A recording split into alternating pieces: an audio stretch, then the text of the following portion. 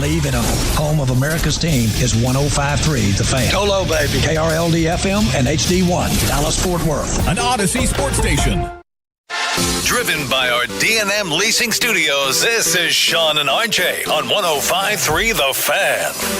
Good morning, Metroplex. We are live with the Monday edition to start your week on DFW Sports Station 105.3 The Fan. Sean Sharif, RJ Choppy, and Bobby Belt all together. We got Jacob Ray in for the honeymoon heading. The honeymooning. Peyton Russell, as I think the Bahamas vacation starts today. I think this is the shortest honeymoon I've ever seen. How long is it? Monday to Thursday.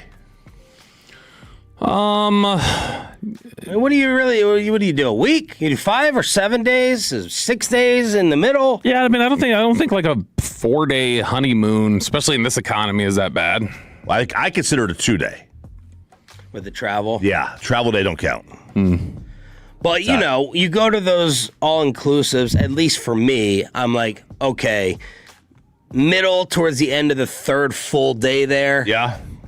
I'm like, You ready to go? I'm ready to go. You know, the drinks, I'm like, all right, this isn't top shelf. It's definitely not. You know, you see the same people at the pool. Yeah. You get the same stuff at the buffet. Yeah. You're already probably burnt up to a crisp. You've gone to all the different excursions. You knocked that out in the first 2 days. Oh, we don't even do the excursions. Me neither. Our excursion is to the pool. Yep. To the bar. Yep. Drink for 7 days in a row. Hopefully you get there on a Friday and you leave on a Saturday. That way you get kind of 2 different groups of weekenders. Yeah. Right? You know, then you get this kind of 2 different people. Yeah. And then, you know, by the end, like the third day, the bartender knows you. And hopefully you've tipped them well enough. They use the stuff at the back of the bar that's the key. When you get to the stuff at the back of the bar, the real stuff. Yeah. Because I believe that is watered down. I don't think that's the regular. I don't think it's the regular Don Julio. I think it's Don Julio with some water. I wouldn't be surprised. They got the weddings normally. I think are typically guilty of whenever they've got the mixed cocktail that you can get served in advance. That one I always feel like is super weak. But that wasn't the case at Peyton's wedding. So we have 4 hours to kill. Yeah. So even if they were weak, you could drink 13 of them. You could have. With the time in between. Good morning, Jacob Ray. How are you? Doing good, guys. It was a fun weekend. I saw all the videos. Bobby was sending me a bunch of videos from yesterday. We got some audio to play from the wedding, so I'm excited. It looked like a good time. So, what video, audio story, or tweet kind of stood out the most? It was definitely Aiden's commentary. I heard Aiden's commentary and RJ's commentary, and it was some good stuff. And we left before the power outage. Which I didn't even know about till the next day when Mackenzie's sharing something on her story, and it's like the power goes out, and it's like 2 guys are like, we've got acoustic guitars. Who knows Wonderwall? And they were just out there playing and strumming. Choppy goes, of course, those 2 guys.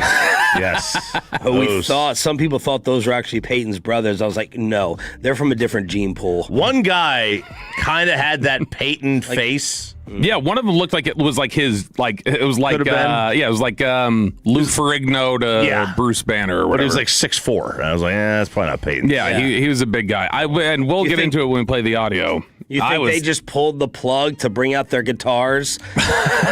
This is our moment, Devin. Like the guys around the campfire to impress the single girls there? It's what single girls there? It's a possibility that those 2 wanted their John Mayer moment. And they were playing Dixieland Delight. I heard that. It's a good song about Tennessee. Yes. Pei looks like he had a fantastic time. Congratulations to him and Mackenzie. No one acted a fool that I know of. There was when we play the audio of Choppy commentating on the dance, you were physically trying to stop him from talking as loudly as he was. Yeah. Oh, was I talking loud? Oh, yeah. It was hilarious. I kept going golf voice. It didn't affect you whatsoever. You're just powering through like, this is my moment. I don't know whether you thought I'd spotted Jim Nance there at the event, but I kept going, Nance voice. Nance, I did not hear that. You did not hear it. I did not hear that. Whacking your arm with the video like, please stop. Oh, I have some bruises from the amount of time she was pinching me, both right arm and left arm. So right arm was during the ceremony when I was playing that stupid game that we play, 82-0. And then left arm was during the reception because she was seated on my left. And I'm just being peppered with those under underarm, the underarm pinches. Yes. Those are bad. All the stories at 6:40, the audio at 7:40, and best and worst of the weekend. Congratulations to the Russells on their way to the Bahamas. The Texas Rangers have gotten it going a little bit. And here's the pitch. And there's a long drive to left field, hooking toward the corner. That ball is history. A laser beam line drive home run for Wyatt Langford. His second of the year, his fifth RBI.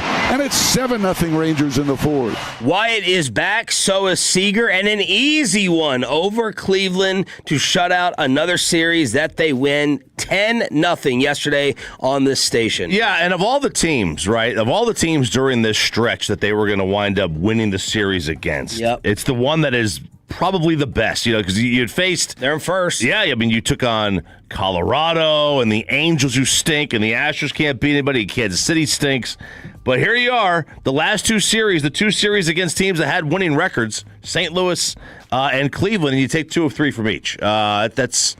That's good, but it's also bad because think of how much better it could have been had you taken care of business against the Angels, or not gotten that first game against Colorado that you got beat. Yeah, but that's where they've struggled this year. They are below 500 against MLB teams right now that are below 500. Their record is like 10-17 or something. They're actually a little above 500 against the teams that are better in Major League Baseball right now. So they're one game under.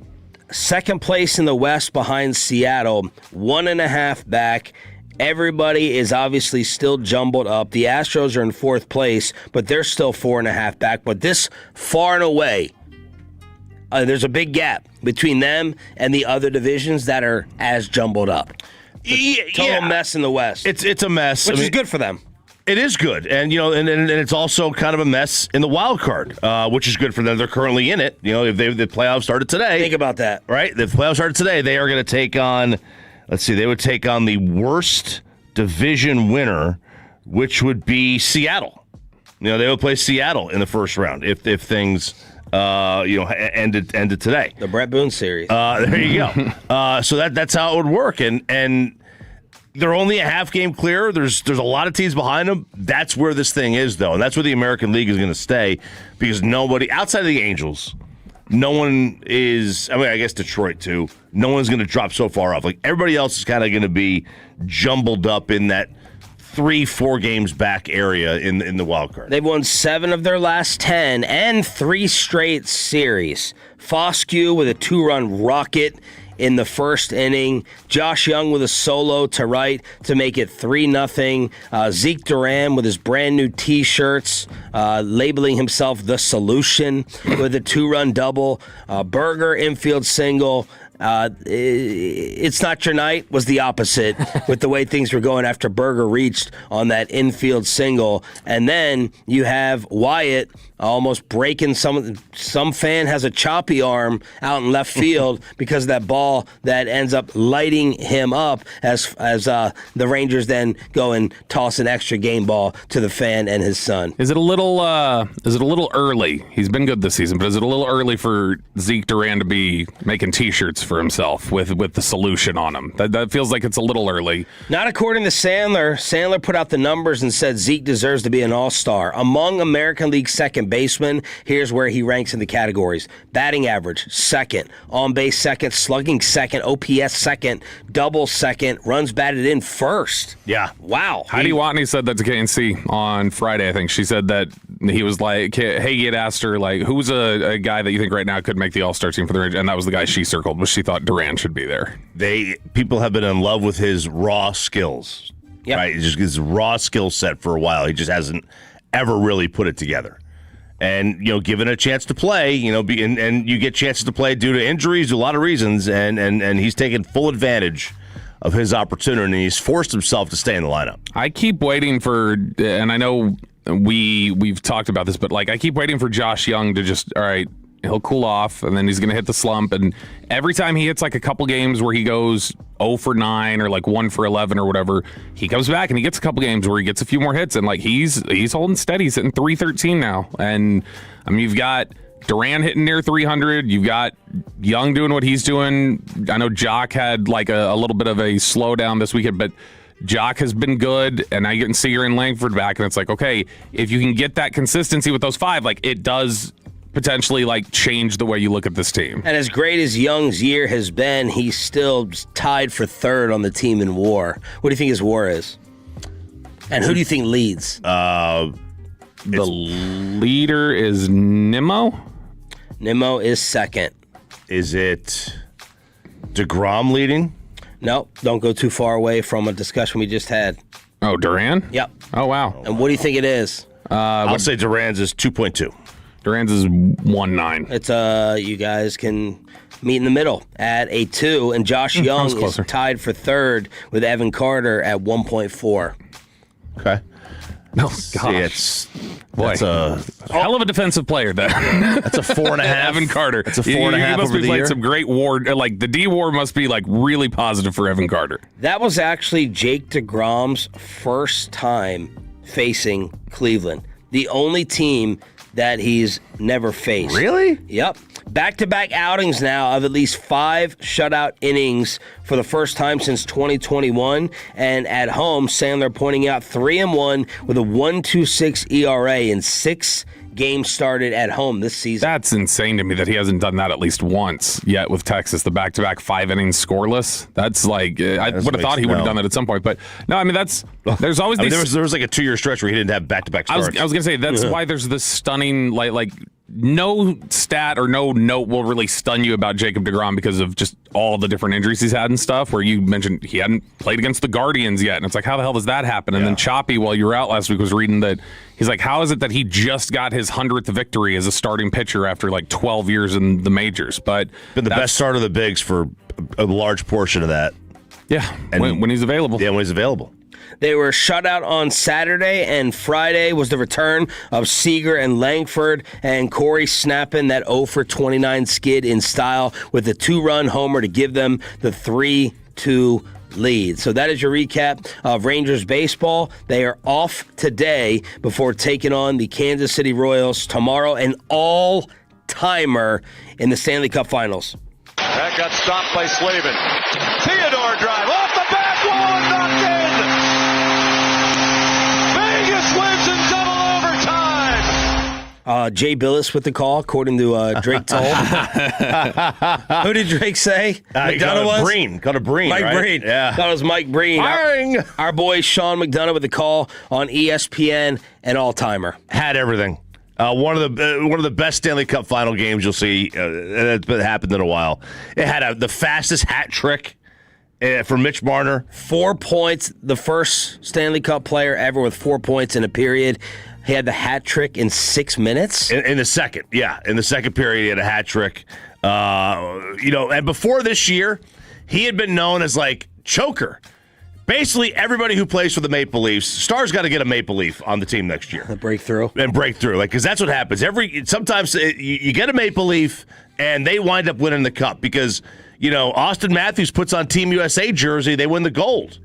He can't play at Toronto. He chokes. Mitch Marner couldn't play at Toronto. He was a choker. All right, and it turns out Toronto was just a jinx. It had a 4-goal comeback. Canes were down 4-0. Yeah. Second Straight game, they're multiple goals down. 3 goals in 39 seconds. Crazy. And then you get one with about 2 minutes to go. So another kind of gag job by the Knights. The first overtime, Carolina peppering Carter Hart with everything. And then finally, they don't score, and then Vegas gets the goal in the second OT, and it was just a tremendous game. And it was 57% on the deserve to win meter for Vegas, which is really impressive when you think about it. And this is now Money Puck being correct on every single one of their deserve to win meters during the Stanley Cup. So, Sean, apology accepted. 877-881-1053 to hit us up on the Franklin Franco injury attorney text line. Got the entire squad together except Jacob Ray in for the honeymooning Peyton Russell this week. Are the NBA Finals absolutely done and over? Next on Sean and RJ. After we get you over to Underdog Fantasy, boys and girls, promo code TOLO. And while the rest of the world calls it football, it's America. And Underdog's your spot to be in on every match for the World Cup. 48 teams, 104 games, 39 days, one nation with Underdog. Feel the thrill. There's never been a bigger moment to have something on it. Make higher or lower picks on goals, assists, shots on target, Get in on every match, and your whole night changes with Underdog. Download the app today. Use promo code TOLO to score $50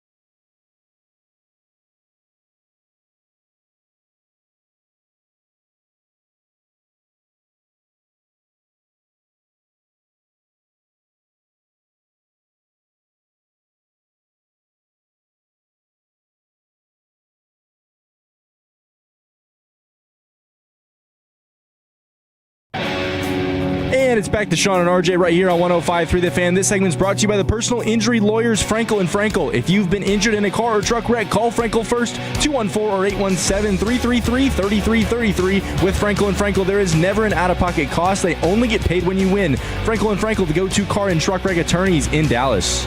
4 seconds. Fox to Wembanyama. Pulls up. Jumper. Won't go. Rebound taken by Vassell. It's over. It's over. The Knicks survive. And some Spurs fans not happy with Mike Breen over that too excited call, since he is also the voice of the New York Knicks. But that was actually the national call for ESPN and ABC as the San Antonio Spurs lose again at home. They trail the NBA Finals 2-0. Of course, is this done, RJ Choppy? I mean, it's hard to say that it's not done, but I have seen the Knicks blow too many home games in the playoffs in my life, to the point where it is like they'd rather play on the road. So from that standpoint, it's not over, but the Knicks are clearly the better team right now.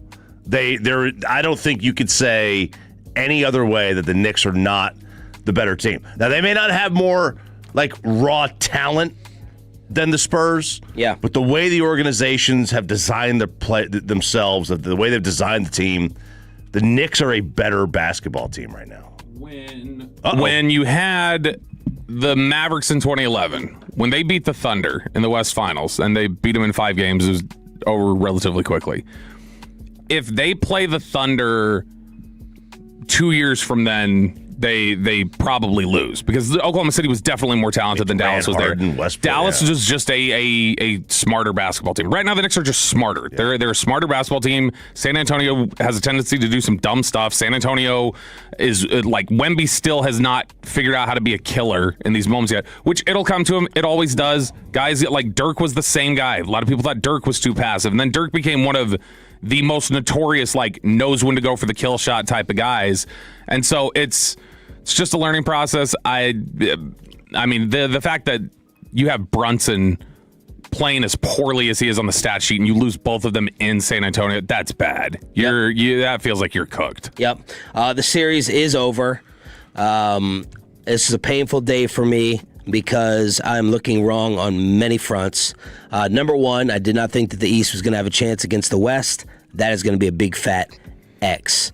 I'm trying to make myself feel better by just betting on New York and winning money on underdog. More on that later. But I bet on game 2 in the game, and I think the Spurs were still favored, and I was like, this is easy money. I like watching the game with the inflow back and forth and being like, all right, let me make a live bet here. So that was easy money getting the Knicks in that win. So I was wrong about the East not having a chance. I was wrong. This one really is painful. Because say it. Hey, can you cut the music, Jacob? Just I want to get a clean cut. I don't know how wrong I am. Choppy came in with a late defense last night in his email, which I really, really liked. But the Wemby emotion that Kevin Garnett and Bobby criticized him for after winning the Western Conference Finals, and then Wemby went to the damn podium and said this. I could have been better in recovering from the high of the conference finals. But I mean, here we are. We can't change the past now. We're already focused on game 3. So, wrong about that. And this one I don't feel too bad about.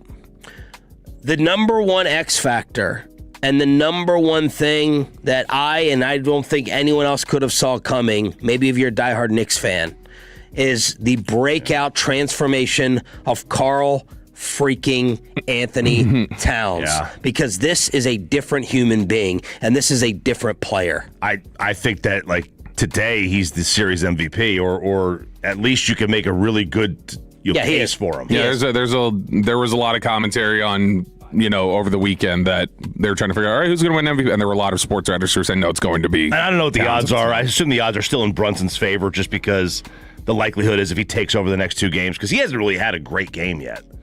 Yeah. The Knicks are up 2-0. I don't think the Knicks have played a great game. They haven't shot the ball tremendous. They play good games defensively. They have. They've been tough, right? They've been tough. Well, let's just kind of go in order here. I thought Number one, KG's looking really good, but I love having Inside the NBA for the finals because I think a lot of times what gets lost with them, specifically Charles, because he's labeled as funny guy and old man hater. Whether he ends up being wrong with his predictions, I love listening to Charles break down the in-game. Yeah. Because I find myself often agreeing with it, and I thought Charles was absolutely magnificent at halftime of Game 2. Wemby's in shock right now. It's probably been a long time since he got his ass kicked like this. I remember when I got in high school, there was a guy named Lewis Jackson. Oh, yeah, that Lewis Jackson? And I remember the first time that I was like, when you're a great player, very rarely you just get your ass kicked. Lewis Jackson did it to me in high school. Leonard Mitchell did it to me in college at LSU. Wemby's spinning. You see he's throwing the ball all over the place. It's a shock to his system. He's too young to understand. I got over it. But right now, he's turning the ball over. He is so flustered right now. And listen, we can say what we want to. He's 22. He's going to own the league soon. But right now, he's being owned. Big Cat is just taking his ass to the woodshed, plain and simple. It was amazing commentary to talk about the mindset of it. Wemby goes out and has a much better, fantastic second half. Has obviously his Chris Webber moment throwing the ball off the back of Stephon Castle. But then in the post, Wemby makes Charles and Kenny look even more brilliant. And by saying, I'm still very blurry. That's the whole problem. I need to have more poise, more control over the game. So there he is, not knowing what Charles and Kenny were saying upstairs, absolutely confirming their player analysis. I thought it was just tremendous. I can understand if Kyrie is going up against, Kyrie at 6'2", is going up against a 6'6" guard, just shuts him down, too big, can't get a shot off. I get it, right? Sometimes that guy doesn't exist. For Wemby. He's 7'5". Yeah.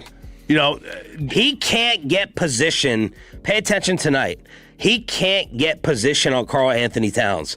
Karl is too thick. He's too strong. Yeah. And Wemby, he just can't get in the post, muscle, or back him down. It's going to have to be mid-range shots, which he's shooting a horrific percentage, or it's going to have to be threes. And you talk about the speed, he's getting blown by defensively. We have that stat a little bit later on, but he's not blown by Karl Anthony Towns. No. He cannot win the position battle strength-wise with Cat. He just can't. It's not Chet. Chet and Wemby are the same body type. Yep. He can do that. He can be, kind of even up with Chet and just out-talent him. You can't do that right now with Karl Towns. He's just too strong. And to only get 6 shots off in the first half, I mean, I don't really know what to make of that. I mean, that's embarrassing for a star player. To only get 6 shot attempts off. He made up for it in the second half. Did much better, but.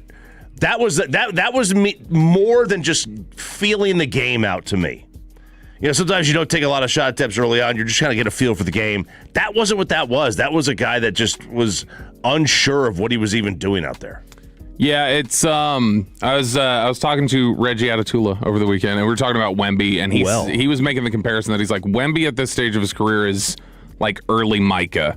Where he's like, Micah didn't know how to rush, or like Micah was just a freak. He's like, Wemby's a freak, and he's like, but he wins basically on just being more freakish than other people. He still hasn't learned how to totally play the game of basketball yet, and somebody like Cat and some of these veteran guys can work him a little bit. Yeah. And it's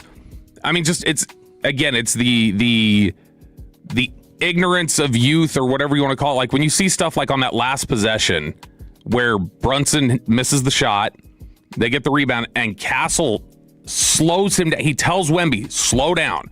Don't throw the outlet back. Like you see him, signals him, like pump the brakes. So he tells him pump the brakes, turns and runs, and then Wemby throws it into his back. And it's like, dude, come on. Like you've got to have like some awareness here that I think just that team right now, the way San Antonio is, they just don't have that. And New York's got plenty of that. And they've got the awareness and the savvy and everything else, and it's giving them problems. And I also, on that final play, they had a timeout. I don't know how the coach doesn't call timeout there and advance the ball. He's young too. Yeah. When you talk about first year. Yeah, that's true. It's a hilarious shot, though, when they show the Wemby letting go of the ball and him going like, no! He just knew as soon as it was like leaving his hands, like, dear God, no. Bridges couldn't miss Anunoby showing his defensive prowess. Didn't he get 4 firsts? Didn't they give up 4 firsts for him? Yeah. I mean, he could not miss. OG versatility. Shamit plays very fast and quick. He's an automatic win on underdog, taking the higher points for him as well. So they're role players. Defensively, they're just hounding San Antonio. The Knicks are just way more cohesive. When San Antonio scores, it feels like an individual ISO play, go one-on-one, or just jack up threes. And it's going to come down to whether those threes fall for them or not tonight, because New York is, in my opinion, just getting what they want more offensively and easier offensively, and they got this hounding defense with these role players to go along with it. And a lot of people think that the Knicks kind of got hosed from the officials in this game. How?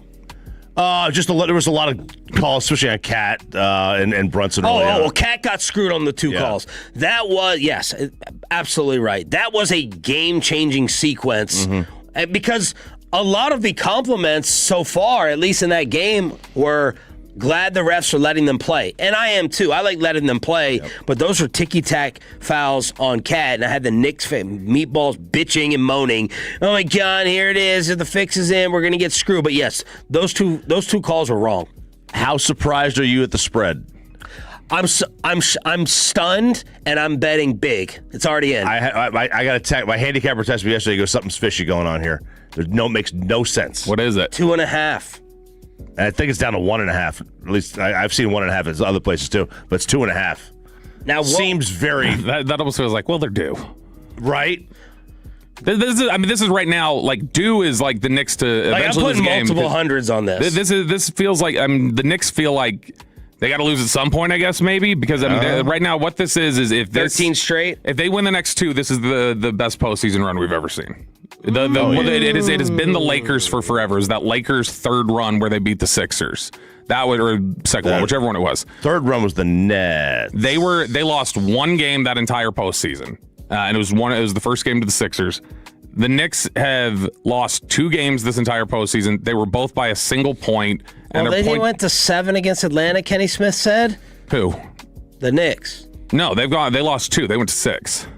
They've lost 2 games. They were down 2-1. Yeah. Right? They won the final 3, then they won the next. And they lost 10. those games 107, 106, and 109, 108. Their point differential through, 16 games of the postseason right now is plus 280.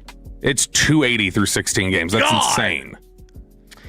I think that's a separate topic a little bit later on in terms of greatest postseason runs, but I'm not understanding the spread either. I know that the obvious answer is, okay, bring in the fixer. Who's going to be the official? What else could be fishy about it? I don't know. Unless it could be an injury. They know that Vegas may know of an injury that hasn't been kind of announced yet. I'm stunned. I really am. I felt like I had to bet it yesterday because it was going to move. Right now, an underdog is still 2.5. The only thing I can think of is that they're still using whatever algorithm they use. And the algorithm doesn't take into account just the last 2 games. It takes into account the entire season, and they still think San Antonio is the better team. Close. Would they measure distraction? It'd be in the first game back at MSG and the Trump in there and all the fact that they're shutting down all those parties. But do they measure that? They could. I mean, I don't know how they do it.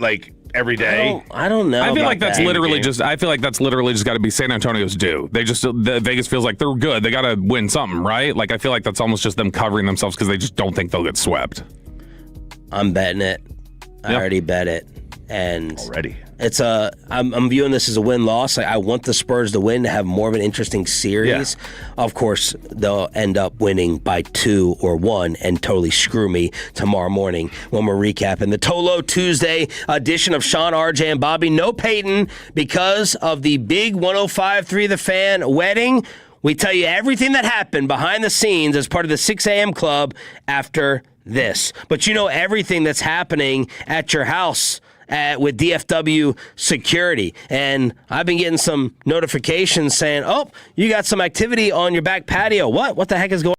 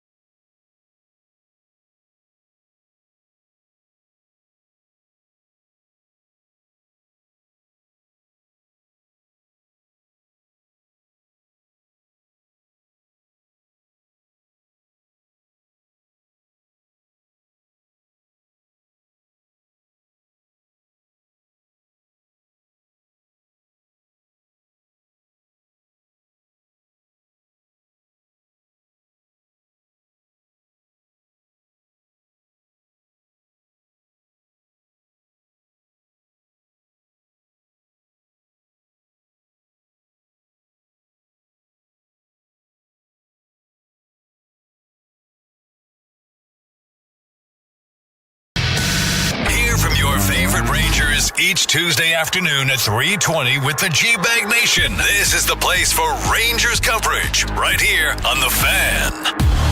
And it's back to Sean and RJ right here on 105.3 The Fan. This segment is brought to you by Classic Chevrolet. If you're in the market to upgrade your vehicle, get to Classic Chevrolet in Grapevine, the #1 Chevy dealership in the world. 3 years straight, they've got more new Chevys than anyone else, all priced to sell.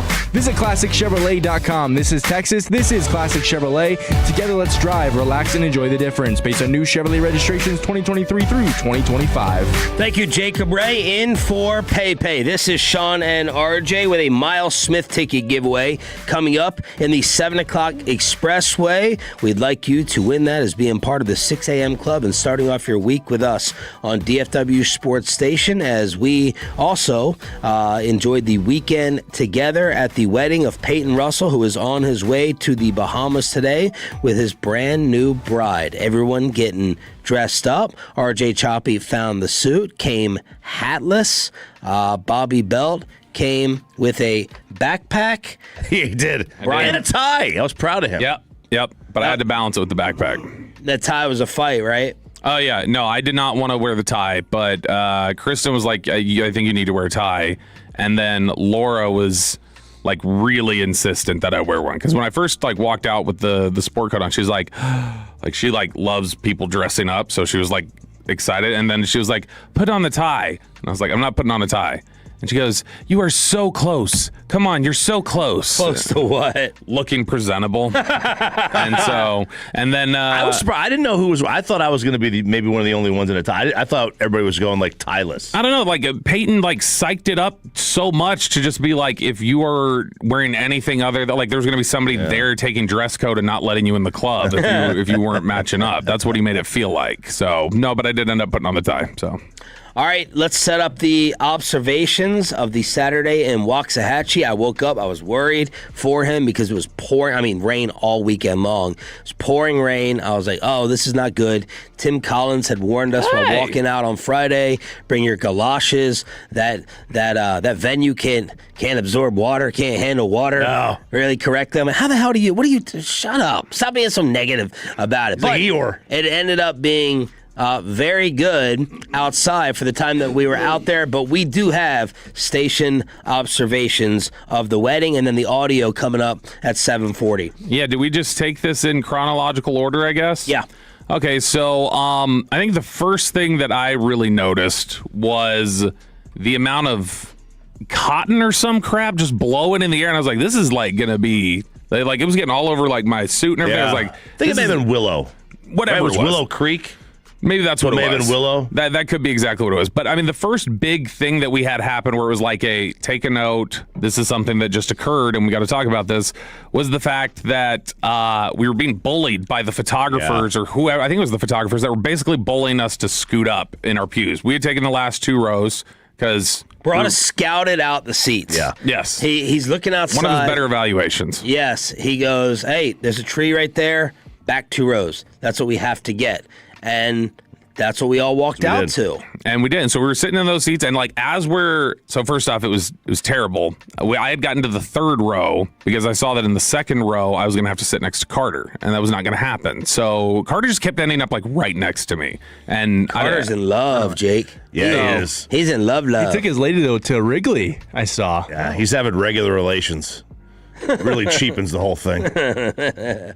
So he was sitting in like the very back row or whatever, and like Alec went there and a couple other people. Well, when the photographers walk up, like as we're getting seen, they're basically telling us like, can y'all move? Y'all want to scoot up? There's a 3-bench gap of no people, and it's gonna mess up the photos. So can you guys move up? And Broadus goes, nope. I have a skin condition. Pulled out the skin condition card, and he's like, nope.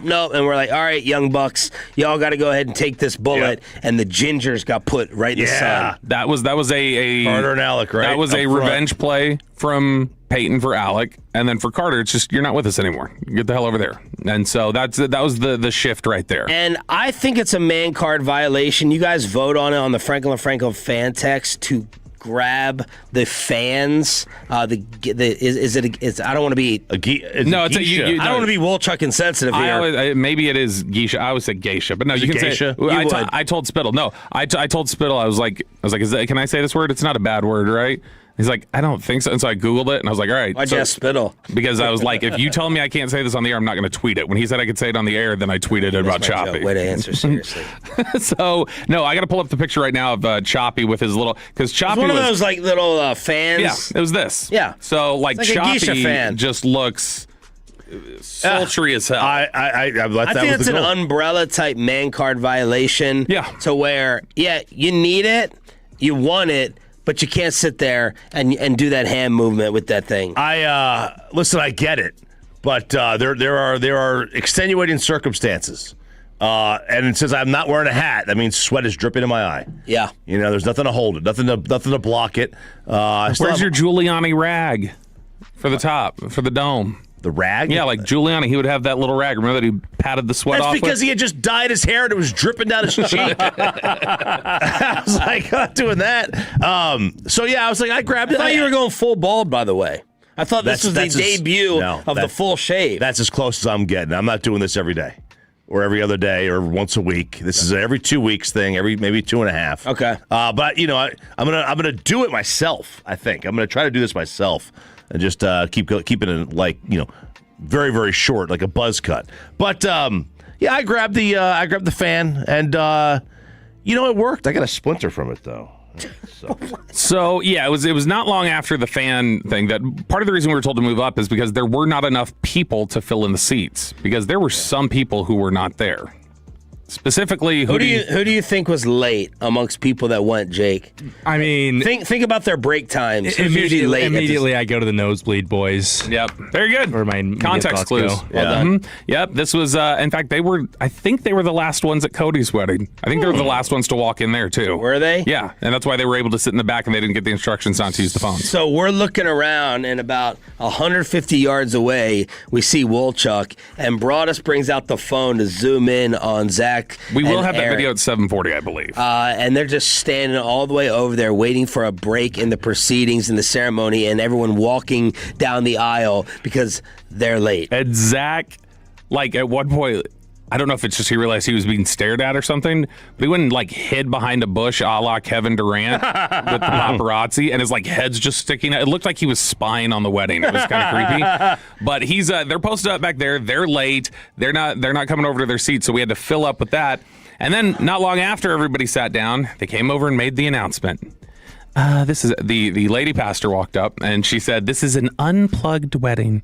We want you to be in the moment, so turn off your phones." And you had already decided that when we got that directive, we were going to do something. So you guys got me hooked on 82-0. So good. Now it's kind of 20-0 for the NFL game for me. I just call it 81-1. Yeah, he's not gotten it one time yet. How is that possible? I don't know, but I've gotten Wilt, LeBron, and Jordan on the same team and still got 81-1 because of damn Wesley Matthews. Did you get hooked on this, Jake? I've had 182-0, and I did it without 60s Wilt, so I'm proud of that. So that to me, if I could get 82-0 and I get it without Wilt, well, you can get Bucks Kareem, which is what I did. Yeah, I'm trying to get it with Al Harrington. Right. That's oh man, that's a really good team. So I texted the guys. I said, all right, first one, who has the balls to play 82-0 while they're up there saying their vows to each other? Who will play during the ceremony? The first one who gets 82-0 during Peyton's wedding, the other two have to Venmo $20. So $40 for whoever has the stones to do it. And I played one time. That's it, because my wife, she would have cut my wrists off. I was not going to play, and I didn't really think that we would have this type of dedication to the game during it. Choppy, I think, I got about 2 games in. Got 2 games in, put his phone away. Sarah was pinching him, but old Bobby, he powered through. He did not care. I think I played about 50 games worth. Dude. Before I hit the 82-0. And I thought y'all were playing the whole time. Kristen didn't even blink. I thought she was going to, she's just used to your antics now. Sarah was doing it for her, because once Sarah shut Choppy down, then she was turn that off. What are you doing? Because I was I'm not going to have to pay anything because You're not going to get 82-0 in 15 minutes. That's right. Choppy hasn't gotten it in 5 days. But you're not going to get it during Peyton's ceremony. But you did. Yeah, because, I kind of cheated. Not totally. Oh, off to a good start. Send me back to Zell. No. Well, good on you, Sean Staples. Old Big Cat Choppy here has not yet. But when I would hit it, he can send you some of the Big Cat money that he can. Yeah. I knew we had like 15 minutes or whatever it was. And so I was just spinning it once, and if it was a bad roll on the first one, I was not even waiting for I was just starting the game over. That's fine. And so I was just going until I saw one. So then I saw Bucks Kareem, and I said, all right, that's a good start. So I put Bucks Kareem on there, and then the next spin was 80s Bulls. So I was able to put Jordan there. And then I got the Suns from the 90s. All right, Barkley's in there now.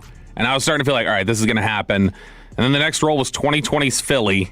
And I was like, okay, I can't put Embiid anywhere, so this isn't going to work. But then it was James Harden that went to shooting guard, and the final roll was 80s Lakers giving me Magic Johnson at the point guard and 82-0. And it felt good. It felt good to win. It felt good to, not obey authority is what really felt good. And I couldn't hear what they were saying in their vows anyway because they weren't mic'd up. So. When you have a bunch of radio guys at an event with microphones, you're screwed. You're done. Yeah. Because the amount of nerdy commentary over HZQ levels or whatever Ben Rogers thought he knew while bossing around board ops back in the day. Tim Collins is like, can we get a boom mic? Can we get a speaker elevator? A bunch of radio nerds commenting on the speaker and microphone setup. Tim is still asking everyone, what song is this?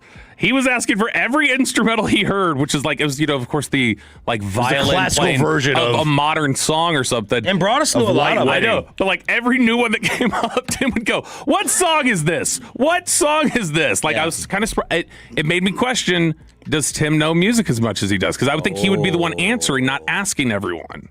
That was a problem. He asked me a couple, but this was during the I guess the cocktail hour. So it was the actual song. I was like, I just can't hear it. I had to go over to the speaker. My ears are going because I couldn't hear Sean tap me on the shoulder, tell me to quiet down. That's physical. There was literally hitting you. Yeah, but you were saying stuff too. I couldn't hear that apparently. There were some interesting songs choices. I thought for over the course of the afternoon. So we're walking out, and I'm like, what song is this? And it's I Will Always Love You by Whitney Houston, which is kind of a goodbye song. And the moment that I realized that's what it was I was thinking... No one thinks of that as a goodbye song. Literally, the line is, we both know I'm not what you need. You're playing that as you're getting ready to walk out. And then later on, it was we heard the... which one? The Flow Rida. It is a goodbye song. The Flow Rida Strippa song. And then everybody was getting turned at the reception to... I Write Sins Not Tragedies by Panic at the Disco, which is about the bride hooking up with one of the groomsmen and ruining the wedding. That's what the song's about. Yeah. And we had a Tolo DJ.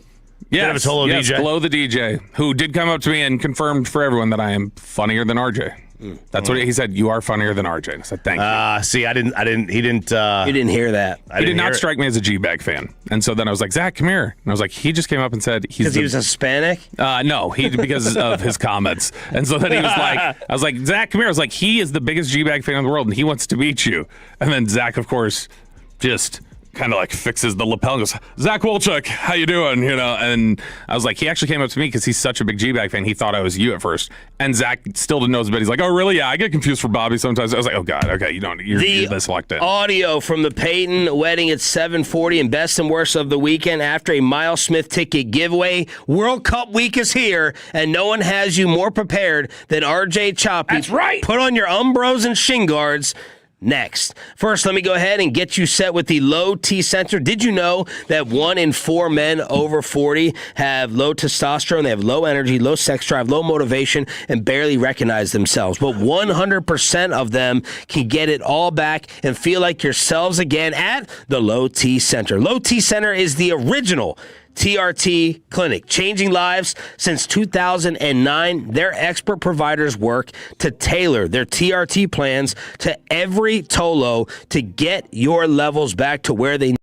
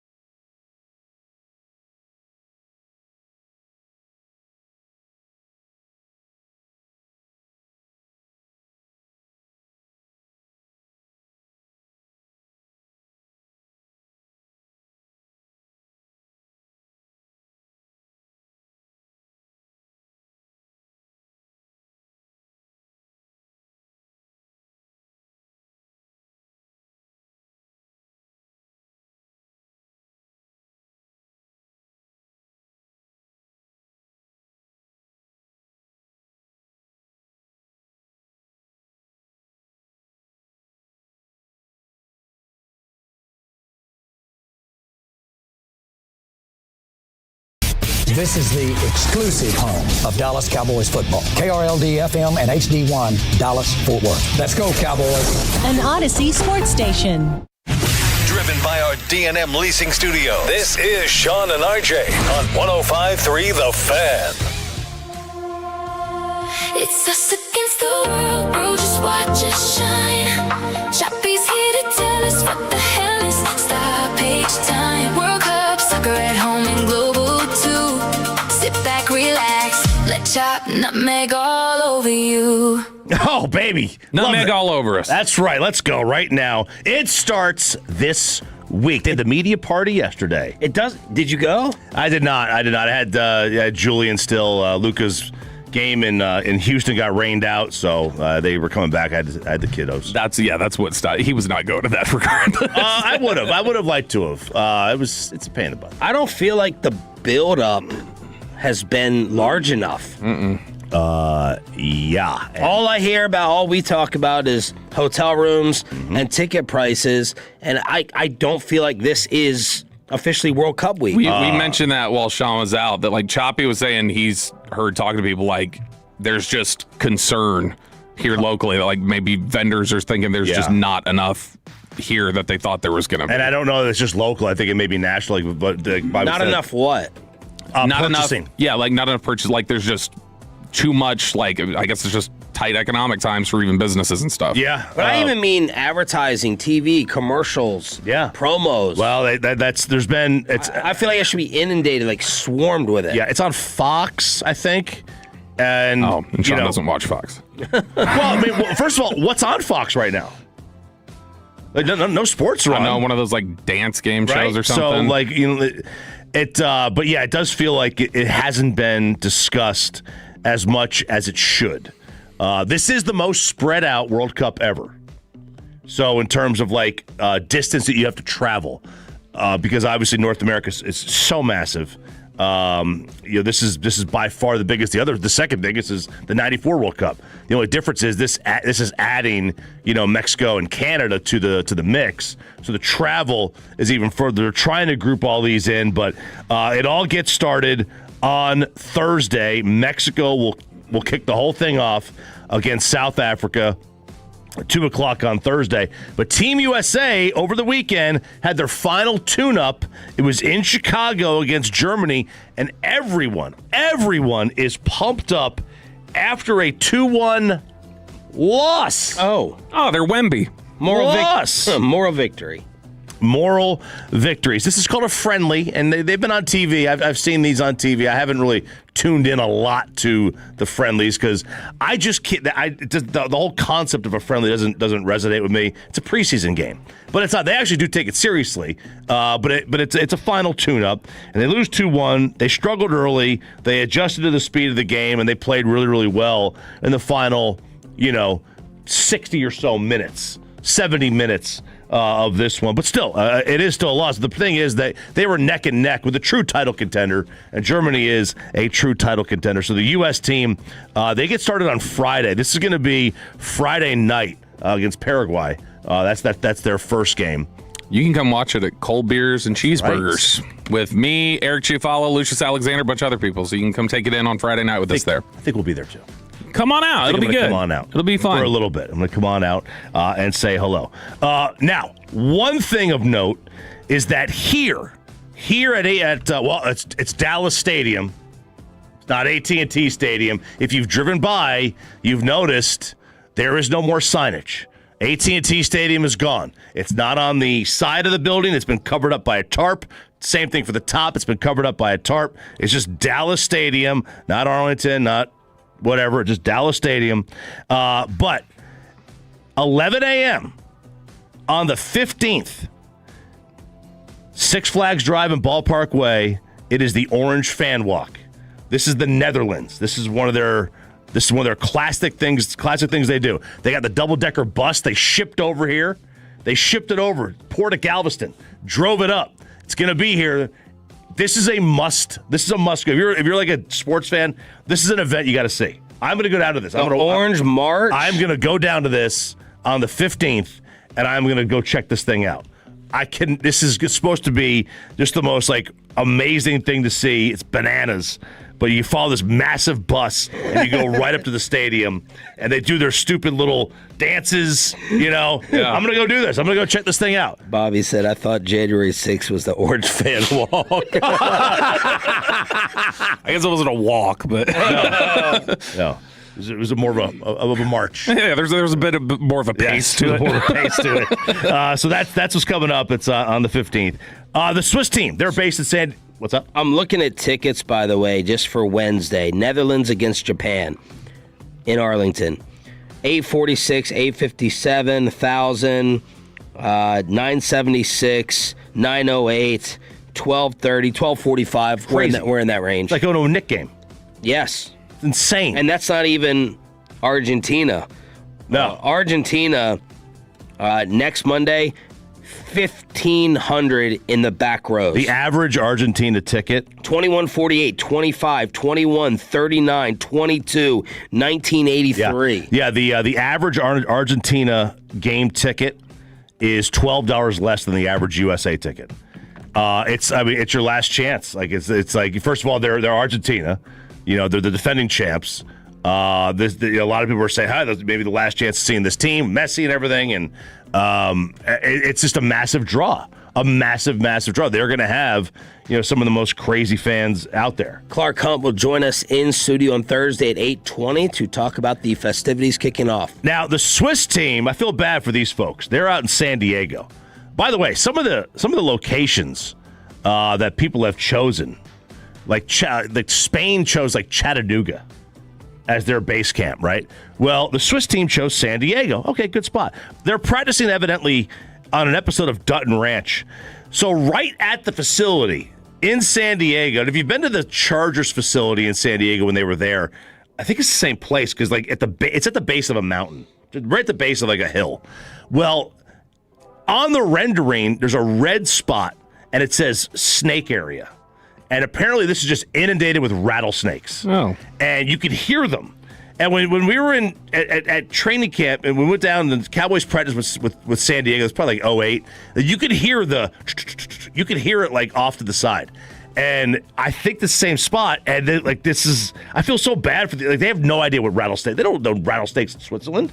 They got some vipers. How do you feel bad for rattlesnakes? That's what they get for being. Could you imagine? That's what they get for being neutral. Go out in the world, experience it a little bit. Could you imagine just practicing and you wonder if the ball goes over there? You got to go. Oh, is there going to be a rattlesnake just on the pitch, as they call it in soccer, on the pitch? But this is also why I do think that we're going to see a run by either Mexico or USA in this. They cannot handle this heat at all. At all. We see people passing out the French Open. It gets to 90 degrees in Europe and they have a panic. What is this? We don't know how to turn on air conditioner. We don't know what we're doing here. It's going to be 100 degrees everywhere here. This is going to be... is the roof open? No, I think it's probably going to be shut here. But they're playing in Miami. Yeah. They're playing in Kansas City. Right? Kansas City's not... Is that cold in the summertime? No. It's pretty hot there. Yes. They're going to be playing all over the place. They're playing some outdoor games. You get some altitude mixed in. I might throw a nickel on Mexico. Ooh. Might do it. There's your World Cup update. Sean, RJ, and Bobby here on DFW Sports Station 105.3 The Fan. You have a couple of kind of, not, I guess niche is a little bit insulting, but one of the events that it really was, it's the Brian Broaddus sports that he would absolutely love, and one of them we just stopped caring about. Out in the center of the racetrack, Commandment's running a giant race, Renegade in between, and Golden Tempo, Renegade, Commandment on the outside, Golden Tempo from last to first has to fend off Commandment in the final strides, Golden Tempo pulls away late, Golden Tempo has won the Belmont Stakes. Where do we know that name? Golden Tempo. God, I feel like we heard it. That's the new first week of Blue May. Chew thing you're pitching. That's right. Yes, Blue Chew Gold. I feel like we heard it first week of May. What is the? That sounded like there was literally no one in attendance. Like they were doing like COVID like play-by-play or something. Did everybody else give up on Belmont too? This isn't even at the Belmont. This is in Saratoga now. because they're refurbishing the Belmont. Oh. But this is the same guy, same horse. Yeah. That won the Kentucky Derby. Yep. And decided that he was going to skip out on the Preakness. So we are sitting here robbed.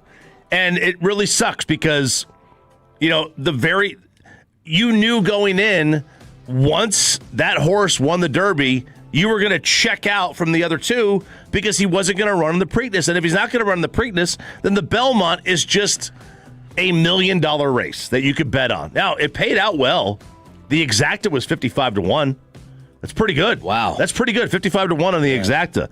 But, if you lose the casual fan, you don't have a sport. Horse racing doesn't have enough people that are diehards to be able to sustain nobody tuning in to these races. I don't know. I'm starting to question whether we actually matter in terms of it being so niche. How much do they care about, like, the advertising? I don't know. Maybe it is sold right week to week because you're going to buy more at the Belmont or the final leg if there's a Triple Crown at stake. I would just be curious to see the ratings differential from year to year when there's nothing at stake with the third race. Nothing at stake to people like us. Right. But I just wonder, is the attendance still the same because the fancy rich people are always going to show up and be there? And I assume the attendance is the same. Is the same. Yeah, my assumption. Now, that said, if the attendance is still the same and the betting is still the same, you're right. Do they care about the TV? I guess they would care about it when the contract comes up. And I wonder if they're just like, all right, like, it's not a 3-hour miss that we have. People are tuning in basically for 5 minutes. That's what I just want to know. When's post time? When are they going? Yeah. So I'm not missing out on this 2-hour, 3-hour television window that really hurts the networks. I just wonder, like, how many just tune in for that 5 minutes before, that 10-minute little stretch right there when everything is decided. There has to be something to it to not put more pressure on these horse owners and trainers to get them participating in every single race. They look to top 4 million viewers. Last year they drew 3.8. The numbers aren't out yet. Let's see. Oh, it was 3.8 million. That's what it was. It was steady from last year. So 3.8 million people watched it. It's not great. Yeah. It's a Friday. Chris Russo doing the Lord's work out there, making sure that those 3.8 million people are being serviced with the horse racing updates, because he's the horse racing guy, like he told us at Super Bowl. That's right. And then Kim Kardashian causing a stir? Yes, she is. So Martin Brundle is a Sky Sports guy. He is pretty big in the F1. So basically, before the pre-race of F1, everybody's on the infield or wherever there would be the gathering area, and Martin just goes around and says, "Martin Brundle, Sky Sports," and he starts talking to him, and he does this to Kim, and she's dating Lewis Hamilton, who finished second, and she is dating Lewis Hamilton. Man, Kim looks freaking good. She's hot. She always looks good. She's hot. She just is. She's hot. But Martin Brundle goes up to her, and she is having none of it. Kim, Martin Brundle, Sky F1. How are you today? No, don't. You don't need to push me, mate. Normally people will have a quick chat with us. Are you enjoying F1? Yeah. Okay, Kim and Chloe. So we're not talking today. I led to believe they might do. Let's see who else. So the question is like, when you go as like a celebrity guest, like, what is your obligation to follow the customs of the event you're going to? Like, if you're going to go to the Oscars, you go on the red carpet, you got to talk. Yeah. You got to take a photo. Like, do you have the is this that? It's kind of like that. It's kind of like you go to F1, you're on the whatever the infield type thing is, and Martin comes up to you. You say hi, you do a quick chat. Like, is that on? I don't blame Kim for not knowing. I blame her team, or Lewis Hamilton's team should have informed her. Russell Westbrook did this years ago, just flat out lied to the Cowboys and told them he'd do a sideline interview before, and then he got out there and they went over to him. He's like, no. It's like, well, that's how you got the sideline passes, dude. So, okay, all right. That teaches you to trust Westbrook. Yeah, I'm not mad at Kim, but I also don't know the custom for this. I don't watch F1. I'm not mad at Kim at all. Like, she has no obligation to know. Her team, or Lewis Hamilton's team, maybe informs her, but A little bit of your weekend recap here on DFW Sports Station. Thanks for being a total. The audio from the Peyton Russell wedding at 7:40 and best and worst of the weekend after we hook you up with a Miles Smith ticket giveaway. And if you thought you were excited about Christian Parker before, wait till you hear this. Commercial free in the Expressway on the home of the Cowboys next.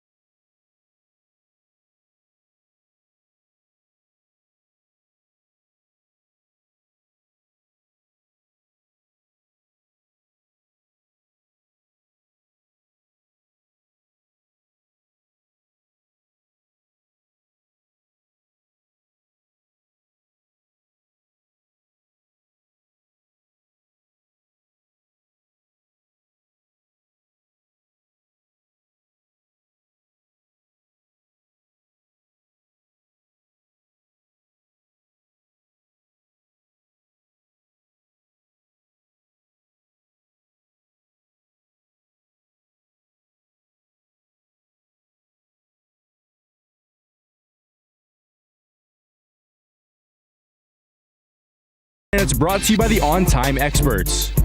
Thank you, Jacob Ray, in for Pepe this week. Peyton Russell on his way to the Bahamas, maybe behind us, the Bahamas for the honeymoon. After the wedding on Saturday, we have all of the station audio coming up at 7:40, commercial-free in the Expressway. That will be best and worst of the weekend after we hook you up with Miles Smith tickets. But we have some Cowboy Inside audio. We do. There's this little outfit in town. It's called Crown Global Media, and they do Cowboys content over there.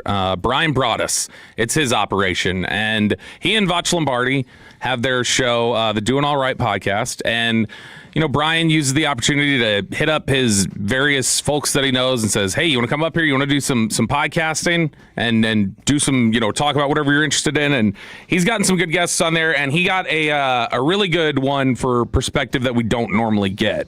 So Ross Winchie is the Cowboys national scout. He's one of a couple national scouts that they have. He used to be their West Coast area scout. He had been the area scout responsible for like Michael Gallup and Osa, and like those were like kind of the guys. Deron Bland was one of his.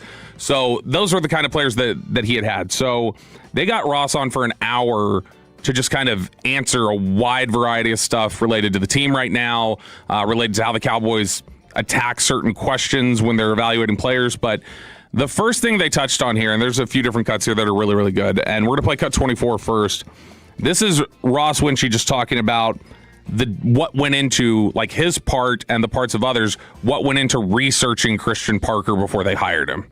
Early January, when we kind of started this, Will hit a few of us up and was like, "Hey, dig on some of these guys, for Shoddy."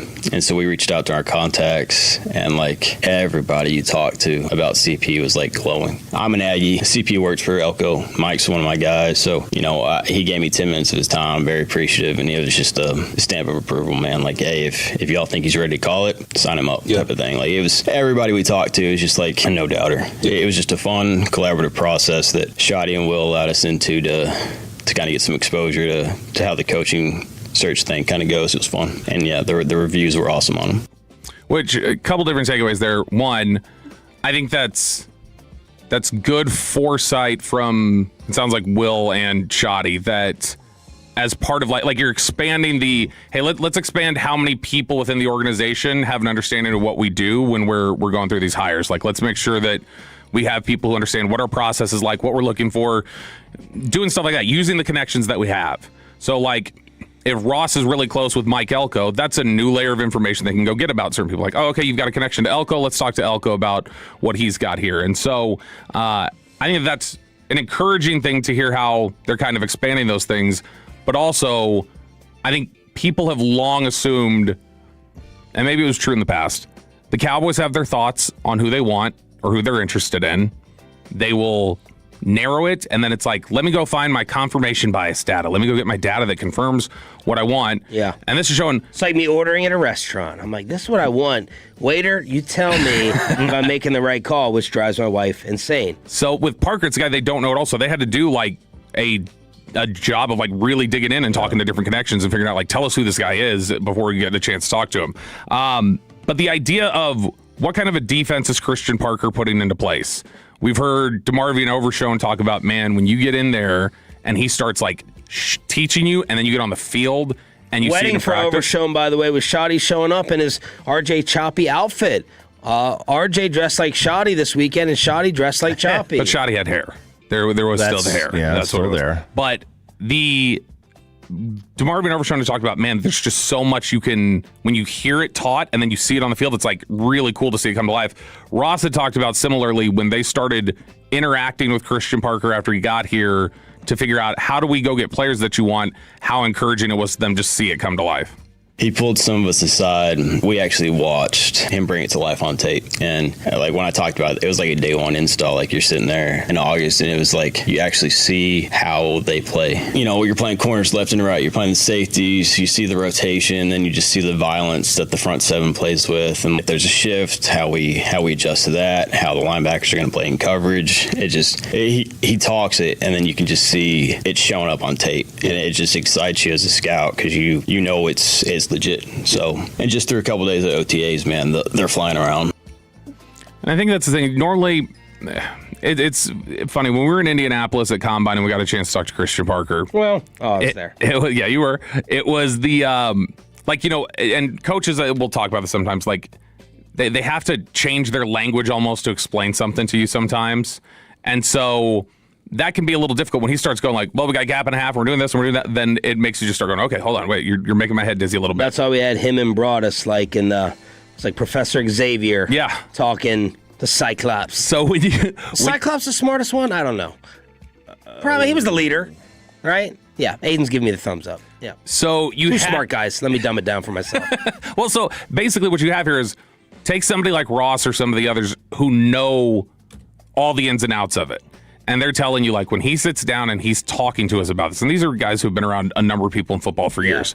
When he sits down and explains this to us, it gets you, like, excited and jacked up of, like, oh my gosh, I didn't even, like, think of these possibilities of how we can do things and how it can apply. Yeah. And once you get out there on the field, that's a consistent message we're hearing from players and support staff and everybody else is, like, he does things different than we've seen. And it's really interesting to be let in on some of these secrets now. It feels like oftentimes I wonder when I hear a scout on TV or someone breaking down film, and I'm like, that's why I like to sometimes ask players who talks about the sport in a way that kind of blows your mind. Everyone knows, right? X's and O's and the inside and the outs, but who talks about it where you're like, oh, this is a little different. That's how it seems Christian Parker is early on. Yeah. It seems like he may have like the brightest football mind in the building.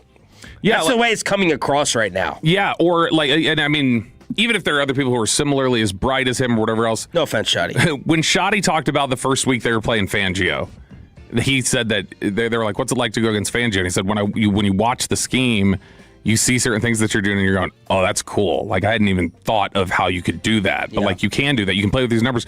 So it's a little bit like you've gone out and you've gotten his lieutenant and he's just coming in here going like, all right, here are all the trade secrets. This is how this is done. And they're looking at it and it's just, it's blowing everybody's mind of like, man, this isn't anywhere close to some of the stuff that we've looked at and planned for and attacked. And one of the ways that it's been different is linebacker.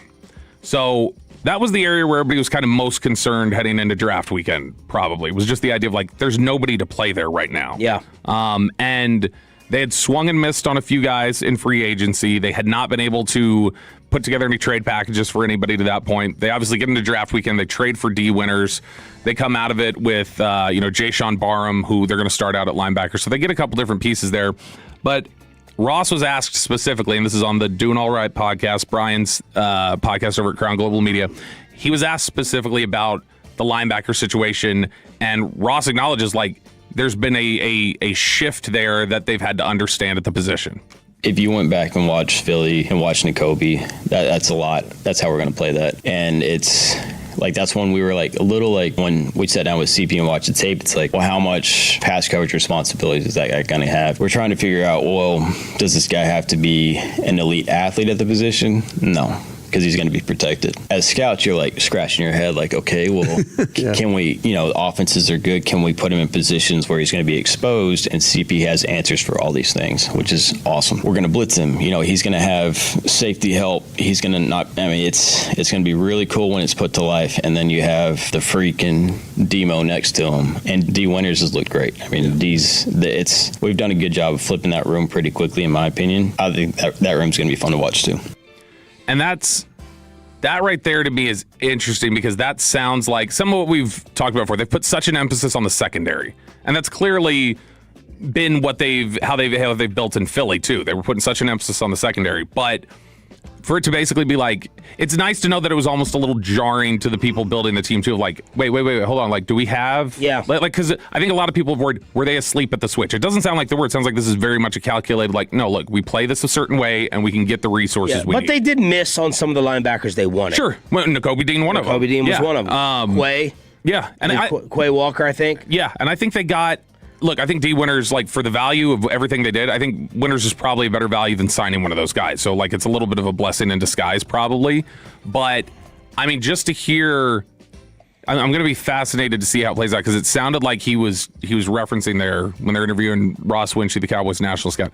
It sounded like he was referencing there that the linebackers are not going to be isolated like they've been in other instances. It does not sound like they're going to do a lot of coverage stuff. It sounds like, hey, no matter what they're doing, they're pretty protected and they're pretty insulated from a lot of the responsibilities and busts that can occur within the defense. So one of the guys that has been... I'll tell you who might be a scary interview at training camp is Barnum.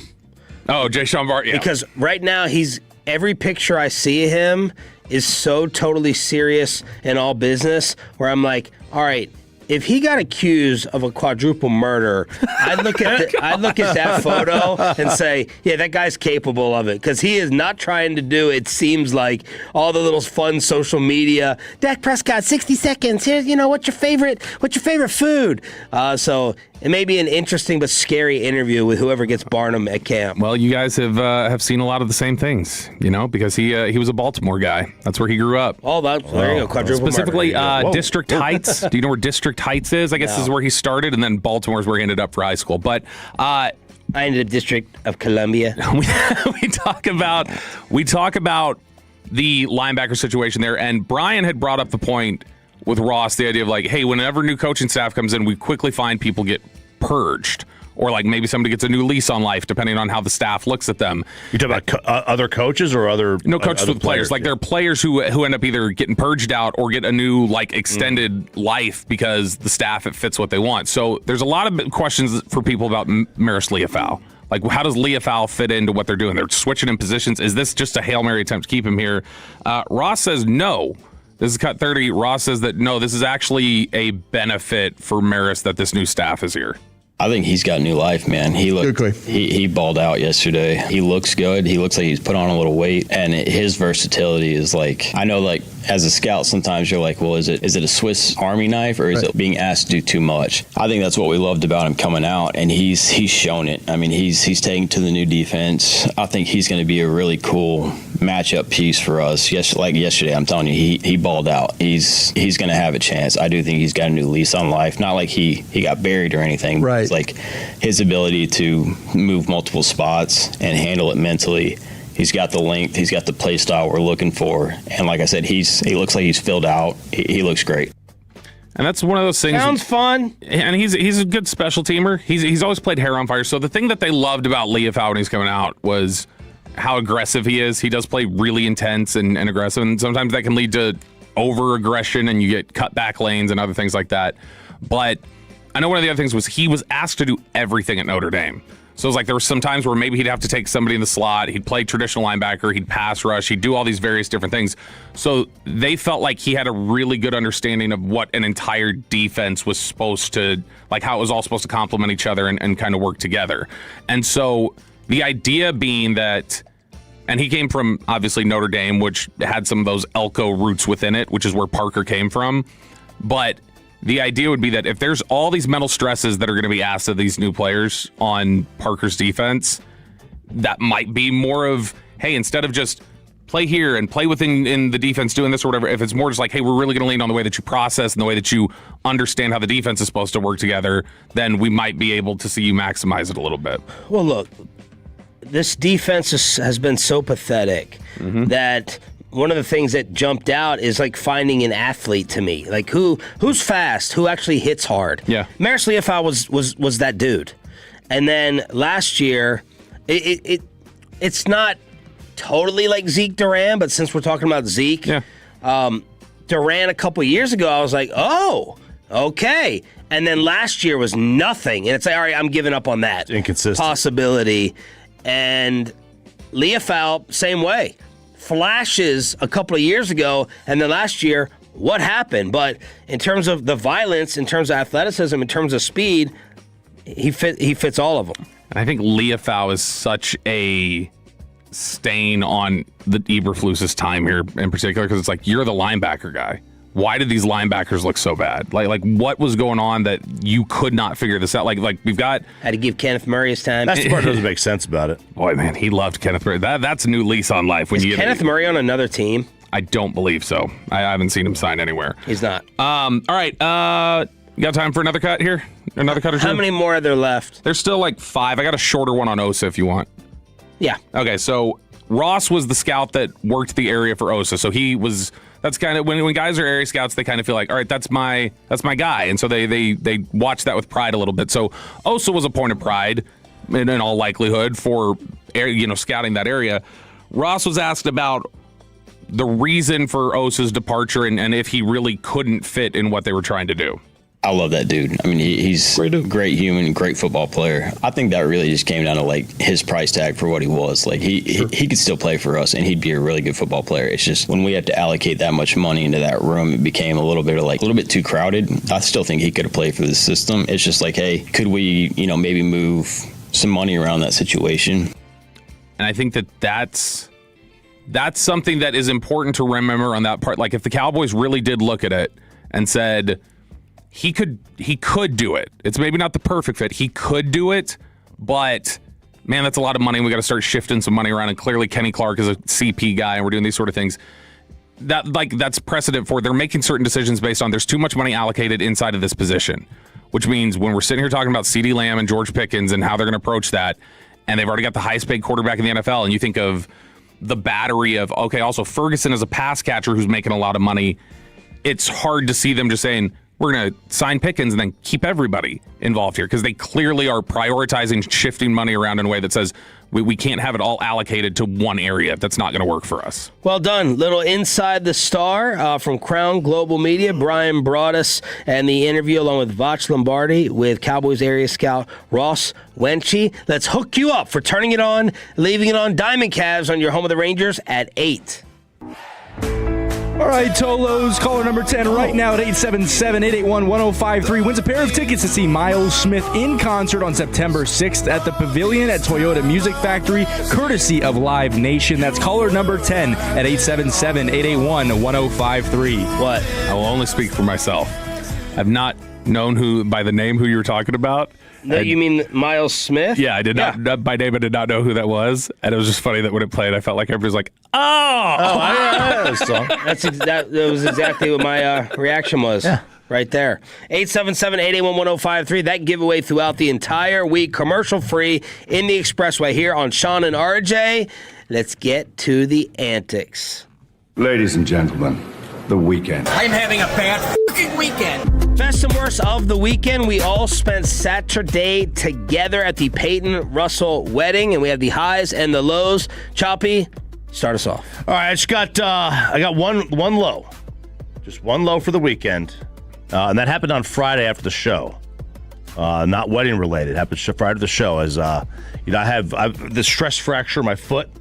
I went and got orthotics.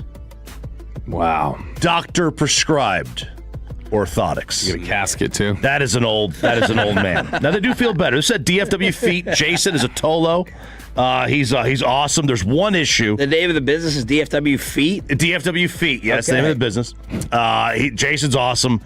He outfitted me with these orthotics. They're heat pressurized, so like they put them in the shoes and my foot molded to them. But he's like, you know what? He goes, I do recommend you buy a pair of shoes that aren't these. And I was like, okay, let me take a look at these. That's how to get you. And the problem, no, different. This is just totally different. He's not getting any benefit out of these. The only issue is that I was denied by Sarah on being able to get these. She goes, no, absolutely not. She is in control of what I wear. She says, you're not wearing any shoes that I don't approve of, and she does not approve of these. They look like comfortable shoes. They have to be straight white. They have to be white sneakers. And these they were a little colorful, and they wouldn't match with everything. She's very big on the match thing.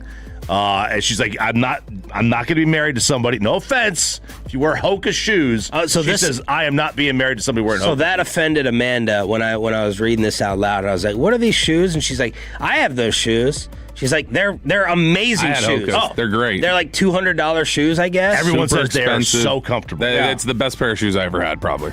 So, but I mean, $200 pair of shoes. They're really expensive. Yeah, you need them. No, I had them. I just wore the pair out. No, you need more. Yeah, I do. Everyone loves them. Everyone I've talked to said, no, these are great. Brooks, same thing. I've had a pair of Brooks before. They're great shoes. And she goes, absolutely not. Those are dad shoes. So now I'm you going to. are a dad. I am a dad. I am a dad. I know. So I'm going to have to just bite the bullet and buy them. I'm going to have to because these things are the ones I'm wearing now. They just don't work. You know, like the feet, the stress fracture's not going away. It's got to go away. So I need something with a hard bottom. Yeah. Good hard bottom. That's what you're in need of. Definitely. Big time. So before the wedding, we got to go to the game on Friday night. So we got to see the Seager. I took the girls. We got to go see the Seager and Rangers comeback after it looked like when they got down 2-0, they weren't going to win that game after they couldn't touch Cleveland for the first 5 innings of the game. So we got to do that. That was a good time. It did complicate things a little bit for me over the weekend because Kristen had a couple of beverages there, and so she didn't take her medicine that she normally takes at night to work on her muscle tightness or whatever. So then she had tightness all weekend. It was aching all weekend, and so she was not able to come out and sit out when Reggie Atatula came over to the house the apartment on Sunday. Yeah. Got to catch up with him for a few hours, gossip about all sorts of things, catch him up on all the gossip about things that were going on around here, and spent a lot of time talking about Jake. It was great. It was just a really good time seeing Reggie. Not Reitma. Jacob Ray? Best and worst. Yeah, so my best is probably got to go to the lake a little bit last on Friday, so that was fun. Got to do a little skiing, a little bit of surfing. It was nice to get away. And then yesterday, which lake? Lake Lavon. That's our go-to. And then yesterday went to this place called the Suburban Yacht Club. It's a restaurant off of 121. It is not an actual yacht club. I'm not that rich. Good food. Probably one of the best, I'd say top 5 spicy chicken sandwiches I've ever had. Oh, so wow. Good really? job by them. And then my worst, and this is a shot. This is a personal shot. So I work interesting hours. So a lot of the time my girlfriend works from home, right? So she'll come over. She'll watch my dog when I'm gone for 6 or 8 hours. There's a Starbucks right next to my apartment, over the Star in Frisco. You know who I'm talking about if you're listening. She just gets usually a latte with some whole milk in it, right? She's really simple. Comes home, the milk's chunky. Oh, no. Ugh. She's about halfway through the drink when she notices.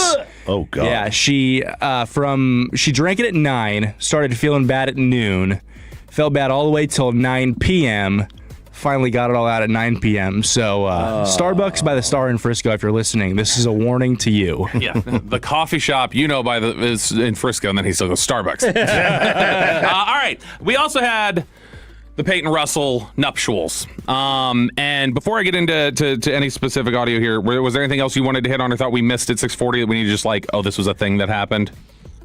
No, we'll do the audio right now. Okay, all right. You want Aiden or Choppy first?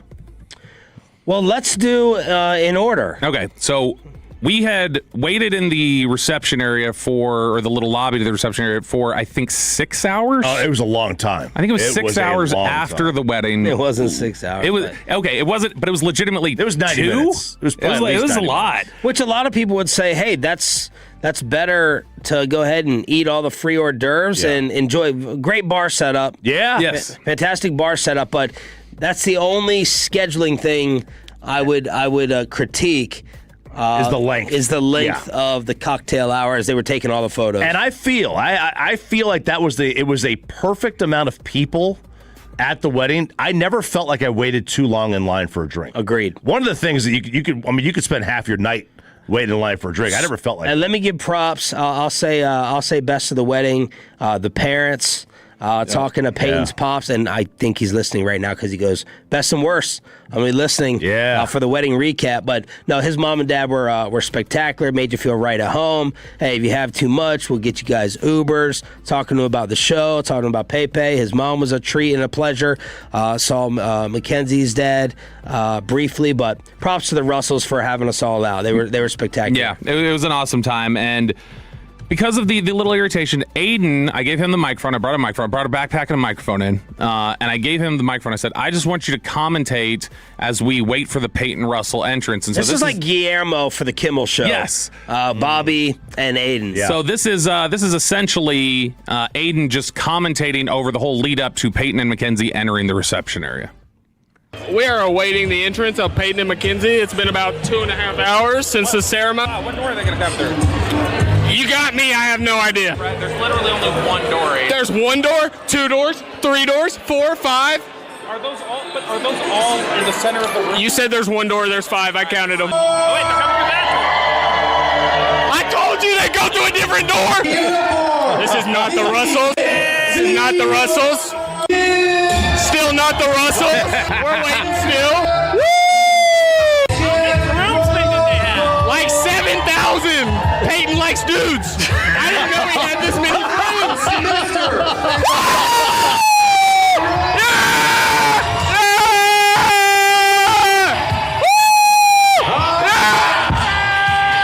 Go, Peyton!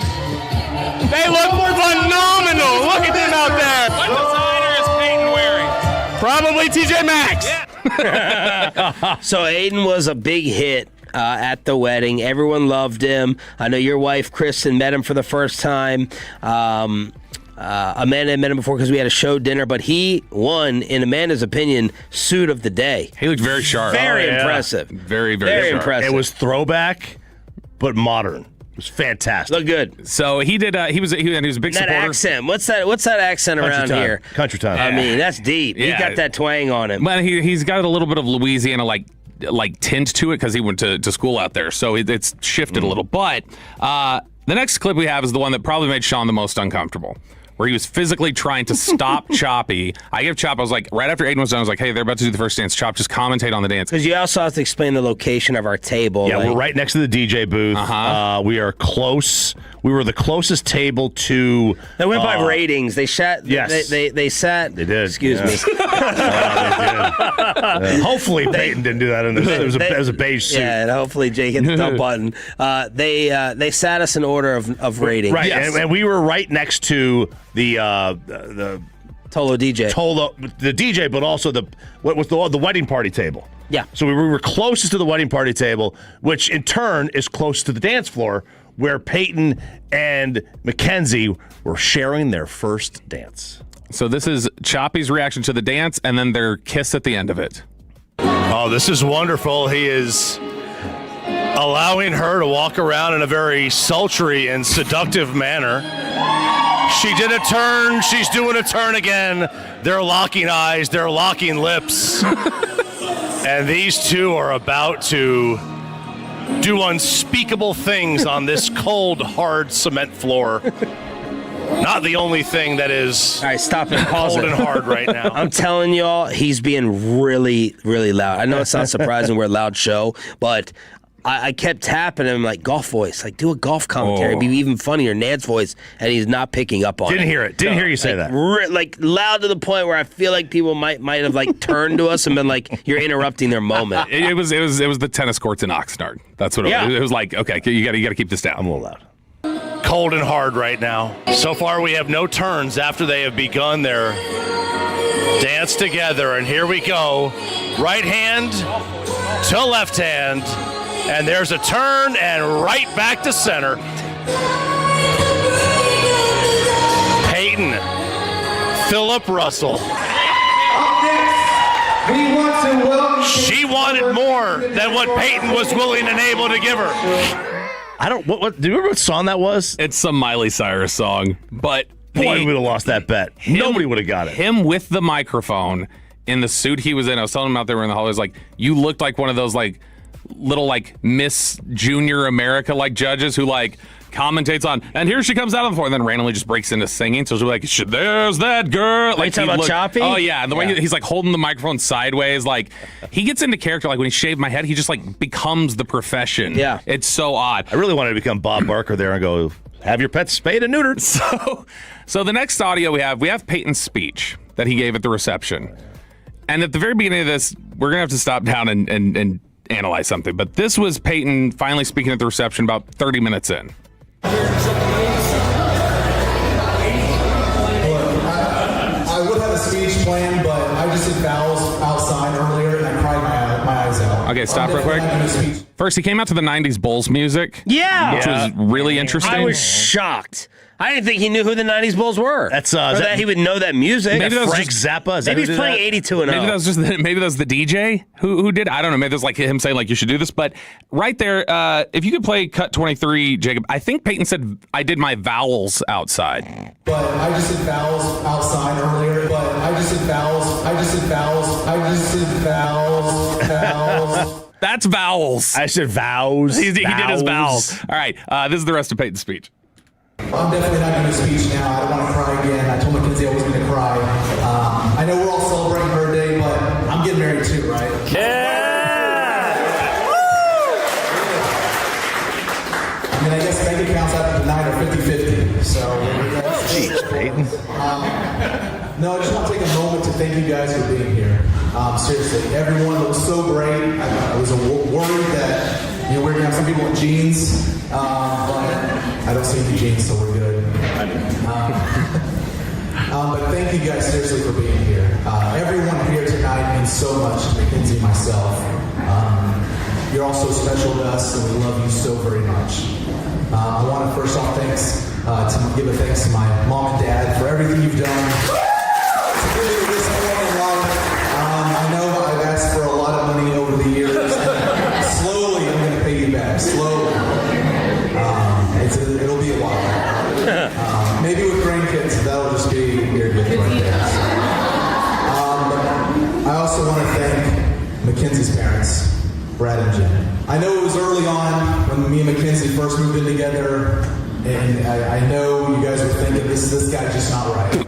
That's not right. Brad was thinking that for sure. He didn't like me.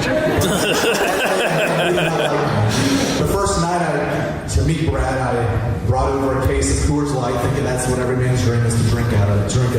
And he didn't drink one beer. He's a Busch Light guy. So I learned quickly to get Busch Light. But seriously, look around here. This is because of Brad and Jen. Seriously. Thank you for trusting me with your daughter. I love you guys. Oh, we gotta ask her father what it was about Peyton, where he's like, "No, I know that he did not like me to start off." Imagine taking a 12-pack over. Oh, this is the moment we're gonna bond. And he doesn't drink one beer, not a single one, not a single beer, single beer. Also talking about all the money he owes his parents. He did pretty well. He did, and he gestured though over to the table. He's like, "It's gonna take a while to pay back." With like Spittle sitting right there. He's like, "Yeah, I'm not gonna be able to pay that." I almost yelled out, like, "Not here, not here." I'm surprised the father-in-law though would take a stand on like, I'm not going to drink that because I drink Busch Light. Yeah, that's right. So there it is, the audio from Pepe's wedding. Well done, Roberto, Choppy, and Aiden. Is the offense back? Because Seager and Wyatt are. Choppy with Diamond Calves next. But let me.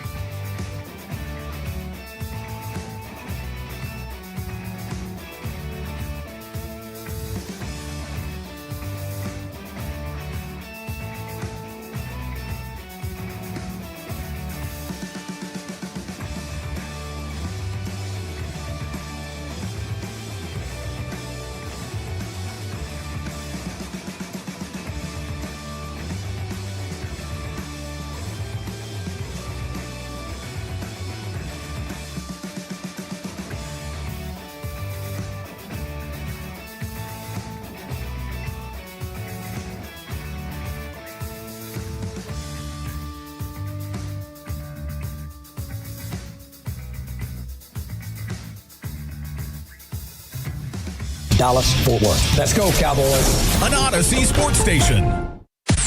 Driven by our D&M Leasing Studios. This is Sean and RJ on 105.3 The Fan. Young singled ahead of Foskew's home run in the first, and here drives one to deep right. DeLauder going back, can't do anything about it.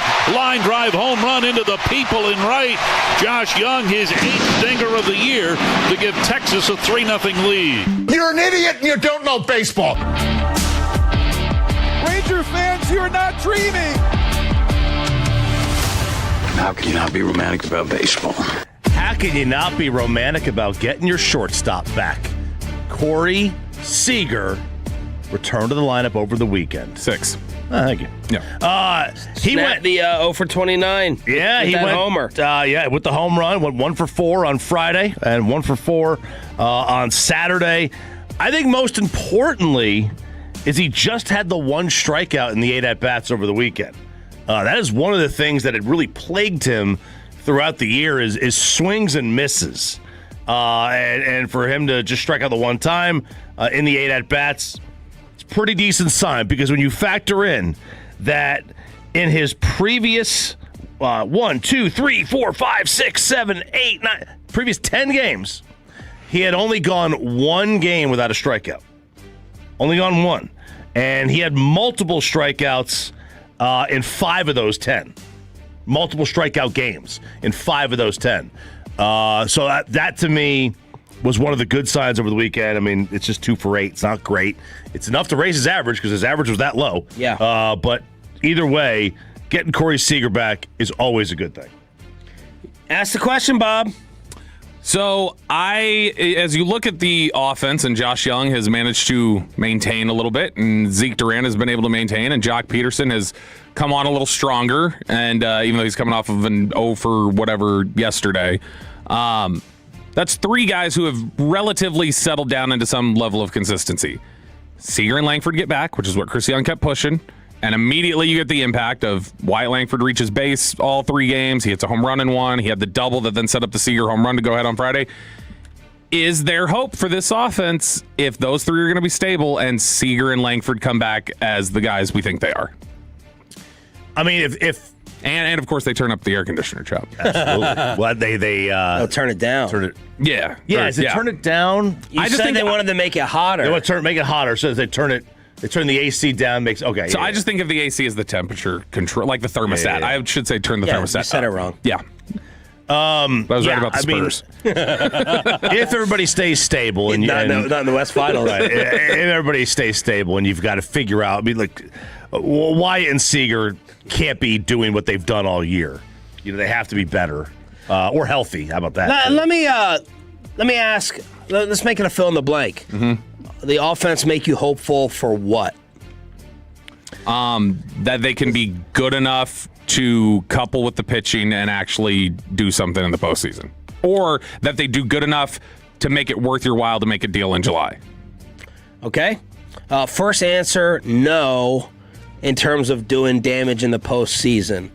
I do think because the West is the tightest division in baseball and this offense has been playing better as of late, that they will look to be buyers. Yeah, I think they're going to look to be buyers. They're not going to – nobody's going to run and hide in this division. They're going to be close enough, and they're going to look at the pitching staff and say, this pitching staff, if given an opportunity in a 7-game series, is going to be difficult for another team to deal with. I don't disagree with that premise that it's going to be a difficult staff. Their biggest issue is going to be making the postseason. Their staff is not as good as it was last year. No, it's not. Totally agree. No, it's not. Not even close. Rocker, we just talked about the back-to-back games from DeGrom. Rocker has a 1.88 in his last 5 starts and a rotation best 3.54 this season. This was before yesterday's game. He had 6 innings of 2-run ball against the Guardians. Mm-hmm. If you take Jack Leiter's 5th inning, if you remove the 5th inning of all Jack Leiter's starts, his numbers look a lot better. Oh, he's a fantastic 4-inning guy. He's got an 11.12 ERA in the 5th innings of games this year. And a 3.56 in all the others. Sean McFarland with that stat. Opponents hitting 304 against him the second time through the order prior to his last start. I was going to say, so that's what that is. You get the Rangers' first inning out and Jack's fifth inning out. Because the Rangers have allowed 20 first-inning home runs this season now, 7 more than the second worst team in the first. They have some weird splits this year as a team, like some stuff that we were talking about this while you were out. Did you know that, like in Major League Baseball, you're under one ground into double play game. Teams ground into a double play less than one time per game overall over the course of history, over the course of season. Which surprised me. I thought it was at least one a game. Texas is the only team in baseball by far that is averaging more than a double play grounded into per game at home. They do it all the time. Like they that's all these outs they make on the base paths consistently are infuriating. You mentioned DeGrom in his last 2 starts. Really, let's back it up to one more. In his last 3 starts, so in his prior starts, he had thrown 22 1/3 and allowed 16 runs. In his 4 starts prior to the Houston one. In the last 3, 17 innings, 2 runs.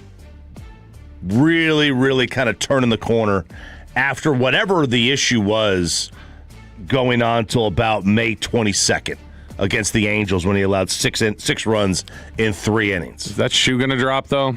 Like, I mean, it's not like when you look at some of the peripherals, it's not like he's getting like a ton of swing and miss stuff. He's still walking guys. Yeah. Like, are we going to look back at it and be like, that was just, he was lucking out on bailing out of some jams, but that's not sustainable? I don't know. I mean, it's a 14-3 strikeout to walk ratio in his last 2 starts. Mm-hmm. You know, so that's that's what 7 to 1 and it's almost 7 to 1. 6 to 1. That's pretty decent. That's pretty decent. You said he's 14-3 strikeouts to walks in his last 2 starts. DeGrom. Oh, DeGrom. Okay, yeah. Playoffs start tomorrow. Who's your game 1 starter? DeGrom. Okay. Unless it's the Astros or the Yankees, then it's Eovaldi. Right. Yes. Because, I mean, and also you would have to match it up with who you're going to go against in terms of the other pitcher, I think. No, I'm just saying, who do you trust as your playoff ace? I would do DeGrom, and then I would do, obviously, Eovaldi. From there you're going to have a question because let's say it's a 2-3-2 format, right? Which would be, now it wouldn't be in the first series, but let's say it's the ALCS, right? And it's 2-3-2. Do you want Jack Leiter starting game 3 knowing you can't expect more than 4 innings out of him without blowing up? Which means in the first of 3 games in a row, you're going to damage your bullpen. Right. Like, that's going to be the question with what happened. Well, the third of 3 games in a row. You damage your bullpen. Well, in the third game. If he's game 3. Yeah. But you have 2 games, then a day off, and then 3 straight, and then a day off. So he'd be the game 1. And who's your game 3 starter? That's the question. I mean, it was about, Leiter. I don't know. Well, the way he's going right now, it might be Rocker. The way he's throwing it right now. So Leiter is the one who I feel like there's obviously some up and down and stuff, but I feel like there have been more times than not when I've watched him this season, I've been like, I feel okay about him, like for the most part. If you have to go into the bullpen early, that is standard too in the MLB postseason. Yeah, it is. You usually carry more pitchers than you do during the regular season, and teams will dip into that bullpen fast. And so, I mean, if you get 4 innings out of him, I don't know that that's even totally unusual for what we see in the postseason, especially if you're old Kevin Cash and he loves taking your pitchers out. Diamond Cavs on your home of the Rangers here on 105.3 The Fan. Off today, back tomorrow. All right, so we talked about the standings. They are a game and a half back in the West. They are in control of the 3rd and final wild card spot. Do you want Aaron Judge or Manny Machado? Machado. All right, Manny Machado. As a player or a topic? Is having Machado quite a year. Quite a year. And I mean that in a very bad way. The team, going into Sunday had lost 9 of 10. It's now 8 of 10 because they did win. But Manny Machado is in the middle of a 11-year, $350 million contract. He's hitting 175 with 11 home runs and 32 RBIs this year. He's getting a little bit dragged because in his media session, he starts kind of blaming the analytics. I just wish we can get the analytics out the way. I think there's too many stats out there, too many stats, way too many numbers. I don't even know half of the stuff that goes up there. I look at the board sometimes and I'm like, man, I even asked some of the guys, like, what is WCCVBB, whatever it is? Like, what are these names that are being created? You know, I mean, it's just crazy to even keep up with.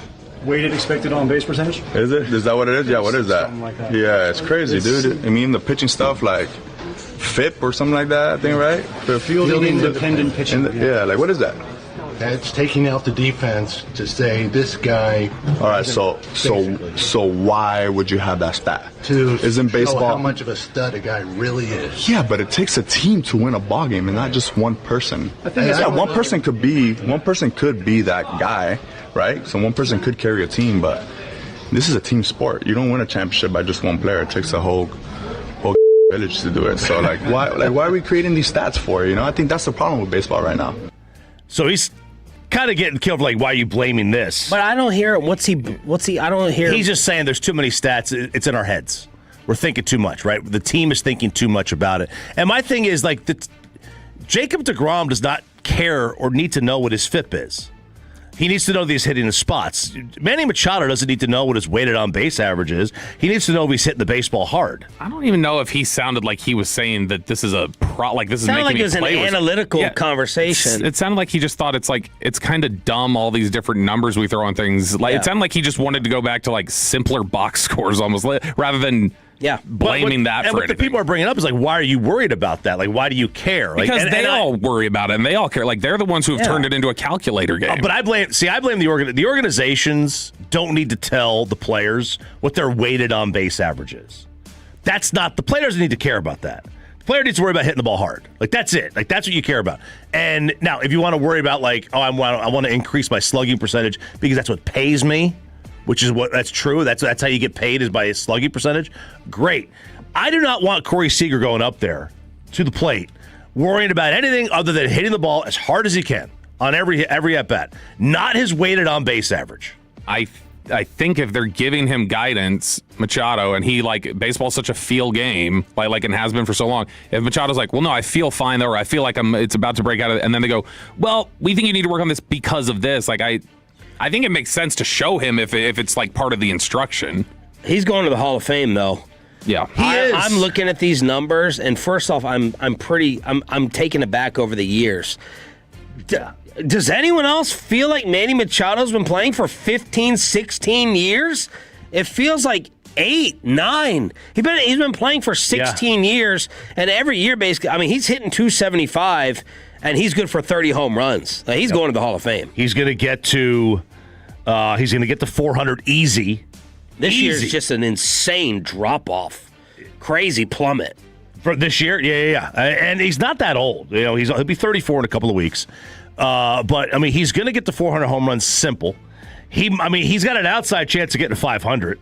He only needs 120 more. He's probably going to play plenty long enough to get there. Yeah, in my head, for some reason, I think to myself, like, oh, yeah, he and Fernando Tatis got in the majors around the same time, right? And it's like, no, they were like 7 years apart. You see what the Miz did? Another 103.7. The record.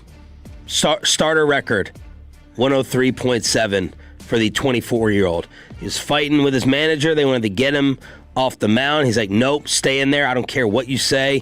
He has now thrown the 12 fastest pitches by a starter this season. His previous high was 103.4 against the Cardinals. He threw 52 pitches 100 or faster on Saturday. That's insane. Including a record 45 of at least 101 miles per hour. He allowed just an unearned run, struck out 8. The ERA is a 1.50. He's got he's box office. He has over 100 plus mile an hour pitches than anybody else in the sport. It's crazy. Like, all this guy does is pump gas. And he's either a sports science marvel or he's going to have arm problems. You ready for the fan text to light up? Yeah. Is President Trump never mind. Messing up the NBA Finals? Next on The Fan. After we get you over to QC Kinetics. Let's get you healthy. Let's keep you healthy.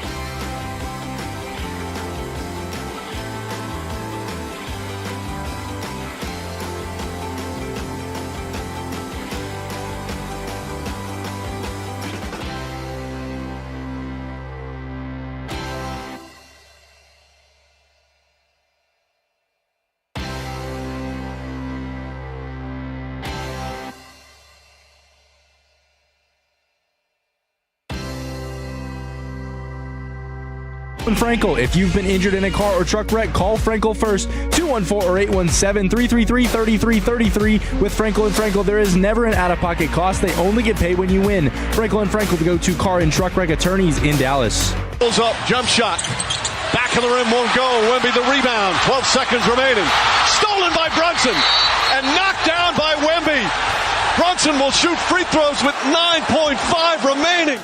No, it's not Chris Webber-esque. No, it's not J.R. Smith, but that is the discussion that people are having about Victor Wembanyama and the pass off the back of Stephon Castle and double-digit leads. So the Spurs have been up 12 and 14.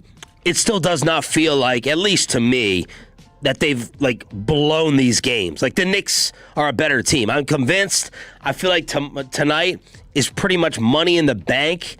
Betting on underdog, the Knicks minus 2.5, with all the emotion that we're about to get into. But a lot of commentary on Wemby and Kenny Smith on Inside the NBA. All these references just make me think of 82-0 now. That's all I do. Kenny Smith on Inside the NBA brought up Nick Anderson. Against him because he was a great, great player, Nick Anderson. But when he missed those free throws, he became in shock. We were so worried about Nick Anderson when we walked into that series. And throughout that series until he missed it, Cat has him in shock. Yes. That's it. 100%. A great player is in shock. Nick Anderson was a great player at that time. He became in shock. Let me say this, too. And I thought that they were absolutely fantastic. Kenny and Charles giving their perspective that Wemby was shook. We need to clean up the end of that audio for whoever sent that and edit it next time. First off, Nick Anderson, I don't know that I ever think of Nick Anderson as like a great player, but there is it can totally think about Chris Webber obviously was rattled by the whole timeout thing. Nick Anderson was rattled by the free throw thing. I remember Nick Anderson, I think, missed whichever one he missed. One of them he missed. I don't miss both, but one of them he missed. I think it was after the first. He laughed. And it's like, what the hell is it? Why would you chuckle at that? But he missed that. Josh Howard called a timeout at the end of Game 5 in the 06 finals that cost them and put Dwayne Wade on the free throw line that gave them the game. And a lot of people thought Josh Howard never was really the same after that. Nick Anderson missed 4 consecutive free throws. It wasn't 2, it wasn't 3. It was 4 consecutive free throws. Brett Maher-like. But look. Was he 67% free throw shooter? Was he? Yeah. No way. That's what it says right here. For his career, he was 66%. What was his three-point percentage? 35. He's like Bruce Bowen, how Bowen used to be able to hit free throws, threes, but not free throws. How could you be a three-point specialist and shoot 65 from the line? But look, I was dead wrong about the West dominating the East, no matter who came out. And I was obviously wrong about this series. But I don't feel that terrible because who could have seen Karl Anthony Towns playing like this? This is an out-of-body experience where he's playing physical. Yep. He's bodying and pushing around Wembanyama. He's dunking and screaming on him. He's driving by him. He's not just standing out there like Kevin Love or Chris Bosh as a big man three-point shooter. And Charles Barkley was in awe and says right now, and eventually, he's going to be the MVP. The MVP of the finals is going to be Karl Anthony Towns. He has played 2 of the best games I've ever seen a big man play. He was great in game 1. He was great in game 2. That man earned his flowers. And he's blown by Wemby with a Luka stat that was brought up. It's very Luka-esque because Wemby is getting blown by. The blow-by rate, which is a stat that is not totally used very often, but the blow-by rate for Wemby this year, or in this postseason, as the primary defender, is 61%. Luka, in that series with the Celtics, that Windy got on his butt in that courtside commentary, was 58%. Windhorse. Yeah, Windy. Yeah, obviously Nico would trade Wemby. Some people would confuse that with Wemby. Obviously Nico would trade Wemby then because he's not a good enough defender. So Wembanyama is worse defensively in this series, getting blown by, just in that one stat, than Luka was against the Celtics. And Luka was battling a calf injury that entire postseason, right? He had that lower body injury. You know, Wemby as far as we know, isn't battling anything other than the fact that he is as soft as baby poop right now. Yeah, I mean, it's the France thing. Yeah. This is the 6th postseason run that Karl Anthony Towns has had. These are his field goal percentages in the other postseasons. 46.7, 48.8, 45.7, 46.6, 48.8. Pretty consistent. This year in this postseason, he's 57% shoot. This is I'm trying to figure out, is this just a different guy that he's tapped into, or is there some just different energy about him, or is this I don't know if this is the outcome of playoff experience. I don't know if this is Mike Brown. I don't know if this is his mother. I don't know what it is, but typically you don't see a finesse big shooting threes morph into this, and he's a monster. It was beautiful basketball the other night in Game 2. You know what it might be? It might be that he knows that he could bully. He can't bully most NBA bigs. He should be able to. He should be able. He is as tall and as thick. Yeah. He should. This is what people want Wemby to do. This is what they want him to do, but Wemby can't bully somebody weight wise. He doesn't have the thickness. Yeah, but Cat, I mean, he's big. He's a big dude. He's big. He's as big as most of them. But there's a difference between Jimmy Butler emasculating him. That's not this dude right now. Absolutely not. This guy he knows that he is stronger than Wemby, and Wemby has nothing. This was the dude who, when Dallas beat them in the West Finals, they were Minnesota was we got to get him out of here. Yes. We're not going to win with it. They chose to keep Gobert. They're we'll keep Gobert. We need to get rid of Karl Anthony Towns. All right, so I'm fascinated by this next topic. Franco LaFranco fan text 877-881-1053. See you in 12 minutes. The storyline of the president attending Game 3 tonight. And the question that's kind of coming up about this is President Trump messing up the time for Knicks fans? Because for those going to the game, right? And by the way, this to me is one of the most anticipated home playoff games in my history of watching sports. I can never remember this amount of buildup for the price, for the celebrity, for the party, for the mania. This is an all-time. I'm more interested in the crowd noise. Might not be any. The atmosphere. Well, that's an interesting point. It's so expensive. But there will be. Yeah, I know. And that's why we always talk about that with DFW crowds. Oh, the real fan is, I guarantee you tonight will be a damn madhouse inside that stadium with the richest people in there, but we can't get it done at Cowboy games. We can't get it done at Ranger games. We just can't. But that's not the topic.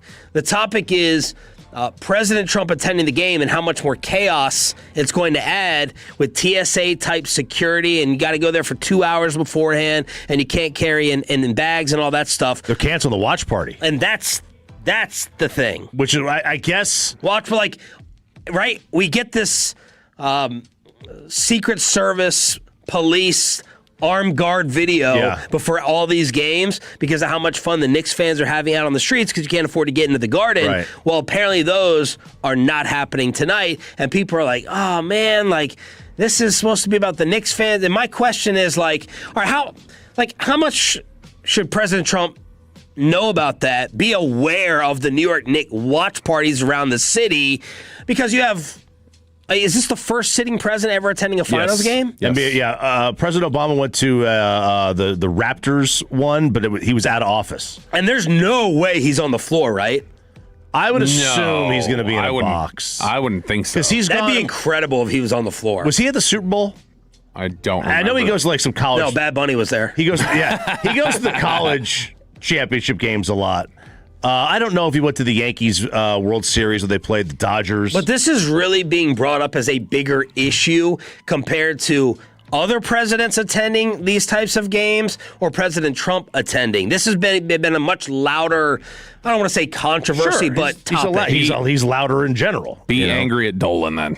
Dolan is the one who has nonstop kept inviting him to come out there. So if a Knicks fan what do you say though? Are you James Dolan? You shouldn't invite the president of the United States to your game. Well, I mean, there's a difference between the president wants to come. Dolan should be looking out for Knicks fans first. Yeah, like I'm saying, if you're a Knicks fan who's upset with the watch party being canceled, it's why is that here? Well, the invitation was extended, and so he just said, yeah, I'll go. I would be mad with who orchestrated this context where we don't have the watch party? It was Dolan. And it's like, okay, well, you've already been thought of as pretty anti-fan during your time there and pretty heavy-handed. I would be mad at Dolan if I wanted to be mad at him. I would imagine the Secret Service wants him to be. I forgot that Dolan invited him. He might be sitting right next to James. I know. He might be. And you know that Donald Trump wants to sit on the floor. Gosh, he wants to sit out. He wants to sit out in the open. Sit him and Spike Lee next to each other. But I don't know, I'm just amazed by the topic and the conversation of it, because it's like, what is President Trump supposed to be told by one of his aides? Sir, this is really going to mess up like the watch parties, the watch and party, the mania, because it might.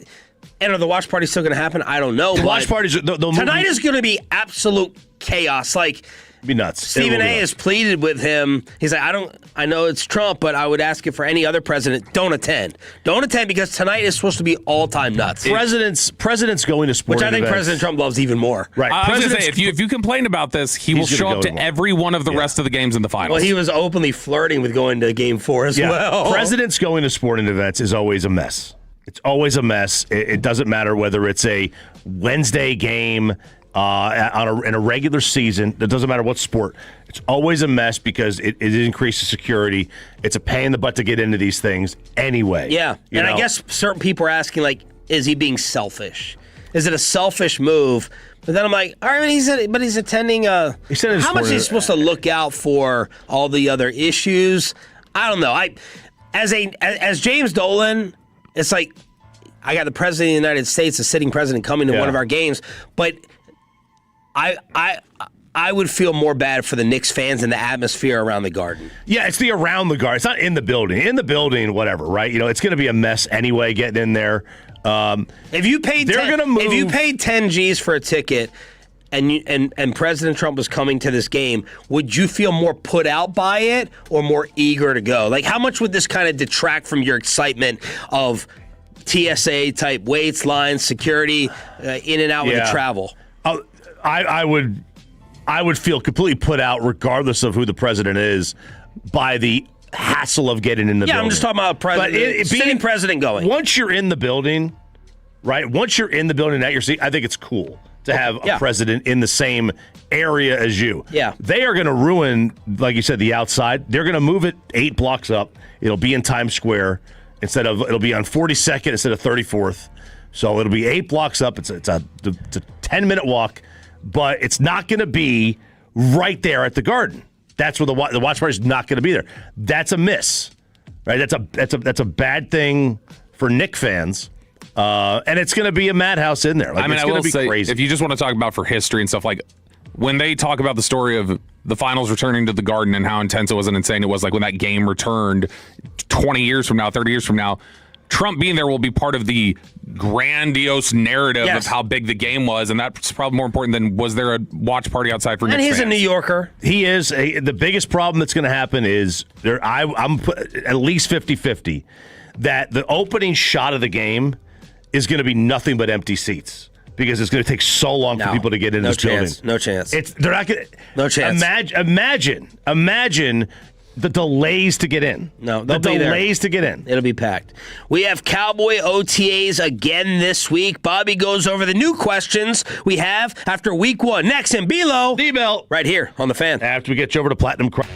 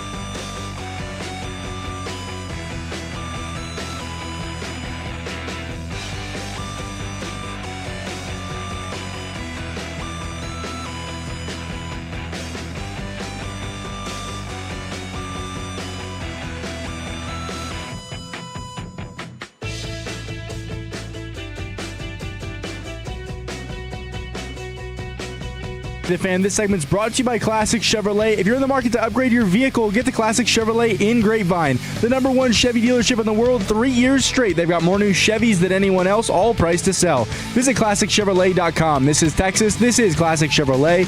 Together, let's drive, relax, and enjoy the difference based on new Chevrolet registrations 2023 through 2025. The great Bobby Belt. Bobby knows ball. Hey, let's talk ball. We're the ball knowers and we just talk ball. How can you not be romantic about a pajama party? There you go. What's the rank? What's the grade? It's a 6.8. Okay, all right, I'll take it. That's about like the 82-0 teams you keep picking. About a 6.8 on a scale out of 10. Boy, he is like, it is unreal. I've never seen anybody have worse luck getting to 82-0. It's kind of pathetic, Choppy, that you started what day last week? Thursday or Friday? He started the night I texted it the very first time. No, I didn't understand it for like 4 days. You don't understand it now, doesn't seem like. No. I was like, what am I doing here? What's the point of this? All right. This is Below the Belt, sponsored by Window Nation. We do have Cowboys OTAs availability this week. Tomorrow, Brian Schottenheimer will speak. We'll be a lot out there again. And we always, we get up to OTAs. It's like, here are the things we're watching over the course of 3 weeks. And then we'll still watch a lot of those things. So the running back 2 battle, what's going on with Guyton and Nate Thomas? What's happening at the backup quarterback? Is it still Joe Milton getting the reps? Like, we'll look at all that stuff that we talked about before.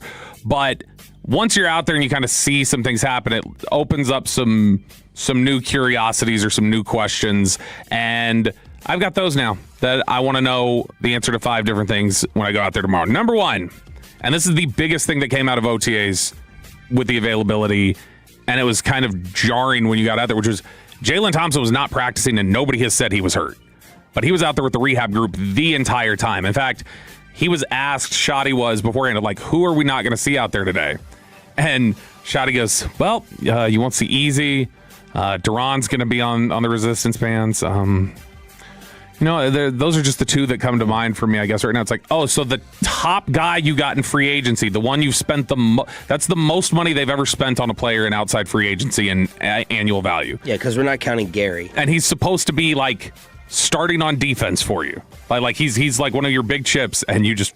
I don't think you forgot. I think you're just like, this will be funny. I won't tell them, and then they'll go out there and they'll be confused as to why he's not out there. So hopefully we find out. Or they didn't want to reveal something. Yeah. No, but I mean, he knew that as soon as we saw him on the cords, we would ask. So it was like, oh, cool. I don't have to answer it right now. I can wait till Tuesday to answer this. But it'll be interesting to see in the press conference, first off, what Shotty has to say about why was he not out there. And then the second aspect of it will be, is he doing anything out there? Or is he dealing with some sort of surgery, or did something happen? So that was a little bit concerning to go out there and see, because it was like, all right, that's one of the main guys you were hoping to come out here and look at and see what he was going to contribute or how he was lining up. All right, the next one here, number 2, things I'm wanting to get answers to when we go out to Cowboys OTAs tomorrow. Deron Bland. So side to the injury. Last week, Shotty said that we will see progression while we're out there. That he's not going to be just, like, it's not like a concern thing. This is the natural part of ramp up. Not on the shelf till Oxnard. Yeah, and you'll see him do a little bit more as he goes along. And so it's like, okay, well, then I need to see a little bit more. Because last year it was, Revel will do a little bit more. You're going to see him out there in Oxnard. Probably next week he'll be right. And it kept regressing. And then it was like, okay, this is clearly not matching up. Have his father give us the real updates on G-Bag. Yeah, that's all we need. So we got to get close with Deron Bland's dad. We actually had played this audio last week, this one clip. I didn't end up doing the whole thing, Sean, but I did play the one clip of Braylon Tatum, the Cowboys sports science guy, where he was talking about that the way they come up with their injury timelines is specifically related to, we measure them like physically, how their muscles are firing and everything like that. They're measured at what they were at before they got hurt, and we have to see them ramp back up to where they were. If they're below their strength or their muscles are not reacting the right way, then that is what causes the timeline to change a lot of times. It's not necessarily does Britt Brown think he's ready? It's more along the lines of, does data say he's not physically even there yet? Packers had like this automatic team guideline for Micah's injury. Oh, yeah. The order he's got to miss minimum for 6 weeks or whatever. Yep, that's it. Like, it's done. Like, it's team policy. Yeah, whereas medical the Chiefs policy. are just like, screw it. Like, throw him back out there. Like we'll throw you back out there if you just posted bond, too. Like, we can do that. All right, number 3 on the 5 things that I'm looking forward to finding out tomorrow. I want to see if this was, because this was the biggest thing that stood out to me from, like, a player perspective while we were out there. we obviously have heard Caleb Downs, man, he's such a leader and he's so smart, and we knew all those things. I did not expect to hear him talking. Like, a lot of times, guys are not loud, they'll joke or whatever, but there's not usually a lot of barking out instructions or direction, and if it is, it's almost always from a veteran. And in this instance, it was Caleb Downs was like, hey, no, step back, you're supposed to be, like, he was very clearly on top of, I'm supposed to be doing this, and everybody else is supposed to be doing this, and, like, when a coach would step away or was doing something over here working with another guy, then Caleb was, like, keeping everybody on top of things. I was so bummed a couple years ago when they didn't take Trayvon Merrick out of TCU. He ended up going to the Raiders a pick before them. And that was the thing that was really cool to watch with him when he was training before the draft. They had Jeremiah Owusu-Koramoah, who was also working out there, the guy who ended up with the Browns. And he was considered this like hybrid linebacker safety guy. He was a linebacker, but his size was a safety is what they thought he should be. So he was working out with the DBs, and the DB coach was telling everybody, hey, we're going to have to start with day one stuff today because JOK just got here and we got to teach him those steps. And Merrick was like, y'all don't need to fall behind. I know the drills. I'll run them through them. And, like, Merrick took him off to the side and got him all caught up. And that is what, like, I got that same sort of feeling watching Downs out there, where he was completely comfortable. It didn't come off in any sort of, like, a know-it-all way or, like, you're bossing people around. It very much came across like, oh, he knows, Caleb knows. I'll just listen to whatever Caleb says I need to do, which I thought was really cool. So I'll be interested to see if I see some more of that. And the last two things. And Caleb was on the Amon-Ra St. Brown podcast, and he said his mother, she needs to play 20-0, the 82-0 NFL equivalent. There's another website that has jumped on it to kind of confuse you, by the way. There's a couple 20-0s. Like Bader's. But his mom apparently needs to play that because she was dogging him over his number. My mom literally said this to me the other day. She was like, I've never seen anybody wear 13 and it'd be a good player. I'm like, well, first off, you're hating. Second off, you're still going to wear the number because I'm wearing it. So it doesn't really matter what it is. 13 is not a bad number. I just feel like it's an offensive number, you know? Then it'll be on defense. Dan Marino rolling in his grave. Yeah. In fact, I got to look here. Man. I got to see. Okay, I guess Gary Downs never played with Dan Marino. I was trying to see, like, did your husband play with Dan Marino? Because that'd be hilarious if you said you didn't see him. But no, Giants. So I think Kent Graham wore 13 at one point. So that was she's probably just been exposed to really some awful Giants quarterbacks is the problem. Yeah. But I do like that she's just telling him that straight. Like, dude, the 13 sucks. What are you doing wearing that number? All right, next one here. The things I'm looking forward to getting answers to at OTAs tomorrow. Where is Brian Schottenheimer? So you listened to Schotty's press conference last week, and he was talking about the amount of time he spends with the defense. And it sounded like one of his priorities, I guess, or one of the things that he wanted to do was he wanted to make sure he was spending more time over there, and he wasn't just like watching the offense and be like, I coach this side, you coach that side. So he had talked about, sound like he wanted to be more involved over there. And when they split up the offense and the defense, they have these like bags that they put on either side of the field, and the guys just doing warm-ups to start will like jog over the bags or whatever. And the coaches stand over them like, come on, get through quick. They're just like talking them through it and trying to hype them up. And Schotty spent the entire time through all those drills. He spent it next to Christian Parker talking to the defense. And they just had Clayton controlling the offense. And there were a few different times where Christian Parker would be kind of standing in the middle of the field. He doesn't like lord over any one position group. He just kind of likes to stand in the middle and check in with coaches. Schotty was with him a lot, and it seemed like with him in do you have any questions? Are there anything like about practice schedule you're trying to figure out or anything? It just seemed like he was there as a sounding board. So I'll be interested to see if that was just something for Schotty wanting to get more comfortable on the defensive side of the ball, or if he was there just kind of training wheels, essentially. Let's make sure Christian's comfortable and ready to go, and then I'll go back over to my side. And then the final one, this would have been number one last week, but it kind of pushes down the list a little bit. Is George Pickens going to surprise anybody? I don't believe he will. Like, he will probably show up next week or whenever it is when they've got the mini camp. But I'll be interested to see if, for some reason, he would pop out. Because that was a big thing with Micah last year. When Micah was doing that holdout, I don't know if people remember, he put a helmet on and, like, did drills in one of those practices when he was not supposed to. And so, or like when I think the recommendation was for him not to do that. Now, Sean, you were last week, one of your big things you wanted to see was Malachi Lawrence, who I did not really notice last week, but it's kind of hard to notice in the drills that they're doing. But we played this audio earlier. We played some of the audio earlier from Ross Winshee, the Cowboy Scout, going on Crown Global Media with Brian and Vach. And this is cut 31, Jacob. This is Ross Winshee, the Cowboys national scout, talking about the process of becoming aware of Malachi Lawrence and just in general his excitement about him as a player. You grade all your fall guys or whatever, and then you open up your assignment list and there's 70, 80 guys you gotta watch that's just film. And so I'm working through, I usually go by position. So I'm corners, edges, whatever. And so I'm working through my edges. I see the Central Florida guy, and within a couple plays, I'm like, holy shit. And so I hit up, Eric and CV, and I'm just like, who is this guy? He's one that excites you early just because you see the movement ability and the play style, and you can tell there's some rawness to him. But like you said, there's instincts. It's like the leverage angles, the ability to like lean and finish, and then it's fun to watch with like bringing in BT, it's fun to watch him just talk pass rush. But like Malachi's clicked with him, and like there's just some small subtle things that he just like picks up on, of like weight distribution in your stance, like just something like that where you're just cleaning him up, making him more efficient, and it's just small simple things where he gets, and he looks confident. Like he's gonna be really fun.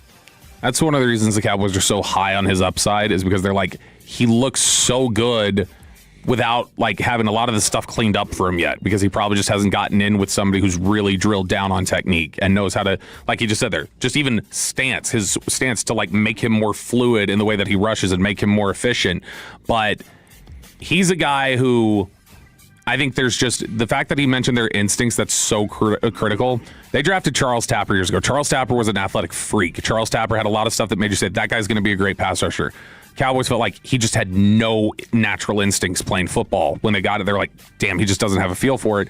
That is almost a bigger killer if you just don't have natural instincts than if you're the most unathletic player on the field. So the fact that they've got a good feel for Malachi Lawrence, being able to have a sense of how he's supposed to play and what he's supposed to do, and that they think it's just time on task, is probably a good feeling for the kind of upside that he has. So OTAs tomorrow. Yep. Bobby Belt will be there. Other morning shows in the Metroplex and other shows do not have that same presence. He is our Cowboys insider here on Sean and RJ. Thanks for starting off your week with us. We have 1 hour left. More Red Zone with your football fix at 9:20.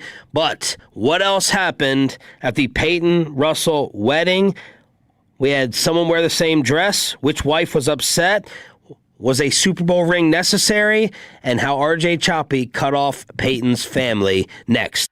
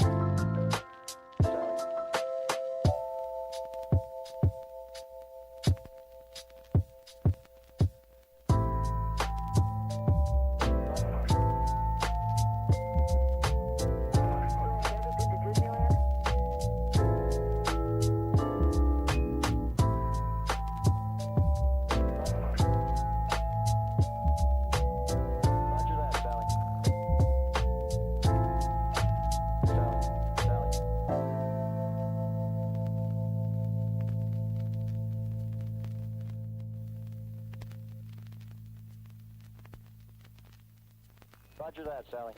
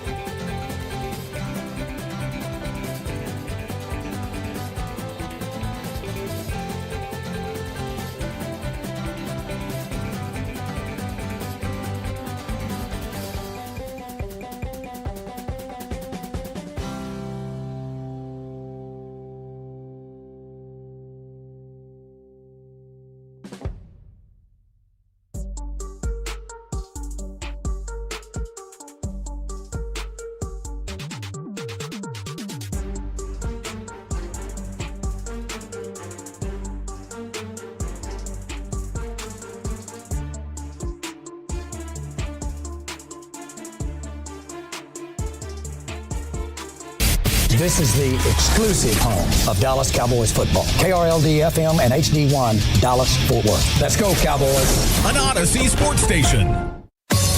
Driven by our D&M Leasing Studios, this is Sean and RJ on 105.3 The Fan. Final hour fist pump time on the Fan Cam, Twitch and YouTube. You can get it on the Odyssey app as well. Jacob Ray in for Pepe. Alec Medford and Aiden Butler are doing it right in the hallway. Entire morning squad with you on DFW Sports Station. Sean Sharif, RJ Choppy, and Cowboys insider Bobby Belt as Pepe is on his way to the Bahamas for the honeymoon with his new bride. Do we know when he's leaving? Taking off this morning? I thought he was leaving the next day. I thought he was leaving on Sunday. But I don't know. He hasn't said. I haven't seen a bunch of pictures like I would normally expect from him. So we've been recapping throughout the show with some audio, some of the funnier moments. And my first hilarious moment was RJ Choppy cutting off the family members after the ceremony. This was freaking hilarious, Jacob Ray. Which parent did you cut off? I know it was one of the dads. Which one? It was Peyton's dad. Peyton's dad. Wow. And then he was still so nice to you. Was so nice to us. Well, I mean, he was nice to me and Sean. I don't know if he was nice to you. He was very nice. All right. I talked to him on the way out. Yeah, quite a while. But like, and they were like, "All right, head to the reception area." Trump goes, "Okay," and he like just runs out, like, and starts cut. Like, literally, this is a line of people like leaving from the wedding party. He cut in the middle of it. This was not like he missed a straggler. I don't know. I really like to know, like, psychologically or through your family history, what has caused this. But I don't know anyone in my closer inner circle who loves free stuff. There's just... Have you met a media member? There's certain people who panic and think that, like, the buffet's going to run out before they get there. Yeah. Or the bar's going to go dry before they get there. That's how Choppy is.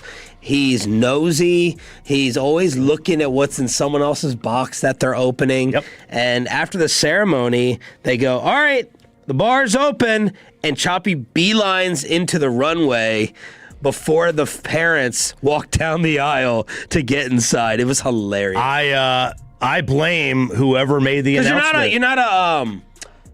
You have two other siblings. I'm not an only child. You're not Michael Irvin. I am the middle. I am the middle.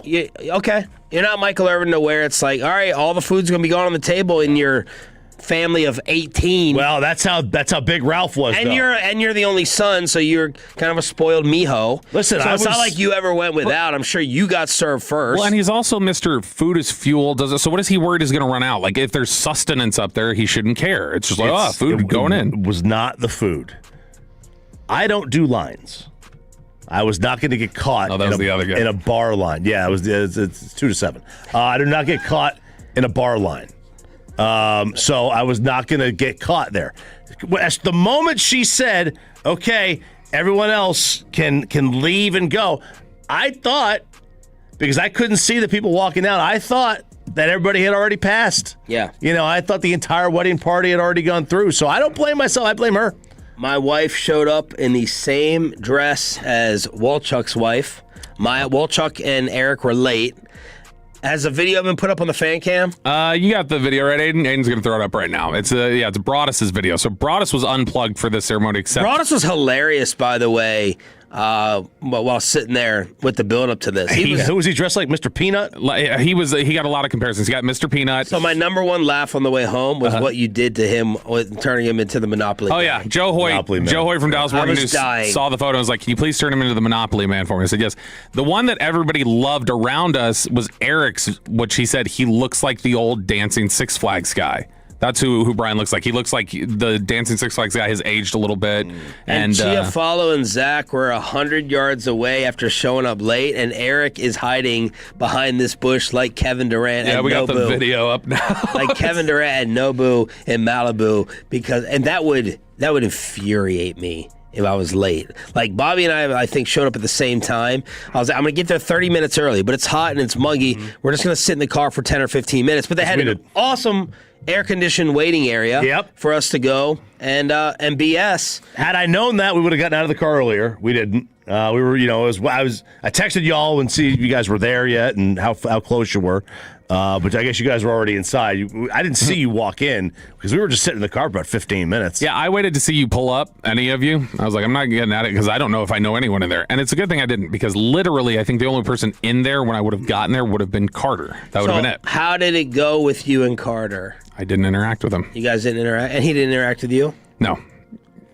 No, he knows he's not allowed at the number one table. We should have tried to force the issue. See, that's what I am all for bits. I went to the car to get the microphone out of the backpack, and then I was sitting there and I was like, it would be funny to just walk in with this and be like, yeah, this is what you bring to a wedding. And it drew more eyes than I anticipated when I first walked in. I was like, oh, this looks like it's almost a problem to some of these people that I've got a backpack. But I was like, oh, well, I'm going to stick with it. Then two other people wore jeans, which I had heard. See, Kristen counted four jeans. 4 jeans. And that had to make you rethink having to find the suit that we pressured you into. And I also found out from Kristen that Bobby originally wanted to wear jeans to this, which he conveniently left out on the air while pressuring you into getting to your suit. And I was like, interesting. Nope. We knew there was going to be a wedding. No, hold on. We knew there was going to be a wedding. And I said, can't I just wear jeans, or like, can I wear jeans to this thing? And then we got the invitation, and we saw it was like, it's cocktail format, like you have to do it. And I was like, all right, well, I don't have a choice. So I guess we're wearing the suit. And I already knew I had the one from Cody's wedding, so I was like, okay, I don't have to go get one. Yeah, I was. Once I found the suit, I was fine wearing it. I had no issue. I wasn't going to try to throw jeans on it. Why didn't you wear the cowboy hat? I did not have cowboy boots on. Okay. So I had the suit on. I had regular dress shoes. Yeah. Because my pants, my dress pants are more tapered, so I can't really fit the boots around them. So when I realized that, I was like, I really can't. I mean, you can, but it's a bad look. So I was like, all right, I'm just gonna avoid it. I didn't like being shamed at the table for just wanting to generate content and get a handle on Monday's show. But all I just asked was, I asked you if we were planning on talking about this Monday, or we're going to wait till Peyton got back, and I felt like I was being shamed. You wanted. So look, this is the good and the bad of Bobby. This is what I try to tell my wife all the time. Bobby can't turn it off. I was telling Spittle, I was trying to get your next contract worked out. That's I good. said, look at this guy. All he's thinking about is content and being a radio person. He brought a Guillermo Jimmy Kimmel microphone, video. Yeah. He's filming the whole thing like he's the production crew that's hired. That is tremendous for us. That's why I try to give Bobby some of the money out of my own pocket. They're in bonus time. He doesn't stop. And that's awesome. But I need him to stop when he's talking to me about structuring the show during the week when I'm trying to sit there without children with an open bar. And he's like, "What days you thinking of? What day? When do you think? I just said it's Monday. We're gonna wait for Peyton to get back. I was like, I haven't thought about it. No, he didn't say it like that. He went like this. It was very condescending. It was like And it should have been condescending. No, I know. It wasn't even angry. He goes like this. He goes, I don't know. I haven't thought about it. It's he's like, you dumbass. Are we going to do 640, 740? Are we going to do 820? Are we going to do 920? Are we going to do 9? Are we going to do crosstalk? He wanted to formulate it out and set it up, which is good, but in that moment, annoying. 10 a.m. to 10 a.m. 10 a.m. Friday to 10 a.m. Sunday. That's the break. 10 a.m. Friday to 10 a.m. to 10 p.m. Sunday? 10 a.m. 10 a.m. Sunday. Okay. That's the break. Yeah. I mean, maybe you start at 8 a.m. Yeah. Maybe, try to get some stuff done. You enjoy the rest of your day. We need everybody's, I guess, vote on what Broadus did. Bobby was, he was taken aback. I was surprised because I know he breaks that out typically only in football settings. So Brian Broadus was there at the wedding. Like I said, he had the, He had the long umbrella. He had the tuxedo on. He didn't look like him, but he looked dressed in the attire of Penguin from the 1990s Batman. He was kind of walking around with that. But I noticed a shine in my eye, and it was from the glisten of his Super Bowl ring, which he had on and was on there for full display, which I think of that as being like when you're in a sports context or a formal sports thing, that's where you wear it. I wouldn't think that that's just like the Super Bowl ring breaks out for formal situations. I felt like he wanted somebody to ask him about it. It's interesting. I didn't notice. He wears it on his ring finger, by the way, because he's married to the game. I didn't know. Wow. Aren't you supposed to wear it on the right hand? I don't know. He had it on his ring finger. I didn't notice the ring. The first thing I noticed from him was the tuxedo shoes. To the game. The tuxedo shoes was the first thing I noticed that he had on. Kristen saw them getting out of the car, and she was like, "Oh my gosh, I'm underdressed." She's like, "They look so fancy." I guess his girlfriend, she's elegant. I'm okay with if I won a World Series or a Super Bowl or whatever, I think I would look for any excuse to put that on. By the way, Eric was talking with Michelle. By the way, the funniest tweet. So one of the funny tweets, Tolo was like, with that picture you got of Broadus, is like he's breaking down in offensive line technique how to do the electric slide for the wedding. Eric was talking to Michelle at one point, which Michelle is from.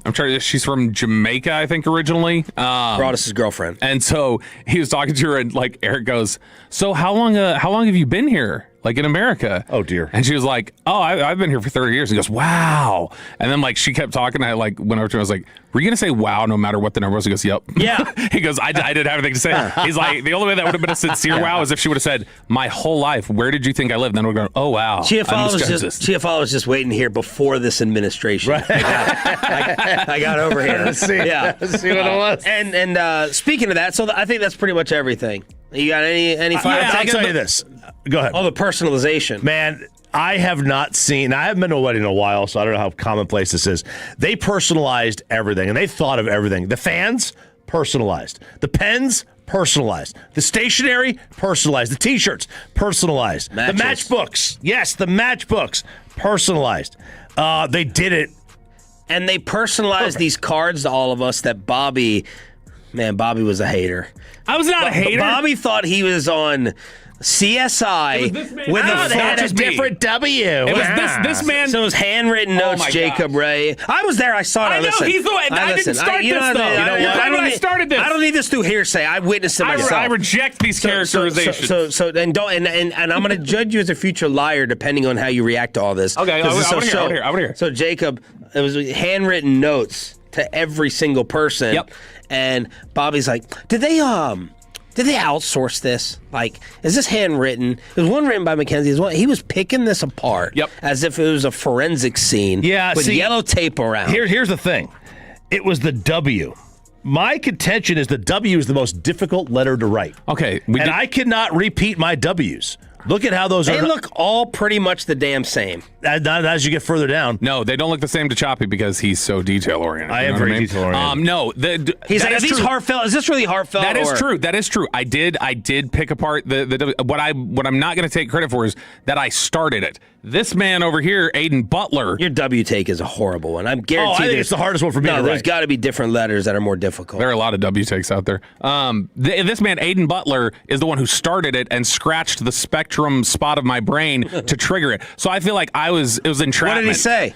He goes, look at these. He said, have you noticed, like, these are written by different people? He's like, they didn't have one person write these.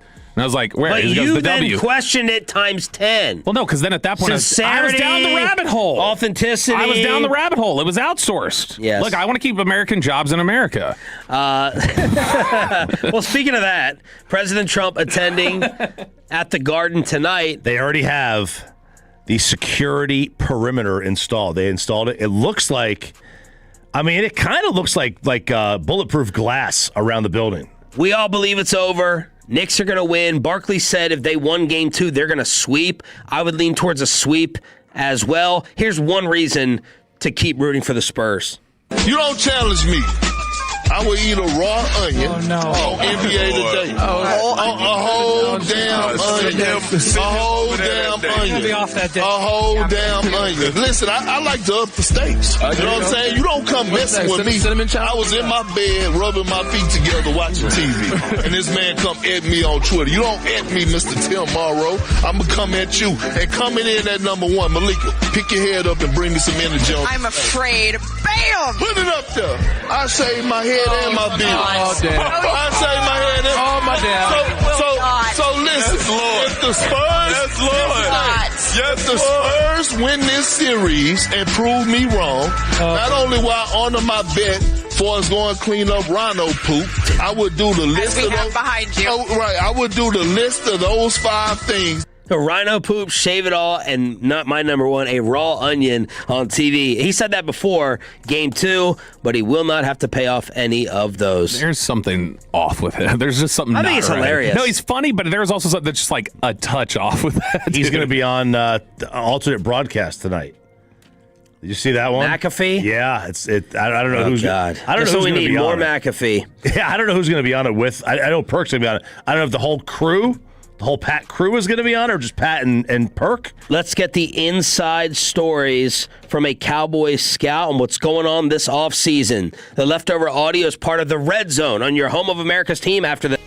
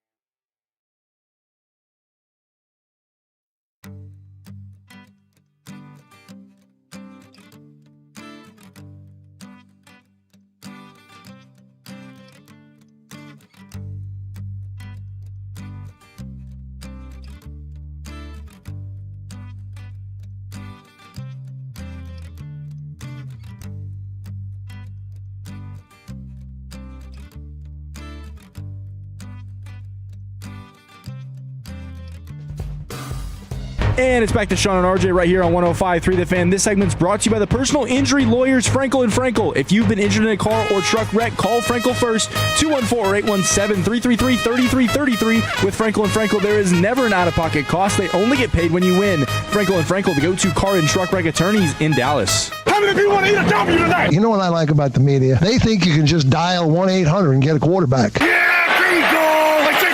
It's the Red Zone, brought to you by Just Love Coffee, the official coffee of the morning show on 105.3 The Fan, with some humongous breaking news in the world of college football. My phone blew up from Medford. Kevin Walker, Wolchuk, Josh Clark, Pete Thamel with the breaking news, amongst others, and Choppy is floored. I am just stunned. But a judge in district court in Lubbock County, Jacob Ray, has granted the injunction requested by Tech quarterback Brendan Sorsby, set to be eligible for the 2026 season. Jake got the Tech hat on today.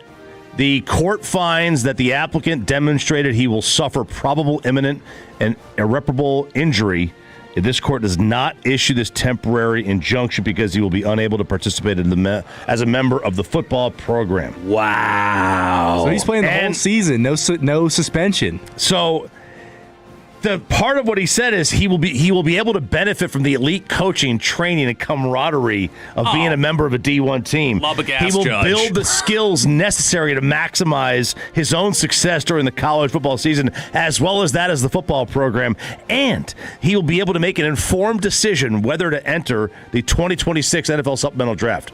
So I guess what they're saying is this gives him a chance to decide whether he wants to enter the draft or play. But as of now, man, this is a joke. I'm sorry, Tech fans. You really can't. I don't care. You can't be like. And as Jake just pointed out, not even suspension. I thought it was gonna be 6 games. Not 2, 3, not 6. So that's what this is. They're like, so it's a. I'm sure. Wait, Ross Dellinger is saying. Oh man, I don't know how they're going to handle it. Salisbury will not participate in Tech's first 2 games as a condition of the injunction, which is ACU, and Oregon State. Right. So, somebody on the fan text may be able to clarify if they've got a legal background. So this is a temporary restraining order, an injunction or whatever. So like it's a hold basically. So what he's saying is, if we enforce this now, it's going to irreparably ruin his career before we can litigate it or something. I think that's basically what they're saying, is that they're saying it's not enough time to be able to like flesh this out and find out whether he has a case or not. Like the Zeke stuff. You remember how Zeke, they kept putting it on hold, and then ultimately as soon as it got reversed, then he had to go. And is this the end of the legal rulings, or can someone else weigh in, overrule? I don't know. Someone let me know about that. I don't know how that works. I would text Florio, but we're in the outs. But he admitted to placing hundreds of bets, thousands of bets, many on his own team. Like this is, I don't care if you're a Tech fan or not. This is insanity. It really is. Because you're opening. You now have made it so you can bet on your own team in college football, college basketball. All these. We have seen point shaving in college basketball. No one's really been able to prove it. We've kind of been suspecting of it in several spots.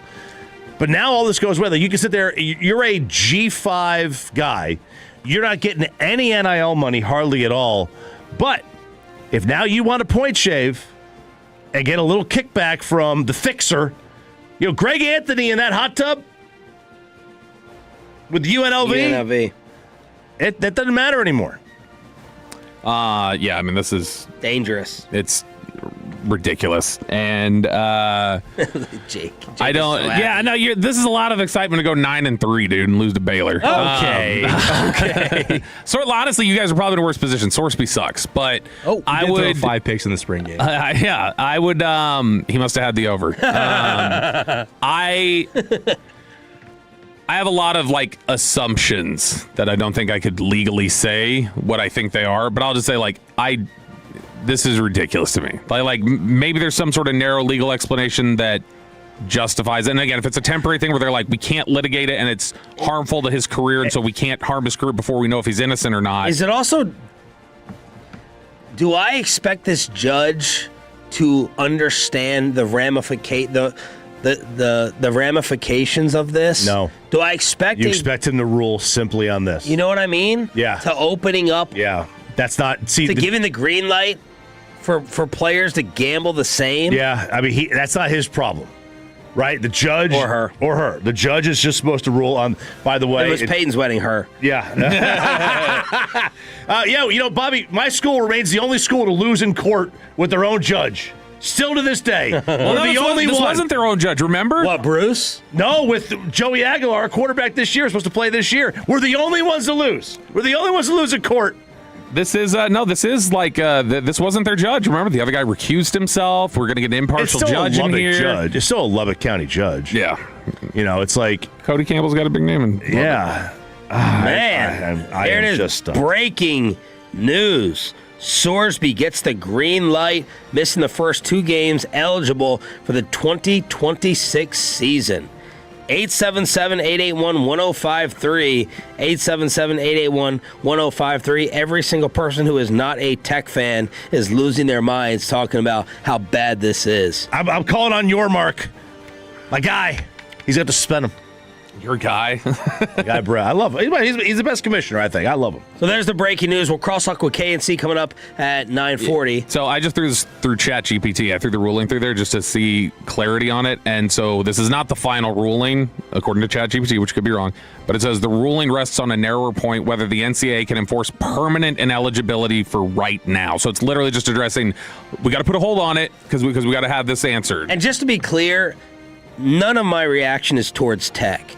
This whole Texas thing, I'm on the Red Raiders side. I can't stand the Longhorn fans and their arrogance. Anything to do with it. Nothing to do with it. I don't know. University of Texas wants you to get dirt in your base paths instead of turf all over the place. So I just said that to let you know, this isn't a team allegiance thing for me. I just want to continue to know that college football is not compromised. Now, yes, people will already say, it already is, all sports are, come on, conspiracy theorists, blah, blah, blah. I don't want to open up all these possibilities to compromise it. Right. That's what I'm afraid of. Absolutely. I don't care about Tech season. Have a good season, whatever. But, I don't want the trickle down, man. That's what I'm worried about. I totally agree. This is a really troubling This is a ruling. landmark decision, Oh and my this God. sticks moving forward. So landmark. And I don't know, like what happens now?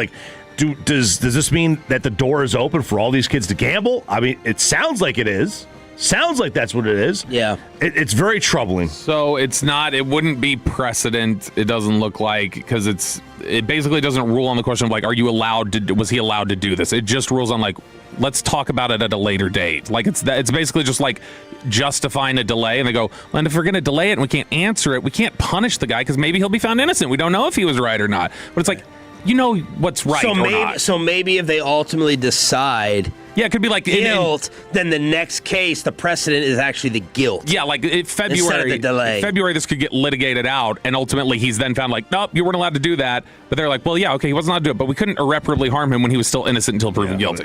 This is wild. He made himself the victim here.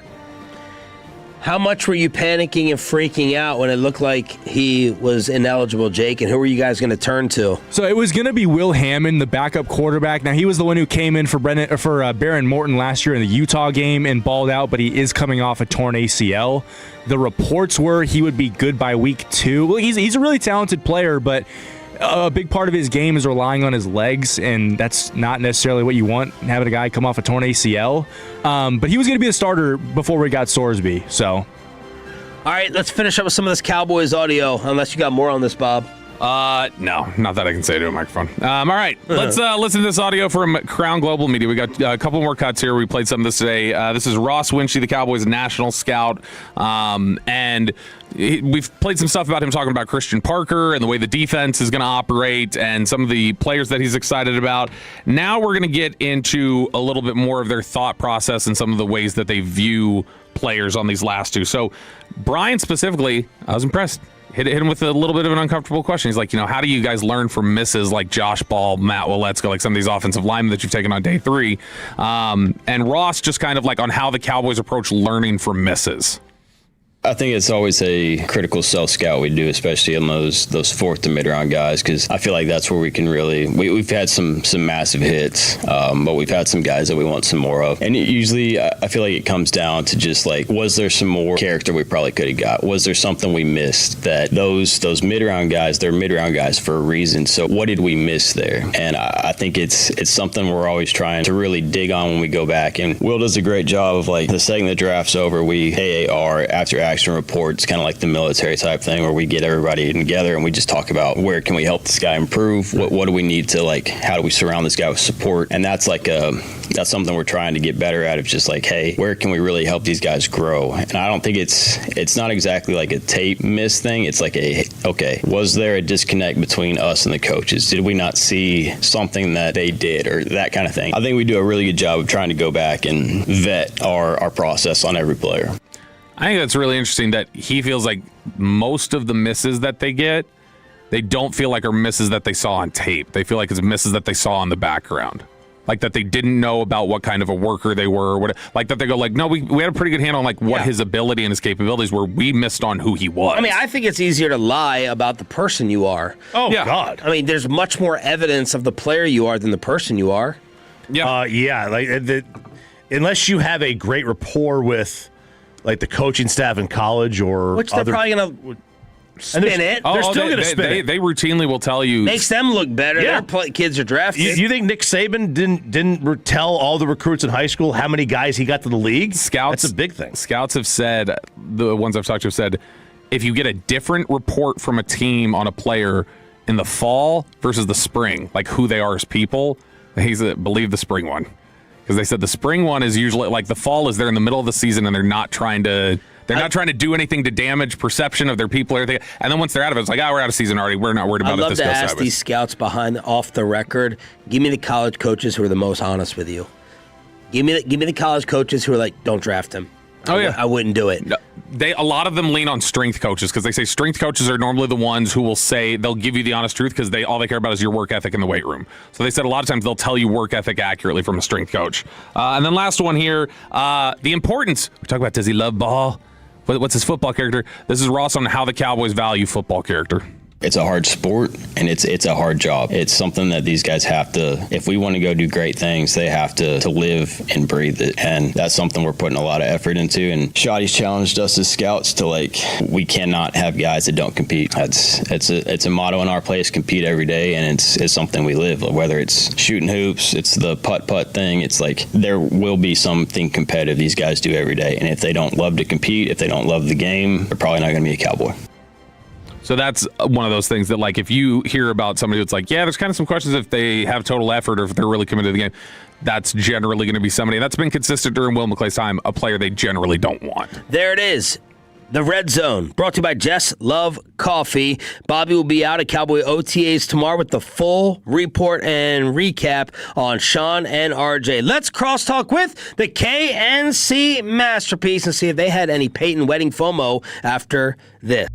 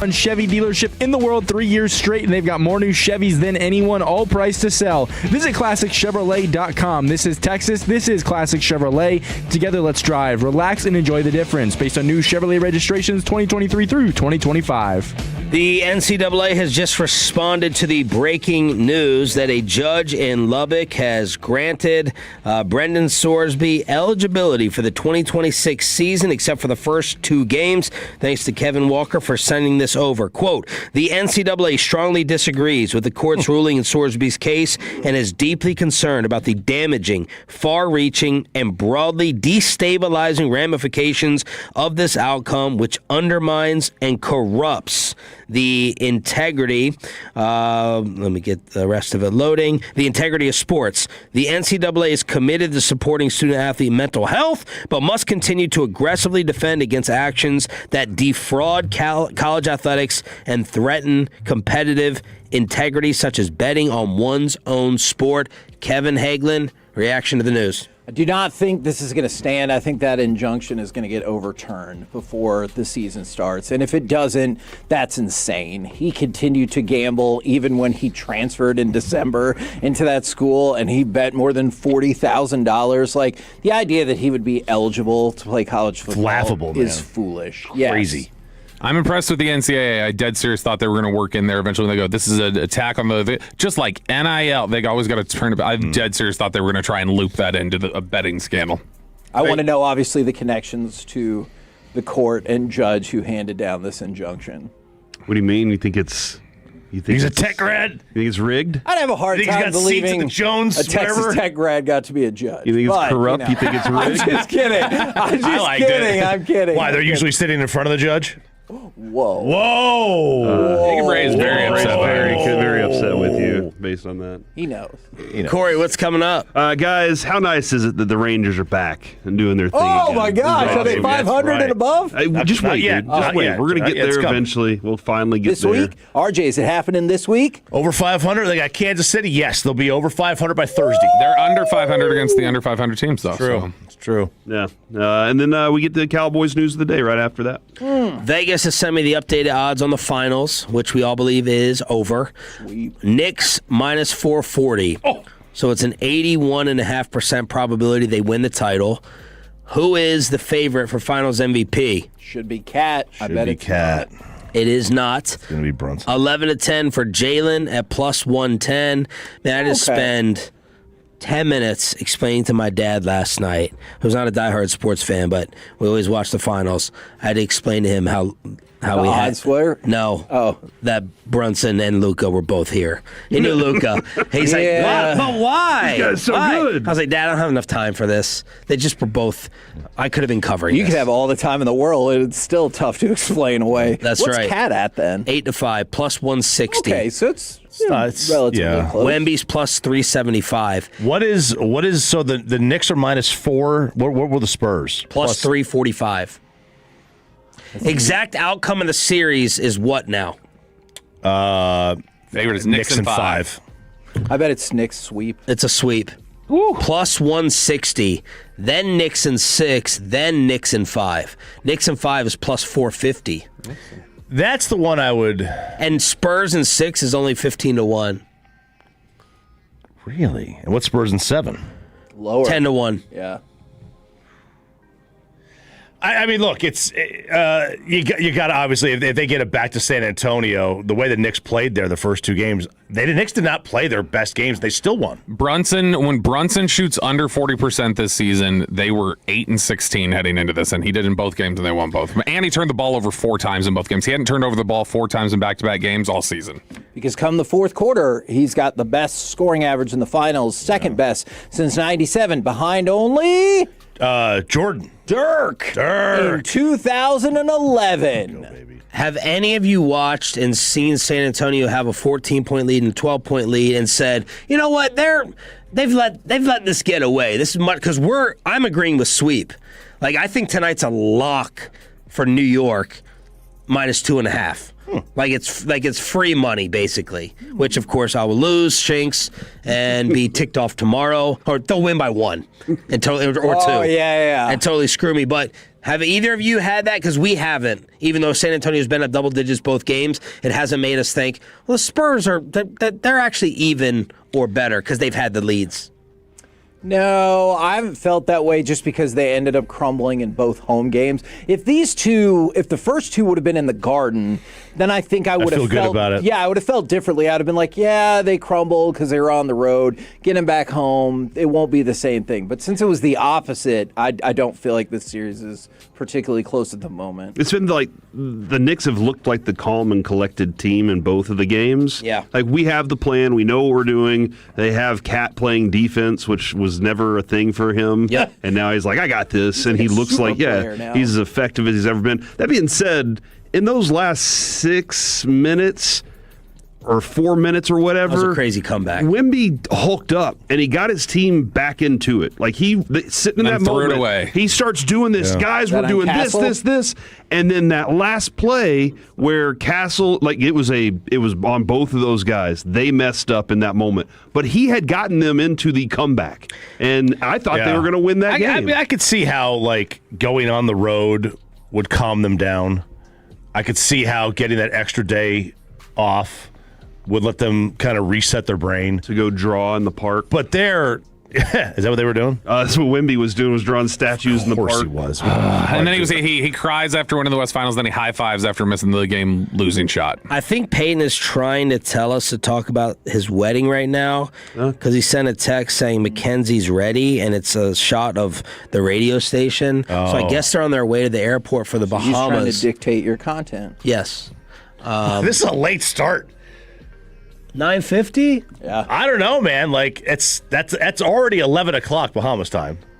Oh, maybe earlier, maybe later, right? Are they Hold on. Eastern? Did you just say the three options are that's either the time it is in the Bahamas, or it's earlier, No, or it's earlier later? was Because I would be inclined to agree with one of those options. No, I don't know if they're Eastern or Atlantic time. Atlantic time. Without giving away the flight number, go find me the time that they're flying out, you think? Because he's never been to Love Field, so you know he ain't flying out of there. He's never been to Love Field? He's flying. Isn't that insane? That is insane. I don't know how that happens. That's crazy. Especially being in Rockwell, I would think you'd try to fly out of Love as often as possible if you had to fly. Yeah. So see what flight time they're rolling out. And meanwhile, let's say something nice about his lovely new bride that's listening after Kevin has something. Well, I was going to say, I also wanted to know, what did y'all think about the speeches? How are the speeches? I thought Mackenzie's sister stole the show. Okay. It was fantastic. She got a lot of laughs. Yeah. And she read it all. It was very emotional. It was very touching. She had I thought she had the best speech. Peyton stuttered less than he does here every day. He did his vowels, though. He said, I just took my vowels outside. Do you think y'all letting him run the show at the remote really helped prepare him for this? It's a good question. Probably. Yeah, his walk. Did you see his walk down the aisle? There was some speed to that, and it was like RJ going to TSA pre-check without us and go like, It was almost like he was like, just like showing off. He was like walking down the aisle. I was like, what's up? Yeah, about to get married, guys. It was just like bouncing down the lane. Chumps. Yeah. Your Growing Pains video was fantastic. There were a bunch of people who said it made them more emotional than they thought it would. But no, it was a great service. And their power went out. Yeah. During the wedding? Yeah. Awesome. No, like during the reception, some guys got out like acoustic guitars and started playing. Yeah, with all the storms coming in, but they looked happy. Mackenzie is dead serious. Mackenzie is fantastic, Was and that the convention I would rather hang out with Mackenzie than hang out with Peyton. Like she's a good time. I think she could be. She could have snippets on talk radio with her personality. Oh yeah, she's quick. She's funny. She had the nice moment where her school kids that got the girls. Our wives were crying during her dance with her dad. So someone went and recorded all of her students saying, "Happy wedding, congratulations." Nice. That was very. And good. they surprised her with it. She did not know. But no, it's also nice for Peyton. We love Peyton. I did have to I would never say it into a microphone, but I did have to tell his dad some nice stuff about Peyton. What'd you say? I wouldn't say to a microphone. I was just talking about how he's. So you're having to censor it right now? Yeah, I don't want to I have to censor Carter out of my videos. So I Good no, Lord. genuinely, it is this is the truth. Like we always bust Peyton's balls and mess with him or whatever. Like Peyton is genuinely one of the most good-hearted individuals I think I've ever met. Like he's just a nice person, and that's why we helped direct him to your show. He is genuinely. I know that was kind of you to boost him up to 1. He wrote Bahamas are invited. Bahamas are an hour ahead. Love field for broke dudes. Which one makes you more mad? The invitation to Carter or Reetma that y'all didn't get? He needed a break, man. Be nice to him. Reetma got one. Jeez, He did. God. Did you find a flight time out? Where's your app? Where's your airport app? I don't see. I don't. He has no idea. I don't have the Southwest app. I mean, I do have it, but Well, you don't need the app to figure out the there's time. I don't see a direct flight on here. Oh no! I don't see a direct flight. Talking about poor Peyton. Yeah. Peyton, you could tell us. You just text us. Yeah, just text us the time. Yeah, I don't see one. All right. Did either of you get a perfect 82-0 over the weekend or a 20-0 for the NFL? Dude, I just want you to know, Kevin spent Chop, you've been doing that for 4 days to get one. Of time. Kevin spent the entire show trying to get addictive, one, man. and did not get one. And then all my buddies started sending the football version of it, and one of my buddies went 17-1. That was as close as he could get, but It was 20-0. Yeah, he's got to be 17-3. 19-1. Then it was insane. But yes, I did. I constructed the greatest team ever. I've got 1980s Magic Johnson, 2000s Dwayne Wade, 1960s Elgin Baylor, Sounds like a lot of free throws. 1990s Charles Barkley, and 1970s Kareem Abdul-Jabbar for an team. 82-0 with also 121.1 points to the side of the perfect. So we did it. But also, if you ever start out with a dud, what I've really been trying to do is to get to 0-82. Yeah. Yeah, I got to I got to 4-78, and my starting lineup had 4.5 points, and I was Yeah. who did we beat? I couldn't get that low on it. I That was tried. my wedding Tried to 82 have Mac McClung on his team, and he couldn't. Oh yeah, McClung. he was Get one of some my G-leaguers starting out there. guards. Give me the player, the historical. Oh yeah, it's very similar. Give me the old school player that you have found out the most about that you've been impressed with by playing this. I think for my son, because I sent it to Brandon, and he's like, I am obsessed. He really likes Bob McAdoo now. He's like, Bob McAdoo's the man. There's whatever era there is and whatever team, Moses Malone put up 25, 20, and Moses 5. was awesome. Most underrated player in NBA history. Elvin Over Hayes. under. Underrated. Under. Elvin And he Hayes did and it Moses Malone have been big Oh, helpers. Elvin Hayes is a good in multiple generations. Yeah. Dave Bing was one. Dave Bing. Bob Pettit. Did you realize was one. World B. Free and World scored B. so many Free and points? World B. Free. I knew World B. Free was a really high score. I did not realize he ever averaged 30 points a game. All right, Pepe, Mackenzie, congratulations. Have a good trip. We're back tomorrow. K&C next on 105.3 The Fan. The more time you...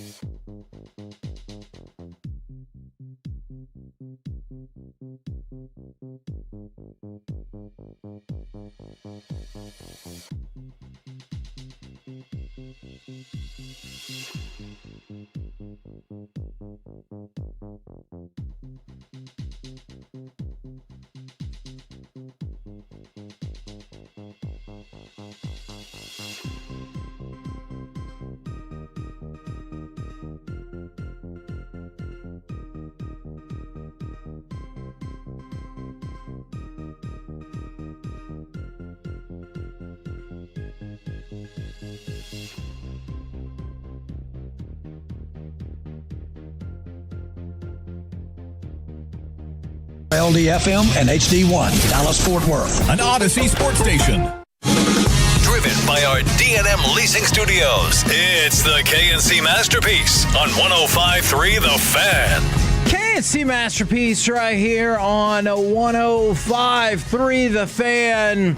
You got me, Kevin Hagelin. You got, Corey Majors. Oh, man. And, of course, the famous Alec Medford. Gentlemen, welcome to the program, 877-881-1053. Frankel, injury attorney text line. How the heck you doing today? How the heck is everybody out there in Radio Land? Hit us up on the Twitch or the YouTube as well. I traveled all the way from Wisconsin to do this show today, so I'm very excited. I hope things don't get contentious.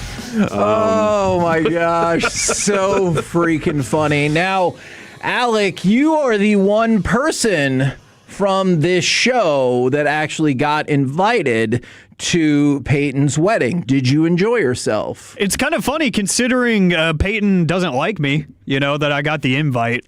Maybe he just wanted to rub it in my face that he's more successful in that aspect of life, which, he succeeded. It was a beautiful wedding. It really was. It was a great showing by everybody involved. It was really well put together, and except for the part where they moved me into the sun during the ceremony, because Broadus had the genius idea. There was half of the back row of seats that was covered by a tree, and it was 95 degrees and sunny at that point. So we all sat there, and they're like, "Hey, for picture purposes, can we fill in the front rows and stuff?" And Broadus goes, "Nope." And I was like, "Well, that leaves me and Aiden and Carter and us." So we took the bullet and we sat in the sun, and that was terrible. I'm still sweating to this day. Okay, they put the ginger in the sun. Yeah. Oh, my goodness. Can you believe that? And Carter. So they put the only two gingers in attendance in the sun.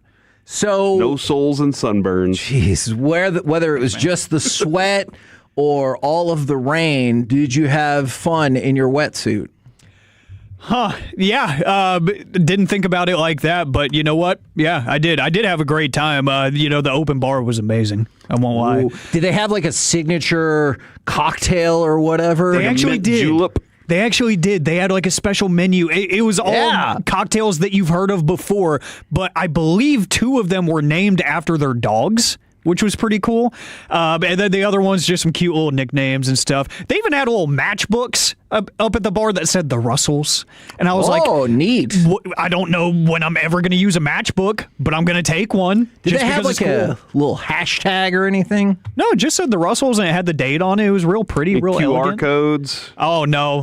The only QR codes were for the bartender to get tips. Okay, all right. Oh, all right. So not much phone involvement, which was kind of nice. You just kind of set it aside and just live in the moment, which was pretty cool. Were you kind of hoping that somebody would show up and try to break up the wedding at the main point? You've given me this unreasonable expectation that I'm going to experience that at some point in life. So I was like, you know what? Maybe I take one for the team, and I'm the one that says, Peyton Russell, I'm your true lover. I just want you to know this. I want you to know this right now, Alec. If you get married, I suppose you will, because all the smashing has to stop at some point. Whatever. But when that happens, if we're lucky enough to get an invitation, my God, I'm showing up to your wedding. I will be invitation or not. I will be the first one to stand up and profess my love. followed by Kevin. So just be prepared and let her know this is going to happen. No matter how hard I try to keep it from happening, it will happen. Yeah. They've already said it's going to happen. So don't worry, honey. They're paid actors. Because we have told you now. We have told you now so that you can prepare for it and just know. You know what? Do you wait? Just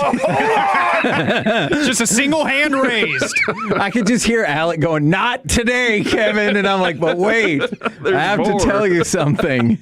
As hot as the sun is outside is nothing compared to how much my fire in my heart burns for you. Look, we got to workshop it a little bit. All right, you got plenty of years. We got to workshop it just a little bit. Just a long time. All right. Okay, Corey, one more then. What? Over under number of years forever till Alec gets married. I was going to say for Peyton and his wife, I think they're going to be married forever. No, I mean, hopefully. Yeah, everybody But wants that. Over under. What would you set it at? I'm going to put it at 6. Just because he's kind of still navigating the way, but I think that he's the kind of person that he wants to see the true commitment for a while. So he's going to need about a 3-year commitment, and I think he's going to go big with the wedding too.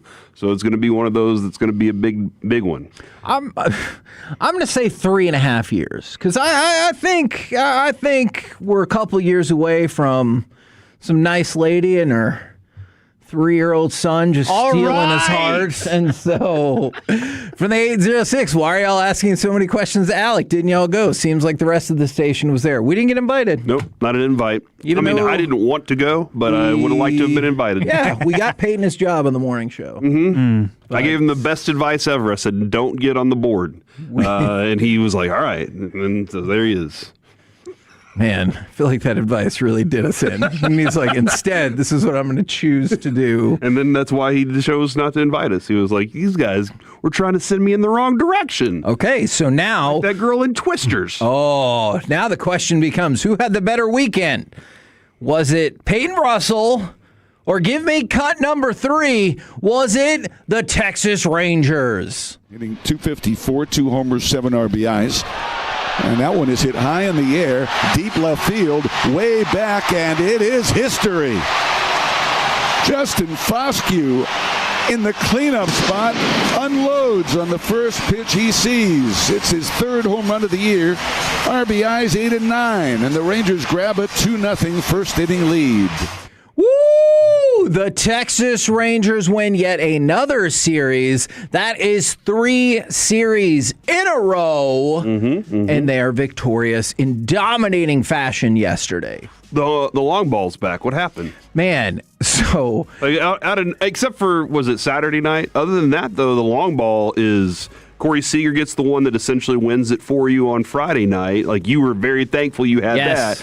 And then everybody hit a home run yesterday. It felt like, I think, there were four of them yesterday? It was awesome. And it started with Foscue, but you're right. There was a surge yesterday. Young hit a home run. Langford hit a home run. And you started to score more in the first inning as well. There are so many things to like about this series. Now, obviously, if you would have swept, sure, that would have been great. But there are so many things to like, starting with, thank you very much to Kennedy Landry for this statistic. In the last 12 games, the Rangers have now outscored opponents 20-5 in the first inning. And we talked about it. At one point, not too long before that, they were getting doubled up by opponents, like cumulatively for the first inning. So if you have a Rangers offense that can strike first, that's a huge deal for this team. I do have a question, though. Tell me. Of all the good things that happened, Jock Peterson goes 0 for 9. Over the weekend, 0 for 5 yesterday. And you still put up runs. Wyatt Langford comes back, and Jock Peterson moves around, and then here we are. So move him back! Yeah, get him back up there. Wyatt can hit anywhere. But yeah, the ability to get runs on the board with your big boys, but also be able to get runs on the board with the rest of the roster, very important. Gotta love what you saw there. And some of the pitching outings were really good. I didn't love Jack Leiter's pitching outing. And there's starting to be a concerning trend on that front. So let's go to Jack Leiter on Saturday. Jack Leiter, he has this is a crazy number right here. He has an 11.12 ERA in the fifth inning of games. Okay. The rest of all of the other innings, 3.56. So you can chalk that up to an anomaly if you like, but here's the troubling thing. The second time through the order prior to Saturday's game, opponents were hitting 304 against him. So they see him the first go around. Oh, yeah, good job. Second time, they've got his number. And that's troubling for this season. That's troubling for, the long-term hopes of Jack Leiter, because if you're getting tagged the second time through the lineup, one of the qualities of a really, really excellent starting pitcher is how good you are the third time through the lineup, not even the second time through the lineup. So that makes me a little bit nervous. Yeah, and I don't know, that might be something we can ask Skip on Wednesday. And you know what, dude? Maybe even ask some really talented pitchers, Darren Oliver and Ken Hill, on Thursday. Talk a little bit about that and getting through that third rotation. Specs in Arlington. Some of those adjustments that you might have to make as you go along through those things. Because I don't know what adjustment he needs to make. What's he doing in those first couple innings that's working? Does he stay there in the fifth, or does he try something different, and now that's where it is. It is a little bit concerning, but I think Skip at the moment is like, I see a bright future for the pitcher. We'll keep investing in what he's growing into. Hopefully it's something good for this team. Now, but man, we need more nights where we have these 10-run games, Kevin. Or a shutout. Either way. Yeah, shutouts and 10-run games I'll take. I feel like you should win. At least with the shutout, I know I'll win. Mm-hmm. 10 runs, I'm really, really confident. Georgia and Mississippi State had a 15-13 game yesterday? You can't be sure, but I have a tricky question for you. Okay. I've known you for a really long time, and I think you will not support this. Okay. You love Ezekiel Duran, right? I do like Ezekiel Duran a lot, yeah. Have you seen the shirts that were made up with his nickname, The Solution, on it? Really? Yeah. I thought it would say Zeke who. Oh, I mean, sure, and kind of cropped off. I get what you're saying. So he can play so many different positions, and then he was asked to take some reps at catcher as well. So he's being called The Solution. The nickname originated from him. Oh, no. And I know you have a long-standing dislike of people who come up with their own nicknames. I have names that you should call them based on that, but I don't know if I can say them on air. Part of it's Stain. Yeah, and it starts with Sheets. So, Gavin Sheets. Yeah. If you come up with your own nickname. But what do you think about this potential all-star? Probably should be an all-star in Ezekiel Duran, but he has come up with his own nickname. Now, he didn't make the shirts, because that feels like that would have gone too far. They made the shirts for him and surprised him with the shirts. I mean, dude, if you're going to go 4 for 5 with 3 RBIs and you're doing that until it becomes a problem, then I guess you got to let it ride, dude. He can kind of do whatever he wants at the moment. Okay. When Wang Zhu does it, you're like, come on, bro. Calling yourself Dodger? All right, man. If Shohei did it, you'd probably be like, well, I guess you have to call him whatever he wants to be called. All right. So if you're all-star-ish level. Yeah, if you're going to hit 4 for 5 every game, you can do whatever you want. All right. And, of course, no Corey Seager in the lineup yesterday, but that was for a very specific purpose. After today, because day off for the Rangers are going to play 23 games in a 24-day stretch. That seems like a smart thing to do. Agree. He's coming back off of an injury. He showed that he could swing the bat still. And then clearly they were okay without him. Yeah.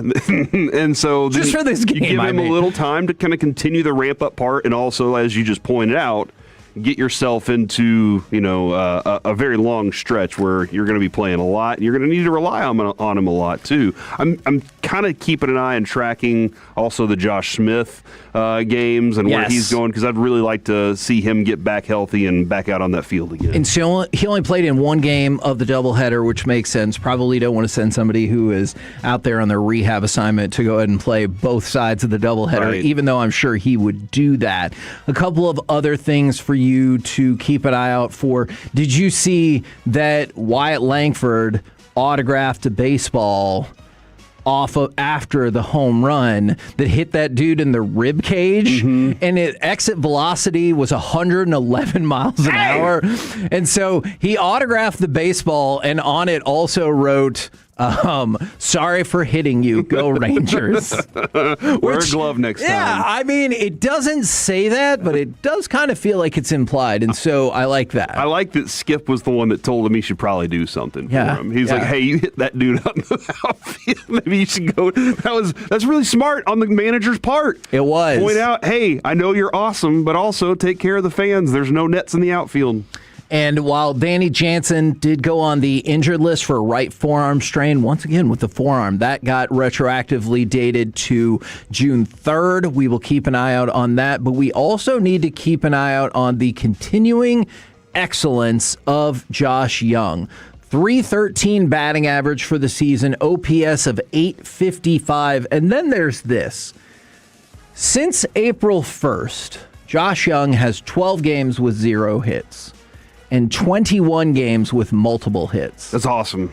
So he's far more likely to have a multi-hit game than a hitless game. 341 in that run, his batting average. I have questions, but right now I'm just going to ride the hot streak, and I'm hoping the best for him. Yeah, I mean, in the last 3 games, he has 5 hits. So in this series, hey, good job. I accept. Yeah, go do it again.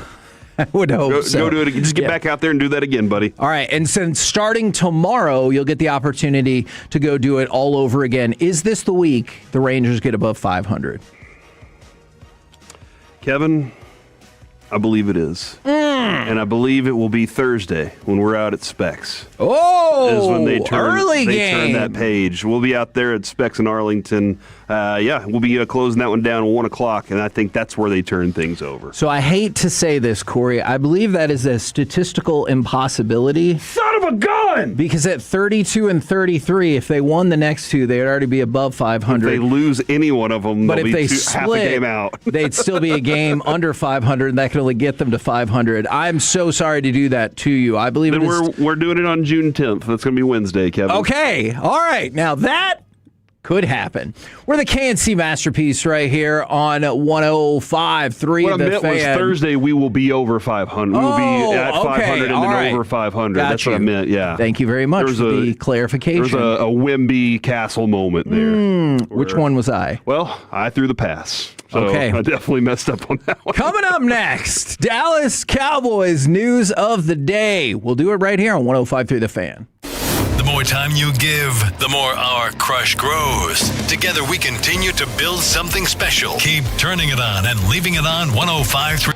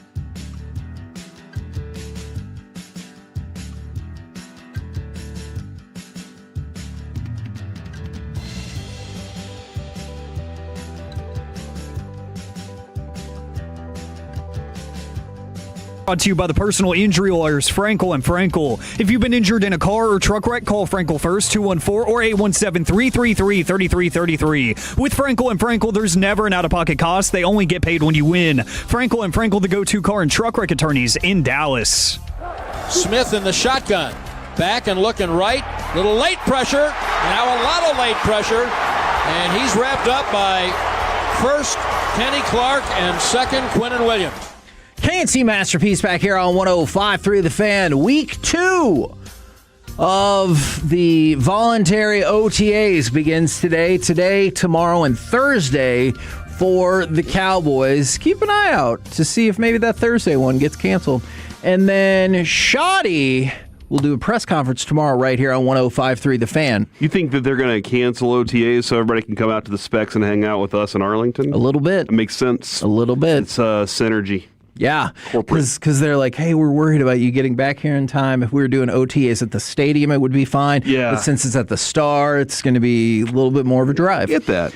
Now, I wanted to talk about the defensive line. All right. And some stuff that Quinnen Williams and Kenny Clark have had to say. But before we get to that, can I ask you a question about another player? Okay. Do you view, because we've kind of talked about upgrades versus progress stoppers and all of that, do you view Jadeveon Clowney as more of an upgrade or more of a progress stopper?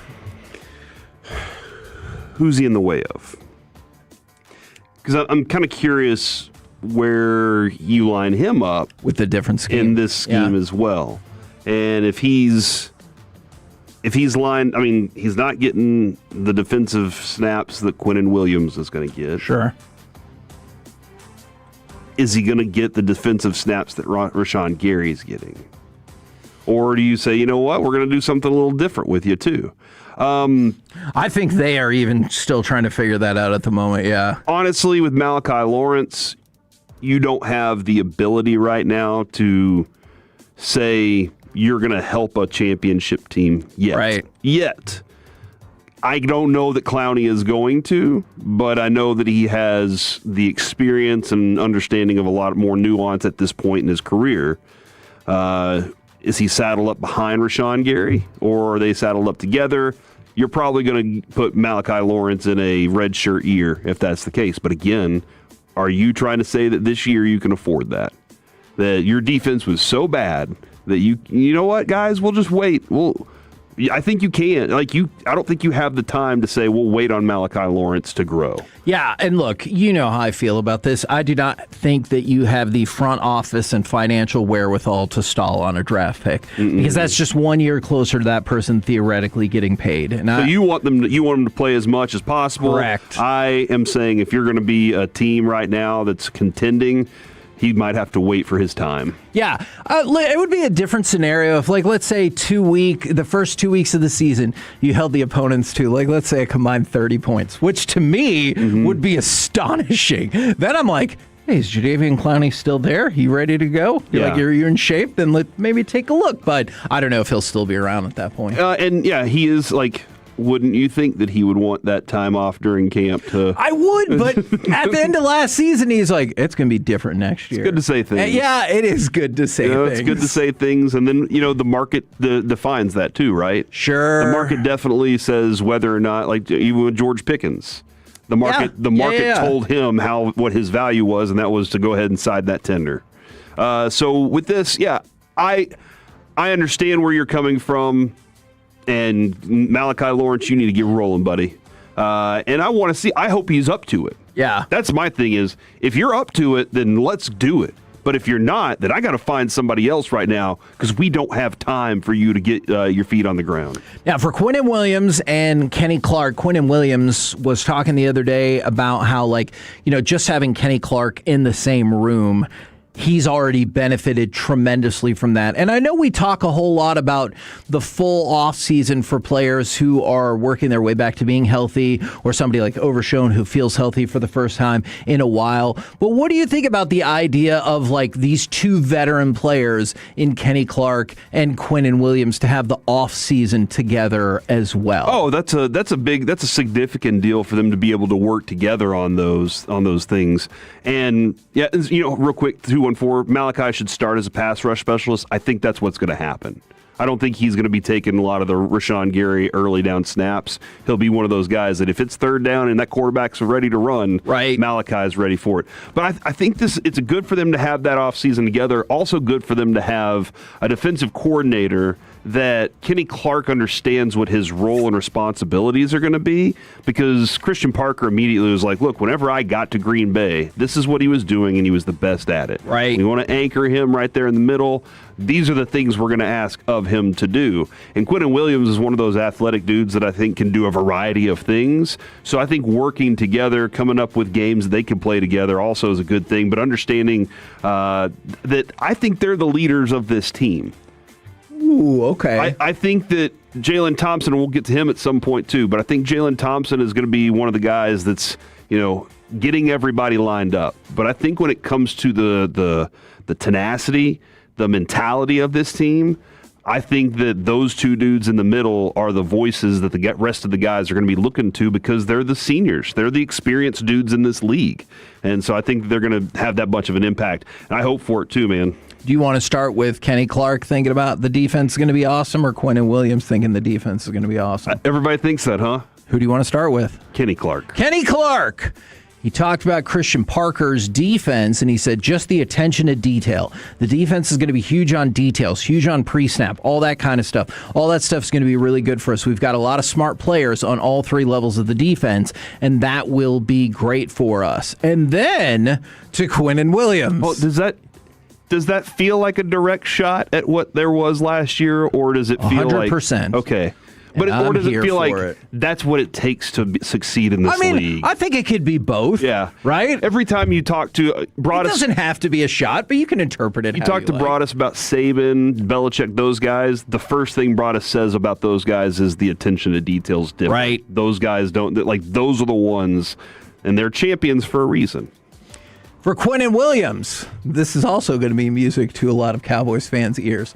90% of this whole entire defensive staff is turned over. All right, so he is just saying that in an informational capacity, and then he's going to expand on what he's saying. This is just for informational capacity. But how much do you think Cowboys fans like hearing that? 90% of this whole entire defensive staff is turned over. From last year? Yes. I think a lot of Cowboys fans would be like, this is fantastic news. I would raise my hand. Yeah. I am one of those Cowboys fans. And wasn't it interesting, too, that Christian Parker seemed to have people in mind that he wanted to coach for him because of the experience that he's had, but also some of the players that he's seen in this league. He's like, I want that college linebacker coach on my team. You know what I always think is people who have that level of ambition always have it planned out ahead of time. Like, even when he was just there, he's like, if I got my own staff, I would want this person and this person and this guy and all that. Absolutely. And so Quinnen continues. The guys we brought in, from coaches all the way down to players, is unbelievable. The scheme itself, you got to see around the league. A lot of people run the same scheme, and they have unbelievable success. All the top defenses in this league run this scheme. Super excited the way CP runs it, how meticulous he is. Again, the details he hones in on, and to be around a great group of guys. So once again, I know the quote itself was different, but specifically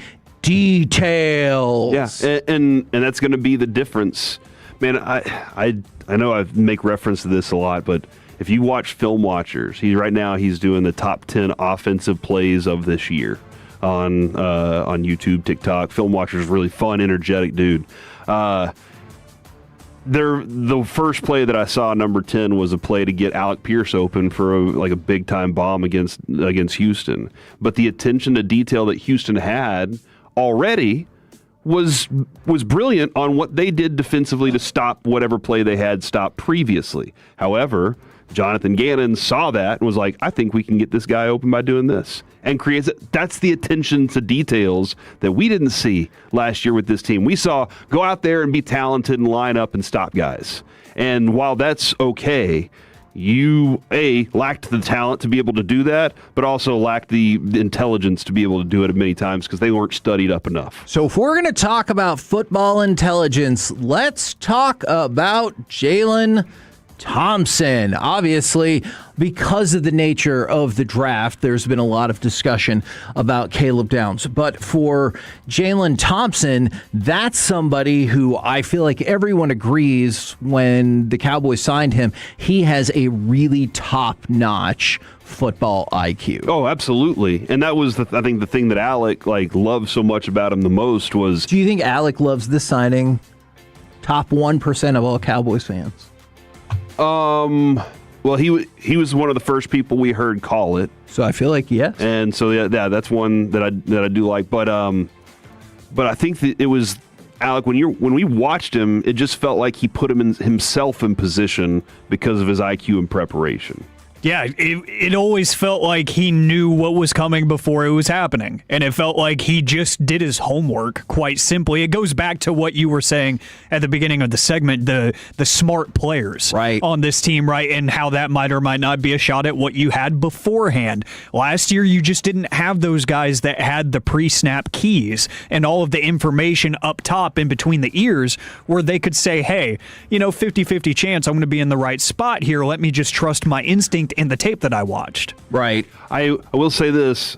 It was Bobby that I heard say it this morning. Last week when Shotty was like, we won't see easy, we won't see bland yet. He didn't mention Jalen Thompson. But Bobby said that he noticed that Jalen Thompson was over on the rubber bands and did not go out there. And so now I'm concerned. Now I need to know this week what's going to happen. He's not able to play during the camp that not everybody is even showing up to? Oh, my And for whatever reason, goodness. Schottenheimer hid that from everybody. Okay. That is disingenuous from the most genuine man I know. So we're almost to the part of the season where the football really matters, except not really, because then we get to training camp, which is kind of the part before football matters. And we're not even to the part before training camp where football kind of matters, because that's next week. So we're in phase 2 of the part before the part of football that kind of actually matters. So I think we'll be okay. Here are two things real quick from the 214. You understood. Guys, all due respect and love, pump the brakes a little bit. Haven't played a game yet. Where are people getting that from? I'm not saying that, what I'm doing is there are some exciting new pieces being added to this, and I'm looking forward to what I expect them to do. And then somebody said, have y'all ever hit the fandom wall? Why am I even bothering watching this? That's happened. 100%. Almost every year. Feels like about week 14. But it's for the record, I was just reading the quotes of those other players and saying, I'm excited that maybe we have somebody who pays attention to detail. Remember the Romo year? When he got hurt and we were doing the Dave and Buster's and we were like, oh my gosh. That was the worst year ever. Because it was like, man, a standout crowd of 14 people as the 2-13 Cow. I know it wasn't that bad, but that's what it felt like. And see, that's the thing. But I think some Cowboys fans are so beaten down that think about what we just said. They're terrified. The quotes from Clark and Quinnen Williams were, man, we've got a defensive coordinator who really pays attention to details. And that got, guys, let's all calm down. Chill out. All we said was, we have a coordinator who might understand details. And we're like, hey, let's all slow down, all right? No, yeah, this team. He may not know details. Yeah, this defense could still be not good at all, and I will settle down. I will settle down, and I will readily concede that. We're the KNC Masterpiece right here on 105.3 The Fan. Coming up next, it's time for Baseball Nuggets, the fastest pitch ever, kind of. Coming up in the next G-Bag.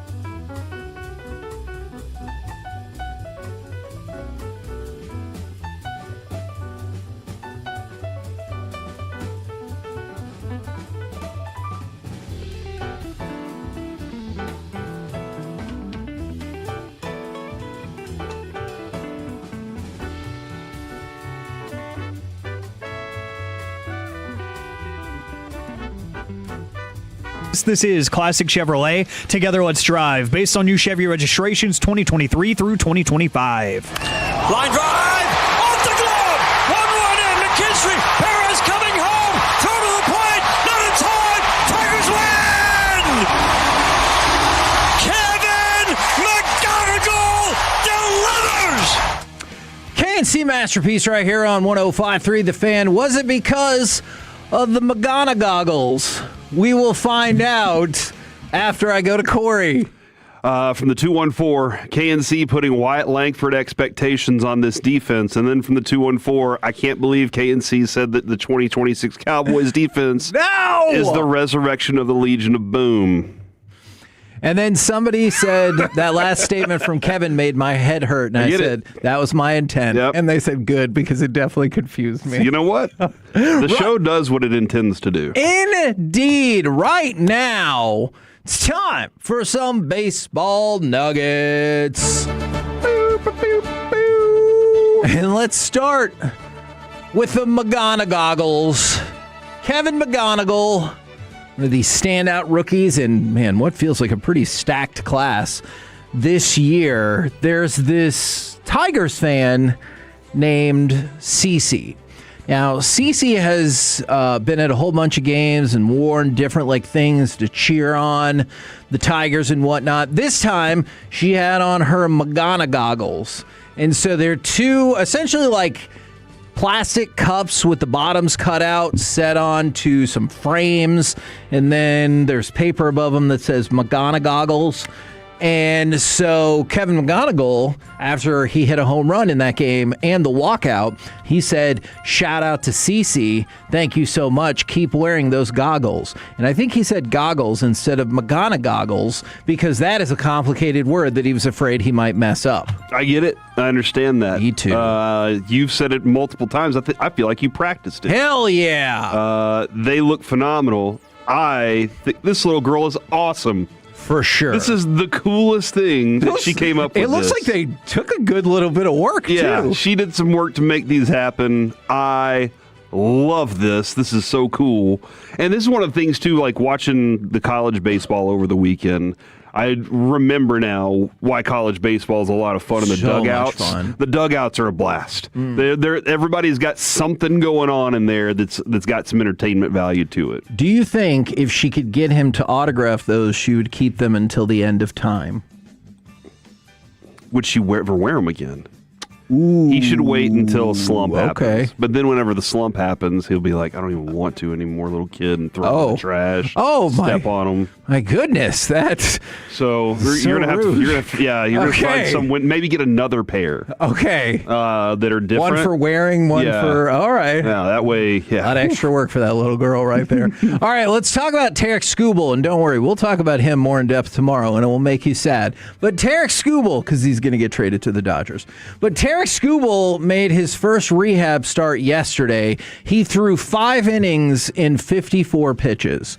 44 of his 54 pitches were for strikes. He struck out 6 and gave up 2 hits. So he's just like, you know what? I'm going to throw a bunch of pitches in the strike zone because why waste my time? Yeah, because it's high A. They're like, what are you going to do? They're like, I can't even hit this ball. And he was right.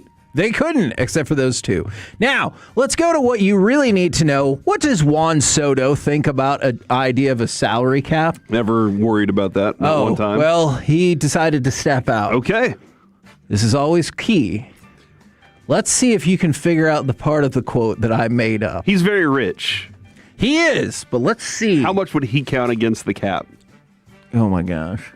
Yeah, like $51 million per year. All right, so let's see if you can figure out where I start making up the quote, if at all. I don't think that's right to have a cap. Baseball's doing great. We've been increasing every year. It's great for baseball. We're in the best moment in baseball right now in all kinds of ways. Why should we have a cap? I mean, look at me. I got paid more than Shohei Ohtani, which is absurd because Shohei Ohtani got that contract because he both pitches and hits. Why did I get this contract when I don't even really play defense? You know what I'm saying? Our game is doing fine. End quote. I think it was, Alec, I'm not sure. But I think it's the part where Kevin said, I mean. That's where I think the beginning of the stuff you made up is. Oh, you got it.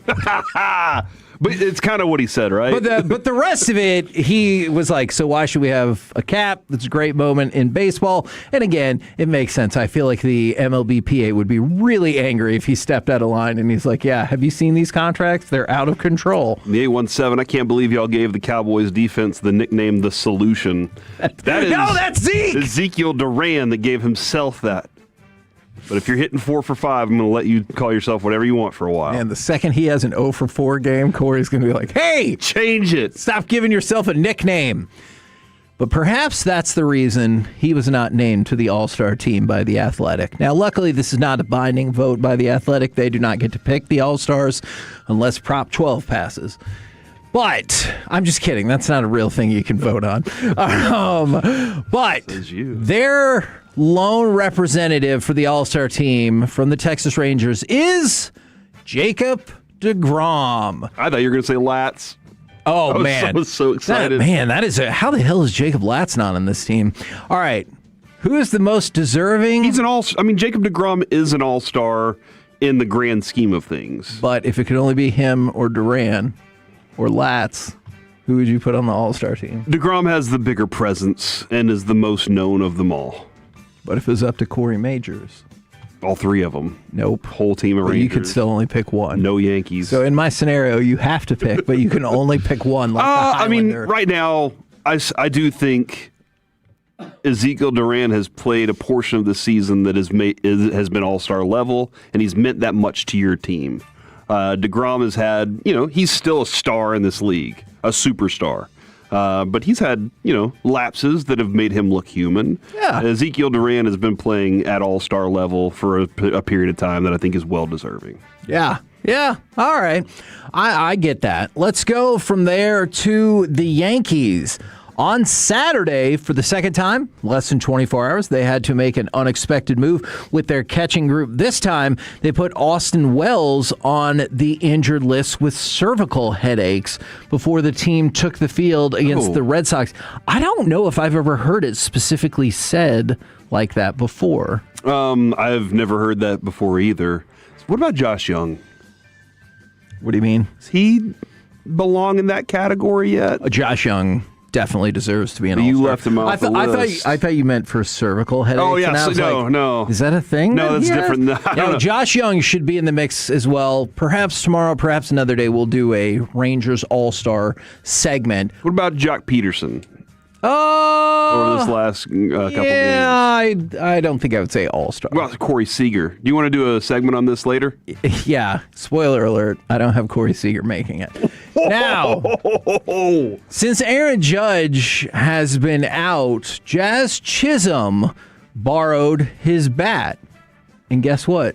He hit a 3-run home run in the 8th inning. He said, when I pick up his bat, I know I can't swing as hard as I can because it's too heavy. I feel like it just helps me go out there, control the barrel, and just try to touch the ball instead of trying to hit it so hard. So why didn't he just get bats that are heavier? That's a good question. Maybe that will be the next stop. Or maybe he knows something's in that bat. Oh, what the hell? Are you putting out Aaron Judge as a cheater like vibe? A spirit or something, okay. Like maybe he got it blessed. All right. Gotcha. Now, what would be the opposite of blessed? Not blessed. Perhaps cursed? I don't know where you're going with this. I take you to Jacob Mizorowski and Danhausen. Jacob Mizorowski, a.k.a. The Miz, although different from the wrestler The Miz, who Danhausen has been feuding with, and who is almost entirely responsible for the Knicks about to win the championship by putting a curse on the Spurs. So Jacob Mizorowski threw a pitch on Saturday that was 103.7 miles per hour. He had 52 pitches that were higher than 100. But at 103.7, it is, yes, they're doing well, too. That was the hardest pitch anyone has thrown since at least 2008 when full tracking began. Now, there are other rogue numbers out there that aren't verified through the StatCast that do not get credit. So Jacob Mizorowski has the fastest pitch in Major League Baseball in the StatCasting era. And then he went out of his way to make sure that he shouted out Danhausen, and so did the MLB Twitter account because they wrote, "Everybody loves the Miz, ... Right, Danhausen? AD? Are cursed. You gotta love the bit. Yeah. Do you now believe that Jacob Mizorowski is going to win the Cy Young? You've seen what Danhausen has done for the Knicks. Dude, it's I mean, with Christopher Sanchez being there, it's a tight race, but based on not all of because the Mets, how are the Mets doing? Oh, they suck. Didn't he curse them and then uncurse them? Ooh. And then I can't remember how that went, but you know what? They don't all work. So I'm going to say no. We'll see with Mizorowski. You know what? The Mets are 7-3 in their last 10. So the Rangers. Now they are still 7 games below 500. That being said, so are the Mariners. So that kind of stinks, you know? Yeah. You're just like, we're rocking. And they're like, yeah, so were we. Well, at least you're in second place. From the 903. Imagine if Jazz Chisholm broke Aaron Judge's bat and there was cork inside and they both got banned. Do you think Aaron Judge would have the right to punch Jazz Chisholm? He'd be like, what the hell? Well, I mean, I think he would ask if he could borrow the bat. I don't think he's just walking over there and going, you know what, I'm using this bat today. Okay. Without Aaron Judge's blessing. I got what you're saying. Cursing. We're the KNC Masterpiece right here on 105.3 The Fan. Coming up next, winners and wankers of the weekend right here on 105.3 The Fan.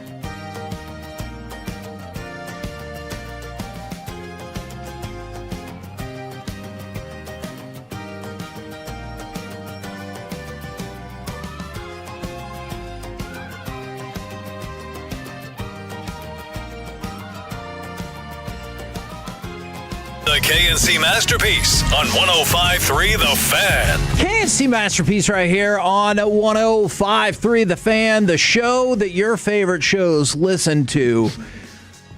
It's time. I'm telling you.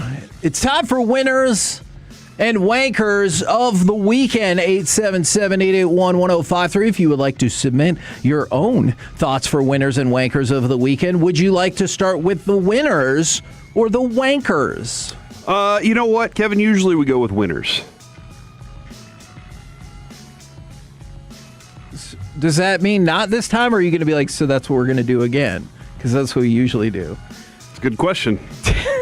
All right, let's start. I think we should go with wankers this time. My God. All right, so let's start with the wankers, and we begin with the city of Chattanooga. Now, this might be unfair, because it's not really Chattanooga's fault that they exist. Oh, like the city? Yeah, okay. And they exist the way that they exist. But over the weekend, Chattanooga took a beating from World Cup fans. Oh, no. Because of all the places that you could arrive for the World Cup. Tennessee's one of them. Yeah, that's true. Spain's national team decided that they were going to be there in Chattanooga, and that was where they were going to station and everything. And so people were dunking on them, and they're like, hey, look at downtown Chattanooga, this one street. And they're like, man, I can't wait to see what Lamine Yamal thinks about the Embassy Suites. And like they just continued to dunk all over Chattanooga. And so I don't know. Does that make them a wanker? Does that make all these Twitter haters wankers? Chattanooga didn't do anything wrong. Well, I'm looking at the big news stories out of Chattanooga this weekend, Kevin. A new federal courthouse. Oh. Trailer fire near Chattanooga sends fireworks shooting over I-75. That's the part that doesn't help. I thought you were going to say it's open next to the Piggly Wiggly. The biggest story out of Chattanooga is that the trailer fire shot fireworks all over the highway. For another person, take Lamine to Zaxby's Bojangles in a cookout, and he's never going back to Barcelona. See, that feels kind of positive. Chattanooga Police Department warn of increasing romance scam cases. When Pedri realizes that the Tennessee Aquarium has 2 buildings. So, yeah, it feels like an undue amount of critique towards Chattanooga. So hold on, they chose to fly into Chattanooga? That's right. To which because of the price? Like, what was the... I don't... It's like close to where they're setting up shop, but you could have gone other places, and then somebody... There's lots of cities in Tennessee. This feels like the meanest one. Imagine being from Spain, and your first in real-life American experience is Chattanooga. Like, this feels unnecessarily rude, so... Sorry, Chattanooga. They have the state forest there, though. Mm-hmm. And the Greenway Farms Dog Park, Harrison Bay State Park. Okay, if it was the Harrison Ford State Park, then I would be in on that. Get off my plane. All right, let's go to Carson Hocevar, because this might be the coldest thing I've ever heard in racing from strictly a one-line critique of somebody. Okay. So, Brendan, I'm going to go with Banesh. Austin Dillon's spotter immediately identified Hocevar as somebody who caused a dust-up on the racetrack as usual. And that prompted a brutal response from team owner Richard Childress. Yeah, anytime their eyes are that close together, it means they've got a small brain. Okay. Damn! All right, listen. Are you about to say something mean? I had a teacher in third grade that she said, she was adamant that if you have beady eyes, you're a liar. If you had, she had all these things. What grade was this? It's third grade, dude. Oh my God. Miss Whitley. But her assistant, Miss Valdez. You know what I'm saying? She was a very good teacher, is what I'm trying to say. She was very adamant, or maybe this was the sub lady. But you had to have. There were certain physical traits about a person, and she went around the room and pointed at every single person and was like, you're this, and you're that, and you're dumb, and I was like, you can't say that to kids. But I was a kid, so I couldn't go tell anybody, you know? It does feel bold for a teacher to call out a third grader. Yeah. Your beady eyes mean you're a liar, but yeah. That little mustache means that you're going to tie some lady to the train tracks one day. Man, do you think those are like the only movies for a while? Lady on the Train Tracks 5 is out. We got to go see it. So, anyways... So yeah, Richard Childress with the savage burn of anytime your eyes are that close together, you know that your brain is not very big. So, ouch. By the way, did you see the Denny Hamlin smokeout? Oh no. He after he won the race, he did the little peel out and everything for Kyle Busch. It was a really good tribute, dude. That really is a nice tribute. By the way, multiple people are standing up for Chattanooga, except for the 210. Ain't nothing good out of Tennessee right now. That person not supporting, but a lot of people did support Chattanooga. I gotta hear "Give Me Back My Son," followed by Kevin saying, "Get off my plane." All right. I do wonder, are we going to get a lot of these countries coming into some of these small towns and being like, what is this, America? We are. This is what you'll have to offer us. I don't know some of the strategic choices these teams have made. All right, let's go to BetMGM. They put out a curious tweet when they said, oh no, did they delete it now? Well, that was probably smart if that was the case. But they pointed out that teams who were 4 goals behind in the Stanley Cup final were 0-108 until Saturday night's game. But of course, Carolina still lost that game in overtime, to which all the replies were, yes, and now they're 109 because they go until Saturday night's game, and people are like, no, they still lost. What a wild series that is. That series is crazy. It's up and down, and we were like, we're never going to see another 9-goal game again. They're like, we'll try. I can't wait for the next one. I gotta wait because I got the Knicks and Spurs, so that's got to happen first. But here's the good news: Monday NBA. Yep. Tuesday, NHL. Wednesday, NBA. Thursday, NHL. So, for most of the week. And starting tomorrow, Rangers mixed in with it. 23 out of the next 24 days, they've got games. And don't forget, Thursday, we'll be at Specs in Arlington. Come hang out with us. Big facts. All right. Saturday, the Wankers, the United States Soccer Organization as a whole. The women's team, that's right, usually they avoid this. The women's team lost to Brazil 2-1, and the men, of course, lost. They lost to Germany 2-1. It was the first time the men's and women's national team have played and lost on the same day since 1993. Usually they played 2 days apart, I believe. Yeah, or if they both played, the women's team wins. Yeah, I looked up and I saw Trinity Rodman was down, and then I don't think I saw her back in the match after that. The men's match, dude, was it the first 45 seconds they gave up a set piece header into the goal off a free kick. That stunk. And then they got into a fight late in that match too. And it looked like I sat there and watched the whole thing. I was excited, dude. Well, at least we had some excited fight for it. I appreciate that. Yeah, I just don't know if they'll have. I don't know. I will say this. They looked a little more aggressive than I'm used to seeing U.S. men's soccer. Okay. That was a friendly, though, and I hope that carries over into what they're doing in this cup, because that's the only way you're going to compete with some of these great teams out there. By the way, World Cup starts on Thursday, and there is a fan watch party for the U.S. match on Friday. All right, can you go ahead and give me cut number 7, because this is going to be a combination winner and wanker of the weekend. Here's Fudd, 4 on the shot clock. Shepard with 2. Shepard on the drive with 1, falling away, beats the buzzer. Now, the Dallas Wings are the winners because, well, they literally won the game 104-96 over the Los Angeles Sparks. They are now 6-0 when scoring 90 or more points. But let's talk about those Sparks. They officially have the worst defense in the history of the WNBA. And you might be thinking, well, that's a bit dramatic, but it's not.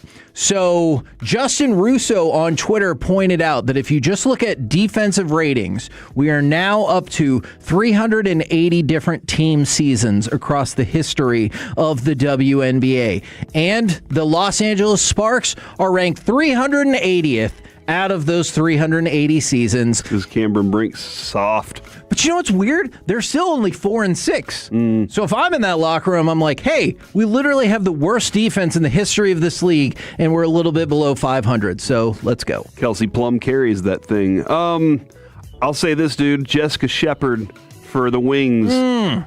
Just absolutely balled out in that game. That's why she made their defense look even worse, because she was rebounding everything. She had 22 points, 15 rebounds, and 5 assists. Yeah, it was. Take that for data. Exactly. I like that data from her. And then, Paige just went out and did Paige things. By the way, I think did she have a career high in assists on that night? I do not know that to be the case.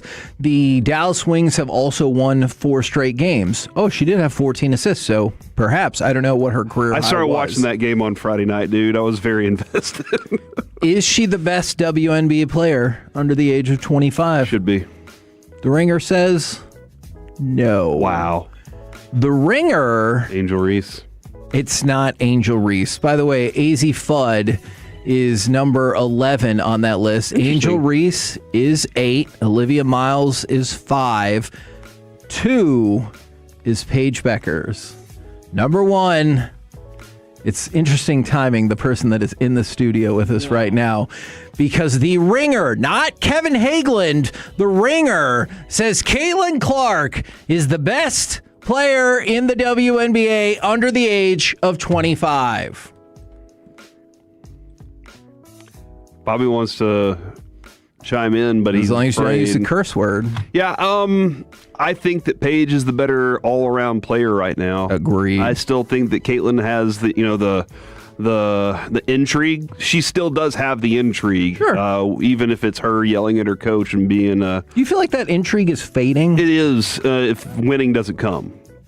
Like that's got to be a factor. You can't be that and that demanding of everybody around you and the winning not happen as well. Now, granted, sometimes you do need the team around you too, but they built a pretty good team around her.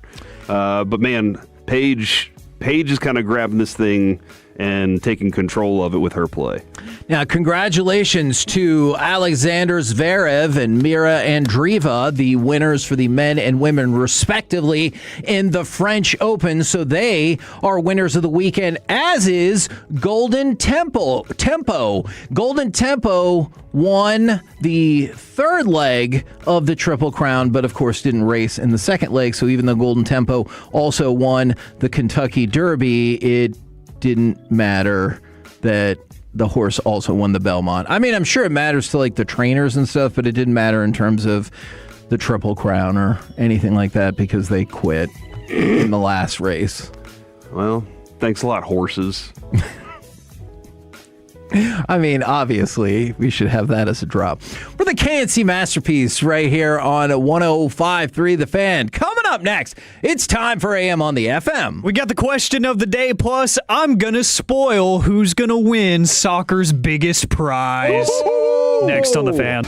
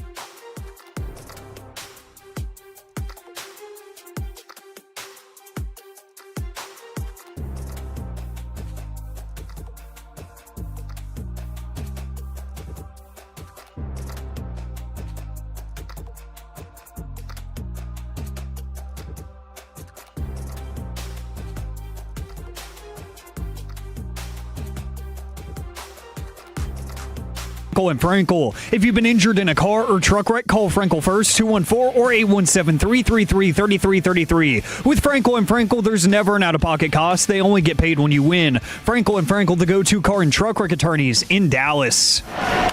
First pitch here, Corey Seager drives it deep to left. Kwan going back, it's gone! Opposite field home run for Corey Seager, his 8th of the year, and the Rangers now enjoy their first lead, 3-2.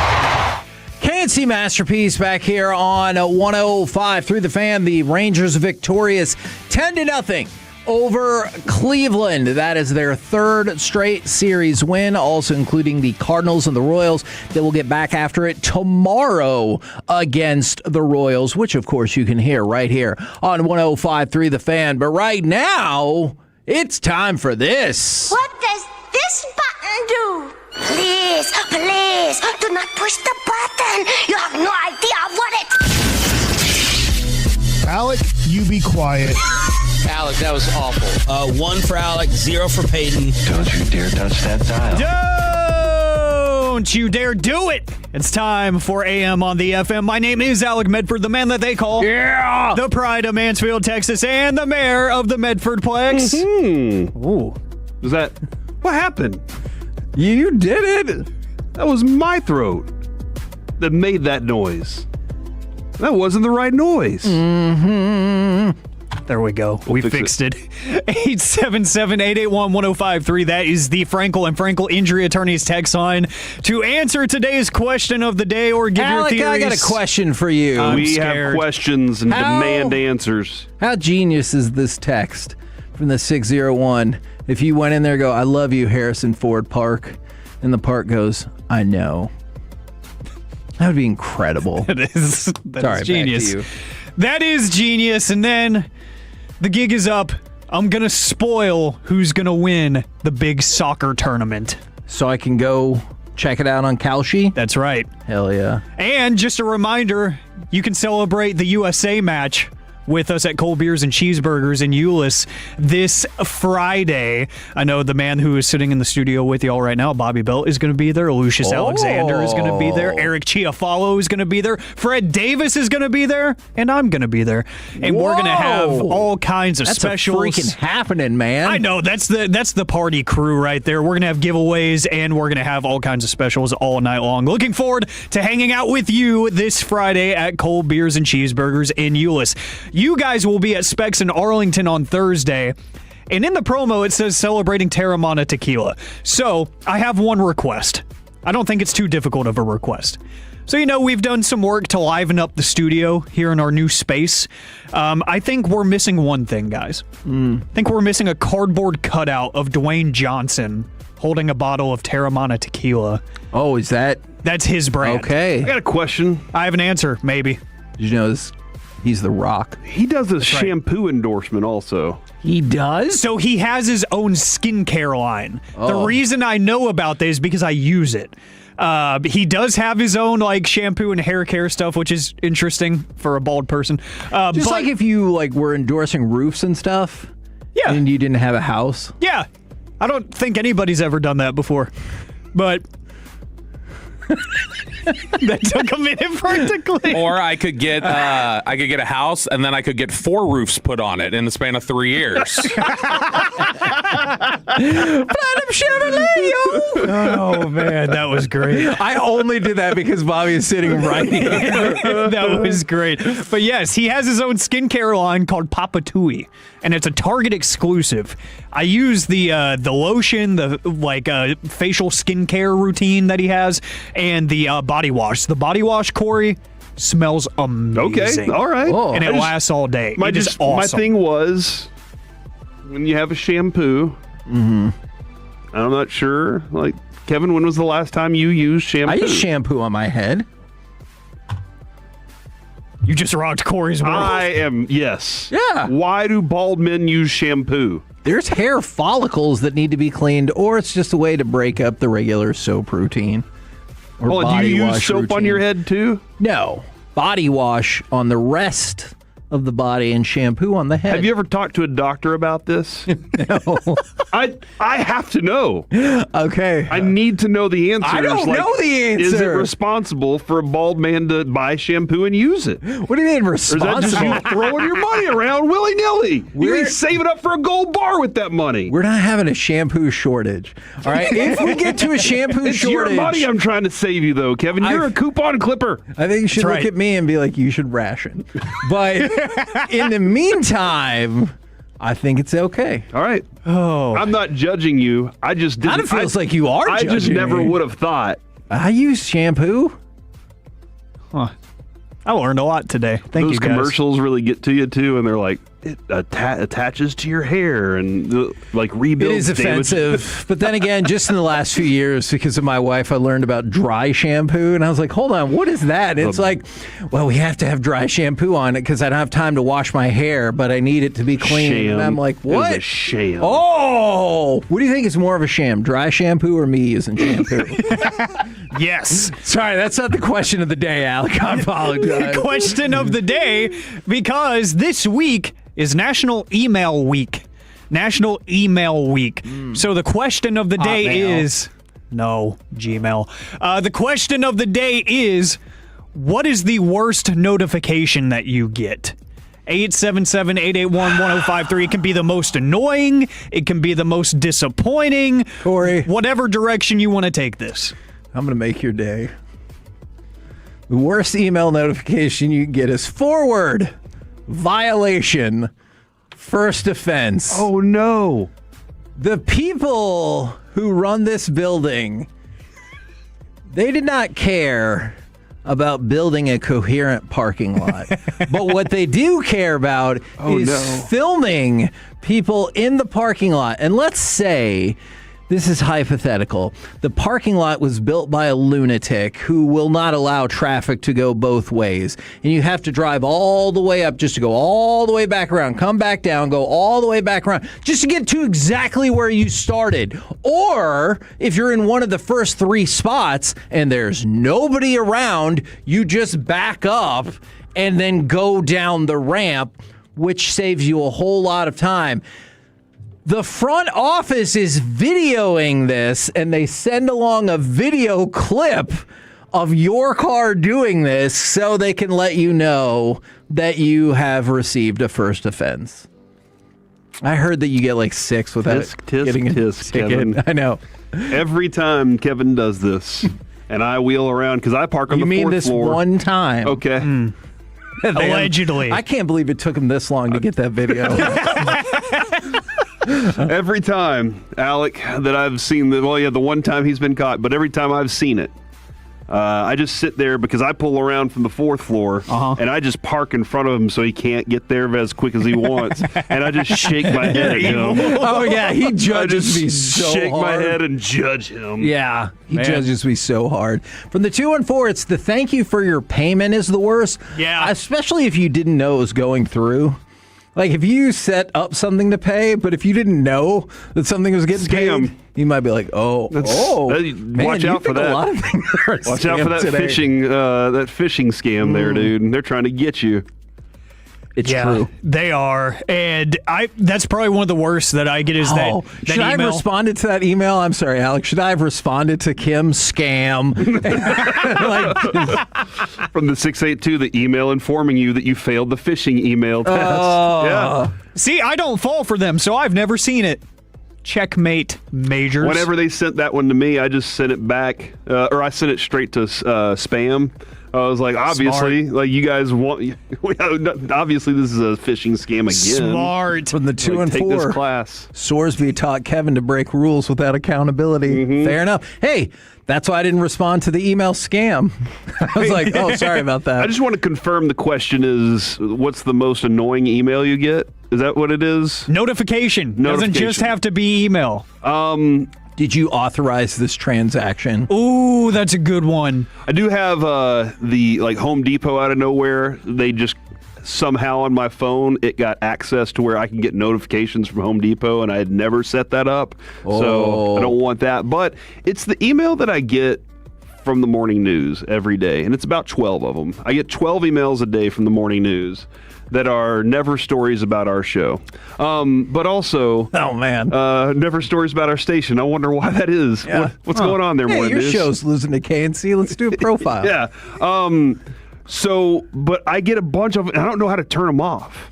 I am a subscriber to it because I grew up in Dallas and I love the morning news, always have. But are you ever worried you'll miss the thing that you do want to see, though? Because, like, I get updates and stuff from Entertainment Weekly, and now it's just turned into every morning, what did The View say? And I'm like, why would I care about that? But if somebody important dies, I want to know that. But I also don't want to just, like, I don't do I go into my emails and say, don't show this anymore or put this in other?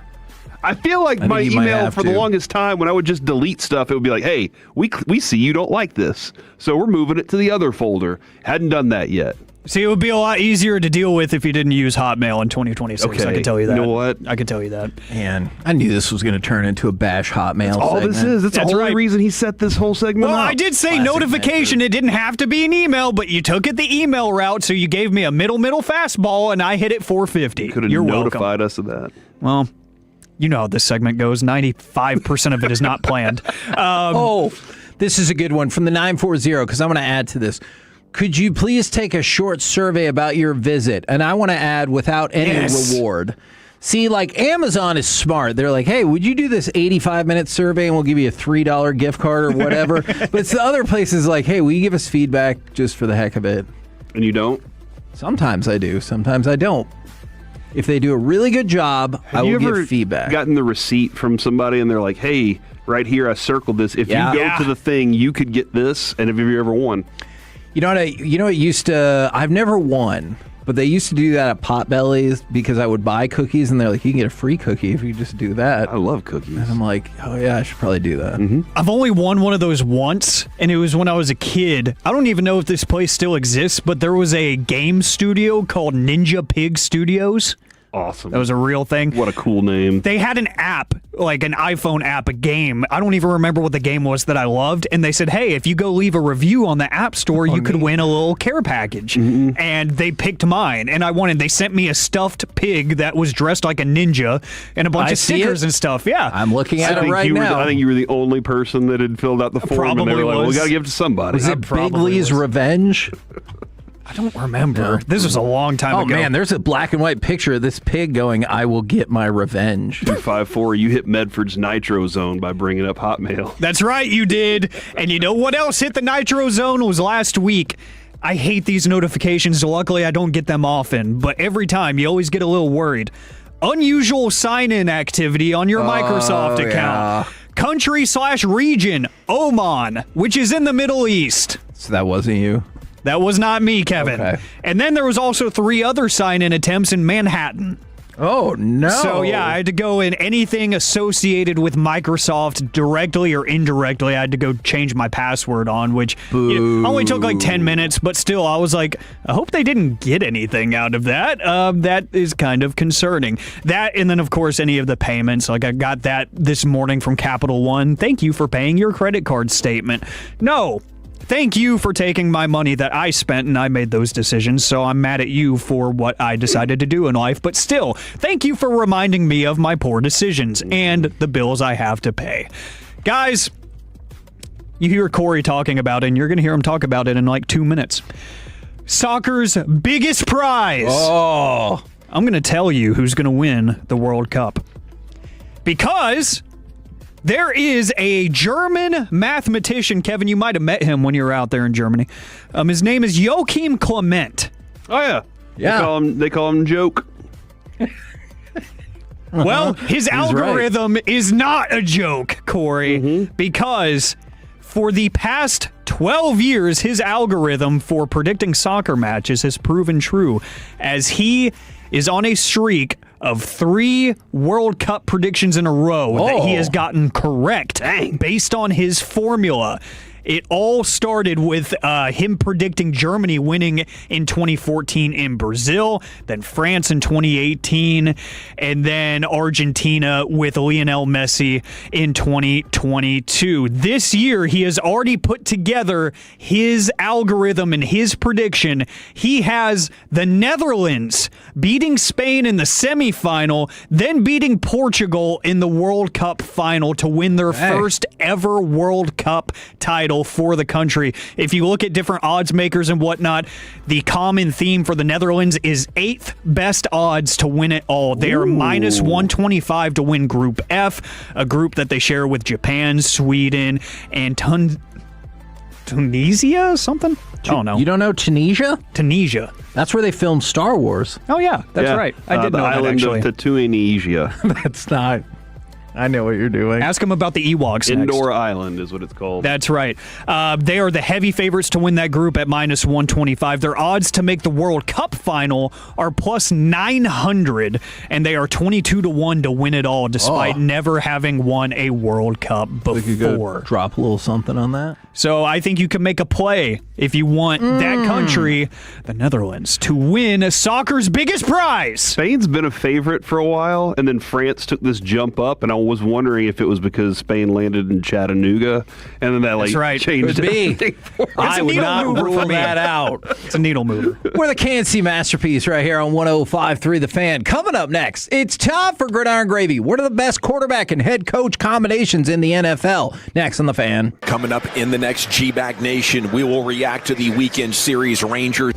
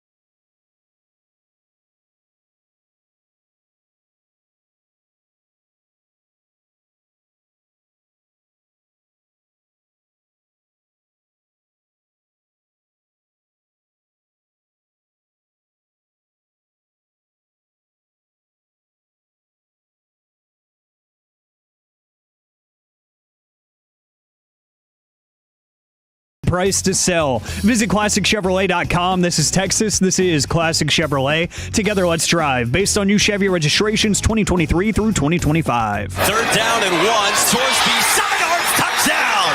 The dagger to Isaiah Johnson. KNC Masterpiece right here on 105.3 The Fan right now, powered by Men's Tea Clinic. It's time to go around the entire NFL and dip into some gridiron gravy. Dip it. And let's start with the absolute joke that is Brendan Sorsby getting an injunction to restore his NCAA eligibility. This is a person who has bet about $40,000 on college football, including his own team. When he transferred to Texas Tech in December, he continued to bet. So he has clearly learned nothing from this, or I guess prior to rehab. Hopefully, after rehab, he has learned. But a court in Lubbock County has given a temporary injunction against the NCAA. The ruling restores his eligibility, save for the first 2 games, for the 2026 season for now. Is this a good case for this current time? Oh, yeah. It's very interesting. This could set precedent for a long time. And I think the NCAA is going to appeal. And when that appeal happens, the timing will be interesting because for Sorsby, he's got until June 22nd if he wants to put in for the supplemental draft. And so... And if he's not able to get in that way too, like that could deter a lot of people in college from doing what he's done. Yeah. Instead, like if you can't win, look, man, you basically got Pete Rose. You were phased out of the entire thing, right? Because of this decision. Do not do it in college. Yeah, and it looks like some people are saying, well, there should be avenues for this guy to be able to, instead of making. Now, is it fair to make him the sacrificial lamb of it all? No. Well. Not the sacrificial lamb. I think he should pay consequences, but he is by no means even close to the first person who's done this. And he's not innocent either. Close. He's not innocent of the things that he did either. No, he's absolutely guilty. I mean, he's admitted as much when he said he needed to check into rehab, that he did all of these things. And I hope he stops doing this. But it is an interesting takeaway, essentially, that you're fine. Like, you want to bet on the team that you play for, you're fine. Yeah, I'm not cool with that. Yeah. So we'll see how the NCAA appeal, which I will assume is coming along, is going to play out. I honestly am not sure. I would not have guessed that this was going to happen this morning. All right. Now, Corey, I know you have been very concerned about this. Don't worry. I have. Jacoby Brissett did report to Cardinals minicamp. We talked about maybe this should be the top story of the day, except nobody really cares. But in case you do care, Jacoby Brissett did show up to Cardinals minicamp despite not getting the raise that he believes he deserves, because they're like, well, what else are you going to do? Carson Beck? Did you see why he showed up, though? No. He didn't want to get fined. Because he doesn't make that much money. For an NFL player. Yeah. For a human. Yeah, for a he human. makes lots of money. But he was like, man, I do not want any of these fines for not showing up. So he did, and he knows that here's the other thing, though. Is he going to do I will show up, but I'm not doing any work?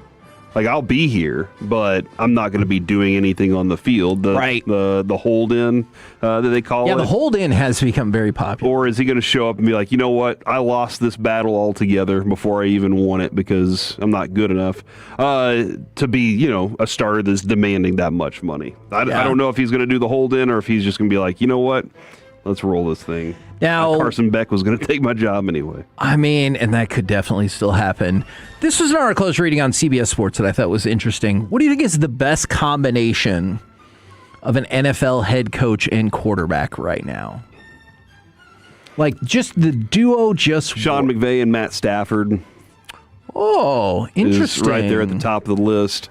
Man, that's crazy. They don't have him. Stupid list. In the top 12 at all. Maybe I'm missing Is it just 'cause something. Matt That is Stafford's so good? confusing. Oh, Matthew Stafford. Oh, I'm sorry. Let me try this again. Here we go. One more time. Of the 12 teams that have a new head coach, quarterback, or both, what goes at the top of the list? Because otherwise I was like, what? That's a good point. I mean, I would probably say I really think that the Kyler and O'Connell combination is going to be very good. Number 3 on the list. I go to Alec Medford to see if he will say number 2 on the list for the best quarterback head coach combination that either has a new head coach, new quarterback, or both. Huh. Think about who you like. Which head coach you like. Which head coach I like? This probably isn't it, but I really do like Robert Saleh and Cam Ward. That is number 5. We were looking for Lamar Jackson and Jesse Minter. Why do you hate He's a Jesse defensive Minter play so caller. much? At number 2, I really thought... He's got a good point. You went with Robert Saleh. He's a defensive player caller. Like, I'm not thinking about Jesse Minter and Lamar Jackson. I'm thinking about, Cam Ward finally has a decent head coach that knows how to run a football team. I haven't seen Jesse Minter run a football team. I just think he's a good play caller.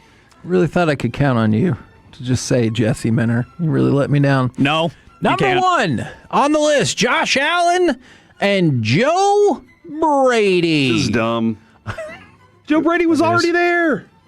But now... He was already the play caller but now, for him. And they haven't done anything. He has a different job title. So I get it. Oh, just like their GM has a different job title. Good point. Yeah. It's Good a technicality. I see where you're going with this. Where's Harbaugh and Dart on this? Harbaugh and Dart are 6. Okay. Now, the least impressive combination per CBS is Todd Monken and Deshaun Watson. Now, I don't know Let's go. if that is just a reflection on Monken or... I'm sorry, Kevin, you're wrong. It's from the 903, Dylan Gabriel and Todd Monken. There is. I don't even know if he'll be on that roster. He's going to be on the St. Louis Battlehawks by the end of the year. Other man was wearing his number. Some other man walked in and had never played a game for them and said, "That's my number now." The thing I can't get Eat your over cornbread is that, but also Shedeur Sanders was taken in the same draft 2 rounds after Dylan Gabriel, and they're like, "No, that guy's competing. Dylan Gabriel is here. He exists on the team." Tua and Stefanski.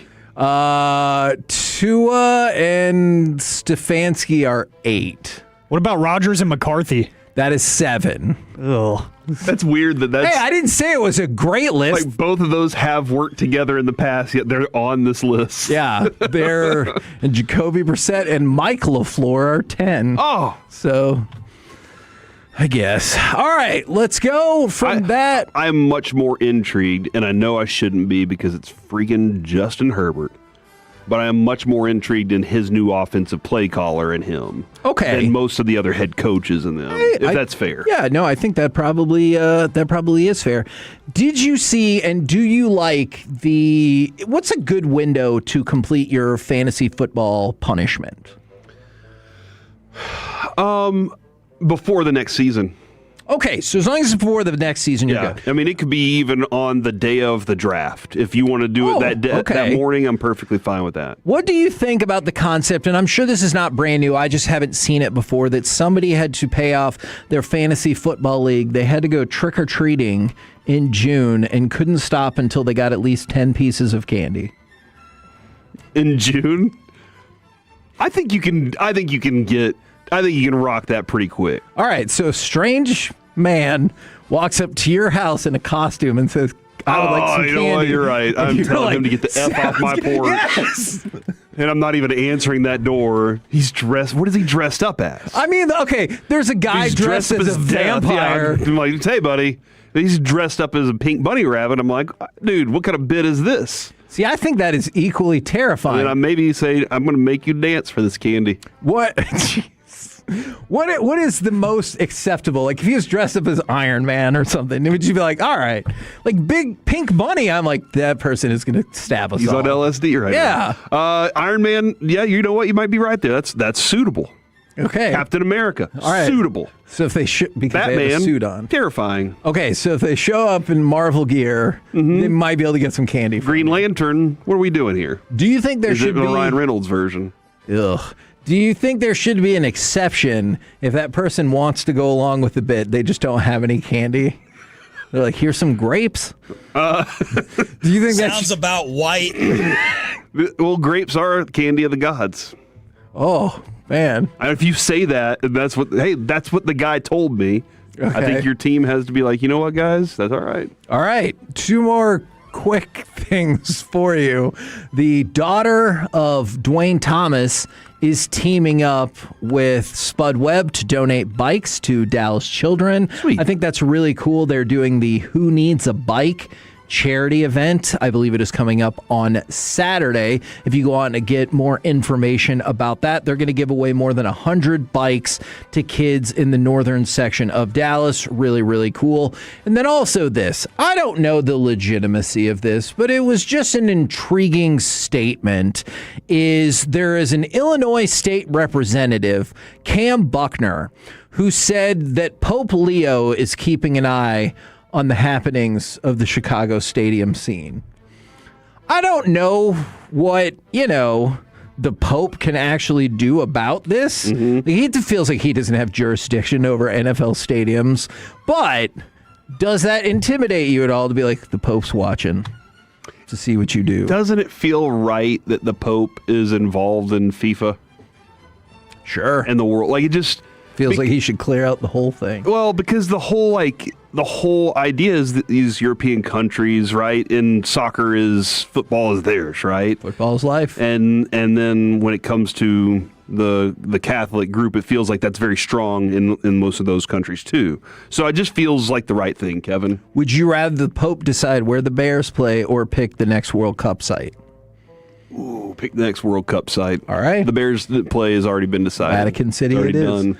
We're the KNC Masterpiece right here on 105.3 The Fan. Coming up next, it's our NBA and NHL Finals Super segment right here on The Fan.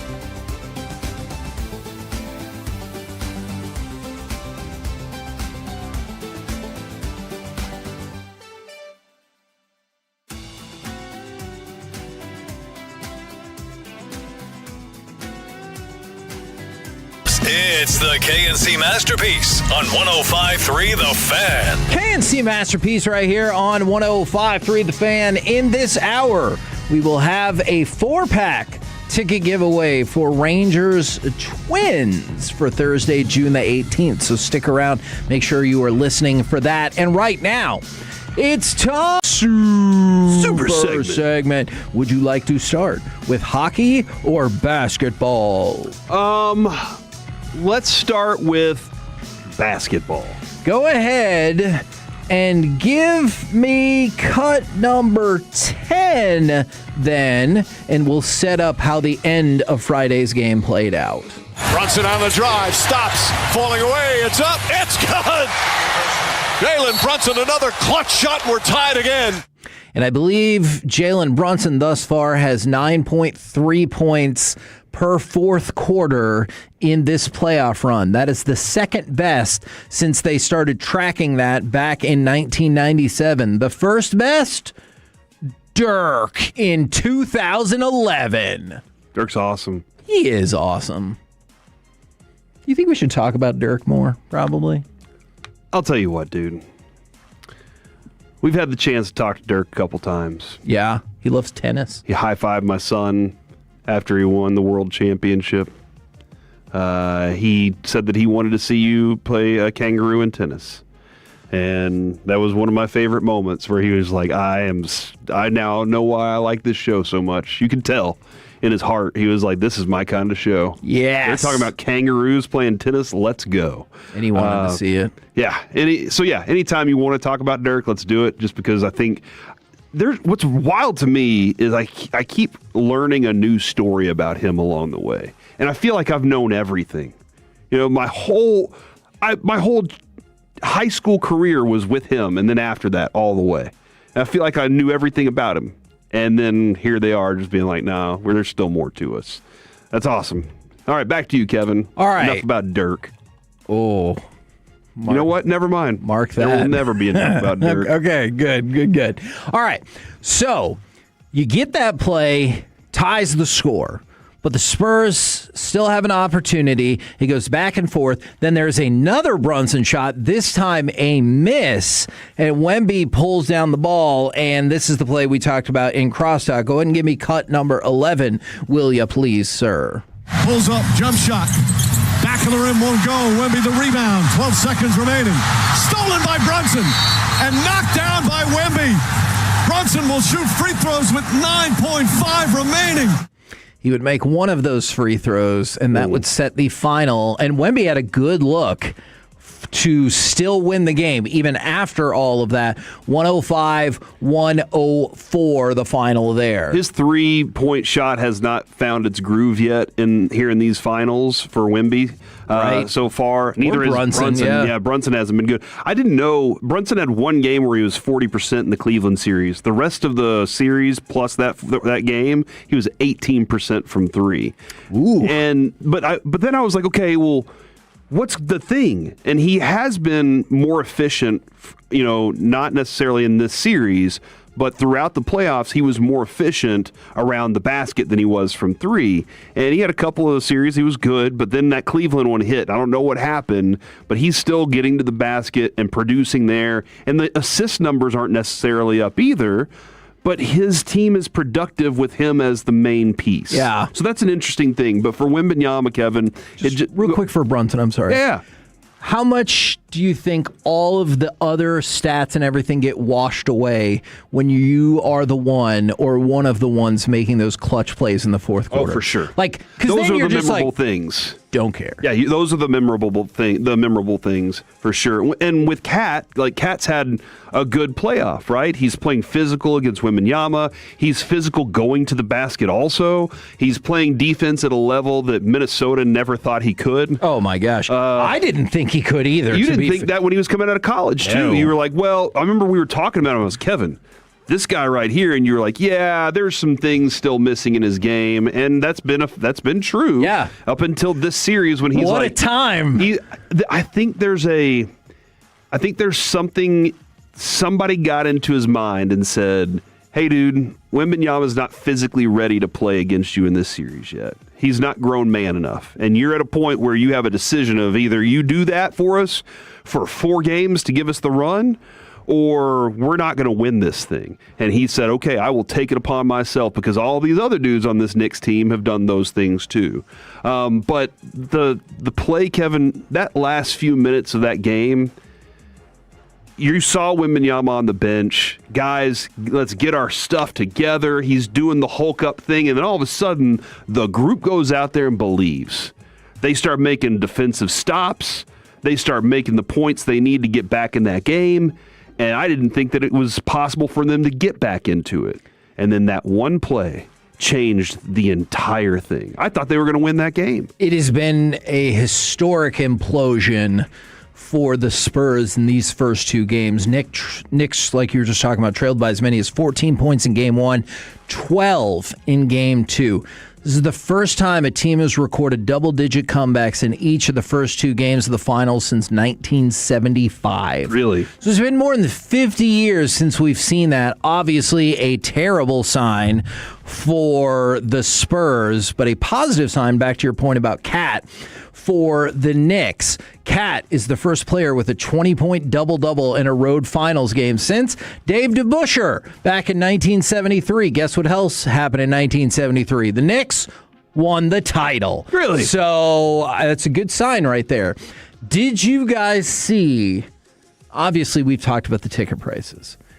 Did you see the auction for a pair of front row seats to the game tonight? I haven't seen it, but my mind is telling me it's got to be outrageous. 20 grand. $1 million. Ooh. So it was for charity, though. Oh, well, you know what? So you just owed charity. I don't know if you get to sit next when to presented Chalamet. with new information. Okay, good. So MSG said their fundraiser for I sent front row tickets. Incorrect. 2 celebrity row tickets. Is that different? Yes. The celebrity row is different? Yes, because you will be in the Chalamet row with you and Ben Stiller and Spike Lee. I'm not sure where in the row you are, if you're sat next to like a D-list celebrity or whatever. That Jenner chick? Are they still a thing? Yep. She's with Chalamet, right? Yeah, I think she hasn't been at these other games in San Antonio. She's like, no, with the Miles Tellers and everything like that. Wow. So they paid $1 million for charity for that pair of tickets to Game 3 tonight on the celebrity row. So $500K per ticket. That's right. That's quite a tax write-off. That's impressive, dude. That is impressive. Oh, is that not what I should take away from that, Alec? I'm sorry. No. Is that where the president's going to be sitting? I actually would. Man, wouldn't you think you would have him like in a suite or something? I don't know. But first sitting president in NBA history, will he be standing or history to be at the NBA Finals? I would assume he would be sitting. Now that's canceled the kind of tailgating and the watch parties. Oh. Prior to Game 3 and during Game 3. That will not be the case for Game 4. But did you see how many people were in the lottery to get tickets for Game 3? How many tickets were available? Ooh, I don't want to tell you that until I tell you how many people were in the lottery. I'm going to say 300,000. Good guess. More than 490,000. Dang! It appears... Knicks fans are excited? I don't think we got a final number, but it appears that was for about 500 tickets. Okay, that makes sense. That's a good number right there, actually. So you have about 1 in 1,000 chance to... Dude. But I don't think they reveal that information because it's still kind of a sketchy number until after the fact. What you told me about the cost in San Antonio, to fly to San Antonio, stay in San Antonio and have a ticket there versus what it would cost, that consumed my mind whenever the Knicks fans took over on Saturday night. Yeah. When I was looking at that going, oh my gosh, they all heard Kevin up in New York. They heard Kevin say, this is a lot cheaper. And so you're the reason that the Spurs fans got overthrown by Knicks fans on Saturday. Wouldn't you think... sorry. Wouldn't you think it would get worse? Like, let's say they split these games. And now it's 3-1. Don't you think then in that scenario that it would be crazy cheap to get tickets for Game 5 compared to Game 6. Because remember, we don't do 2-3-2 anymore. So it's 2-2, 1-1-1. So if it was 3-1, Game 5's in San Antonio, if you're a New York fan, are you like, should I do that? Or try to pay for Game 6 in the Garden, which is going to be who knows? Yeah, it depends on how much money I have. I'm assuming, you have all of the money in this scenario. Then I'm going to wait for the Game 6. Oh, in that okay. instance. Yeah, and here, because I have all the money. You do. And so in that case, I want to see a potential closeout in my place. Okay. If that's the if you don't want to go the Diamondbacks route. Yeah. Then again, if I do have all the money, I'm buying both. I'm going to San Antonio, and I'm also watching it there. But if I'm choosing, I probably would want to see it in the Madison Square Garden environment. Most. Yeah. No, that makes sense. It kind of kills me that they can't have a Game 7 at Madison Square Garden, because that would be. I mean, any Game 7 is going to be a raucous environment, but I can just imagine what that place would be like with the long history of not having a championship there. If the Knicks are up 3-2 and it goes back 6 in the Garden, don't you still think that's going to be pandemonium? Oh, for sure. It's going to be pandemonium tonight. Oh, absolutely. I'm just agree. No, I hear you. And that's why, Kevin, I would pay that extra money to watch it there, because I think that environment would be a lot different. I mean, because once you're done, you go hit Broadway, you go hit everything. Oh, yeah. You go see any Tony winning award thing you want. If you get done in San Antonio, you go to the Riverwalk and watch Charles Barkley lift chairs. Yeah, that mall's probably closed, but you can go to the Riverwalk. Man. Yeah, because it's 9 o'clock. It's time to shut things down in San Antonio. Should they tonight have like a special midnight engagements of some of these plays? Because I fear for those actors, right? Mm-hmm. You've got a whole bunch of Knicks fans pouring in, especially if they won. They're probably drunk, and they're like, "Hey, Phantom, show me the gross side of your face." I don't think they actually have that show on Broadway anymore. Basketball at the stage. Yeah, I would be worried about that. But it misses because they're drunk. Exactly. By the way, for the Knicks, they have now won 13 straight playoff games, the second longest win streak in a single postseason. What's really fun about that? You know who they just passed up? The 1999 Spurs, who, of course, had defeated the Knicks in the NBA Finals. The best the Knicks can do, though, is tie the Warriors from 2017. Because remember, that was the team that started 15-0. And then they were like, all right, you can win a game. Yeah. And then we'll finish it up. But it also includes 8 straight playoff road wins, which is tied with the 0-1 Lakers for the longest road win streak in a single postseason. So you've got the longest road win streak, the second longest playoff win streak, and your only 2 losses are by 1 point apiece to the freaking Hawks. Yeah. Of all teams. That might have been the worst team he played in this run. It was a warm-up, It was I guess it was. They looked at it as a friendly. Okay. Actually, it does kind of feel that way. All right, so let's make sure it is a super segment. And this series loves drama. Give me cut number 9. We go to double overtime. Tried to walk out in front. That got stopped by Slavin. Theodore drive off the back wall, knocked in.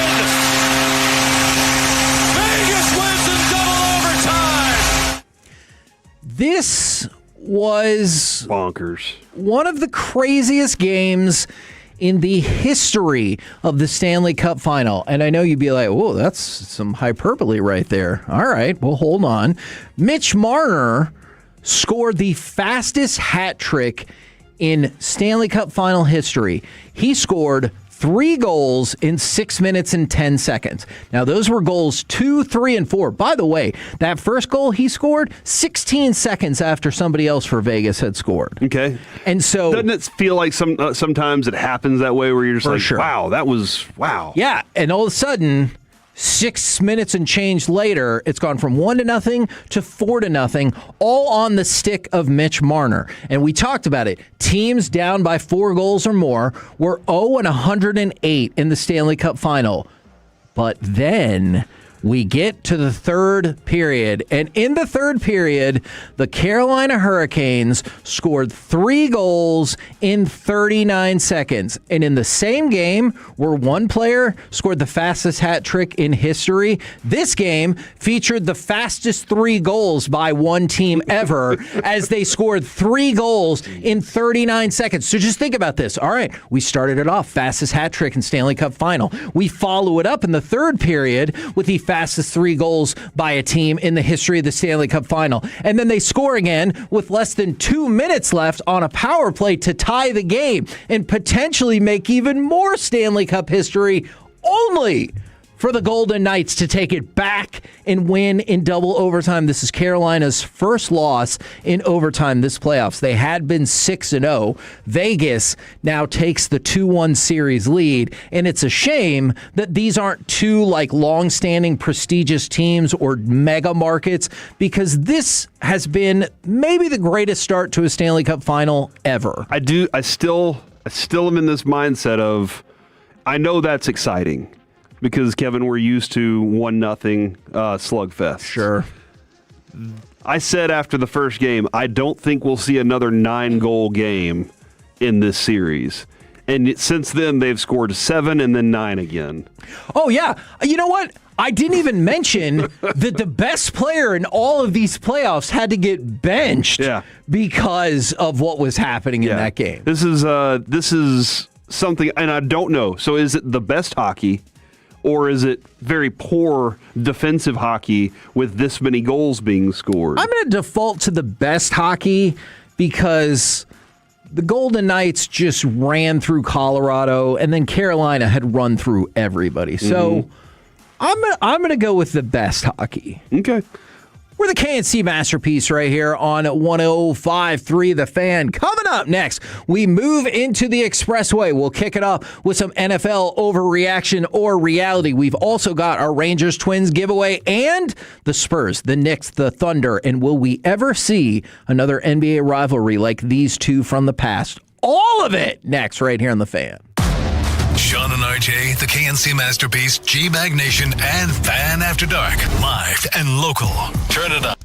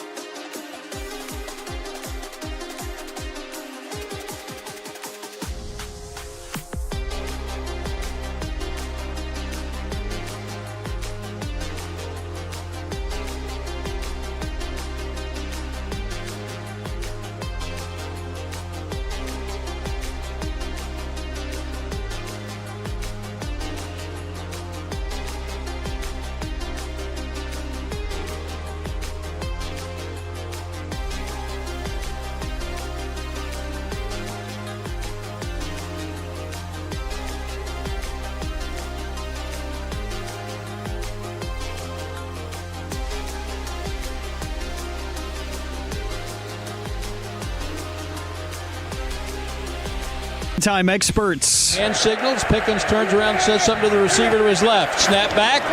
Standing with time. Thrown in the end zone. Caught by Pickens to the post. The Cowboys are going to take a lead to the dressing room. How do you do?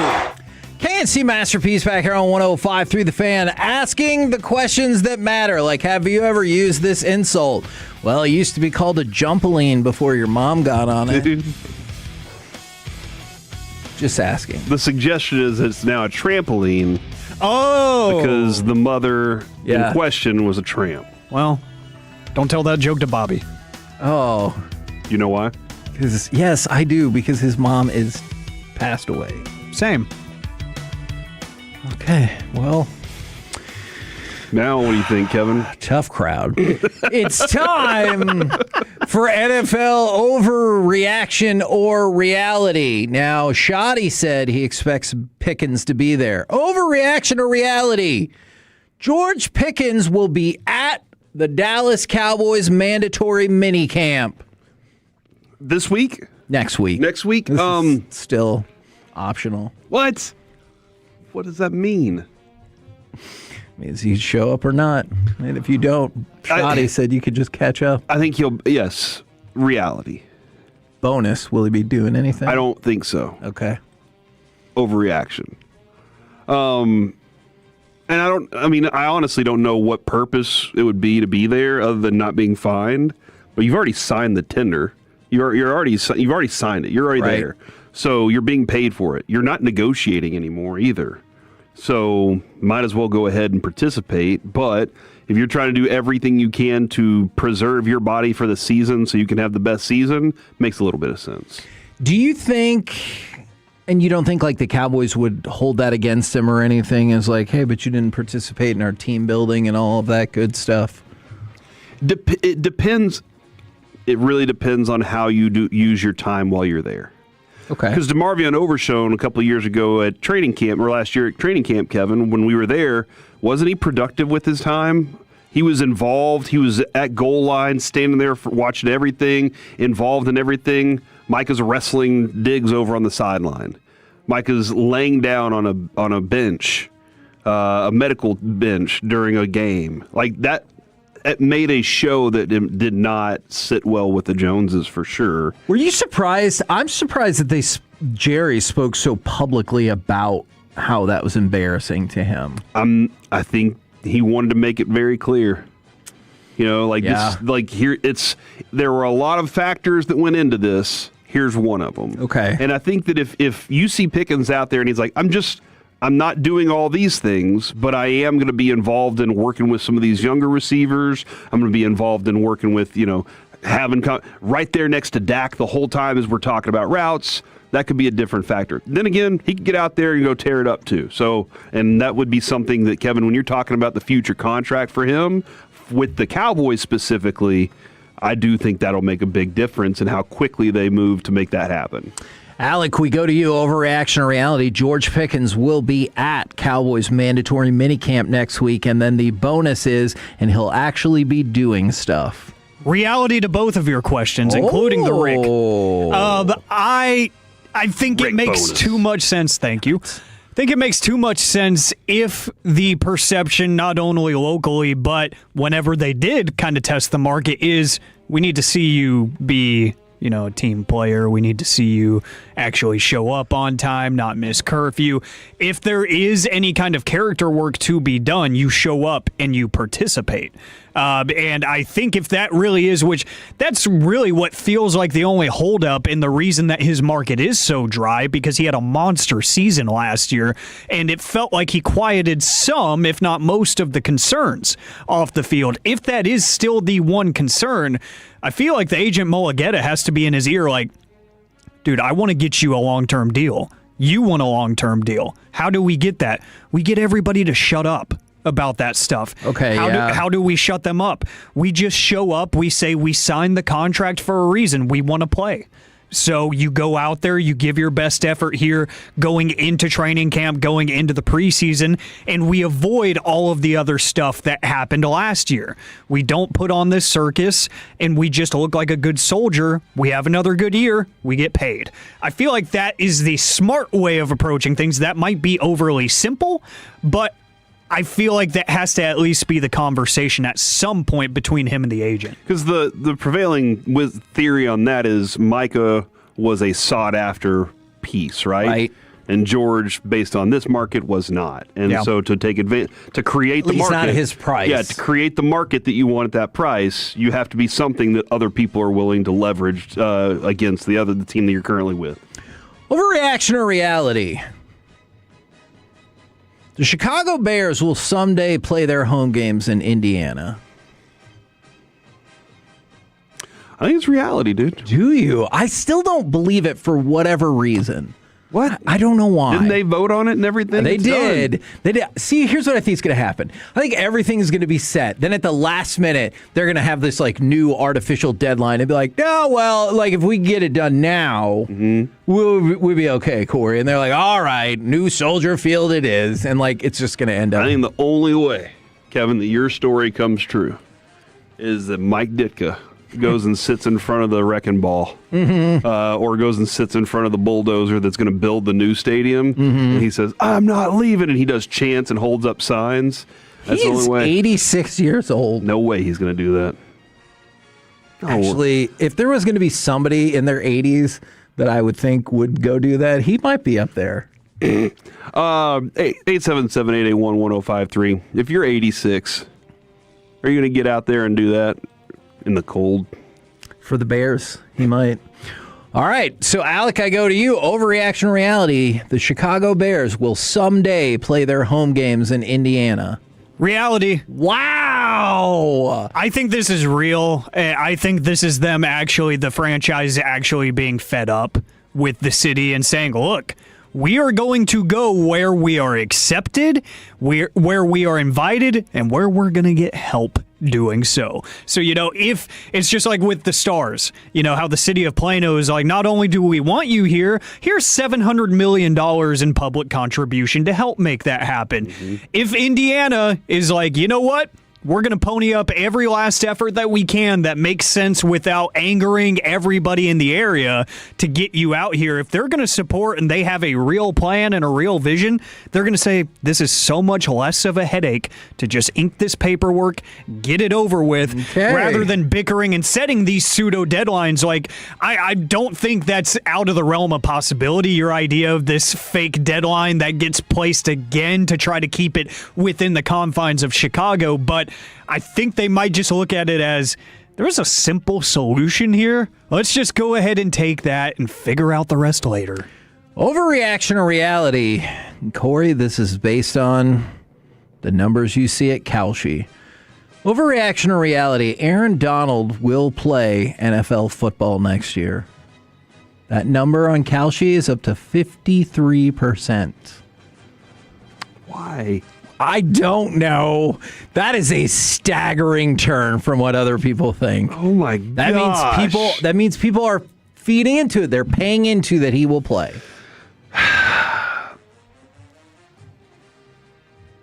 I think it's a reality. Oh, you do? Man, you're full of surprises. I would love to play next to Myles Garrett. Sure. If I'm Aaron Donald, like, hey, let me go be part of a super team. I also don't think that I have to go out there and play every snap like I used to either. Like, I can go out there and do some things that I'm really good at, and your team can also do something. Now, I have no clue either how much, like, that's going to... did he retire and his contract was done? Was there dead money still? Can he just pop back into that contract? And I'm sure there was dead money. I'd have to look. And so I just don't know. Can you have a defensive tackle pass rush specialist to go with Myles Garrett and y'all just, enjoy that? So I think it's reality. I think it would be an absolute blast to watch too. And I hope that the Kalshi market's right. Alec, what say you? I think reality. Oh my God! At this point, I really do, because I'm shocked about that. To go to Corey's question about the contract stuff, I don't know the answer. You know what I do know? If both sides want it to work, they will figure it out. They will make it work some way, somehow. And just like you said, Majors, you don't have to ask him to play every single down. He could do every other drive if he wants to, and they're still going to have an elite defense. And I think there's something enticing about the idea of another ring. And like you said last week, Kevin, the sales pitch is easy. Yeah. Do you want to be the best defensive player in history? I think either one of them could be. And win another ring. And then I think the reason for the odds jump on Kalshi is because he probably saw Myles Garrett's first pitch at the Dodgers game where he threw an absolute laser. And he was like, oh, that guy's different. Let me go line up next to him. Overreaction or reality? Either. Reality. Oh, I think you might be right. Push. Either Jonathan Mingo or Marquise Bell will not be on the Dallas Cowboys. Did you say neither? Either. You can say neither if you want. Reality. I'm just going to make you pick one. Okay. But reality. Do you think both of them won't be on the team? Possibility. Okay. Look, this defense is going to be tough to, get a job on now that they have that many secondary players for one. In that receiver room, that's a lot of receivers. The one thing holding Mingo here is obviously his ability to block in the run game. It's a sexy pick. Yeah. But, how many years do you hold on to a dude because you trade for him and then just go, okay, you know what? He hasn't produced for us at all. You are right. Give it counterpoint a shot here. Even if you were to split his dead cap after June 1st, you'd only save $1 million on both players. Are you like, yeah, that sucks, but they're not good enough to be on this team? It depends on where the roster is, really. Like it really does come down to what is your depth. So at the moment, Kevin, you're right. Wide receivers, Mingo is your third wide receiver. He is fourth wide receiver. He would be behind CeeDee Lamb. Okay, on the stack. When you look at Marquise Bell, safety, he's your third one. And don't you think the Cowboys would argue fifth on Mingo? PJ Locke, Downs, Jalen, Malik Hooker, and I don't know if Woods or Clark or Elijah Clark are cheap enough for them to say that's it, or if Reddy Stewart becomes one of those kind of guys also, they're like he can play nickel and safety also. So, you know what, Kevin? He's sticking around. Oh! See you later, Mingo. Okay, I think he's going to have that breakout game, Alec. No, that is a fake breakout game. 4 catches for 22 yards. Ooh, call it a fake out game. Alec, to you, overreaction or reality, either Bell or Mingo will not be on the Dallas Cowboys this season. Reality, but it won't be Jonathan Mingo. He's the next Jamil Showers. He's going to have a career in Dallas for as long as he wants at this point, just because Jerry needs to validate the trade. Like, he stuck around here. He did all the right things. He was a good soldier, and he blocked really well, I guess.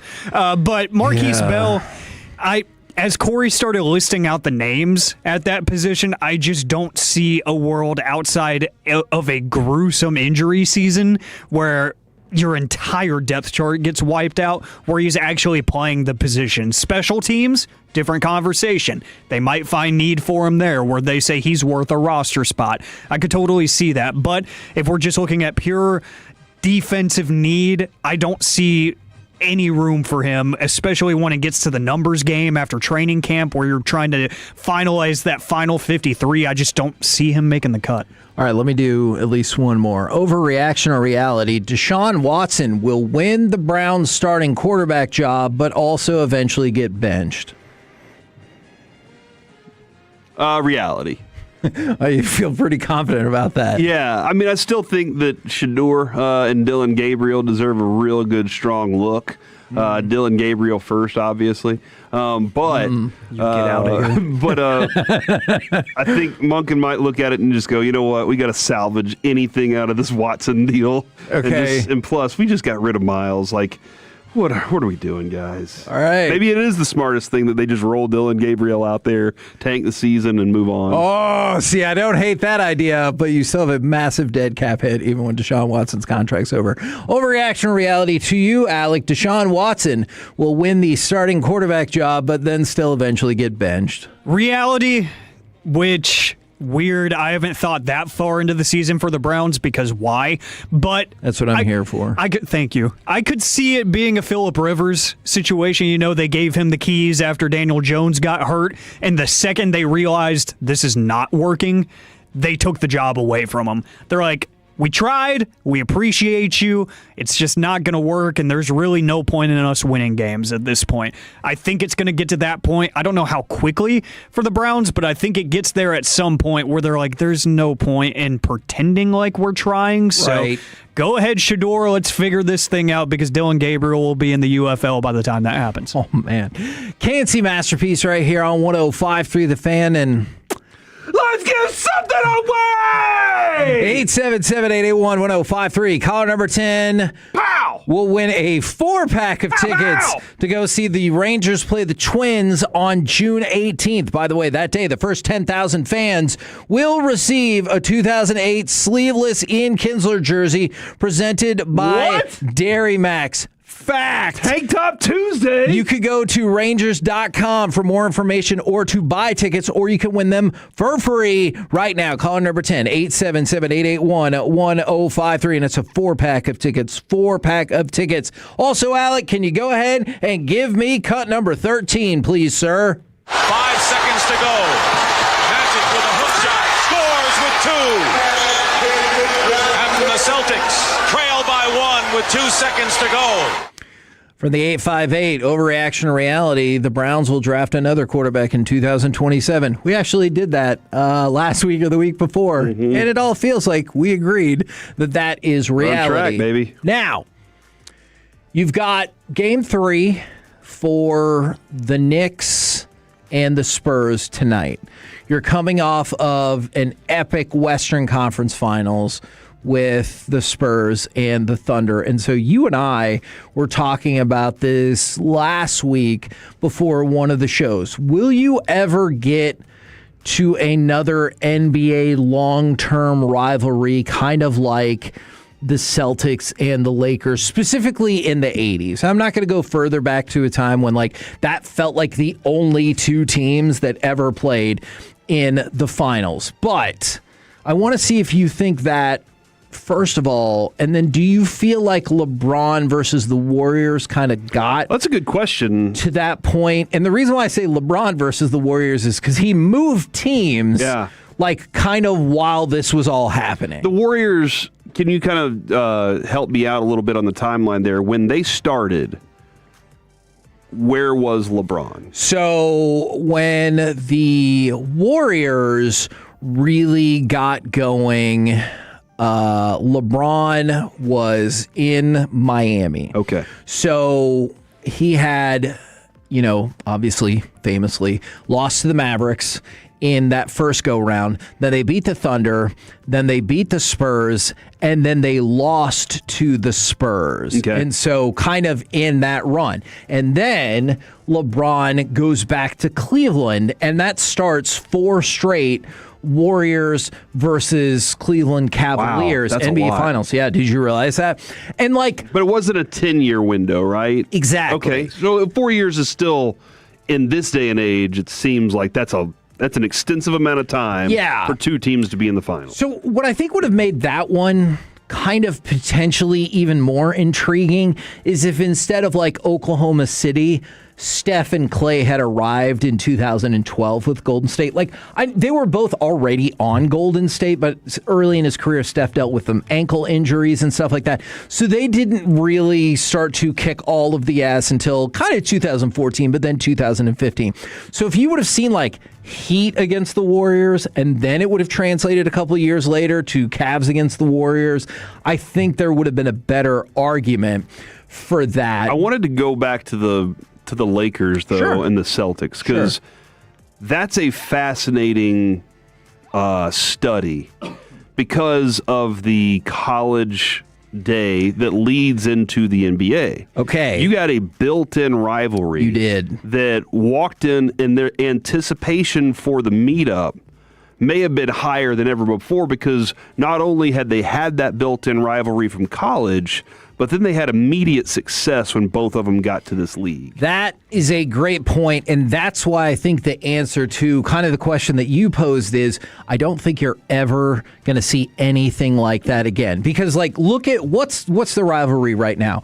Would you say, like, in this finals? I mean, Brunson against Wemby, I guess. And they're not ever going truly head to head. Yeah, and that feels weird. If you want to say Wemby against Cat, well, they never crossed paths before that. Just like Wemby never crossed paths with Shea, just like he never crossed paths with Cooper, and Shea never crossed paths with Cooper if you think Cooper Flag is about to take off. So, like, let's look at what made the Lakers Celtics so special and how this timeline is fascinating. The changes in the game kind of make that impossible. All right, what do you think is the highest rated basketball game in the history of the universe in the United States? Obviously, Mavs taking out the Heat in Game 5. No, right? But it would be something Jordan-esque, right? Yeah, or Jordan. Yeah, based. Jordan time period. Maybe his third championship. So, Game 6 of the 1998 NBA Finals. Okay. So that was the last game of The Last Dance, and for a while, looks like the last game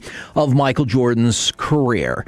It drew 35.9 million viewers. Was that Byron Russell pushing off? Yes, correct. 35.9 million viewers. That is the most watched game in NBA history. But not the most watched basketball game in history. That honor belongs to the Michigan State-Indiana State championship game in the NCAA in, I believe, 1979. A college basketball game? That's right. It drew... Estimates are a little tougher during that time period, but it drew between 38 and 40 million viewers. Hey! Because you had Magic Johnson. And everybody knew Magic Johnson to the point where, like, he left school early, which at the time was crazy. But here's this little Indiana State team. Yeah. And they're undefeated all year long. And Larry Bird is a kid from French Lick. Yes. And Larry Bird is so good that he got drafted when he wasn't coming out of school. There's a fun little wrinkle for you about how the NBA draft used to work. He got drafted and then played college basketball another year, but everybody knew that was going to be the case. So they didn't even come out in the same draft class. So he still had the draft rights? Yes, to correct. Wow. And by the way, I believe he was like pick 6. So good job, everybody else in that draft. Can we start doing that again? I mean, we'll just take that kid next year. I would love to see that because you get those vibes with like the NHL, right? And Major League Baseball to a certain extent. That's also why their drafts are not as popular, because you're not like, hey, 100% that kid's going to be on our team next year. Right, yeah. All right, but think about it. So you have the biggest game in the history of basketball ratings-wise is this college game. Mm-hmm. Because Magic's on one side and Bird is on the other. So what happens? They always make the NBA Finals, but just not against each other. So they make it to the NBA. Very first year, what happens? Magic and the Lakers win the title. Okay. But they don't play the Celtics. Next year, what happens? Bird and the Celtics win the championship, but they don't play the Lakers. Next year, Lakers win the title again, but still not against the Celtics. Were both of those first two against the Sixers? Yes. Okay. The early 80s... Bird and Magic won over the Sixers. The early 80s 76ers are the most criminally underrated run in basketball history. Yeah. That 1983 team was a juggernaut because guess what? The Lakers made it back to the NBA Finals in 1983 and they got swept by the 76ers. Okay. So that was Moses Malone, Julius Erving. That team was crazy. But think about it. So you take the biggest game in the history of basketball, and what happens with the two super studs in the ensuing 4 years? They make it to the NBA Finals every single year. One of them does, but they never play against each other. How many years in a row was that? 4. 4 years in a row. Magic, Bird, Magic? Yes. Okay. And then finally, in 1984, they both make it to the NBA Finals. So this is the 5th straight year Bird or Magic has been in the Finals, but the first time they've played against each other. And so the Lakers have now won 2 in a row. They've won 2 because they won in 80 and 82 and then got trucked by the 76ers. Gotcha. Okay. Where the Celtics have won 1. And what happens? It's an all-time classic series, goes to 7 games, and the Celtics win. So the Celtics now have 2 titles. And they won the first matchup Yes, between the two that proved like if we just were here against you all the time, we would always win this. Yeah. And then the Lakers have 2 titles. So then what happens? They rematch in 1985. Now the frenzy is insane because, once again, they've been in the NBA for 6 years, and Bird or Magic has been in the finals every single year. And now they both have 2 titles, but the Celtics took round 1. So what is going to happen? Then the Lakers win in 6. So now advantage Lakers yet again, 3-2. But the series is tied 1-1, all setting up for the inevitable rubber match in 1986. Except, of course, for the Twin Towers of the Houston Rockets, who said, the hell with that. They take the spot in the finals, which is a shame for the Celtics because the 1986 Celtics are probably the best team of that decade between those two, because that was the healthy season of Bill Walton. But the one time that he was like, body's going to make it, guys. That was the only time he was like really, really unbelievable. Celtics win. So now you move to 87, and yet again, you get Lakers and Celtics. The 3rd time in 4 years. The 8th straight time one of these teams has been in the finals at least. Did something happen? No. No. Keep going. Okay. We'll do Shenanigans are happening over here. I'll tell you in the break, you'll see. So think about it now. You've got the 2 teams of the 80s. Yeah. Celtics with 3 titles. Lakers with 3 titles. The series is tied 1-1. It very much feels like Super Bowl 13 with the Steelers and the Cowboys, because whoever wins is the team of the decade. Well, guess what? And from 59 all the way until 84, the Celtics had always won this series. Yeah, yes. Well, I mean, think about it.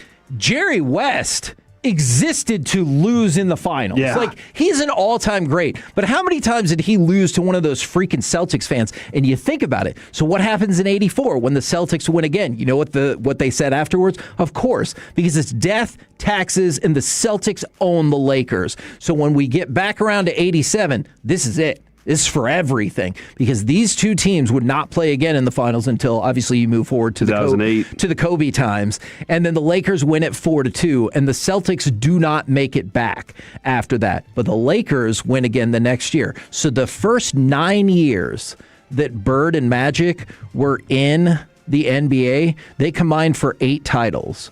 They were in every single NBA Finals, and the only outlier is that 83 76ers team. I just don't see how you could ever match that. I think that the Knicks are the better team than the Spurs. Yeah. I also don't think I see the Knicks back here next year, but I see the Spurs back here. And that's the thing. Multiple years. So let's say, who do the Spurs play? Let's say the Spurs are back. Who are they going to play? Are they going to play the Cavs? Because everyone who loses in the Eastern Conference Finals makes it back. Great. What's the hook there? Donovan Mitchell against Stephon Castle? There's no history there. And so it just really sucks because you brought it up. The evolution of college basketball, you don't get those long-term rivalries. Like, it would have been different if Christian Laettner and Jamal Mashburn both would have dominated in the NBA, because you'd be like, oh, those two hate each other. Like going back to college. If this current Celtics team was healthy and still locked in, sure. Wemby has to overcome them for 4 years, that would be a fascinating story, because that team specifically that is the Celtics is an interesting play as well. And so you wonder, will the Celtics break There's up nobody this really run? in the East that you're like, they're going to be consistently there for the next 10 years. Yeah, exactly. And if you're the Spurs, don't you think the Oklahoma City Thunder is like, excuse me, we have the most draft assets in the world, and we also have one of the best players in the world. Absolutely. We would like a word. Yeah, so maybe that's where, but again. And then the Mavs exist too. Dude, the Mavs have a lot to do before they can be in this conversation. That is very fair. We're the KNC Masterpiece right here on 105.3 The Fan. Coming up next, it's time for the C Block starring Corey Majors. Will robot dogs protect us all? Next on The Fan. Oh.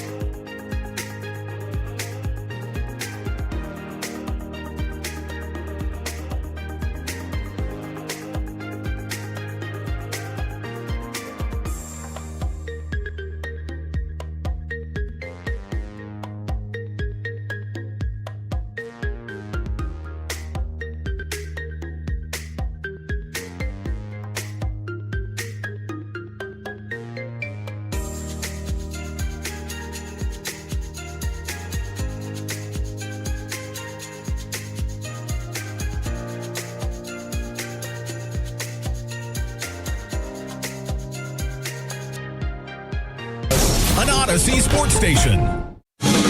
Driven by our D&M Leasing Studios, it's the KNC Masterpiece on 105.3 The Fan. KNC Masterpiece right here on 105.3 The Fan, where you should always, if somebody says you're off-putting, you should be like, you should be off-putting because you're fat. That was from Between Two Ferns. That was based on a conversation that only 4 people know about. Good use of radio time. Right now, actual good use of radio time. It's time for the C Block starring Corey Majors. And we go to the news desk of Alec Medford, who sent me a tweet moments ago. Alec, I would love for you to read this new Polymarket news that you dropped on me earlier in the middle of a segment that caused Kevin to go, wait, is something happening right now? Alec? I'm not going to lie, I sent it to you in the middle of the segment because you've been on a good run of not checking your phone lately, so I was hoping you would see it during the break. And I didn't think it was going to be a distraction. But Tom Brady, he's a man of many ventures. He has launched a new product. It is a line of coconut water, and it is called Good Nut. Because coconut.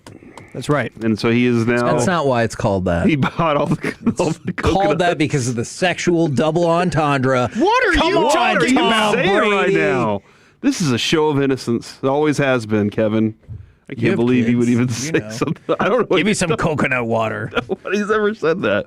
But that... Man, I disagree with that. I definitely think whether or not it ended in pregnancy, I know there are some times that the things happen and you're like, that was a baby right there.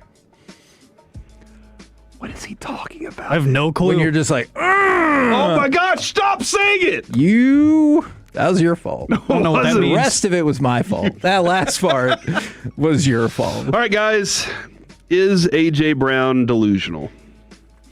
Probably. This is A.J. Brown talking about being the source of the leaks from the Philadelphia Eagles locker room. What? It was done purposely to give us a push.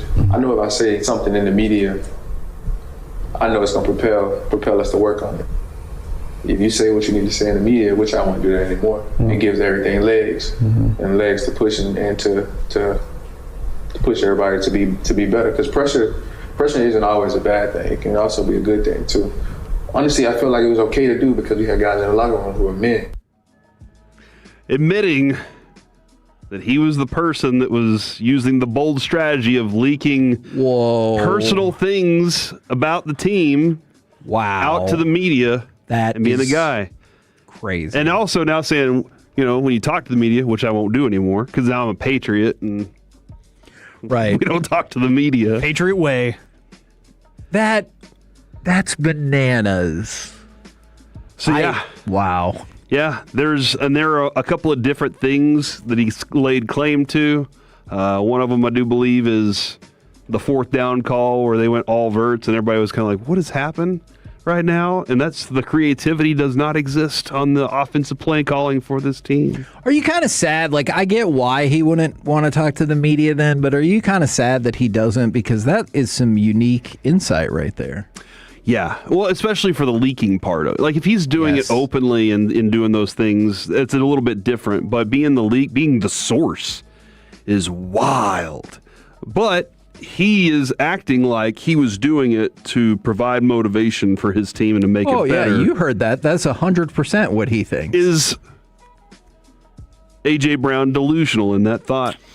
And do you want a dude like that on your team if you found out that's what he's done? I probably do not. That being said, he is now going into a place where the head coach has a little bit on his plate. Does the head coach have any high ground when it comes to that conversation either? He wanted the player. He wants Drake May when it comes to throwing a deep ball. May throw the prettiest deep ball out there, Alec. I could see that. Yeah. Sorry, I'm not Alec. A.J. Brown does a phenomenal job of, when you watch his routes, he will slow up just enough to catch the ball out in front of him, which physically uses his body to keep the defender further away so that his arms can reach out. And Drake May and him, that's going to be their signature play together. So you want the player on the team for that fact. But is there anybody in that locker room that can be like, I can completely trust you? Yeah, I don't know. I'm really fascinated by what you brought up about the coach, too. Like, is there going to be a time this year, like the coach is really getting on to you and you're like, oh, well, at least I didn't cheat on my wife for 6 years or whatever. Mm-hmm. Like, I'm not saying that as a bit. I really am curious if that happens. Yeah. That's, I don't know. From the 817, hey guys, as a whiteout coach, as a whiteout, my coach called 4 verts instead of some gadget BS. I would be more confident when I lined up. It means he believes one-on-one in his guys. Careful how you read on that play. I'm not saying that. That was what they went to with Jalen Hurts. Jalen Hurts suggested that play. Okay, when everything was on the line, and everybody kind of looked like, are you serious right now? So that was what that was going to. I'm not saying anything about 4 verts. If I know I got Pickens out there, I feel perfectly fine going with that route. Or if I know I got CD next to Pickens lined up in a slot on a slot guy, I'm like, okay, I'm winning this one. So that was just where I'm like, I think locker rooms, there's a sanctity that comes to it. Yeah. There are unspoken rules. There are very spoken rules, and there are kangaroo courts that take care of things so that they keep that thing tight. And when you have one dude that is now known for it, being the guy that's going to spill the beans. It's going to take a while for you to be like, yeah, okay. Yeah. I'll say whatever. Those Boston beans could get baked. Okay. Did you really care about this story at all? Or did you just... The only reason I wanted to do that Damn it. was to take a shot at the Eagles, take a shot at A.J. Brown, and make the beans joke that I just thought up. Guys, FIFA is on the way to Dallas Stadium with the World Cup. Yay to most of that, except for the The world's biggest prize. Mm-hmm. And now robot dogs will help protect those working at FIFA's broadcast center during the world's biggest tournament. You know, Corey, it's good timing that you bring up this story.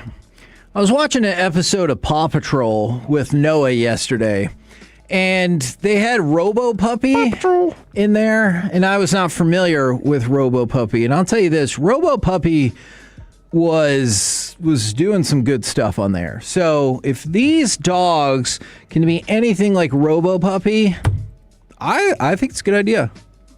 Hyundai and Boston Dynamics, a robotics company, built 4 robots to help the World Cup security. 2 will be stationed at the tournament's International Broadcast Center in Dallas. Hell yeah. While 2 others will help at New Jersey's MetLife Stadium, hosting 8 World Cup matches. The robot dogs are all named? Metalhead. Spot. No, not Metalhead. Are you a little bit worried about that? Yes. Alec, are you familiar with Metalhead? No. That's an episode of Black Mirror where these people break into this place, and that's essentially they have these like robot security dogs. They don't just chase you away. They're like, no, you have violated the law, and I will go to the ends of the earth to find and probably not bring you to the police. Yeah. Robot dogs. Vigilantes. The robot dogs have cameras as their eyes. They will help with asset protection at the sites and report any potential security risks to the humans overseeing them. That's what FIFA is telling us at the moment. The big picture, police officials say more than 30 agencies are collaborating on North Texas World Cup safety plan, which I did hear about this. I was talking to my fireman buddy, and he was talking about what's going on out in Arlington and all. They are expecting numbers like they've never seen before. So until this moment, and I swear I'm not joking about this, until this moment, I've thought about how cool it is that the World Cup is going to be here, but I have not really thought a whole lot about the security risk of everything involved because it was a few months ago when I started thinking about that, yeah. I mean, it is the biggest sporting event in the world. When the first attacks on Iran happened, my mind went, okay, how will most other countries descending on this country be received? Okay. And how will they want to act when they're here? Okay, because, interesting. You want to think you get to a place like, you get to any of these places, any site for the World Cup, you get to show the world your culture, right? Right. You get to show the world how you party and how you have fun, and you get to see the best of it all. But Kevin, we know in reality we don't always see the best of it all, and we don't always agree on what's the best either. So I understand where you're going with that. You're a little concerned?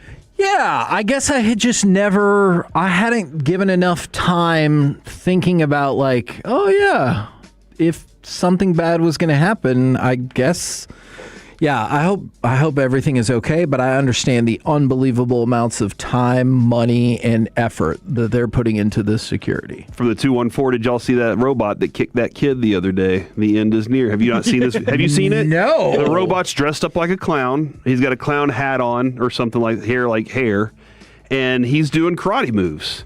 And out of nowhere, just squares this kid in the chest. No, there are so many articles for this. Yeah, right, just absolutely. Oh, no, that kid is doubled over in pain. All right. Yeah, look how bad that kid feels. And all the other kids, at first, they're scared as hell. I'm gonna watch. And then there's that one girl that steps out, and she's like, "Yes, more karate! Kick him!" Like she wants more of this. Hold on. All right, this is tough. That kid got hurt. You don't normally want to do that, but that kid was not standing where he was supposed to. So the robot just said, here's the rules. I think he was just going for his kicking demonstration. And man, that kid is really hurt. Holy cow, this other kid. It's a metal foot that hit you in the chest. This other kid. This is live coverage of me just seeing this video for the first time. This other kid like pushes him to the back and he eventually just falls over. And then the robot kind of like almost does a moonwalk backwards. Probably because he was excited all those kids were around. You see that one kid in the front, like towards the front area? That's right. And he's like, she's screaming, "Oh my gosh, this is so awesome. Kick somebody else." I just think those kids shouldn't have been past the red part of the rainbow line. And that one kid was. And hey, I got an idea. Oh man, that kid is hurt. Maybe don't have the robot running around doing kicks with kids around. That's fair. Also, and why he's does he have kid-sized? Does it make it more terrifying that he has the clown wig? Yeah. Also, man, I am nervous and he's a nimble little robot too. After he kicks that kid, and the other kid like pushes him to the back, the robot just stands there for 5 minutes, like, what are you for gonna 5 seconds, and then backs out of the way. Then he realizes he's like, "Oh crap! I can't show them now. I have to wait until we're all built." Oh man, we're officially one software update from Terminator. Yes, somebody. Dude, think about this. Oh, I told you about the story of Josh Johnson's stand-up comedy, where that 45-year-old dude beat up a bunch of 11-year-olds in his karate class. That's one robot. I want that for We're all going to be like those little 11-year-olds.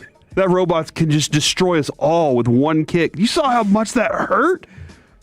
So, but like... And I used to think you could just turn the water sprinkler on and shut that robot down. But guess what? They said, make it waterproof. Dummies. I want you to give us a fail switch. I want you guys to be honest. You're in the crowd. That's not your kid. Okay, see?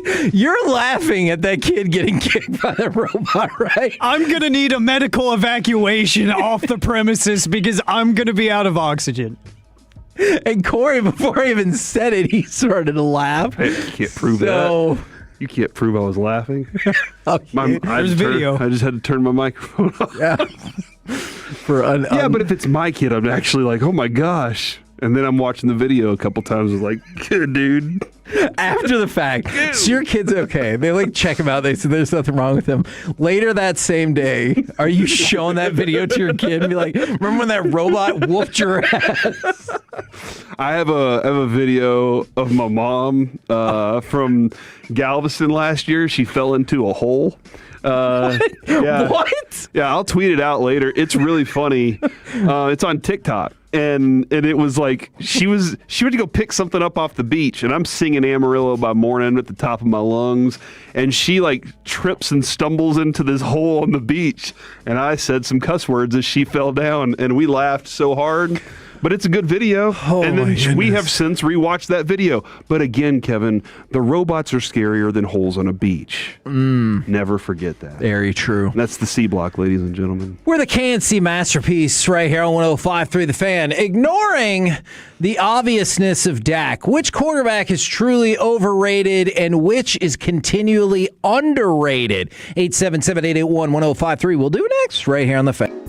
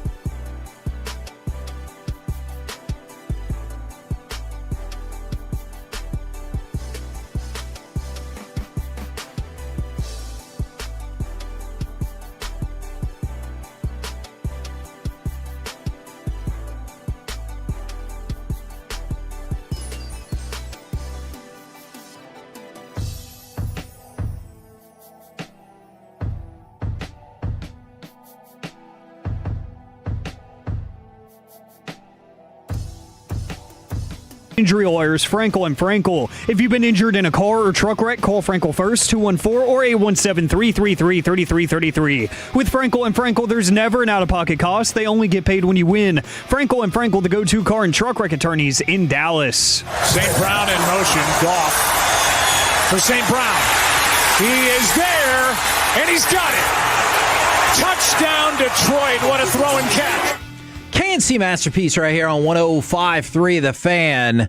Want to know which quarterback do you think is truly overrated and which are continually underrated? We're probably going to avoid the Dak of it all unless we get a whole lot that skew one way or another, because I feel like we'll get the answer for both of those on this one. We're going to get to that in just a minute, but a couple of other really quick things.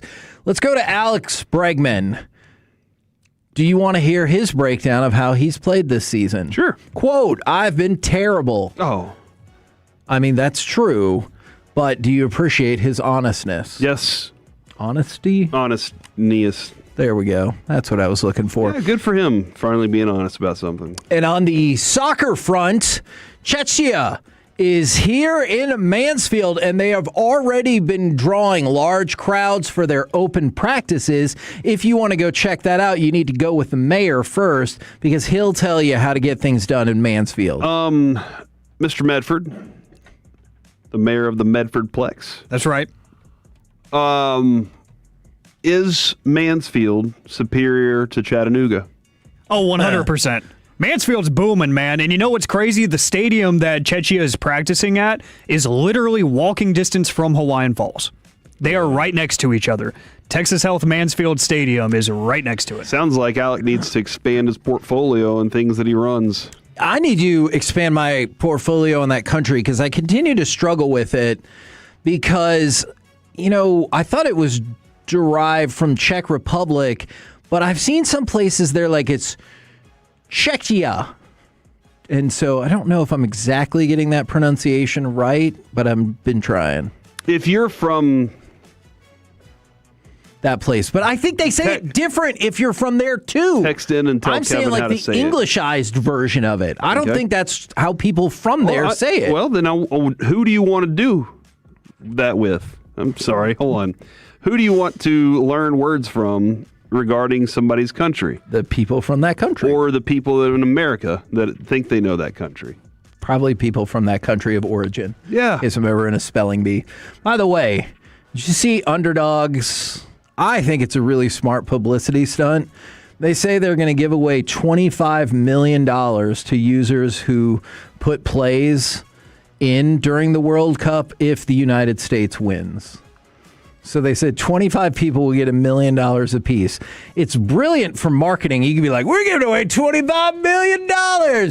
But not really, because America's not going to win. You don't know that. That's true. They could win. Things could happen. I was like that person in a trial, and they're like, but it's possible. And you're like, yes, in terms of anything is possible, that is possible.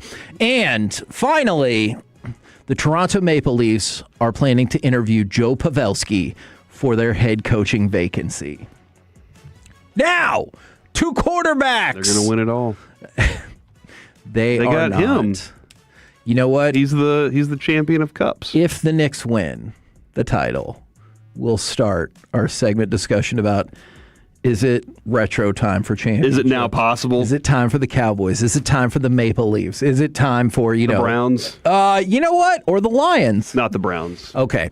So I was reading the article that kind of made the pro and con case for it, and I wanted to expand it out from Bucky Brooks, talking about, is the audio we played coming back, Jared Goff, underrated, and is Justin Herbert overrated? And I thought that could be a good springboard for which quarterbacks do you think are perpetually overrated or underrated? From the 682, overrated is Justin Herbert.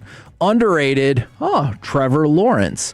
From the 817, Josh Allen is overrated. Either freaking win or go away. Whoa! Wow. And then from the 469, underrated Matthew Stafford and overrated Lamar Jackson, which is interesting because I think there was a long time that Lamar Jackson went in the underrated category, but perhaps we've tilted the scales too far back the other way. And then from Jagon, who loves the Denver Broncos, he said that Bo Nix is underrated. We missed out on the Super Bowl after he got hurt, and they would have beaten Seattle.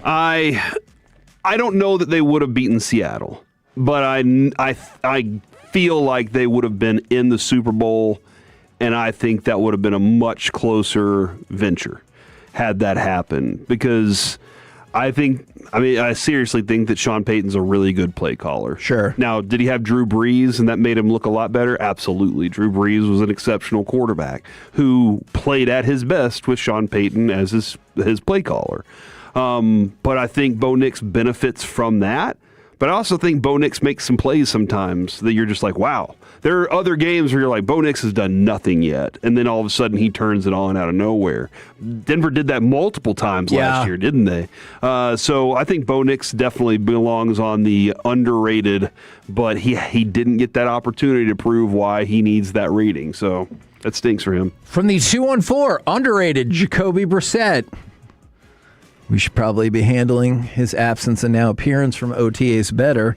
And overrated Tua. Now, this is He's where... on my overrated list. Okay, and this is where it gets fascinating to me. Because I don't think Tua is overrated because I think so many people now have him properly rated. And that's one of the tough things about overrated, underrated, and all that, because you can be overrated and then slide back into properly rated or underrated or anything like that. When the team you had decides that you're no longer worth the contract that they paid you, sure, then maybe, and then they're like ready to move on. Maybe you're right. Maybe he does slide back to the just rated where he should be. Yes. But for a long time, I did feel like there are things I want him to accomplish. I think that his offensive coordinator and head coach was getting the most out of him that he possibly could. Again, I think maybe we see whether or not that's true with that offensive coordinator now moving to Justin Herbert. And we've always thought the dude has the arm talent. It's just all these other things don't fit. Because Justin Herbert is probably the poster child for overrated to me. So far, yeah. If you look at his regular season stats, he's got some good numbers out there. His touchdown interception ratio is about 3-1, not quite, but getting there. 66.5% completion percentage, 96.3 passer rating. He won Rookie of the Year, and there are things like that that are super positive. But then you get into the postseason. He's 0-3, and if you don't want to go by quarterback wins, fair enough. Let's take a further look. His completion percentage drops almost 12% in the postseason. And when I told you he was about 3-1 touchdown to interception, it's reversed in the postseason. He's 1-2. Interesting. So, obviously not a good thing, and his passing yards per game are down about 35 per game. Did you see Moneyball? Sometimes the offensive line doesn't help. Yes. You remember the point where they were like, yeah, but in a pair of jeans, he looks amazing. Right. And they were like, agreed. He doesn't even play baseball in jeans. When you watch the ball come out of his hand, you're like, wow, that thing is live. But just as you said, there's so much more to playing the quarterback than just going out there and throwing a football that looks good. If I drew up a quarterback, it would look pretty similar to him. His ability to run, his ability to throw, he's an exciting quarterback. They played some boring football, too. Yes. So I think I'm interested to know where Caleb Williams is in the world of overrated, underrated, because he made the throws that got them 2 places last year. Right. But he has yet to live up to the number 1 overall billing. You might think this is an insane answer. I think Caleb Williams is currently properly rated, but on the cusp of being overrated unless they win the Super Bowl, and then he'll be underrated.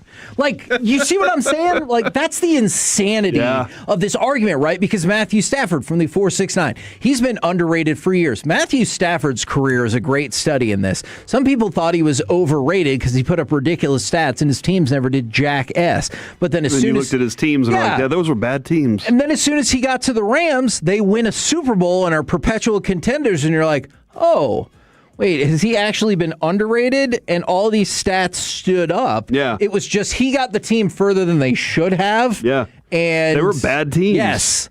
I'm also interested. I think Jordan Love's overrated. I could see that. I thought about putting that on the list, but I didn't want to piss off Aiden.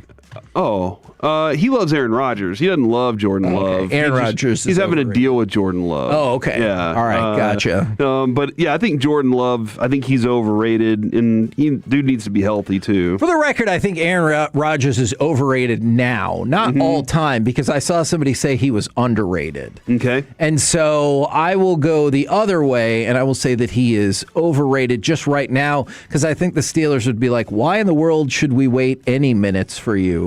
So I'm a huge Steelers fan. Damn it. Not true. Would you like to explain yourself? I was reading from the text. Likely many story. Years ago. I got a question on Josh Allen. Josh Allen was looking like he was properly rated as he was ascending. Right. Now that he has plateaued, he's still performing at the same clip, but he hasn't gone to the next place. Right. So I think, I'm going to say this, and I think it's going to really make a bunch of people mad, and I think Lamar Jackson is the same place. I think they are properly rated.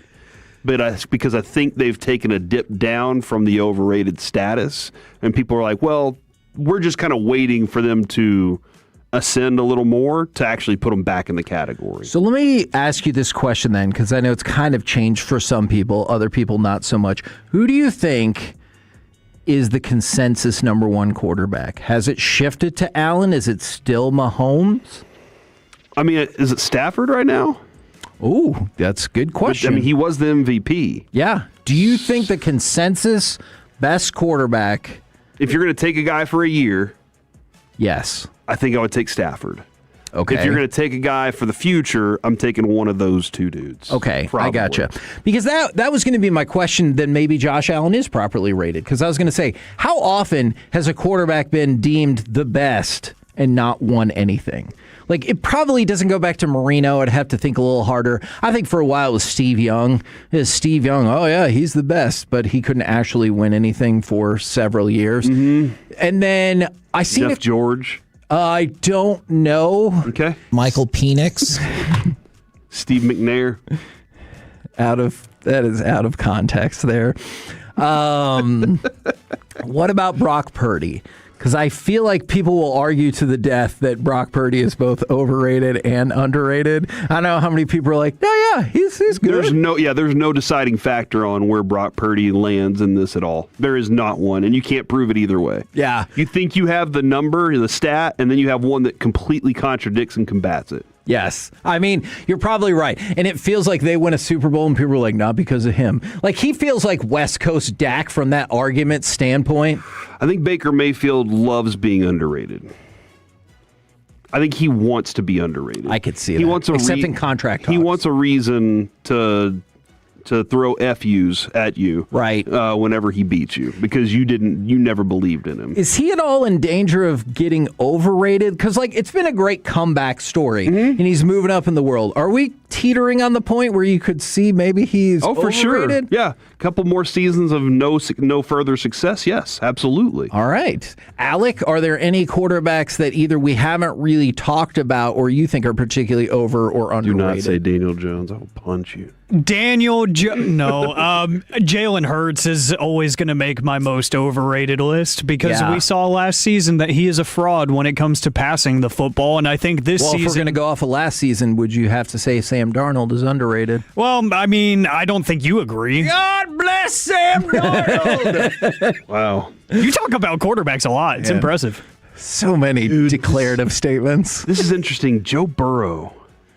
Ooh, is He's Joe been Burrow to the Super teetering Bowl. on His overrated? He's Matt Stafford. Yeah. Terrible team, good offensive weapons.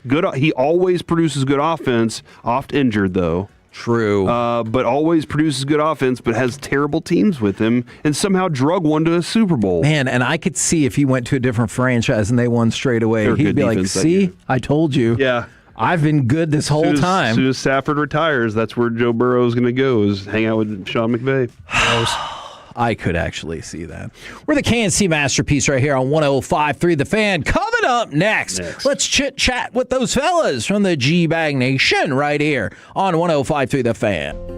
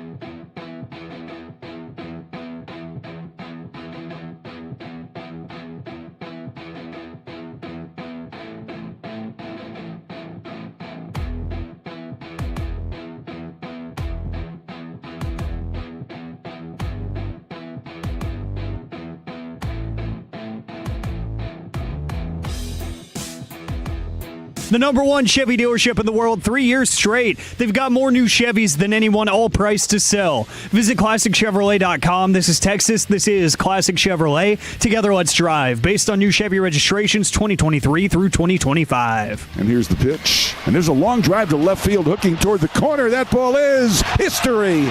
A laser beam line drive home run for Wyatt Langford. His second of the year, his 5th RBI. And it's 7-0 Rangers in the 4th. KNC Masterpiece back here on 105 through the Fan. Rangers off today, so you get a full G-Bag experience. They'll be back after it tomorrow, and they got 23 games in the next 24 days. Right now, courtesy of D&M Leasing, it is time for our chit-chat with the fellas from the G-Bag Nation. Gentlemen, how is you today? Doing well, Kagi. How are you? I'm doing very well. What's more at the top of your mind? Rangers winning 3 straight series, Game 3 of the NBA Finals tonight, or crooked courts putting Brendan Sorsby back into play? It's a tie. Okay. Those are, wow, what an amazing sports deal we have to talk about today. Yeah, 3-way tie here for the top spot. I think World Cup's sneaking in there as well, so it might be a 4-way tie. But yeah, I would say most urgently it's got to be the finals for this evening. Did you see all of the probably unnecessary hate Chattanooga has been getting because that's where Spain decided to fly into and land, and people were like, oh man, can't wait for Yamal to get to experience the embassy suites they got there. Like they want no distractions. They're all just dunking all over Chattanooga, and I'm like, that's not that city's fault. Well, I guess it kind of is. I kind of feel like if you're a team that's not going to be here very long, go for the best accommodations. Okay, but if you're Spain and you got real dreams, let's go for the Spartan. We're staying away. We're staying out of the limelight. We're going to try and focus our team. We're the Green Bay Packers. Yeah, we're not. But yeah, if you're one of these teams that's going to get bounced after 3 matches, by all means, show up in Miami and party your balls off. Right. You know what I'm saying? But if you're thinking, I'm going to be here a month plus. Yeah, hang out in a place. I think Saudi Arabia is down at in Austin is what they've got there. Okay, they got their camp down there. So, yeah, but if you're going to get bounced, just by all means, I'd go to the best place known to man. Yeah. Chattanooga looks pretty nice here on Google Images. Yeah. I'll be honest with you. I think they're getting an unfair rap in this whole deal from international World Cup Twitter. The biggest news from the weekend in Chattanooga is that a trailer fell over and fireworks shot over the highway. So it's a small town, but like you said, small environment. It's got some action, though. I mean, Once in a while, yeah. I do like the Spartan idea, though. Like, we're just going to go out there and hunt for our own food and just really prepare ourselves for this World Cup, just mentally get ready. If somebody would have gone, if one of these teams would have shown up in Green Bay, I think they have a chance to win. Okay, yeah. Very Spartan. Cheese and beer. The only way that you can eat is if you kill something with a soccer ball. You have to kick a ball and knock a rabbit out. We can do that off a set piece. We can do that. Either that or they're like, hey, we're going to take Pedri out to the Zaxby's. That's going to be his experience here. And stuff. What is y'all's excitement level for the World Cup? Matches start Thursday. U.S. plays Friday. We're going to have a watch party with 105.3 The Fan happening there. Well, I know, Dawson, you said that's at top of mind. What about the rest of y'all? What's your excitement level for the World Cup? Fired up, dude. I'm actually, I'm thinking it might be kind of fun to go out there to watch the Netherlands do this walk. Like, they've got this whole plan where they're going to meet up for it. Should be out there for that. I think that's going to be amazing to see. Like, even when we were at the stadium, the ballpark on Friday, just seeing the signage, seeing the Golden Boot statue, like being out there, it's like, okay, it's finally here. I'm definitely starting to get the World Cup fever. I am picking the Dutch to win this thing, by the way. I love it. I put a play down on them. Yeah, I think the Dutch are the Dutch. They're doing that on Sunday. It's a hell of a take. For the walk. Yeah. By the way, there's 8 Waffle Houses in Chattanooga. I think they picked a great spot. Yeah, that is a really good spot to go. So you're liking Spain's chances I on think this. Spain with the Waffle House. I'm taking Spain to win the whole damn thing. Yeah, but no, I'm going to actually the Netherlands. I think that's the team I'm going to pick. The Netherlands. I like that. They're going to get a good meal and probably see a couple fights. I have no idea where they're. I have no idea where they're staying. Might need to look that up. Peggy, you got that in front of you? From the 214. I lived in Chattanooga for 4 years. It's hot garbage. It's a city for hillbillies to visit. Wow. Golly. I think they were were joking that they're staying at the Embassy Suites, but maybe they're not. And I like the Embassy Suites. That might be the best they got. Yeah, I don't know. I'm not familiar with Chattanooga. Some of these. You have a vacation people. there? Surprises me. Yeah, I don't believe so. It's a destination. Like water. I mean, it might be a great place for you. There you go. Do they have the bottles with the 3 X's on them, you think? Or no? Ooh. Wait, the Dutch are staying here, aren't they? The Dutch are local, yeah. They might be in Frisco. Or that's... Cheshire is in Mansfield. Yeah, I think they're in Frisco. Okay. That's why they have the orange bus here, right? Orange bus is here. Yeah. It came on into Galveston, and then they drove it through Houston, and then... At the Omni in that area? Or we know? Oh, I don't know the exact specifics. I don't think they want that out. What's the walk? I'm sorry, I had not heard about that. Can you explain the walk to me? So these people, they walk. Yeah. And they're on the soccer team. And they wave to the crowd. They're not on the team. All right. They're not on the fans. team. It's the fans? Yeah. The fans walk to the match? It's going to start at Choctaw. Actually jog. Yeah. It's going to start at Choctaw and make its way. So we're going to get, thousands of Dutch fans. So we're going to have orange flares everywhere, right? Sweet. Yeah. That's going to be awesome. That sounds like a blast. Yeah, you are encouraged to wear your brightest orange gear. All right. I need orange gear now. Did they start today? Is it like 100 mile? No, I think they're just starting their walk at 10 it's a on match day. Pregame celebration. And they're just walking over. Parade. Is it like the old Globe? Is that what you mean by Choctaw? Yes. Okay. Oh, I thought you were talking about up in Oklahoma. I was like, this is going to be a long I'm sorry. No, that's on me. The Rangers ballpark. Threw me off there for 30 seconds. When does this start? Even more reason to pick the Dutch. That's on me. I'm sorry. Yes, They're just going down the Choctaw, highway. the old Ranger Stadium right across the street. That would be sorry. hilarious. Otherwise, you're like, you're not going to make it. Like, you're not going to make it, man. But yes, I'm sorry. Just like the Oregon Trail where we lose guys along the way. Yes, they're going to have dysentery and stuff. That's why you looked at me. I was like, where are they walking to? And you're like, the orange bus leads the way. And they're all behind there doing their chants. Okay, yes. Now I understand why that was more controversial. That's still going to be, I think that'll be really cool looking. It's going to be an awesome sight. Okay, Sweden is in Frisco, staying at the Westin Stonebriar. Okay. We're in the 817. Netherlands are actually in Kansas City. Oh, I thought they were here. Okay. Apparently not. What's your interest level? How you feeling for tonight? Game 3. Did the Knicks just really kind of salt it away, or you think the Spurs bounce back on the road? Spurs in 7. Ooh. It's over, baby. I mean, they're going to... I think the Spurs still get one game. But if they're going to get it, they got to get tonight.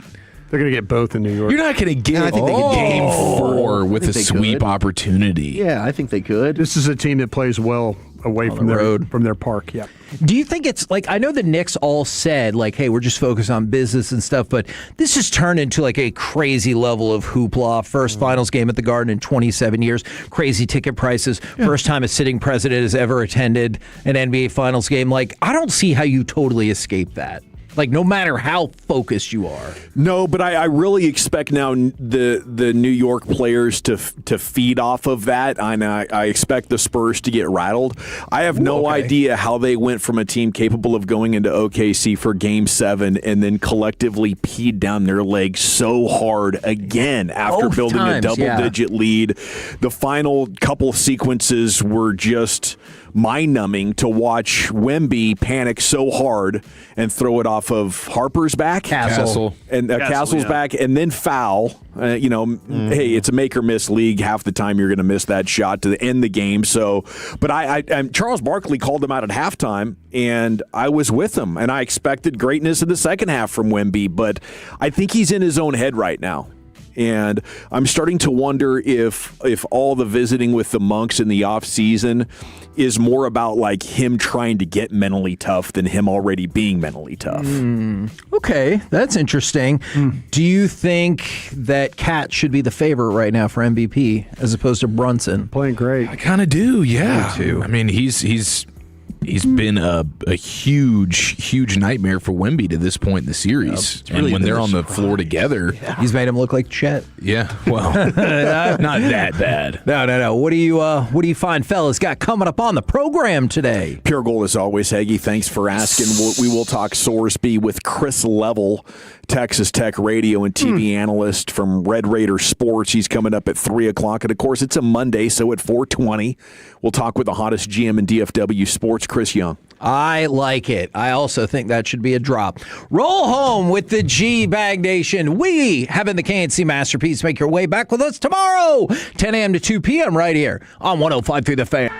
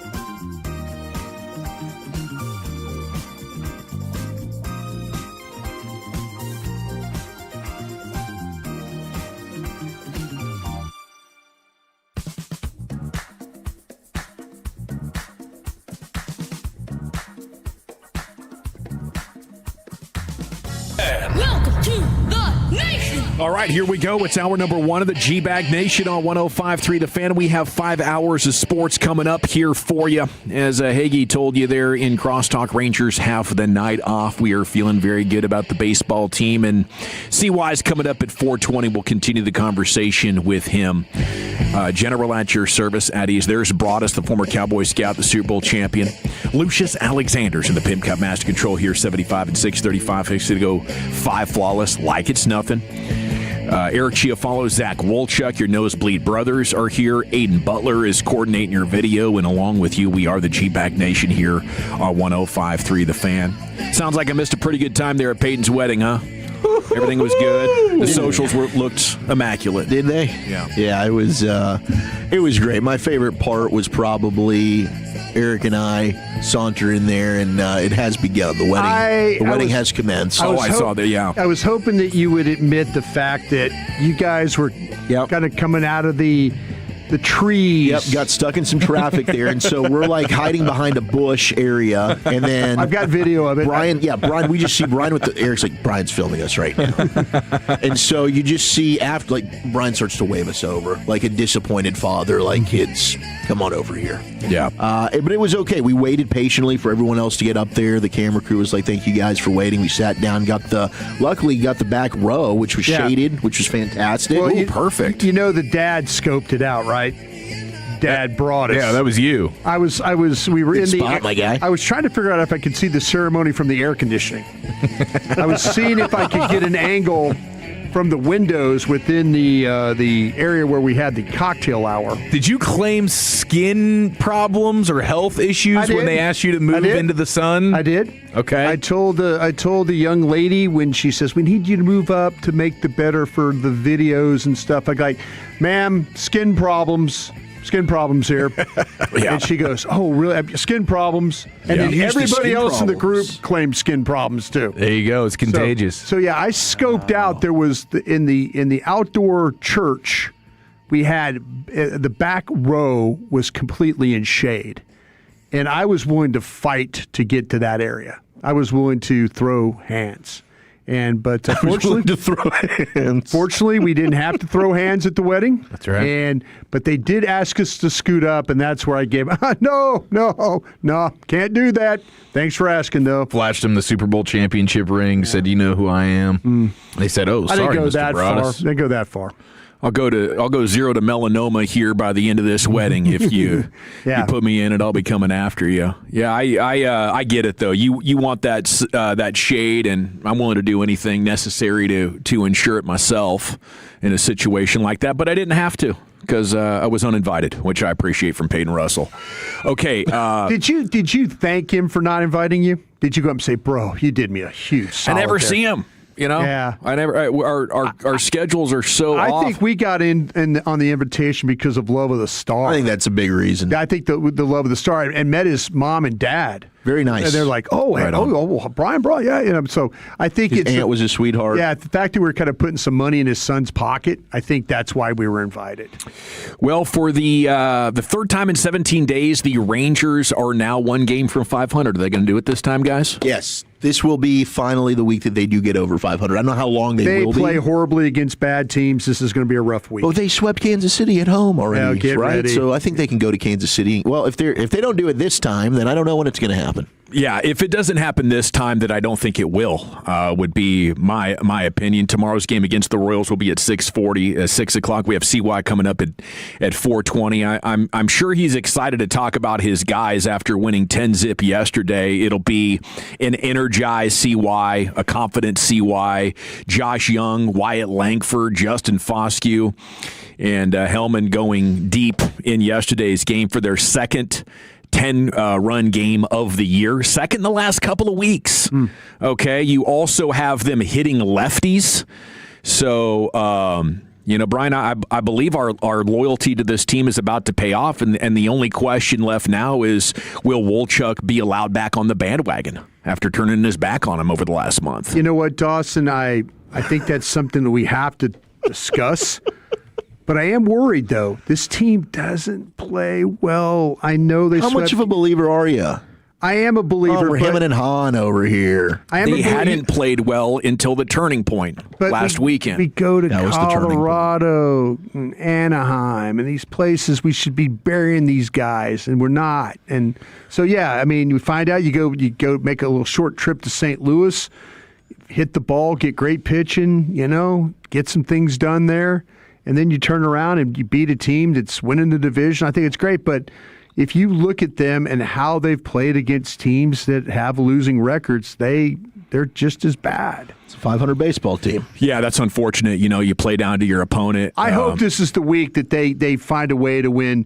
We got 6 games out on the road. Let's find a way to win 5 of them. Absolutely. They've got a tremendous path ahead of them right now. Well, that's exactly the kind of sobering reminders that many of us probably need right now, Brian, to not get... I'm a cheerleader here. Okay. I'm a cheerleader. Doesn't sound like it. I am. I think Dawson and I have been very consistent about our love for this baseball team. Consistency and Dawson do not go hand in hand.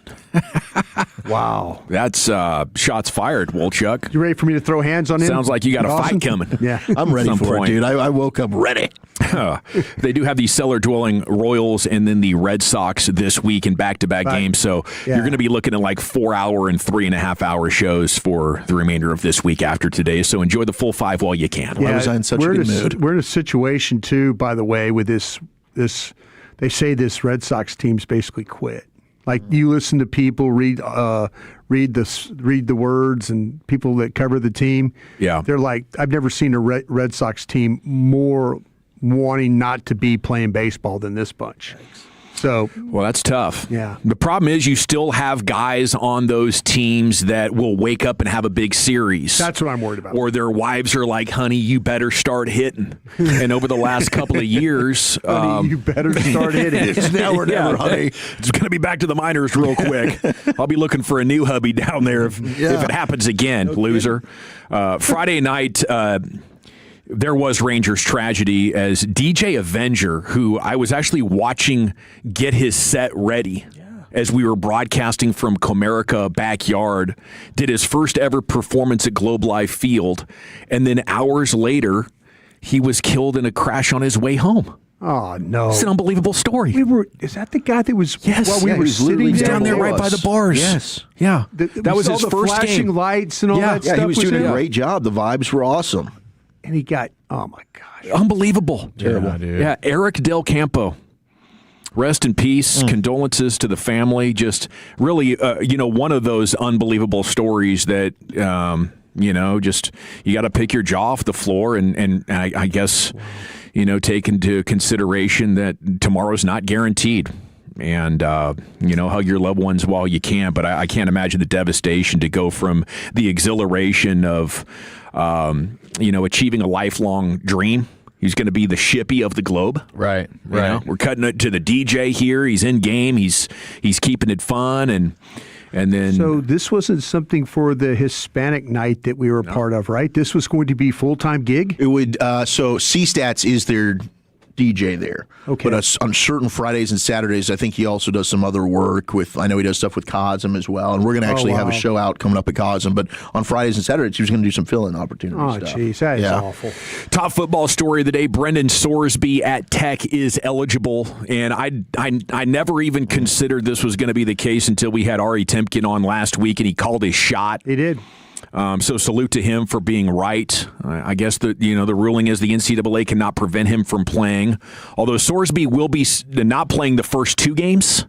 Yeah. Which seems odd. It's like we didn't do anything wrong. I'm a victim here. But I will be willing to sit out the first 2 games.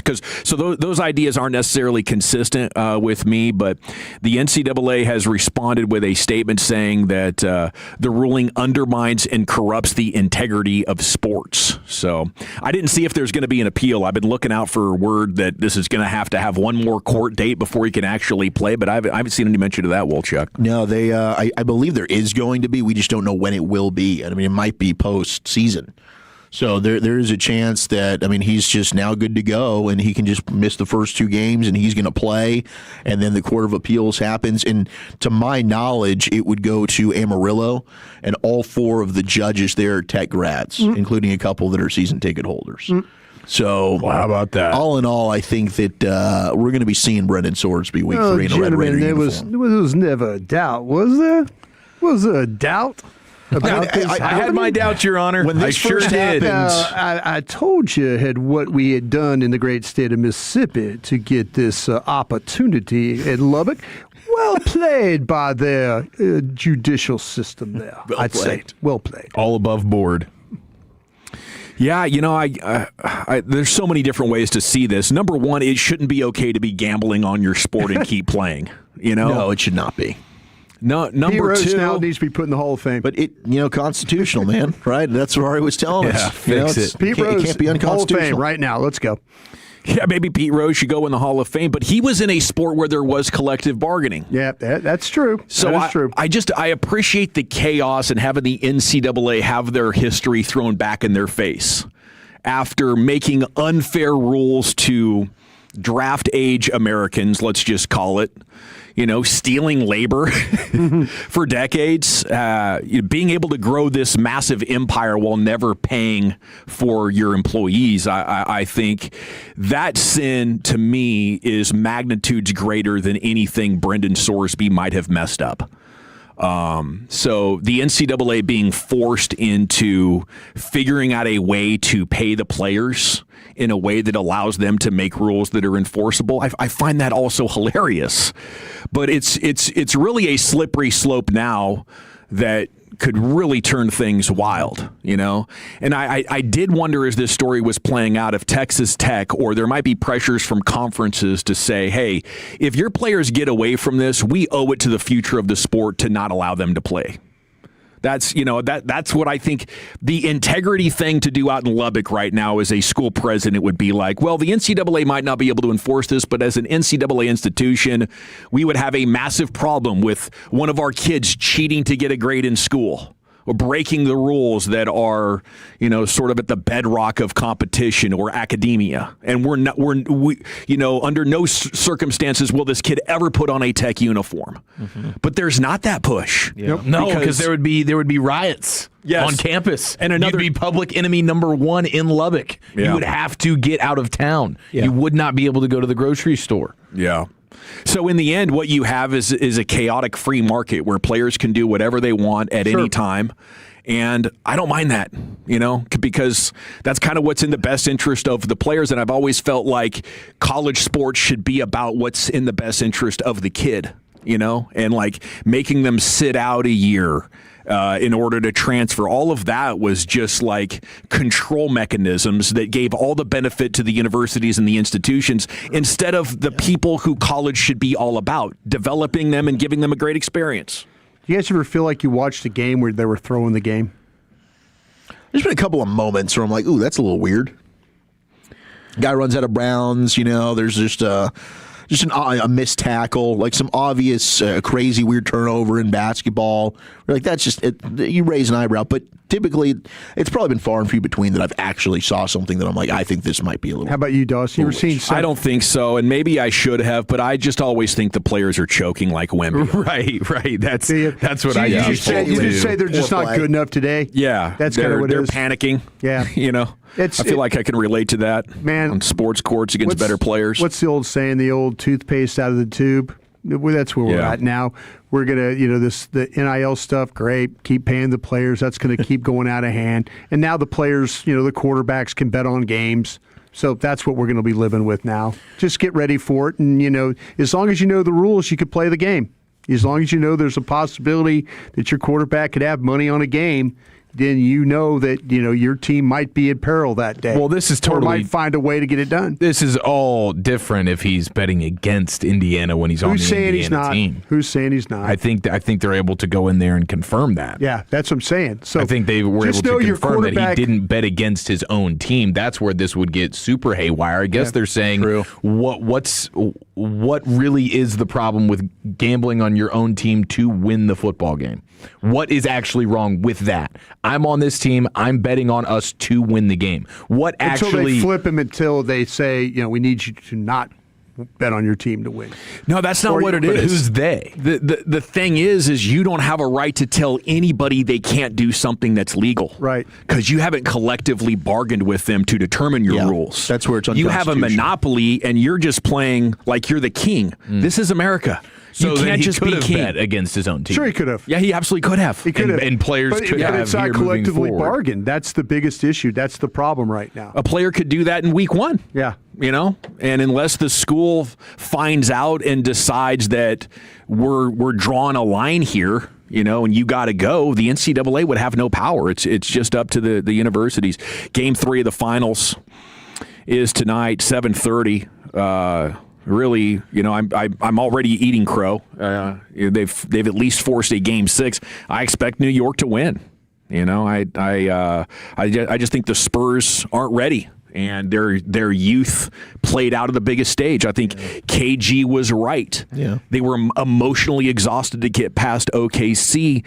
They didn't have anything left in the tank to fortify themselves, and they've fallen apart in late in game situations twice now. I think you're 100% right. I mean, I think that's kind of how I felt about it. We were wondering, like, when's the other shoe going to drop? Typically there's a bump in the road for a young team like this. You kind of got to earn it.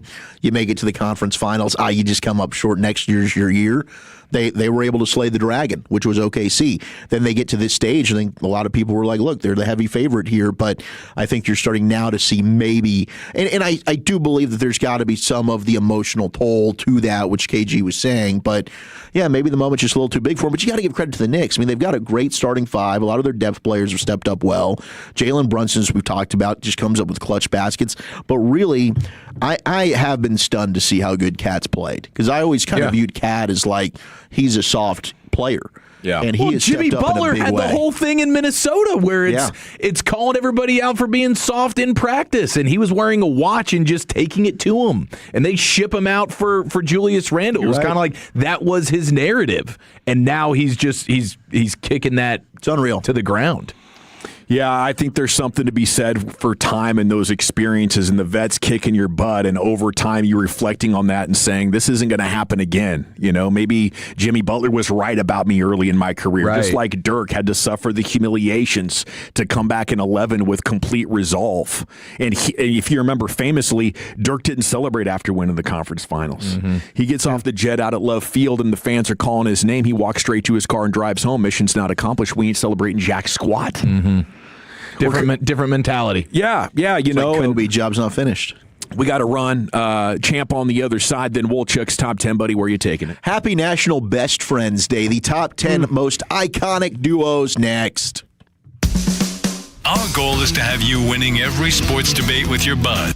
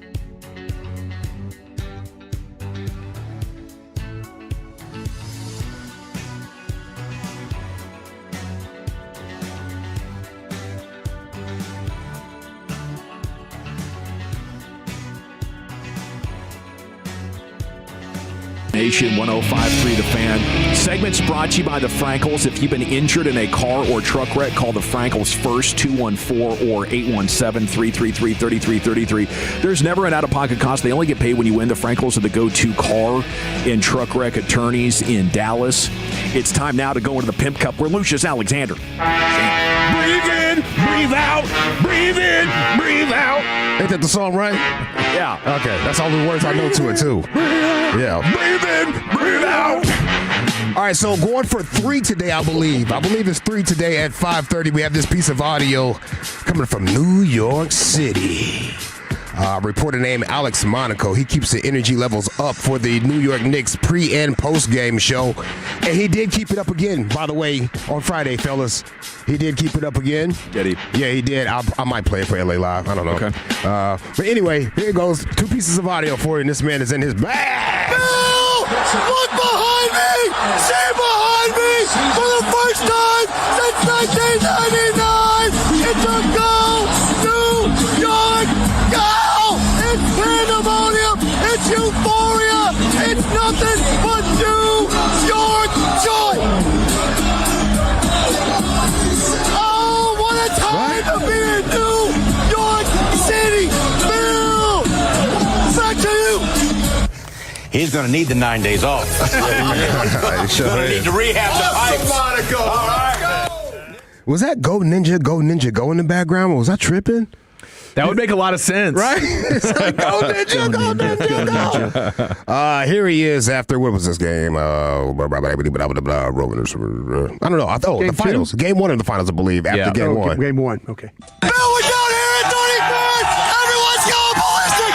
Thousands of fans here with George the Sensei. George, you just watched your Knicks win the finals. How you feeling? I can't wait, man. The city's electric. I've been a Knicks fan since John started to jump, baby. And I can't wait. The city's been waiting for this. It's electric tonight. Number 1 is down. 3 more to go. Let's kill this. Let's kill this. It's up. It's up. Let's go, Knicks. Let's go, Knicks. Let's go, Knicks. Let's go, Knicks. Let's go, Knicks. Let's go, Knicks. Let's go, Knicks. Let's go, Knicks. Let's go, Knicks. Bill, back to you. Question is, fellas, That is awesome. does he survive a 7-game series? Yes. Love it, dude.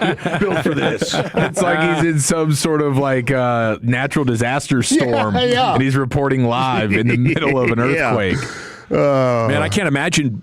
He must have gone up another level after winning game 2 because you feel like it's so close you can taste it at this point. Mm-hmm. Yeah, I wonder if he's like a New York guy through and through, and this is like his dream reporter job. You cannot fake this. Right, You can't fake that. Yeah. There's no way you're coming from the Midwest and now you're just acting like you care about the Knicks. Jumping on the that bandwagon. much. Pause, LA. He kept it up Friday? Question mark? Yeah, good pause, bro. My bad.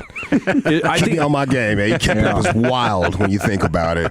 Thank you. I don't know where they're going to go party tonight, though. I think the outside party is off with El Presidente being there for security reasons. A lot of shutdown stuff going on. So maybe they got to rally to Times Square or something like that. I'm sure they'll have Alex Monaco out there manning on the street somewhere. And, probably celebrating New York going up 3-0. It feels undeniable at this point. Let's come over here to Wolchuk for his top 10. Let's do it. We're going to get to our top 10 most iconic duos on National Best Friends Day. But a big shout out to 4-star Denton Ryan quarterback Colton Nussmeier. Yes, that is the brother. Another one. That is the younger Nuss. Mm-hmm. He is committed not to LSU, but to fellow SEC powerhouse Georgia. So maybe some future speeding tickets. Possibly, for old Colton Nussmeier. But dad, Saints offensive coordinator, brother now with the Chiefs, so he's got certainly has the pedigree. We'll see how he does. And he is a Denton Ryan. Brother was at Flower Mound Marcus, but I guess I don't know why he changed schools, but he did for a senior year. Maybe he thinks Denton Ryan has a better chance to win a state championship. So. Yeah, probably that would make some sense there. Mm-hmm. But good for him, and congratulations. Probably gambling on that right now. You think so? Oh, yeah, he's betting on his team. Man, is that now the new thing? Like we were just going to be watching? You know what? That's fine. Just let everybody gamble on all the games. Just gamble. Just gamble away. Have at it, boys. Gamble away. Do it. You got it. We can't control this thing, can we? No, it doesn't sound like the NCAA has any control over anything. We have no control over gambling. We have no control over NIL. I mean, it's It's cool, man. Let it roll. Let's see what happens. That's what you get for running a criminal operation for a century. Yeah. Well, now Ross Dellinger has reported that Big 12 athletic directors are having serious talks about just not playing Texas Tech after the Sorsby ruling. Mm-hmm. So who knows? Maybe some teams are going to be like, I mean, they probably need to make sure their own rosters are in check here. You know, This could just be crazy. Come on, BYU. We'll find a way to get it done. We'll talk Arizona with Chris State. Level. Let's go. This is going to get spicy. See what Chris Level has to say at 3:00. All right, let's get into our top 10 most iconic duos. He might be like that Monaco guy with after this ruling.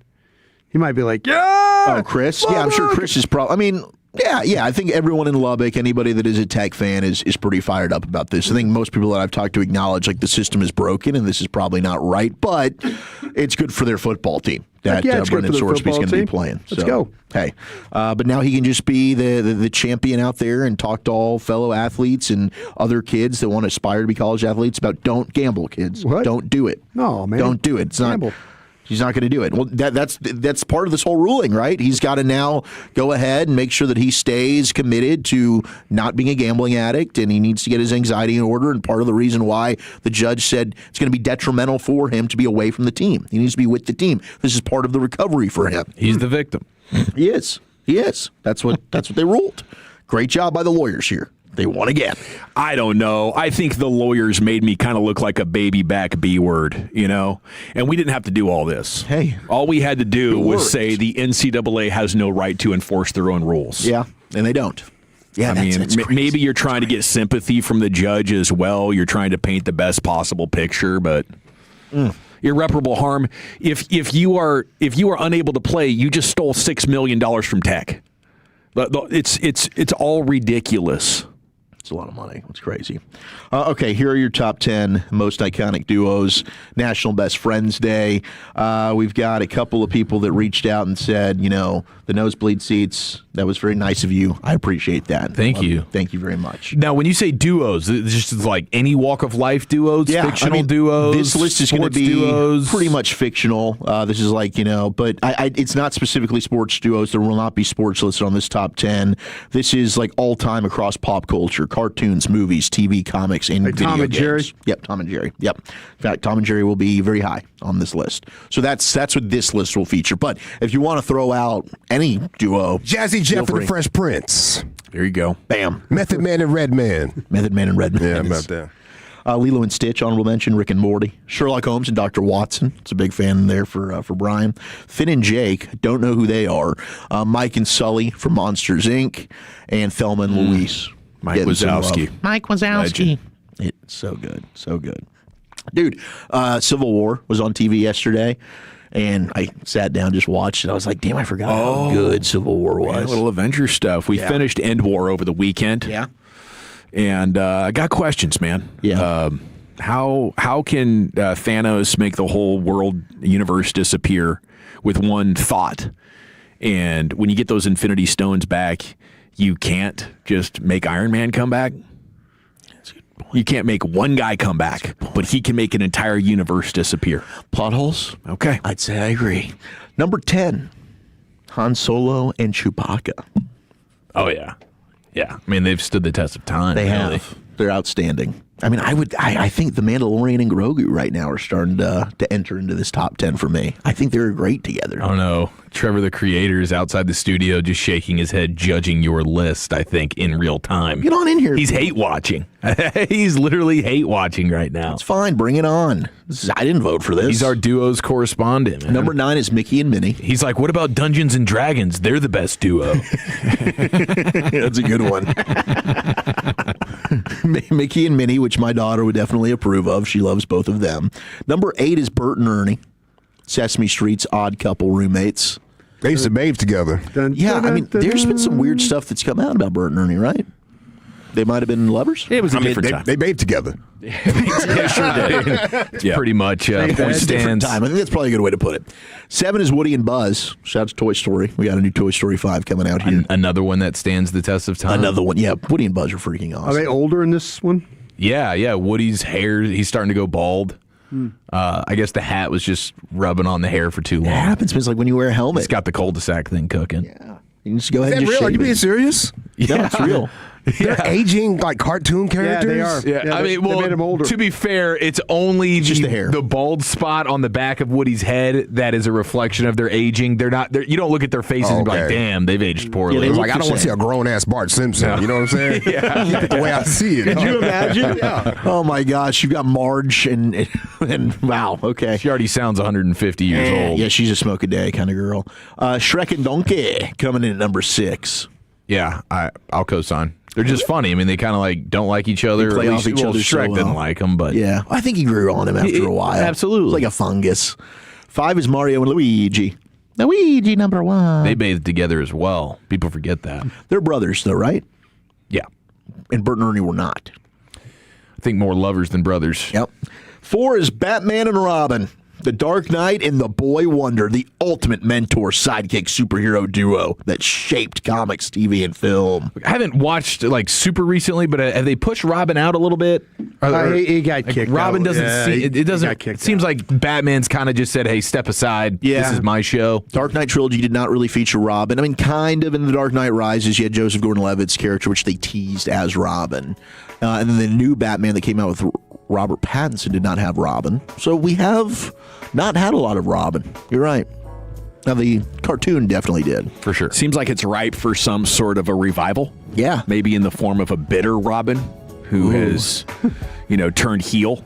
I'm sick and tired of being out of Batman jealousy shadow. and envy. It's like the emo Spider-Man version. Yes. Screw you, Bruce. I mean, it would fit this new Batman that they're doing right now. I mean, it is kind of emo-y with Robert Pattinson. The Batman 2's coming out, and the Penguin is officially in the Batman 2. I'm excited for that. I got some Penguin vibes from Broadus at the wedding the other night with the suit, with the bow tie, with the umbrella. The umbrella really set when it you're off. sitting there in one of those King's chairs, I was like, damn, dude, that's Penguin right there. The Monopoly Man, though, was pretty damn spot on.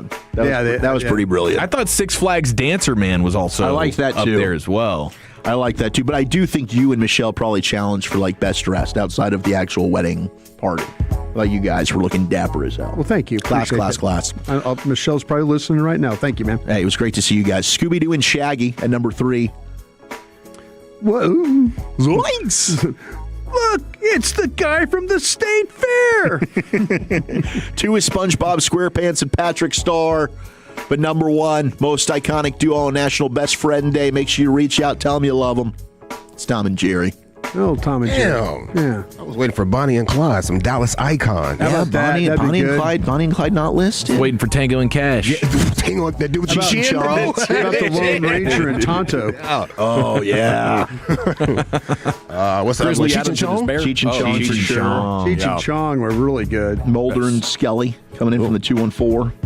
Oh, that's from the X-Files. X-Files, yeah. They're in Alaska. Drinking Josh. Was that Vancouver, BC?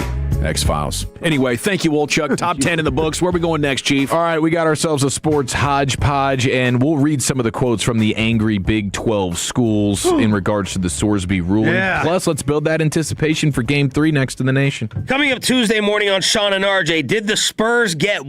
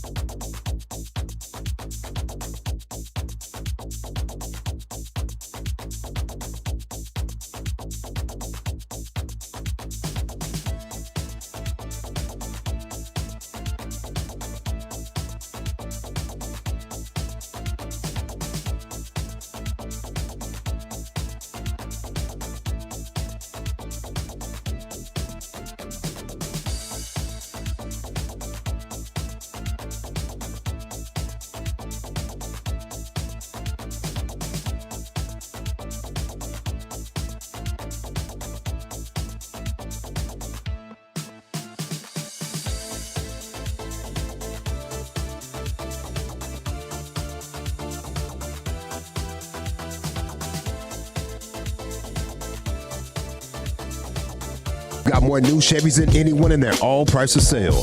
Silverados, Tahoes, Blazers, Malibus, Equinox, and more. Visit ClassicChevrolet.com. This is Texas. This is Classic Chevrolet. Together, let's drive, relax, and enjoy the difference. Based on new Chevrolet registrations 2023 through 2025. Thank you very much, Lucius. We have Chris Level, Texas Tech, coming up at 3 o'clock. He is a TV and radio analyst for the Red Raiders and the Red Raider Sports. So we'll talk to him about Brennan Sorsby here coming up at 3 o'clock. Here's your chief. College football is on a big-time butt-hurt alert thanks to Sorsby and the Red Raiders right after this.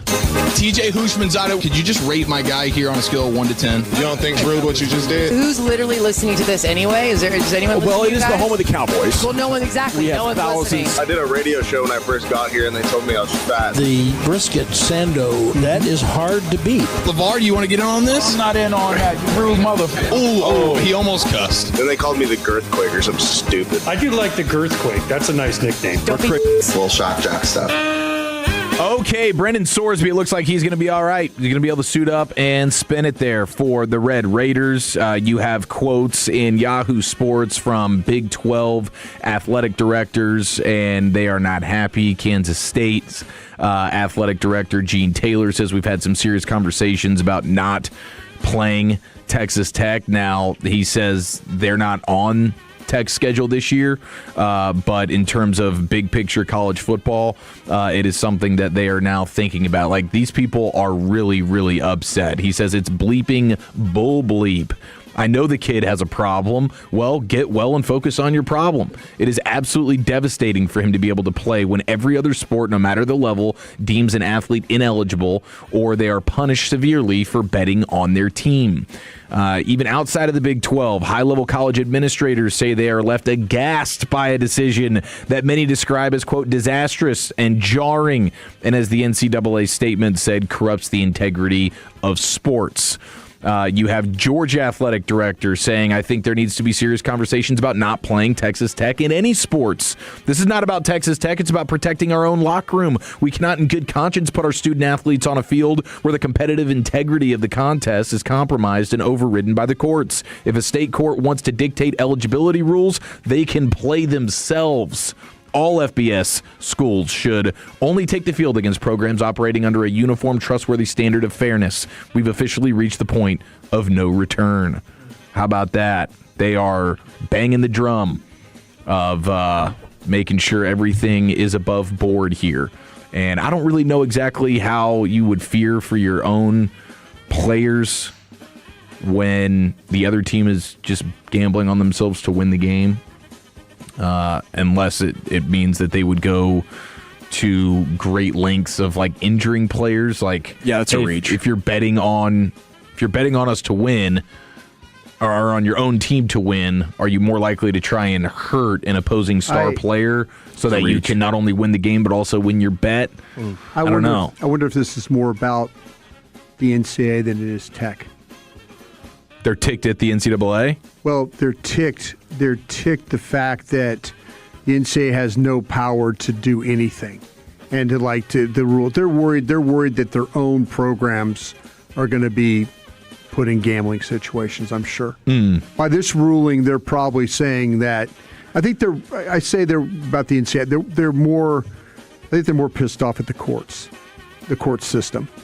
Because by bringing this up now, they've opened themselves up to like other players are going to like, look, the guy at Tech Heck, man, we can gamble. Oh, guaranteed. Guys are going to be gambling on their own teams. That's what I'm saying. There's a way. Especially if you know somebody's going to be healthy and you can get an advantage against the spread that might swing it 2 or 3 points. You're going to have access to insider information. I think that's what these ADs are more worried about. That like it now opens up the possibility of their own programs. Yeah, having to deal with people, student athletes gambling. It's untenable. I think this is probably the rock bottom that the NCAA has needed to get to a spot where they'll get enough momentum. But in the meantime, these rival institutions, they're trying to rally consensus to police our own, right? If the NCAA can't enforce it, right? Back in the day, if Major League Baseball wouldn't throw a pitcher out for beating a guy, we're going to bean 2 of his guys, right? In hockey, if they wouldn't stop illegal hits back in the day, we're going to go kick that guy's ass on the ice. So there's a self-policing element that I think could emerge. And it'll be a real test because some of these games have, $1, $2, $3 million paydays on the line for the university. So what are they willing to sacrifice in order to send their message and try to bring, some sort of order back into the game? One Big 12 athletic director who requested anonymity called it, quote, the lowest point in my time in college sports. And he said Texas Tech should be ashamed of itself. Even notable attorneys who usually fight against NCAA rules were floored by the ruling. Quote, at first I thought it was a joke, said Tom Mars, an attorney who's won several cases against the association. So this is full-on chaos right now. It is. And I kind of love it. I love it. I think the other thing it goes to show is how corrupt ideas can become so normalized. Right?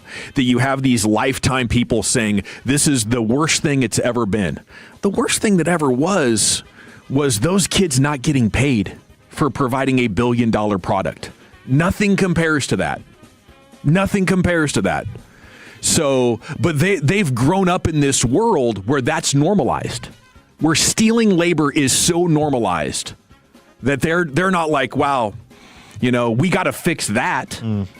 It's that, these kids finally got organized, challenged it in court, and they're sitting on the other side of it saying, hey, let freedom ring. This is actually beautiful. This is America actually working for the people instead of corrupt management and ownership that conspires with lawmakers to squeeze out the working man and to steal all of the fruits of his labor. This is one of the greatest sports stories of our lives. Let's celebrate. America!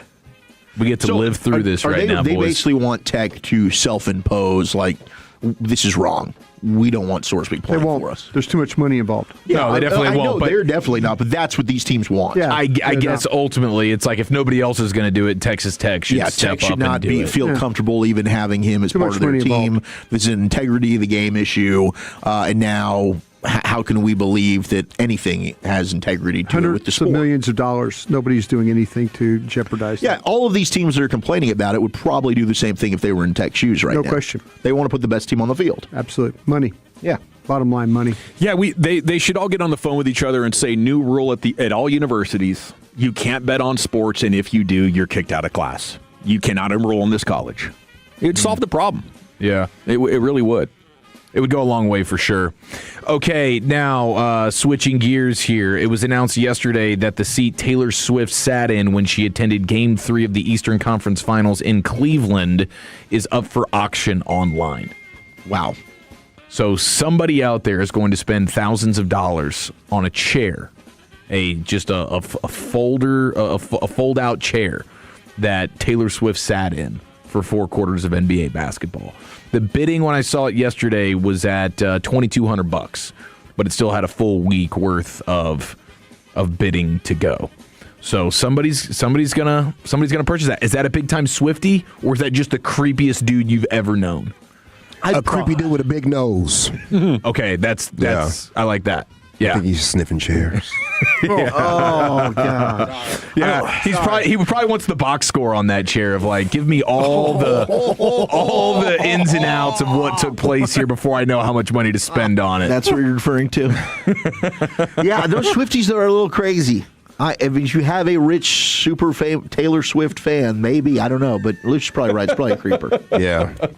He wants to know if she ate nachos or something. You saying over there? Yeah. Did she get the extra jalapenos? Nachos. It was very active that day. I can't wait to get that chair. Did she get the chili on the nachos, or was it just straight up the chips? Wait a minute, it smells like Kelsey sat in this chair.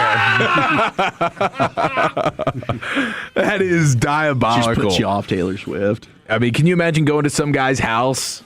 Next thing you know, like one of the most excited he is to show you the chair that he got. Hey, look. Check this out, bro. Taylor Swift sat in this chair. That is, that's happening. We'll see how much it goes for. What do you guys guess is going to end up, it's going to sell for? Okay, with 1 week to go, it's at $2,200. Is this going to go over 10 grand? I'm going to say 7,500. Say $7,500 bucks. Mm-hmm. Okay, we'll circle back a week from now, and we'll see who ends up winning what this auction bid is going to be. I think a lot of these OnlyFans losers have a lot of money. Yeah. So I'm going to say over under $60,000. You called them losers, bro. Yeah, you did. OnlyFan losers. Shout out to you, OnlyFan fan. Well, Chuck, can you go higher than 60K? No, I can't go that high. I'm thinking 25K. Okay, very good. Now, of course, the anticipation is building in a big way for Game 3 of the NBA Finals. First game at MSG, final style in 27 years. Here are the Knicks fans greeting the Spurs as they walk out of their hotel and onto the team bus. Yo, keep the bus running. You're going to be out of here in 2 days. 2 days. Keep the bus running. See ya. Oh, yo, what up?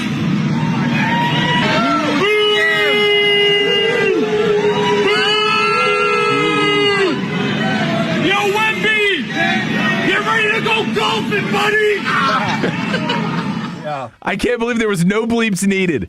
It's a 30-second clip of rabid Knicks fans. Did not need a single bleep. Tonight's going to be fantastic. We hit the rim sesh at 6:20, and I look forward to it. I cannot wait, Chief. Thank you so much. We got Chris Level, Texas Tech radio and TV analyst, joining us next to talk about where the Red Raiders go now that they have their quarterback that's next in the nation. But first,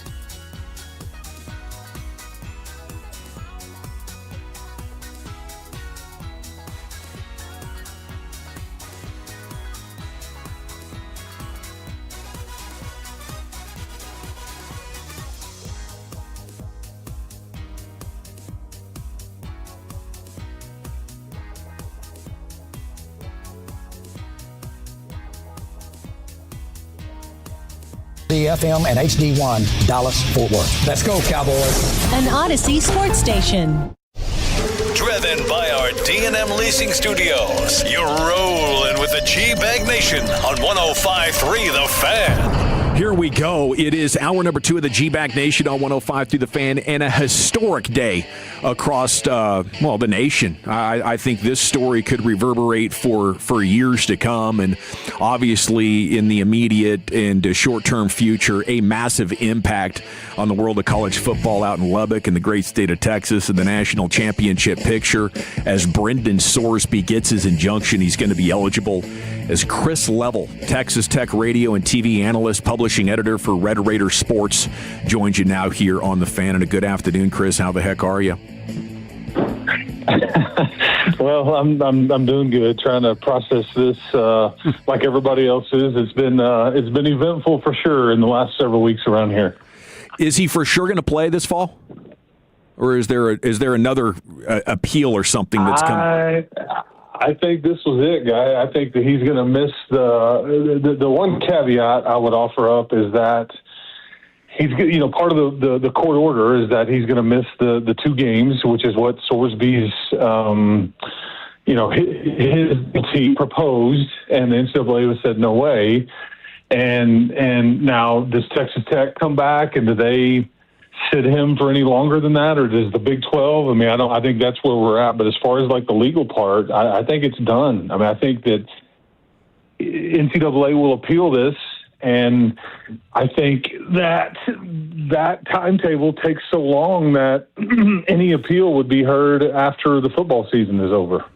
What are you seeing from your partners around the Big 12 and the Big 12 itself as far as how much of a fit they might throw over this? Yeah, I mean, and there's a report out that that some of the athletic directors, I think Gene Taylor of Kansas State, was saying that he didn't think they were going to play Texas Tech in any sports, or they were considering it.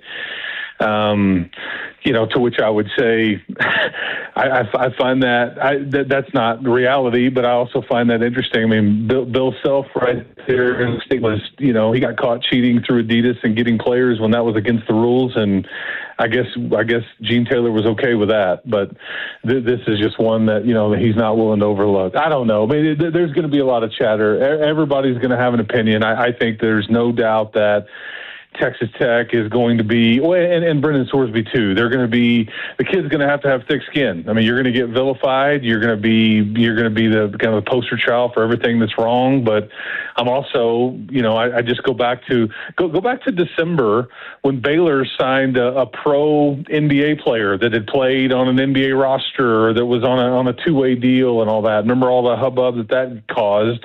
And Tom Izzo, who was the face of the sport, was like, "What are we doing?" I mean, this is just, it's all broken. And then everybody's forgotten about that, and then this is the new thing. So I certainly get the angst and the people pointing at, Brendan Sorsby and Texas and integrity and all the things. But yeah, it's certainly going to make for an interesting fall around here. There's no doubt about that. So for people that haven't been following this, Chris, can you kind of lay out how was Sorsby and his team really able to win this? So originally this was as you guys know, because you guys are talking Cowboys a lot. I mean, you know that the supplemental draft part of this thing was hanging out there. Okay, so with that in mind, knowing that was really, it was kind of option A or option B for Brendan Sorsby. He was either going to try to regain his eligibility or off to the NFL if they allowed it. That's the way he was going to go. So a lot of, Sorsby's legal team had already started the process before he was even deemed ineligible by the NCAA of like going through the court process, because this is what you're having to do these days. We've seen all these cases by Vanderbilt and Ole Miss and Alabama basketball recently. You just deal with it in court. And so this process was starting well before a lot of the ruling had come down and all that. Well, then we get the ruling, and then this injunction hearing was set, and it was set for last Monday. Prior to that, though, the court that it had been assigned to in Lubbock County was a guy by the name of Philip Hayes. He's a local judge. and he's a Tech fan, and all this stuff started going viral and all that. Well, he recused himself. He didn't offer up any explanation. He just recused himself. And so this judge that heard this case last Monday here in Lubbock is actually from you guys' neck of the woods in Tarrant County. He has an undergraduate degree from UTA and a law school grad degree from University of Houston. So he was who was assigned to this case, and this Sunday morning here in Lubbock, and it lasted about 3 hours. And for multiple people that were there, would tell you that Sorsby's legal team, they had plenty of material and precedent and all these different things that they were arguing for and medical diagnosis and all whatever. And again, we can all roll our eyes at some of this stuff, or we can buy into it. It's up to each person to determine what they want to do with it. And the NCAA basically had a very short case and was like, he broke the rules just because he's claiming mental illness or an addiction, and he's good at throwing a football. He shouldn't be allowed to play. And that was really the extent of it. They didn't dispute that he had a medical, addiction or diagnosis. They didn't dispute that. They claimed, in their own words, there was no integrity jeopardized. And so everybody kind of walked away from that going, okay, I don't know how this judge is going to feel, but it's pretty clear that Sorsby's team did a much better job of hearing than the NCAA did. But everybody felt like, you guys have read it. I mean, I've read it too. This is the cardinal sin. You can't do this. You can't do the P. Rose thing. I mean, he's got no chance of winning it, but I guess he did. But that's what. So and then to catch everybody up to today, when we just get the ruling at I think I got it at about 8:40 this morning, that it had been granted, and then we were looking at, okay, what are the details? So he's got to go through, repeated therapy. He's got to check in. He's got to basically it's the equivalent to being drug tested all the time, and then he's got to serve the 2-game suspension. But that's where we're at. So I'm like you guys. I'm processing it and seeing all the reaction because it's been a wild day today.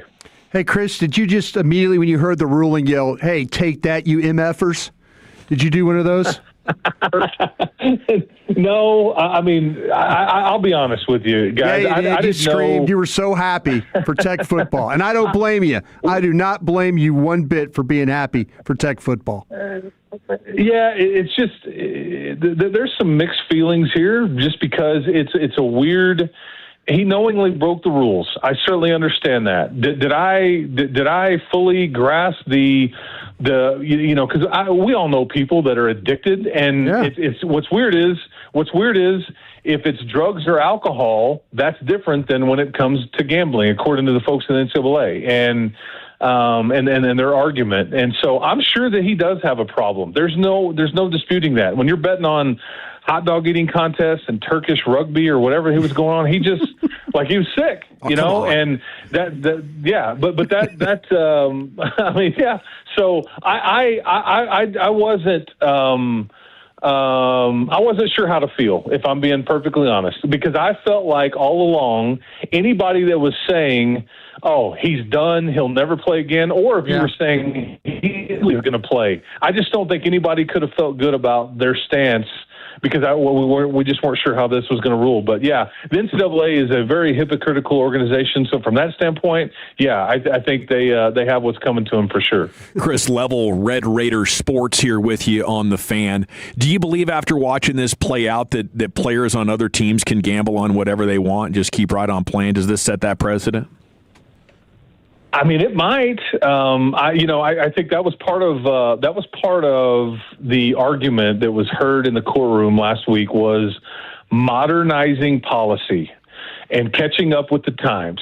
Look, every platform that all of us are on, FanDuel, DraftKings, I mean, the NCAA's second biggest revenue generator behind the NCAA tournament is providing data for gambling purposes to a lot of these companies. Okay, I mean that cannot be disputed, and they want to kind of both sides of it. And so I didn't know what we were getting into, but and as you guys know, there was they had actually made it legal for college players to bet on like professional sports. I don't know if it was 6 months ago, if it was a year ago, and it was that way for a week or so, and then they tried to put the toothpaste back in the tube, and you're like, you know what? This probably isn't a good idea. Let's not allow this. But for a brief period, they had no problem with it. These are grown-ups. They've got money. It's their money to spend. They're not breaking any laws. Nobody else is harmed, and all that. So I don't know where we go from here and what is allowed and what's not. But I bet you're getting closer to modernizing some of this policy. And the one bugaboo here is that he bet on his own team, for his team, mind you, when he was at Indiana. That's the one thing that people are pointing to. He didn't bet against his team, and he didn't participate in these games. That's one thing. And we've been wondering around here, and I think the first time I was on with you guys, does anything happen to Indiana or Cincinnati? Because he played every game for those two institutions that he was eligible for, and this activity went on at those places. So it's a wild precedent, and it certainly has startled the foundation of college athletics today for sure. Chris Level with us here on 105.3 The Fan. So, if he had I think that's the big thing here, because you mentioned that they deemed that he did not go ahead and break the integrity of the game. So, if this ends up being, he did bet against Indiana, does that totally change the way that this looks? Because I do think that's got to be the fear to Gavin's question, right? This opens up a can of worms that kids can now just go ahead and bet on their own teams or against their own teams, and the NCAA has no leg to stand on. Yeah, I mean, this is all really interesting. I mean, I think the first time I talked to you guys, I mean, I told you, Texas Tech, I did the whole basketball broadcasting, and there was multiple either stadiums or arenas that were sponsored by hotel and casinos in the Big 12 that I was in last year. I mean, they have the naming rights. I mean, it's just you can't get away from this stuff. So, and I'm not excusing it away, but if in the NCAA's words, they viewed his activity causing no integrity to any past games or contests, then that may have played into the judge's ruling. Had it been different, maybe we do get a different result here. That's the one thing I've learned about this ruling, is that the judge didn't have to get into a lot of the details, okay, in the initial ruling today. The NCAA may push him for that and say, can you specifically cite the precedent or exactly why you ruled it this way? And that may be in the process of happening, but to this point, maybe you guys are onto something, but that's not the way it played out. And in NCAA's words, no integrity was jeopardized. So is Texas Tech just totally embracing being the bad guy and having everybody just kind of hate him? Are they relishing in this right now? They were probably already down that road a little bit before any of this happened, just because they're the new guy and they're being transparent about what they're doing, and they got good. I mean, none of this happens if you're not winning. All the college softball stuff happened a week ago. You got Steve Sarkisian saying some things about your schedule and all that. If you're not winning, it doesn't matter. But this is a hell of a lot better than being irrelevant. I can tell you that for sure. So are you expecting these guys to have another bounce-back season like Sorsby plays? Like, just what's the status of the roster right now? So much turnover. Where's maybe some concern about the Texas Tech roster? Yeah, they're. I know this is like a gambling conversation, but I think their over/under win total went up by like 1.5 today. Sorsby's hitting the over here, Chris. Yeah, that's right. I've had to work on my my betting analogies throughout this whole thing. I'm like, is this poor form, or I stopped saying roll the dice, or man, they're willing to whatever. But I think this is a top 10 team. There's no doubt about it. There's really the biggest question was going to be the quarterback. Okay, with all this going on, and now it's not really, unless you want to factor in, okay, how does Brendan Sorsby handle this mentally? There's going to be a lot going on here. He's going to be treated differently. He's going to be yelled at. He's going to be hated. He's going to be the poster child for what's wrong. I mean, how does he handle all that? But as far as the roster on paper, they had 9 guys drafted, and you guys do as good a job of anybody of covering the NFL draft. The NFL seems to think that this is a current team that may have more guys drafted this year than they just had, and they just had 9 guys picked. Wow. So, I mean, they're left tackle, they're tight end, now they're quarterback. They've got, more than one linebacker. They've got a corner. They've got, multiple defensive linemen. So it's pretty fascinating. But, they'll be a bit of a favorite to win the Big 12. There's no doubt about that. And then we'll see now where they can go further. Because that's what Sorsby did. He provided you with a chance to maybe go further than you had last year and not just win the league and be happy about being in the CFP. Can you go win the whole thing? And now I think you have a legitimate chance if his mind is right. Good question from the 682 here, Chris. But is Tech in danger if they still want to try and enforce something from this? If the Big 12 rallies, is Tech possibly able to get punished or anything for the university here? I mean, and if they wanted to self-impose maybe more than 2-game suspension on Sorsby, could Sorsby then sue Texas Tech? Are they even allowed to do that now legally? I think they can. I need to read the fine print, but I will tell you that to your point, it's in the ruling. It's stated, and I can send one of you guys the file so you can read the fine print. But it basically says no, Texas Tech cannot be punished any further. Because the one thing that if there is a court ruling after next season and you do well, do you have to vacate all that? But basically, the way that ruling reads is you can't do anything to Texas Tech or any one of their opponents or anything. And it says that you have to let this player practice and play after the 2-game suspension as long as he abides by, there was 5 or 6 things he must do and continue to do, which is therapy. And again, I mentioned the drug testing analogy. As long as he abides by that, then nobody can, after the season is over. So I need to check on that to see if they can even self-impose, but they may be prohibited from doing that. But yeah, the ruling was pretty clear there. Fantastic report, Chris. Appreciate your time here, and we'll look forward to catching up with you soon before the season starts. Hey, you boys be good. Appreciate you having me on, and keep hope alive out there. Salute. There he goes. Chris Level, Red Raider Sports. Do you think any success they have would be tainted? Not to them, but to others it might be. They still got to win the games on the field.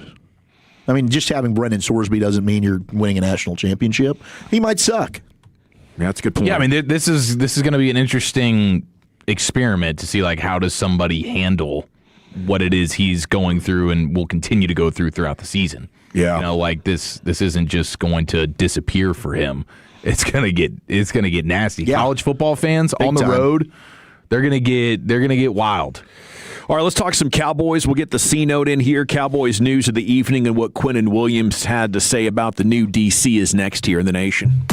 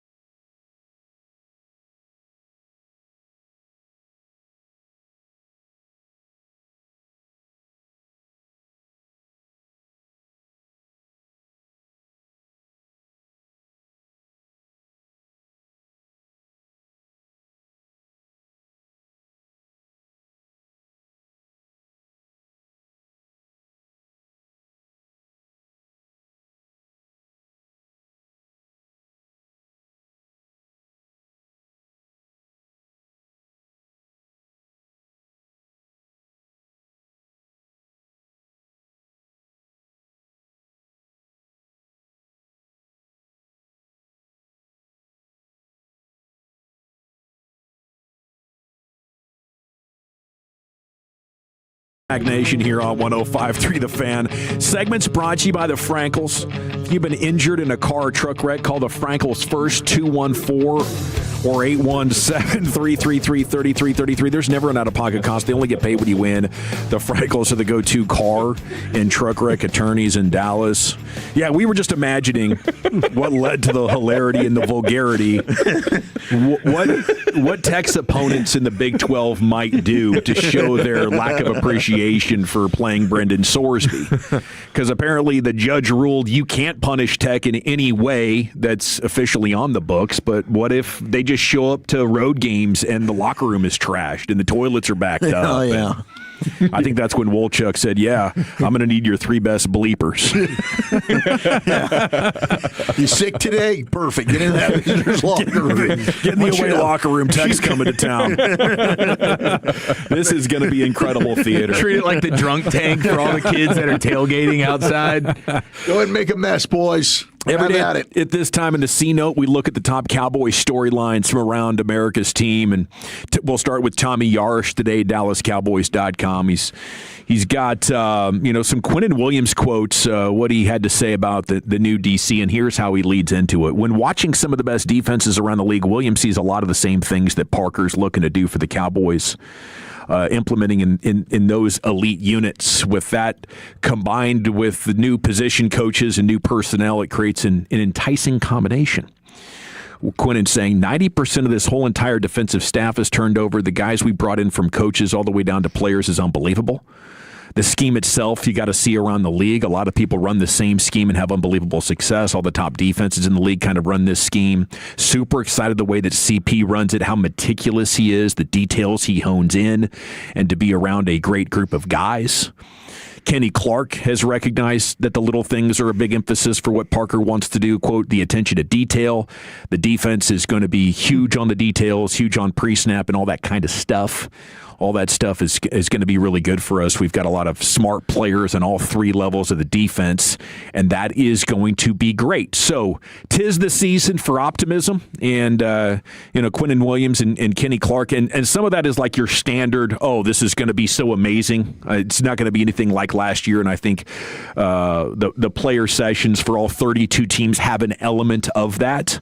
But the cool stuff is just what Quinnen was talking about, a guy that's a student of defense. He knows what it takes to be a great defense, and notices that a lot of the teams around the league are running this defense, and the Cowboys are finally aligned with it, which is really cool. Now, I did want to get in what Clarence Hill said on All City today. I don't know if you saw that clip going viral with Jeff and Jesse. But he said that while people are excited about Caleb Downs, he's not going to step in here and be the best safety in the league day one. And in fact, Jake Ferguson, Lamb Pickens, they've all given him so far a welcome to the league moment. Mm-hmm. What do you guys think about that after 1 week of OTA's expectations for Caleb Downs? What if there are some significant growing pains? Yeah, I mean, I do think that we all have to anticipate that for as highly touted of a guy as he is. This is still the National Football League. We're watching Wemby get worked in moments right now, like he's supposed to be an alien. He's not from this world, and he's having moments. I mean, pick basically any player. Yeah. Any player, no matter how great they are, they've gotten got. And especially, I would imagine, early on in their career. You're talking about OTAs, George Pickens, CeeDee Lamb? Yeah. I would expect George Pickens and CeeDee Lamb to probably get the best of them if they're matched up throughout an entire practice. But I do think there is an expectation factor that Cowboys fans need to have. Let's not forget just the reality of professional sports. We're not going to watch some guy just go into the league and be Teflon, play in, play out for an entire season, game, or career. Yeah, that's just simply not going to happen. No, he is going to give up some plays here and there, and I think that, to your point, that's the nature of the beast, and that's awesome. I mean, it's going to be fun to see. I hope we get the one-on-ones. Him with a chance one-on-one with CD, with the George Pickens, with the Ryan Flanoy. All of these things. I mean, that's going to make him better. I mean, if you go back and you look at Micah's rookie debut against Tampa Bay. I mean, he was having to drop off in coverage. I mean, his head was spinning out there, right? Still ended up having a hell of a rookie season, but Night one was rough, right? I'm sure there's going to be growing pains. I think that's absolutely natural for any rookie. I would have liked to hear Clarence also say, but I did see him make this play or make that play. Yeah. Hopefully he's out there making some plays and he's not just getting guys. Yeah, I believe that there's going to be way more good than bad. But to expect perfection is unfair. I think Chill did what he did because of all of the positive reporting about how great it's gone and how great it's going to be. Okay. And it was just kind of like hey, let's maybe pump the brakes and acknowledge there are going to be growing pains in here. He is not the Zach Martin rookie that's holy crap, he might be an all-pro already. Yeah. And we did see that at the 1v1s in Oxnard 2014. I still remember Kavanaugh and Broadus reacting to how stunning it was that a player who was essentially in his first training camp practice was so good immediately. But that... maybe Caleb Downs will be there by the time we get to Oxnard. Maybe, Brian? Maybe so. That's the thing. I mean, there's things that the learning curve thing is, and I think they're gonna work around this, will be how much does he play nickel slot. I think they want him to play. I think they want him to be the starter to do it. But I wonder if it's going to be all the time. That's the biggest question I'm going to have. 817 Downs' impact is not only one-on-one plays, but an overall smarter, quicker to react and sniff out plays, which makes opposing quarterbacks have to hold on to the ball 1 or 2 seconds longer. Yeah. And sacks equals turnovers. That's from the 817. That's a great point because he's not going to be trying to play man defense against the best wide receivers in football. Yeah, this ain't Revis Island. That's the whole thing. I mean, that if the Cowboy fan base thinks that that's going to be what he does, it's like, well, man, you drafted him. Why can't he? That's going to be, get ready. That he has a bad day, or he gets beaten coverage, or gives up a first down in a key point. It's going to be, well, what the hell, man? They drafted him to make these plays. Why can't he make these plays? Damn, Broadus, you told us he's your favorite player. I'm getting prepared for that.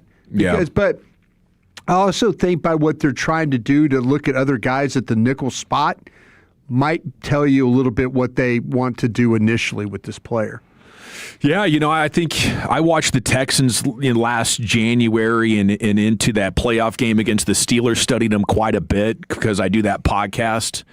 And the thing about them is they just have so many guys like Downs that might not have the counting stats of, wow, look at all these PBUs, look at all these turnovers, but they're all in the perfect spot and secure the tackle just so consistently down in and down out. And I've thought that's the kind of player you're getting with Caleb Downs. Yeah. You're not getting a guy that's going to go lock up the opposing team's tight end or best wide receivers. But if he's capable. Okay. But you're not wrong. I agree with you. I think there was going to be some days where it's not going to look as pretty and clean as we all believe it might be. Joseph Hoyt, Morning News, with a headline on Clayton Adams. Cowboys OC Clayton Adams doubling down in Dallas amid increased interest around the NFL. And it's a really nice story today. Joseph Hoyt, Morning News, joins us from time to time. It's really about how the Cowboys are hoping their offense evolves in year 2 under Clayton Adams. And if it does, you can bet your ass that a number of teams are going to be hot on his tails. I do wonder, with Shoddy continuing to call the plays, like if you're the Cowboys, are you willing to promote Adams to full-on play caller, or would you let another team come in there and take him to be their OC? I don't think Shoddy would do that. No. At the press conference, he just said he doesn't envision giving up play calling. I mean, he said maybe Connor 10 to 15 years down the road. Connor Riley becomes that guy. They're not going to switch that. But they're also not going to let him be an OC somewhere. The only way Clayton Adams leaves is if his contract's up and he's a free agent, or that he's going to be a head coach. Because you already had, wasn't it? I know it was Philadelphia, and they would nix that probably anyways because it's Philadelphia. But Philadelphia, I think Sirianni called Shoddy to be like, hey, what about Clayton Adams? Can I interview him? Hell to the no. End conversation. So, calling plays as a head coach still fairly common. About half the league doing this still. We have no problem with Shoddy continuing to call plays. Was he good at it? Is he good at game management and calling plays, do you feel like, with Shoddy? I don't think that's his best trait. There were definitely some questions with the game management stuff, at points last year. But I do think overall, with the success of the offense and just kind of seeing, and maybe some of the design element, like Clayton Adams deserves credit for that. But I think Shuddy did a good job overall with play calling. I felt like maybe the first 10 weeks of the season, it was really good. And then from week 11 on, I know they had victories against Philadelphia and Kansas City. Those were kind of those key games. But did you kind of feel like that things were getting shut down at the end? That the second half, they couldn't score touchdowns. They were taking away your players, and you were worried about that. You're like, God, this offense is too good. The defense is in trouble. The offense has got to score points. And then all of a sudden, Pickens was a no-show in some games, and you weren't running the ball particularly well, and it didn't end as well as you like to have done. Jerry Trotta, Landry hat, writing about the week for Marquez Valdez-Scantling getting to run with the ones in the absence of George Pickens. Do you think we're maybe seeing that they want Kevontae Turpin to focus on kick return? I would believe so. Yeah. I believe. Because it's not like you're looking at MVS like he's an answer with your ones. Yeah, I was fortunate this morning to watch tape with Duke Manyweather. Cool. And we were watching there in the studio, and we were watching Turpin, and it was a Philadelphia game where Turpin's the running back, and then he fumbles the ball, and you're like going, oh, damn. And then they run a jet sweep, and Duke's pointing out, well, they had this play blocked really well, and he was pointing out how it was schemed. He goes, what's keeping this guy from running the ball here? This is where the ball needs to hit. And so now you're like, okay. And I think him realizing like, well, they're using me as wide receiver down the field. They're throwing me the ball and all that. I have to preserve myself to be able to do that. Maybe he's thinking I'm going to make more money being a receiver than I am a returner. Yeah. So I think it was kind of a two-way street. I mean, it would be exciting to be asked to be a receiver, and all the looks that you got in training camp last year, I would look at it like, okay, I got to survive these return situations so I can go do what's really fun. And if that's the way you're looking at it, we talked with Devin Hester and asked him about Kevontae Turpin at the Super Bowl. He said it was a guy that had sort of maybe lost his focus and the main thing wasn't the main thing anymore. Where are we going next, Broadus? Yes, let's take a look at this. I've got a game for you guys, the best sports gamblers ever. Nice. We'll do that next. Okay, I want to chat about Window Nation with you before.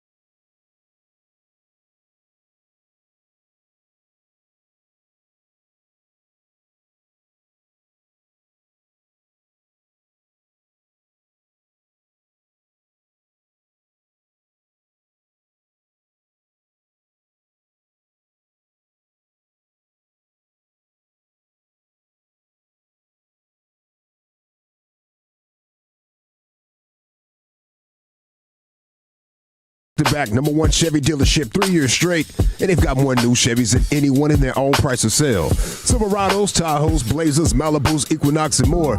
Visit ClassicChevrolet.com. This is Texas. This is Classic Chevrolet. Together, let's drive, relax, and enjoy the difference. Based on new Chevrolet registrations 2023 through 2025. Thank you very much, Lucius. It is time now for Krusty's Corner, brought to you by Greystone Roofing. Go to greystone-roofing.com. Here's Brian. Hey, kids! Your old pal Krusty's gonna teach you 5 new words. You're not wrong about that. From Dallas, Texas, number 55, Brian Waters. Thank you very much, Lucius. Always appreciate you playing that. And thank you to Greystone for being a part of this one as well. Again, thank you to the Russells for having us at their wedding. That was very, very nice of them to be a part of that one. Nice to meet his mom and dad. Yep. I didn't get to meet the bride side. Oh, okay. Didn't meet the bride side, but I did meet Mr. and Mrs. Russell. Very nice couple, very friendly. So appreciate them having us along. All right. By the way, we've got OTA practice tomorrow, so I'm going to take a venture out there. I thought it was Thursday. But it's actually it was the 16th. I did too, but it's actually on Tuesday. I thought it was Thursday this week, but it's Tuesday. Right on. And then Dawson, we're out at the men's tee tomorrow. Is that where we're at? Very nice. Yes. Yeah. Men's tee in Fort Worth Alliance. At Fort Worth Alliance. So so if I'll zip on over from the practice and then catch me out there, catch us all out there. If you want to come on by and say hello and talk a little ball, we will be out there doing that. So appreciate everybody want to participate in that. All right, this whole thing with the Sorsby things, it made me think about the best gamblers in sports history, and so I thought I would play a little game today. I'm going to read a line to describe this person, and I'm going to give you a multiple choice opportunity to tell me who this is talking of, this particular gambler, sports person we're talking about. Is that okay? Everybody cool with the rules? Yeah, absolutely. Until I'm not, and then I'll ask you a question about it. Very confused, but let's dive in. What are you very confused about? Just not sure of what we're doing. You're not sure? But we're going to figure it out on the fly. I'm going to read you a line tagged to this particular sports gambler. Got it. And you got to tell me when I give you the names which one you think it is. Okay. We'll go real. You can keep score. Keep score. All right. We'll do it that way. All right, Chief, we'll start with you. Uh-oh. This sports person allegedly wagered over $1 billion on sports over 3 decades. That was billion with a B? B with a B. Billions. Whew. $1 billion on sports over the last 3 decades. Jeez. Would this be Michael Jordan, Charles Barkley, Phil Mickelson? I mean, it's either MJ or Phil. I don't think Barkley's packing billions like that. And it's hard to even imagine that Phil is, even though I know he's a gambling machine. So I guess I'll go with MJ. How about you, Dawson? This sports personality allegedly wagered over $1 billion on sports in 3 Floyd Mayweather's not an option? Not an option. That was the name that jumped in my head. I'll go Phil. But he is in a situation. Floyd will be in a situation here later on. I'm going to go Phil Mickelson. Okay. How about you there, Wooly? I agree. Phil, I think this is Phil. I think I remember something with $1 billion. There was a report a while back about Phil. Now, I don't know if that's the answer to this, but I'm going to check with Phil. Billions. Lucius, we're going to tell you this sports personality allegedly wagered over $1 billion on sports over 3 decades. I'm riding with Big Phil as well. Okay. I don't see Charles doing that. Michael Jordan, he will gamble like that, but I don't think it's going to be on sports. Ooh, okay. Ooh. Yeah. Phil is the guy that is notorious for getting in trouble. Yeah. You know, the bad boy. This is like 25 years ago. Dan Patrick would have him on his radio show with his picks every week. Oh, wow. Like he is living the degenerate gambler lifestyle. I'm at the point in the process where I want to change my answer, but I already locked it in. I hit the button. You hit the button? So I'm lone wolfing MJ. Come on, MJ. So we're three on Phil and 3 on MJ, right? No. 3 on Phil, 1 on MJ. 1 on MJ, my bad, yeah. The correct answer is Phil Mickelson. That is right. You got it, boys. Yeah. Dominating these Brian games the last 2 weeks. You're crushing Seriously, man. Dawson, we'll start with you then. Uh-oh. For being admittingly saying bragging. Yeah. This guy, sports personality, admitted to losing $1 million a day for at least 10 to 20 times in his life. Good Lord. This sports personality admitted losing $1 million a day at least 10 to 20 times in his life. Is that Charles Barkley? Is that Floyd Mayweather? Is that Michael Jordan? See, $1 million you could do with markers in a casino. You show up with 100, you lose that. Mm-hmm. Then you go to 200. Yeah. So you got to borrow another 200. And I think that's Charles Barkley or Jordan. That's that casino life. Yeah. Which one do you Type think of it losses. is? You got to pick one. Pick your basketballer. I'm going to go with Barkley. I don't know if we've had any Jordan problem gambling stories, have we? Other than maybe getting himself suspended from the league for a year and a half. There was that. Yeah. And I know Michael Holton, the teammate of his with the Bulls in like 85, won all the Jordans that he had in his house in pool. But I think that's more like interpersonal type of little card games with the buddies. I'm competing. I'm not trying to get rich, knocking off the casino or whatever. I'm going Barkley. Willie admitted to losing $1 million in a single day at least 10 to 20 times. Jeez. I'm going to go with Floyd here. I don't think Floyd gives a damn about admitting that, and I do think Floyd loses a lot of money. That's why he's still having to fight now. So give me Floyd. Lucius? The round mound of rebound. Charles Barkley. You guys are kind of all over the map here, but here we go. If you said the name Charles Barkley, you're absolutely right. Yeah. Nailed it. Barkley. Charles Barkley admitted to losing nailed it, dude. a day at least 10 to 20 times in his career. All right. How about this one? Did he specify, was that at the casino? I assume that was the thing. Yeah. Most of these guys are casino Can you guys. imagine waking up? No. Just feeling sick? Nope. Golly. What a play by me. Wooly. Yo. This professional football player blew his entire $350,000 rookie signing bonus. Jeez. And then owed over $700,000 by mid-season. Was this Ken Anderson, Art Schliessler, or John Hadel? Oh, wow. Good Lord. Yeah. This is tough. Yeah. Who? Yeah, what were the names you just gave? I don't know. I think Ken Anderson. That's the only name I know. Art Schliessler, John Hadel. I want to hear that last name again. Shut up. Art who? Schliessler. Schliessler. I'm going to go with Schliessler. He's making crap up. No, because I don't think he'd be listed here if it weren't the answer. So I'm just going to go with Schliessler just based off Art of Schliessler. that is a random ass I name. hope that's a fictional name that I doesn't think even. He's got to be the culprit here, and he sounds like a gambler. Lucius, Freaking Art's at it again. To you, Art Schliessler. That dumb Schliessler.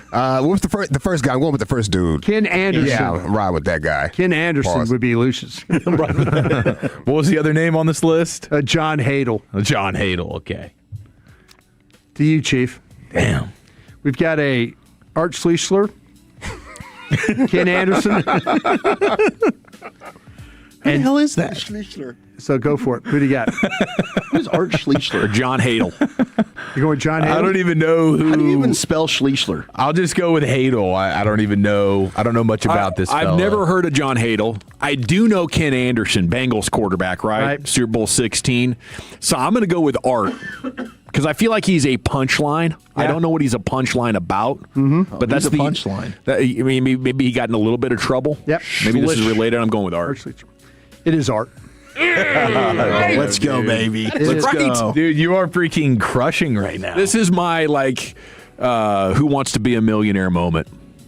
When you look him up, it's just a picture of him in handcuffs in court. Oh, really? Yeah. I want to see this guy. Final one real quick here, because we're never on time. Yeah. All right. Known in his prime for betting up to $25,000 per hand at high-stakes blackjack tables in Las Vegas. Is this John Daly, Tiger Woods, or Phil Mickelson? Oh, wow. Lucius, to you. Big John Daly. How about to you, Chieftain? Give me Tiger. Dawson.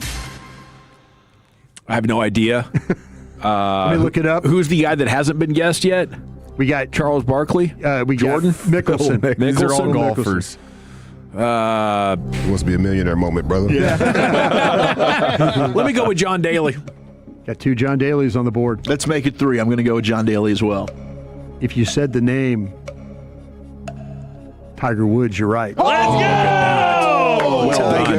Thank you, boys. Appreciate you playing today. Brought us with the Euro step. Right, dude. In honor of Brendan Sorsby getting his reinstatement, there they are, the top sports gamblers of all time. We got a football fix coming up next. Roll, Chuck. Let's get some more. You nailed it. Let's get some more Sorsby reaction. Ayuk sends a message and triplet talk. That's next in the nation. Okay, I want to chat about the Frankels with you before we do anything else because life's unpredictable. You never know when you or a loved one could be injured in a car or truck wreck due to somebody's negligence.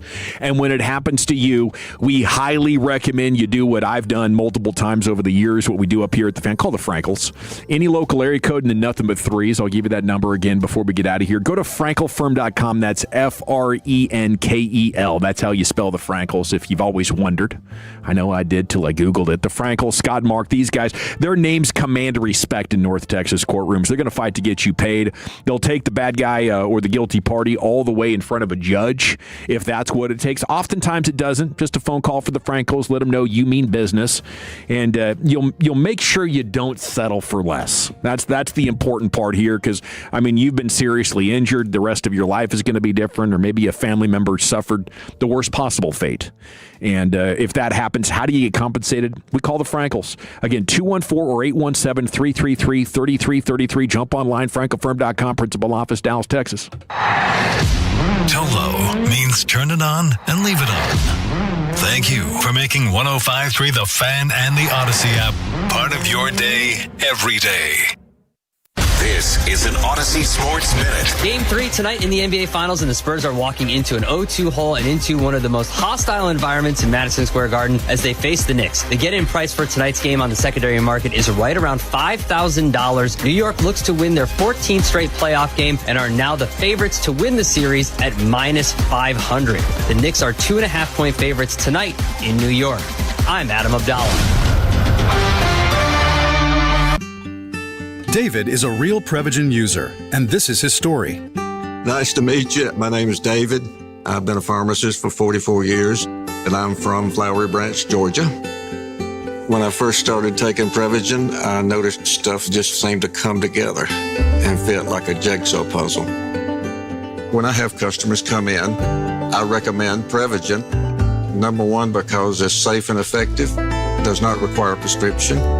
And I've been taking it quite a while myself, and I know it works. I wouldn't recommend something like Prevagen if I didn't think it was worth it because it works so good for me. And I love it when the customers come back in and tell me, David, that really worked so good.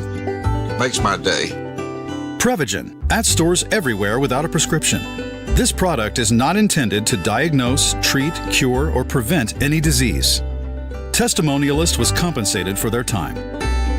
Many people are looking to buy a home, wonder about down payment assistance programs. Well, TexasLending.com has down payment assistance programs, and there are great deals for you. When you're trying to buy that home, you're looking for the lowest out-of-pocket, with the lowest payment possible, and that's what TexasLending.com is here for. We have loan officers who care, and they close your loans fast. Call TexasLending.com, 972-387-4600. We got them. 4201 Spring Valley Road, Suite 1150, Dallas, Texas, 75244, NMLS number 2297, Equal Housing Lender. Staples presents Celebrations Made Easy. I went to Staples for a custom printed graduation banner and invites and saw that Party City is now at Staples. Wait, what? Party City is now at Staples. So now Staples has balloons? Yep. Decorations? Yes. Streamers, cups, table covers? Yep, Staples has everything for a party. And now buy two, get one free on select foil balloons. Holy confetti! So the best party started at Staples. That was easy. In 613 select stores, exclusions apply. In-store or buy online. Pick up in-store only. Calling all Tolos. Men's T Clinic, the authority for TRT and men's total wellness optimization, invites you to join the G-Bag Nation Tuesday, June 9th, as they broadcast live from their new location, Men's T Clinic, Fort Worth Alliance, from 2 to 6 p.m. June is Men's Health Month. It's time for every Tolo to get dialed in. Take advantage of complimentary in-body composition scans and get entered to win performance injections and supplements packages. See you June 9th from 2 to 6 p.m. at Men's T Clinic Alliance. When shopping for a new auto insurance policy, AAA could help you customize your coverage to fit your unique needs and budget. Trust AAA Auto Insurance to help you find the balance that works for you. See how a simple switch could make a big difference. AAA, we're always with you. Visit AAA.com/insurance. Insurance provided to qualified AAA members by Auto Club County Mutual Insurance Company. Membership requires a separate payment. Tolo, celebrate America's 250th anniversary with CertaPro painters and get $250 off projects of $2,500 or more. Schedule by July 10th and let freedom and fresh paint ring. You can schedule your free estimate online at CertaPro.com. That's Certa with a C. And Tolos, now's the time to complete that painting project you've been putting off. CertaPro Painters provides a free estimate quickly and at the right price. CertaPro Painters knows how important your home is to you. They took care of me at the highest level, and they will do the same for you and your family. So schedule that free estimate online at CertaPro.com. That's Certa with a C, CertaPro.com. Each CertaPro Painters business is independently owned and operated. Hi, my name is Lloyd Lockridge, and I'm the host of a new podcast from Odyssey called Family Lore. In this podcast, I'm going to have people on to tell unusual and sometimes far-fetched stories about their families. I've heard my whole life that she invented the margarita. And then we're going to investigate those stories and find out how much of it is true. He gets a patent 1 month before the Wright brothers. Oh my God. Please follow and listen to Family Lore, an Odyssey podcast, available now on Apple Podcasts, Spotify, or wherever you get your shows. Hi, it's Eric Giafalo. Looking for a great deal to stay connected? Now for a limited time, new Verizon Mobile and Frontier Fiber customers can get Fiber 500 internet and a line of mobile for just $59.99 a month with auto pay for 1 year. Get Fiber 500 internet for $19.99 a month and unlimited welcome for $40 a month plus taxes and fees with a new smartphone line. Visit a Verizon store today to learn more and switch. For new Frontier Fiber internet and Verizon Mobile customers in select areas, mobile and home discount enrollment required. Additional terms apply. In times of congestion, unlimited 5G and 4G LTE may be temporarily slower than other traffic. Domestic data roaming at 2G speeds. This is the exclusive home of Dallas Cowboys football. KRLD-FM and HD1, Dallas, Fort Worth. Let's go, Cowboys. An Odyssey sports station. Driven by our D&M Leasing Studios, you're rolling with the G-Bag Nation on 105.3 The Fan. Here we go. It's hour number 3 of the G-Bag Nation on 105.3 The Fan. We're 20 minutes away from Chris Young joining us here on your home of the Rangers. Excited about them winning 3 series in a row, the last 2 against likely playoff teams. Tore up a lefty yesterday. They beat 2 lefties. Hell yeah, they did. Okay, so a lot of good flowing as we'll talk with CY here coming up at 4:20. Here's Wolchuk with your fix. Let's do it. Let's get our fix right after this. You think football is still fun? Yes. Sir. Wrong side! Left side! Wrong side! Left side! I use these for acid indigestion. So what are we going to use these for?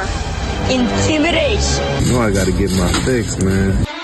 All right, it appears Abdul Carter is okay. There was a scare today at Giants camp, and John Harbaugh saying it looks like Abdul Carter may have just twisted his ankle, and that it does not look serious, according to our friend Josina Anderson. Did Dart dive at his ankles? I don't think so. I don't know how the injury occurred, but there were reports that he was walking off with trainers. He had his sock and cleat off, and they were going to be checking it out. It didn't sound good initially, but Harbaugh is putting cold water on any serious injury right now. So good news for Abdul Carter and Giant fans. Haven't they had like 2 Achilles injuries already? Or something? And this is after they've had 3. They've had 3 Achilles injuries. 3 of them. Yeah. And this is after there was a Ravens player that came out talking about how difficult Harbaugh's practices were.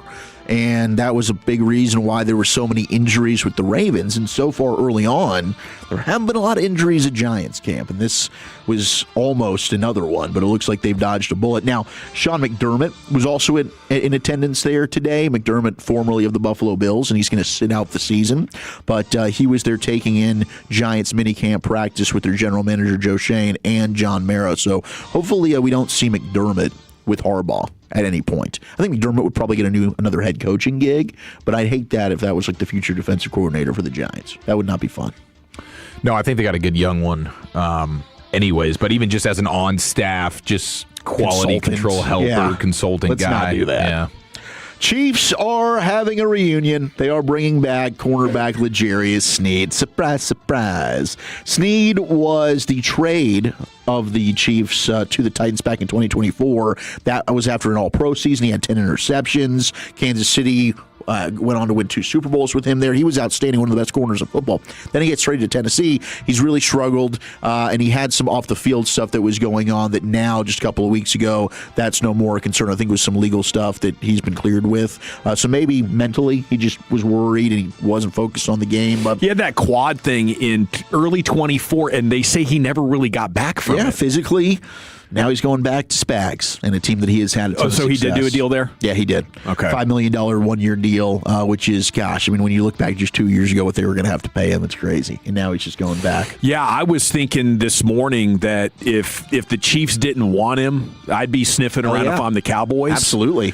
But they would know best. I guess he considers that his first love, and he really wants to go back there. So best of luck to him, and it's on to the next one. Yep, on to the next one. Now, the Cardinals are also going to get Jacoby Brissett and Josh Sweat at minicamp. They were there today, according to Ian Rappaport, and Brissett was kind of holding out, wanting a better deal.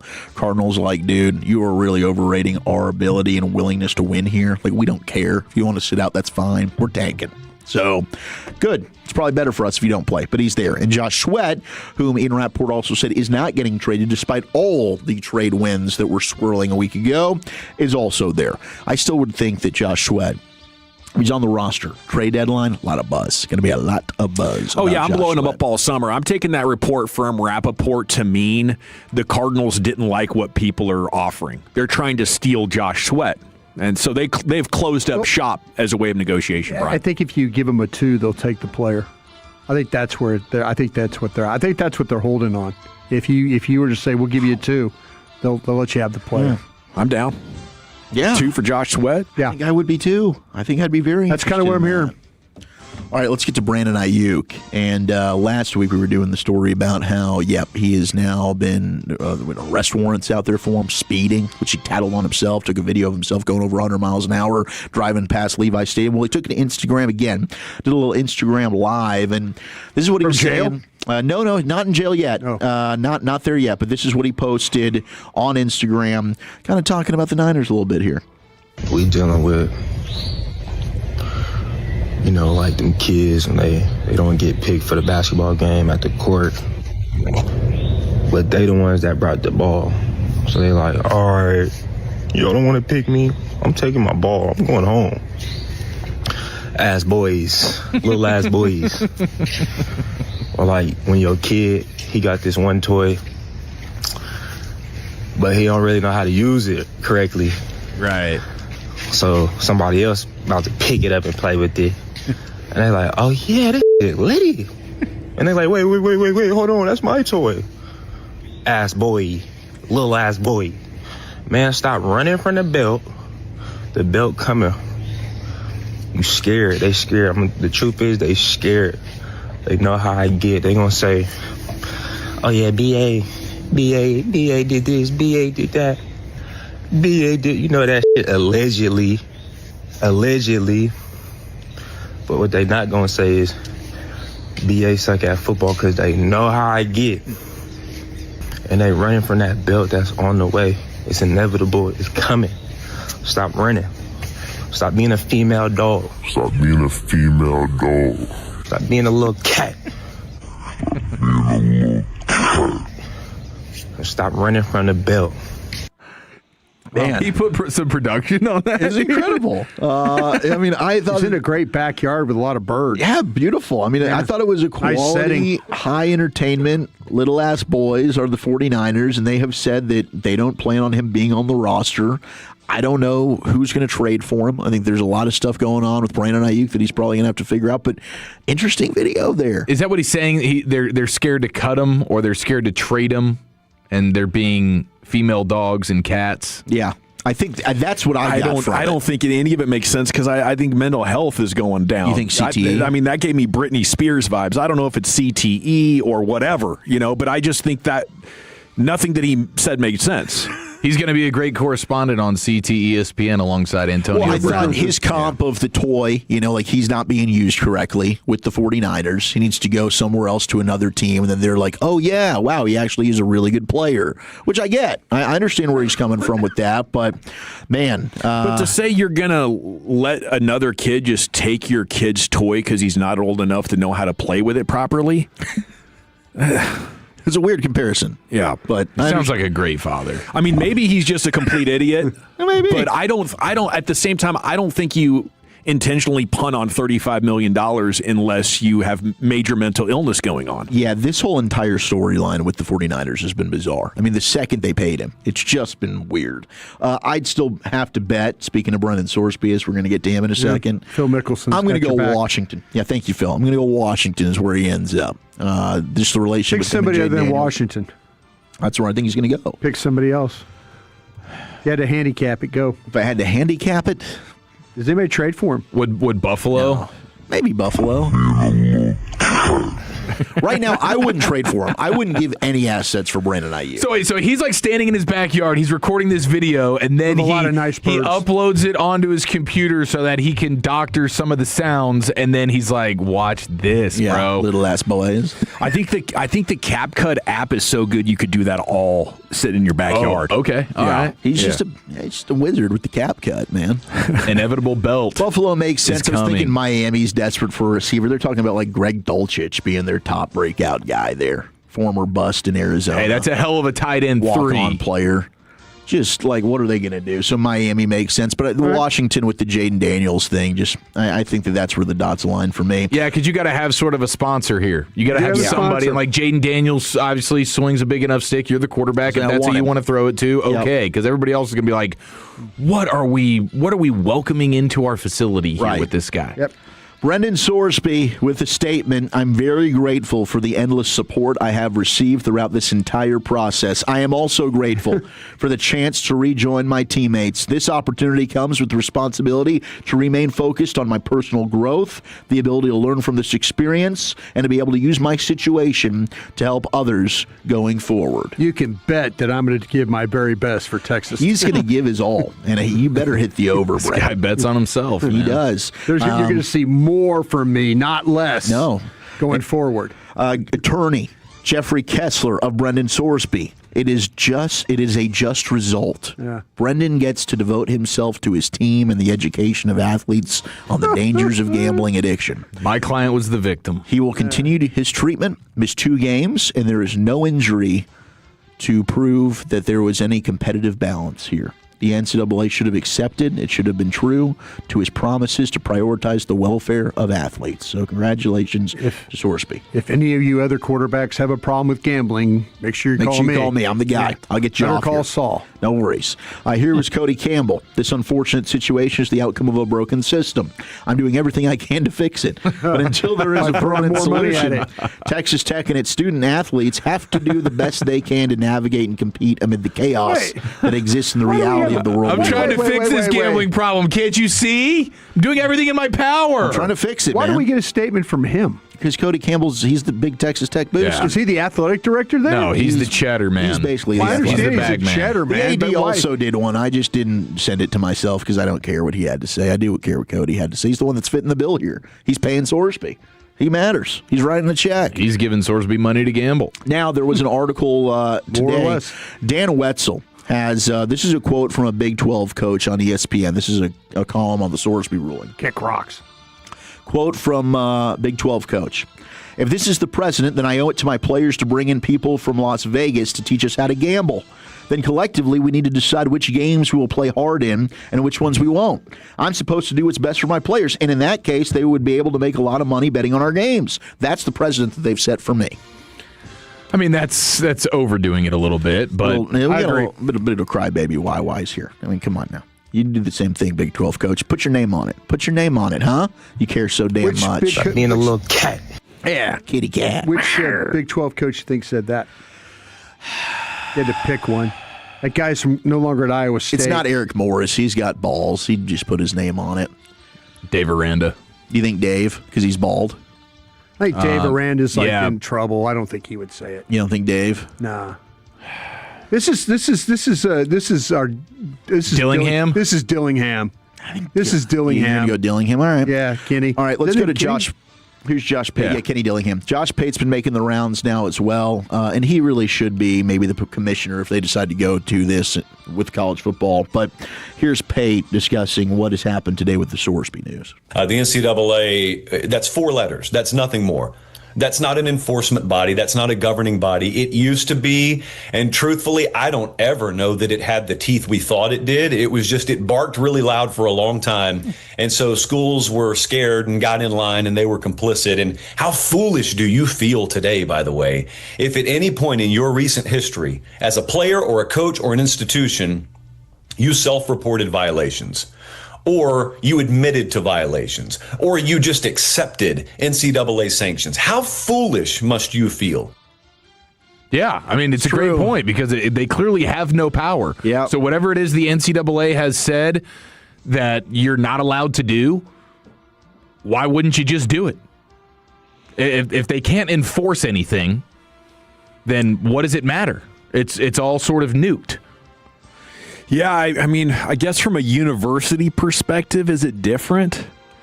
You know, does this just apply to the players and the coaches?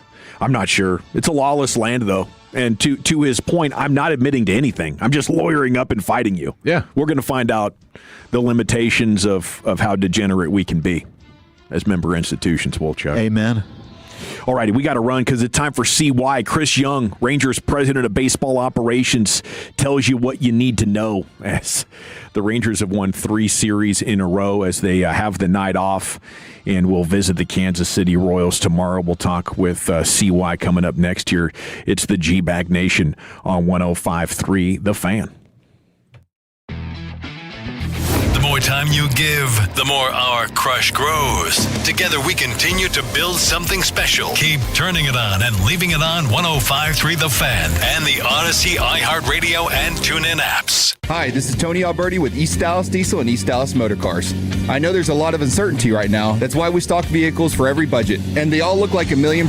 We're known for some of the best custom trucks in DFW, built right with quality lifts, wheels, and tires. And at East Dallas Motor Cars, I hand select every vehicle, from luxury sedans to family SUVs. Easy financing, fast turnaround. Don't see what you want? Call me. We get inventory daily and can find it or build it. Visit EastDallasDiesel.com.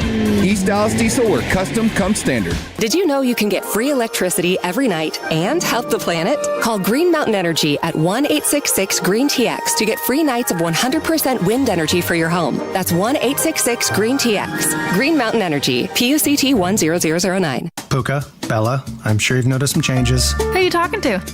I'm just practicing for when I have to tell the dogs about the twins. You know, because they'll... Be fine in the spacious third row seat. But the twins... Can sleep peacefully thanks to the rear manual sunshade. And what about the... Extra cargo space for strollers and dog beds? Yeah, I guess you're right.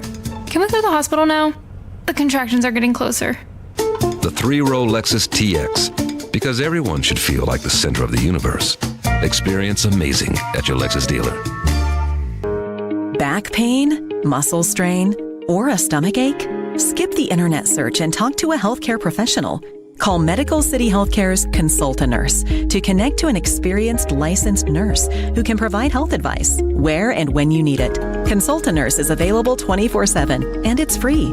Call 844-70-NURSE. When it's a question of your health, don't leave it to guesswork. Medical City Healthcare Consult-A-Nurse, the official healthcare system of the Texas Rangers. At Siemens, we take pride in what we build. We're growing our carbon-neutral manufacturing hub in Fort Worth alongside our teams in Grand Prairie and Carrollton. Right now, we're hiring talent at every experience level to build the advanced infrastructure powering EV networks and industrial AI. Enjoy competitive pay, great benefits, and career growth. Plus, you'll do work you can truly be proud of. Transform the everyday with us. Apply at siemens.com/jobs. Hey, Dawson back here with you for DraftKings. DraftKings Sports is live in all 50 states, and yes, that means you, Texas. Promo code DFW, the fan. You're going to want that. I'll tell you it again before we get out of here. But the whole world is watching one tournament right now. Group stage chaos, knockout drama, stoppage time heartbreak. The DraftKings Sports app is now live in Texas. Whether you're catching the early kickoff before work or the late match at the bar, you're in on every minute, every match, every moment, all in one app right here in the great state of Texas. The world's biggest stage in the palm of your hand. New DraftKings customers sign up with code DFW, the fan. Spend $5 to get $200 in total rewards. That's code DFW, the fan. In partnership with DraftKings, the crown is yours. Event trading offered by DraftKings Predictions, a CFTC registered introducing broker. Trading involves risk of loss. Market availability varies. Eligibility restrictions apply. $50 every 7 days via click to claim issued in non-withdrawable predictions dollars that expire in 1 year. Ends June 28th. Terms dkng.co/predictions promo. Salute. I'm Piera Palazzolo, VP of Digital Marketing for the American Management Association, a company focused on the management training skills needed to enhance the careers of business professionals. We did our research when it came to the best companies for website development and chose AmericanEagle.com. And we couldn't be happier. AmericanEagle.com worked closely with us to understand the front and back end requirements needed to launch an e-commerce website that could handle the complexities of running thousands of seminars nationwide. Our robust new website and improved SEO saw immediate increases in site traffic and web revenue. If you're in need of managerial effectiveness and success, visit our website at amanet.org. If you're in need of a website that provides an unparalleled consumer experience, I highly recommend AmericanEagle.com. Transform your business today. Dial 877-WEB-NOW-1 for a free digital consultation with AmericanEagle.com. Summer is coming. Are you ready to look and feel your best? If you're dealing with low energy, weight gain, muscle loss, or low sex drive, your hormones may be holding you back. BioT certified providers help treat men and women for low testosterone, low energy, muscle loss, and low sex drive. Visit myhormonelevels.com to see if you qualify for a reduced cost program or call 817-518-4580. That's myhormonelevels.com or call 817-518-4580. In the military, the mission was clear. You knew what to do. Now, the mission has changed. Stepping into civilian life isn't about finding a job. It's finding your purpose. I wanted a career that would leverage the skills and discipline I gained in the military. IT just felt right. My Computer Career offers class schedules that fit into your life and skills in high demand. Put your VA benefits to work. Visit mycomputercareer.edu/CWP to jumpstart your IT career today. An elite CompTIA certification partner. Financial aid is available to those who qualify, including VA benefits. This is the story of the one who keeps multiple buildings running smoothly day after day. Plumbing that flows, HVAC that hums, cleaning supplies that keep surfaces sparkling. That's why she counts on Grainger. With easy reordering online and 24/7 support, Grainger helps her keep the products she needs on hand. So shelves stay stocked and buildings stay ready. Call 1-800-GRAINGER, click Grainger.com, or just stop by. Grainger, for the ones who get it done. Spreadsheets, clunky software, 100 different logins just to run your business? There's a better way. Odoo. One simple, connected platform that handles sales, inventory, accounting, and more, so you can focus on growing, not juggling. Make the switch today at odoo.com. That's ODOO.com. It's a Friday night fan hang this Friday. Come cheer on Team USA and join the fan hosts as we all chant and get rowdy at Cold Beers and Cheeseburgers. We'll have USA swag, drink specials, and a 50-inch 4K TV to give away. We'll see you this Friday night, June 12th at 7:30 at Cold Beers and Cheeseburgers in Euless. This segment of the fan is brought to you by Blue Cross Blue Shield. Blue Cross and Blue Shield of Texas, as you move forward on your health and wellness journey, count on a bond that forever puts us at the center of trust. You and Blue together from the beginning, the true color of trust for the last century and the next. Blue Cross and Blue Shield of Texas, through it all. All right, welcome back, Nation. It's time for the Chris Young Show here on your home of the Rangers. Off tonight, in KC tomorrow. The Chris Young Show brought to you by Medical City Healthcare and Lexus. Visit your local Dallas-Fort Worth Lexus dealership today. And a good afternoon, CY. How the heck are you? Hey, guys. I'm well. How are you? We're doing real good, man. It's fun watching the ball team. What are you most impressed with here over the last 3 series? Well, it's just overall winning series. Obviously, we dug ourselves a little bit of a hole there, got to 6 games under 500, and we've clawed our way back close to 500, but we're not where we want to be yet. We still have a ways to go, but it is nice to see us playing better baseball, winning consecutive series in a row. And I think most importantly, from a health standpoint, having the majority of our guys healthy, it's really one of the first times this year that I think we've had our full team out there. We did get a little bit of a blow this weekend, losing Danny Jansen, but we do expect him back. But getting Wyatt and Corey back this weekend was huge for us, and you obviously saw the contributions those guys made over the weekend. It helped us win a series against a good Cleveland team. So we've got to build on it. We got to keep going, continuing to play our game, and hopefully stay healthy and see where this takes us. How's Corey Seager feeling after playing a couple? Yeah, Corey's doing well. Yesterday was a scheduled off day for him, and actually I was really proud to see the guys come out and win a game pretty easily. Of course, it helps having Jacob deGrom on the mound, but the guys came out and swung it. We got a huge home run early from Justin Foscue that set the tone, and the guys continued to add on, and really was nice seeing those guys do that. Different group of guys stepping up and helping us win the game when Corey was out, and that's what good teams do. We've got to find ways to give him off days over the course of the season. We can't depend on him being in the lineup every single day, or else we'll run him into the ground. So him having a scheduled off day yesterday, he's feeling great. With yesterday off, today off, it'll be 2 off days in a row for him. He should be good to go this week, and Skip will do a great job of monitoring how he's feeling and finding another day to get him off his feet sometime later in the week. Well, Josh Young has been so consistent all this year, had another homer yesterday. Now we're starting the all-star pitch here for Josh Young, but also Ezekiel Duran. What stood out about both of those two for you at this point in the season? Just the level of consistency of the approach from both of them. They both made real adjustments. I mean, we saw last year how they both struggled, and we were, alarmed to some degree. And to see them come back this year, they had great off seasons, and they've worked really, really hard. They've made adjustments, and they're just having consistent professional at bats. And that's what the best hitters in the game do, is they go up and, they're going to have their days where they go 0 for 4, but you see them bounce back and you see them make adjustments and you see them understand how the league is pitching them, how opponents are pitching them, and they make adjustments. And those guys have been huge for us. And actually it gives me real optimism seeing the performance of those two, to go with Jock Peterson, Brandon Nimmo, and now we're going to get, we've got Corey and Wyatt back. And so when you put that group together, those are some guys having pretty good years. And when we get the normal performance from Corey and Wyatt to go with JJ and Zeke and Nimmo and Jock, it's exciting to think that this offense could continue to get better and better. And that's my hope for this group, because I do believe they're talented, and my hope is the best is yet to come for all these guys. Who else is maybe due for some, would it be progression to the mean after a couple of seasons disappointing? Well, I think one that's on the IL right now that we really need is Josh Smith. It's a player that can really move around the field, play multiple positions.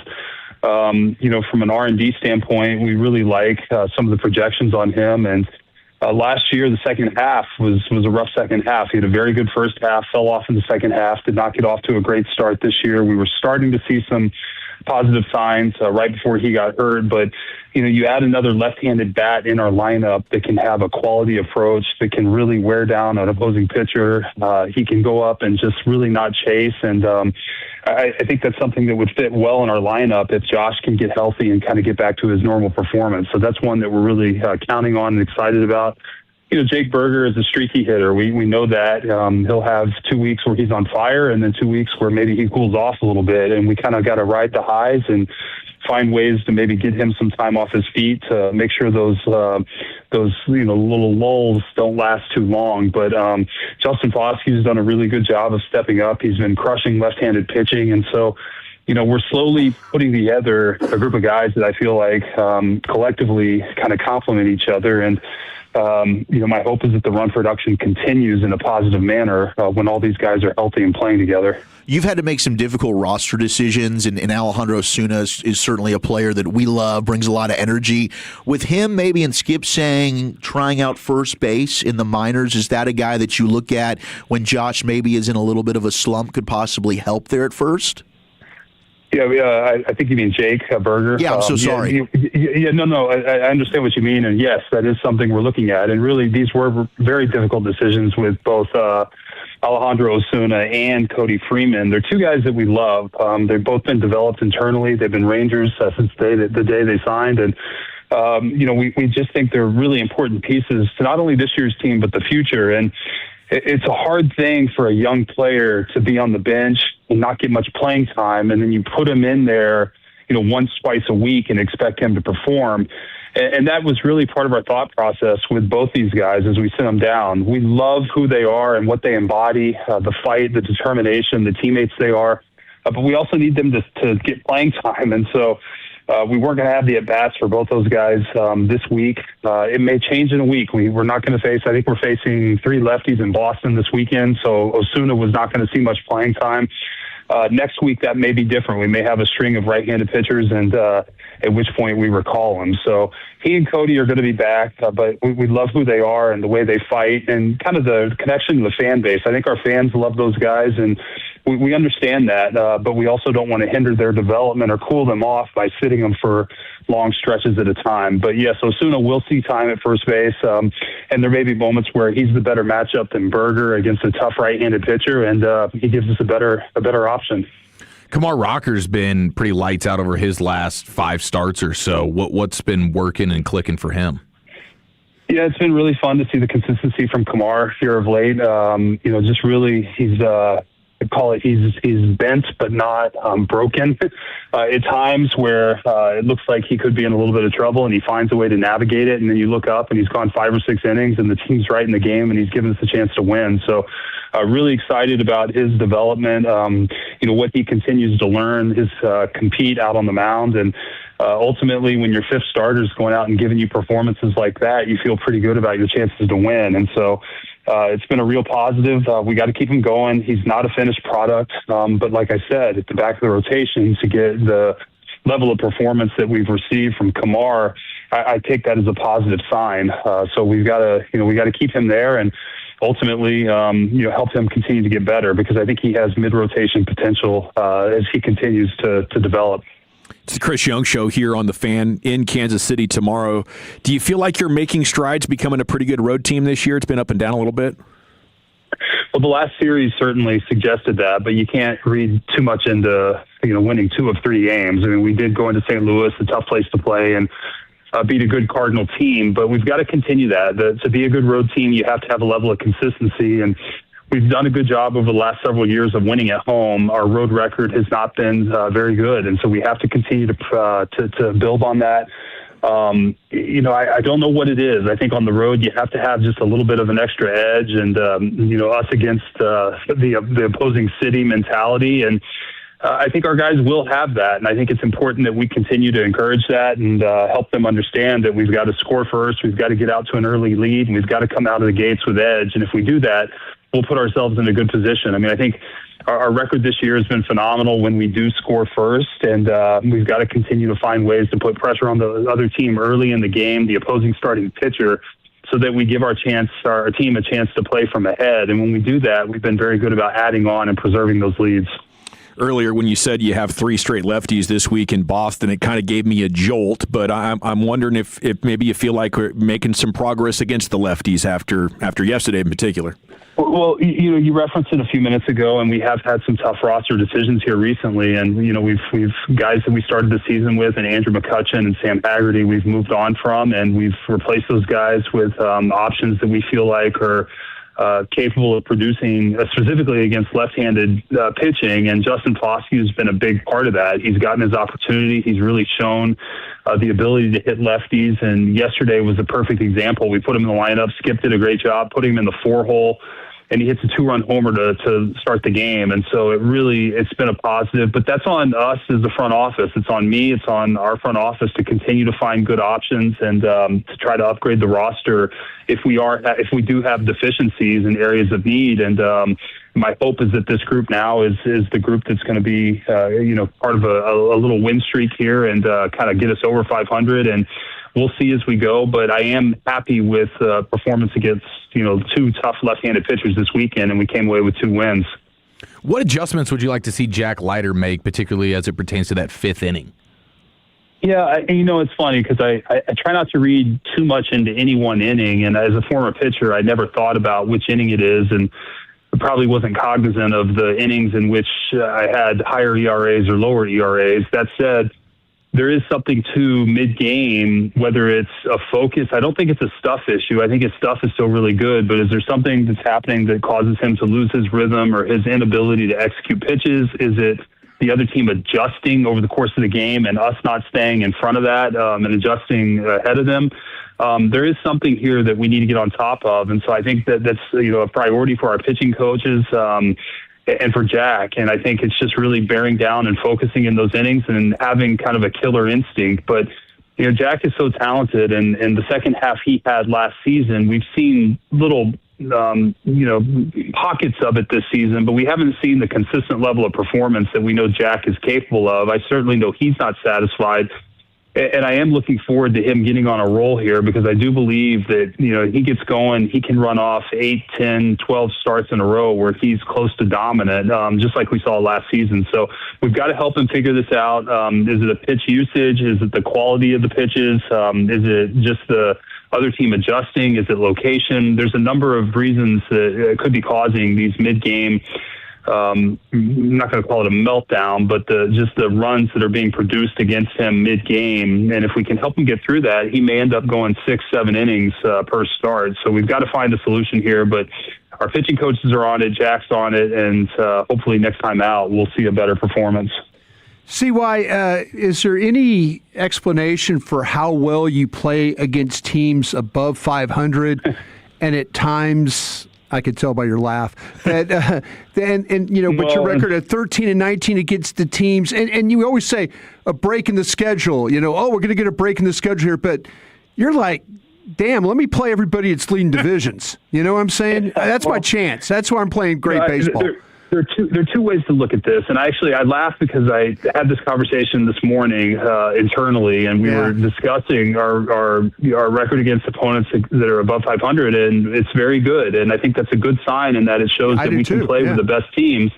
What we can't have are the letdown games against teams. We can't play down to our competition, and we have to be able to sustain the quality of play we are able to show against solid teams. As you look at our record, we lost 3 to Anaheim, and we've lost, I believe, 4 to Houston. I think in those games alone, we're 5 games under 500, or close there too. So that's a big bulk of the losing percentage against losing teams, are those 2 teams. So we've got to correct that. And so you're exactly right. To be a good team, you have to beat the teams you're supposed to beat, and then you have to play 500 or slightly better than 500 baseball against the good teams. There's a lot of optimism that we can beat the good teams, but we've got to play better against the bad teams. And if we do that, we're going to be in a good spot. But, it certainly explains our record to date. And it's an area that we're focused on, and we have to continue to improve. As a scout, how do you grade the defense of that fan who got clobbered with that Langford dong ball? It's funny. Where I sit in my suite, I get a little blocked out from left field. And so when the ball went, I immediately turned to the third base umpire to see if he's going to make a fair or foul call. I can't see whether it gets out of the ballpark, and I sometimes can't see if it's fair or foul. And so I immediately turned to the umpire, so I didn't see it hit the fan. And then we were high-fiving right after we saw the umpire's call, and Chuck played the fireworks and the natural music, and so I didn't see it until this morning. And then I had no idea why it even took a signed baseball out to him and apologized. So, I'll give you a better scouting report next time, but, I hope the fan's okay. I've been hit by line drives before. It's not fun. And hopefully the signed baseball made up for any pain that he experienced there. CY, they showed a shot of you in your suite watching the game. And I want to know, you don't watch the game by yourself? Do you watch the game with just family members and stuff like that? Does everybody leave you alone as you're watching these games? I just saw you sitting there with your pad in your lap and kind of taking in the game. And I was just wondering, do people bother you during the game, or you just have that rule like, please stay away from me while I'm working here right now? Well, I'll say two things. First of which is I'm very inclusive in the suite. I want as many of our group members to be in there. I think there are great baseball conversations to be had. There are moments where we're sort of spread thin, and some of our front office executives are out in the field seeing amateurs or seeing player development. Sometimes the suite is crowded. Sometimes it's a little thinner. But I like it to be open. I like our group to come and just have organic baseball conversations and to learn from each other.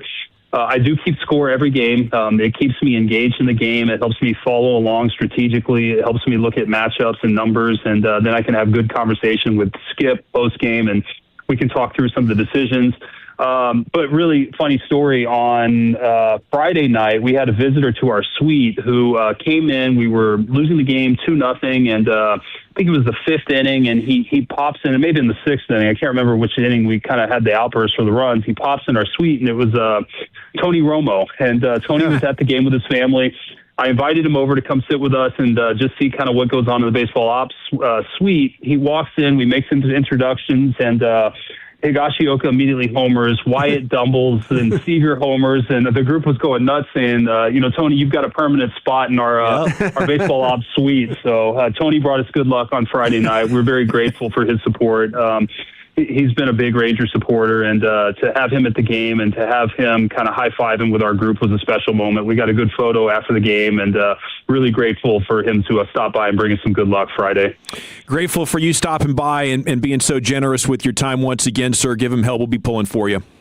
Guys, thanks so much. I appreciate it. Let's have a good week. There he goes. Chris Young, brought to you by Medical City Healthcare and Lexus. Visit your local Dallas-Fort Worth Lexus dealership today. Did you guys think maybe that he was also battling through maybe an off-day dental procedure? Yeah, initially I was like, is he down right now, or does he got an extra giant Chosky in there? I didn't think CY would roll like that, but you're calling numbing? Yeah, I thought maybe numbing agents. Yeah, that's numbing possible. Agents were in play maybe earlier in the day, and this is a guy that battles, he's a freaking man. gamer. Yeah, he is. Okay, we got to run. When we come back, it's time for a mixed bag, Wolchuk. Celebrity Row, worker strikes, and what would you do if this happened to you on a plane? That's next. But first, Tolos, let's talk about your hair for a sec. If you're losing it and desire to have it back, then Advanced Hair Restoration has the easiest guaranteed solution for you. Their simple one-day treatment offers life-changing results. I've seen it with my own eyes. It's truly amazing. They put hair where you need it most, and bam, it begins to grow. Now, Advanced Hair, they have it all. Top-rated physicians, modern technology, and best of all, you get your very own natural hair that begins regrowing the very next day. Absolutely unprecedented stuff. Advanced Hair even guarantees it to grow for life. So go ahead and schedule your free consultation right now, 469-599-HAIR. And just for being a Tolo, you'll get $250 off and 250 free hair grafts. Advanced Hair has changed tens of thousands of lives, and you need to be next to the team that I personally recommend. You are going to love them. So please don't wait. Check out the before and afters online for yourself. 469-599-HAIR or advancedhair.com. Coming up on the next KNC Masterpiece, which NFL player or players would you buy the most stock in for 2026? Obviously, we'll talk about the NBA Finals and the greatest sports dynasty that never was. Join the show 10 a.m. to 2 p.m. on The Fan. For all the things you have to do and places you need to be, let Uber take you there. Because you had just one more 3 rounds ago. Because the 5 a.m. flight seemed like a good idea at the time. Because check engine lights always appear at the worst possible times. And because parking downtown is a nightmare. Because there are nights out, airport trips, and car troubles in your area, there are drivers in your area. Uber. Request a ride today. Wait time varies. Terms and conditions apply. See app for details. What's up, everybody? Nick Costco's here helping you beat the books with Westwood One Sports. Game 3 of the pro basketball final is tonight in New York City. New York a 2.5-point favorite against San Antonio. Total 216.5. New York has won 13 straight postseason games. It's been an unbelievable run, and I'm not looking to stand in the way of that train. Give me New York on the money line tonight, -135. Bet smarter and beat the books. Download the BetMGM app today. So Ryan and I came to the decision to get life insurance when I was pregnant with our first son. He really wanted us to be taken care of if something happened to him. He provided for our family in life and also after his death. I think that would make him proud. Ethos makes it fast and easy to get life insurance. Apply in minutes and get same-day coverage. Get your free quote at ethos.com/game. That's ethos.com/game. Paid testimonial. Time spent on application may vary. Online health questions required. Boomerjacks is sending 3 lucky fans to see the action live at Dallas Stadium this summer. Download and sign up for the free Boomerjacks Rewards app. Dine in, spend $20, and you're entered to win tickets plus a VIP watch party for 4 at your favorite Boomerjacks location. Visit boomerjacks.com for details. Everyone has a horizon, the line you can't see past. Before it, the familiar. Beyond it, the unknown. Enter the Lexus GX. It's designed to be capable. It's designed to be luxurious. But most of all, it's designed to get you past your horizon. And the nice thing about horizons is that once they're crossed, there's always another, patiently waiting its turn. Live up to it. The Lexus GX. Experience amazing at your Lexus dealer. Caught in an online health advice rabbit hole? Get real answers from a real healthcare professional. Call Medical City Healthcare's Consult a Nurse to connect to an experienced licensed nurse who can provide health advice where and when you need it. Consult a Nurse is available 24/7 and it's free.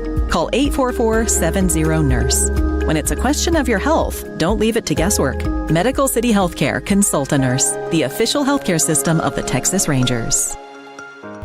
Meet Keith. He runs a 30-acre ranch. 8 years ago, his knees started giving out. Climbing a ladder was almost impossible. If I could get down, I have to have something next to me to get up. Keith's wife had a knee replacement. The recovery was hard and the results, not great.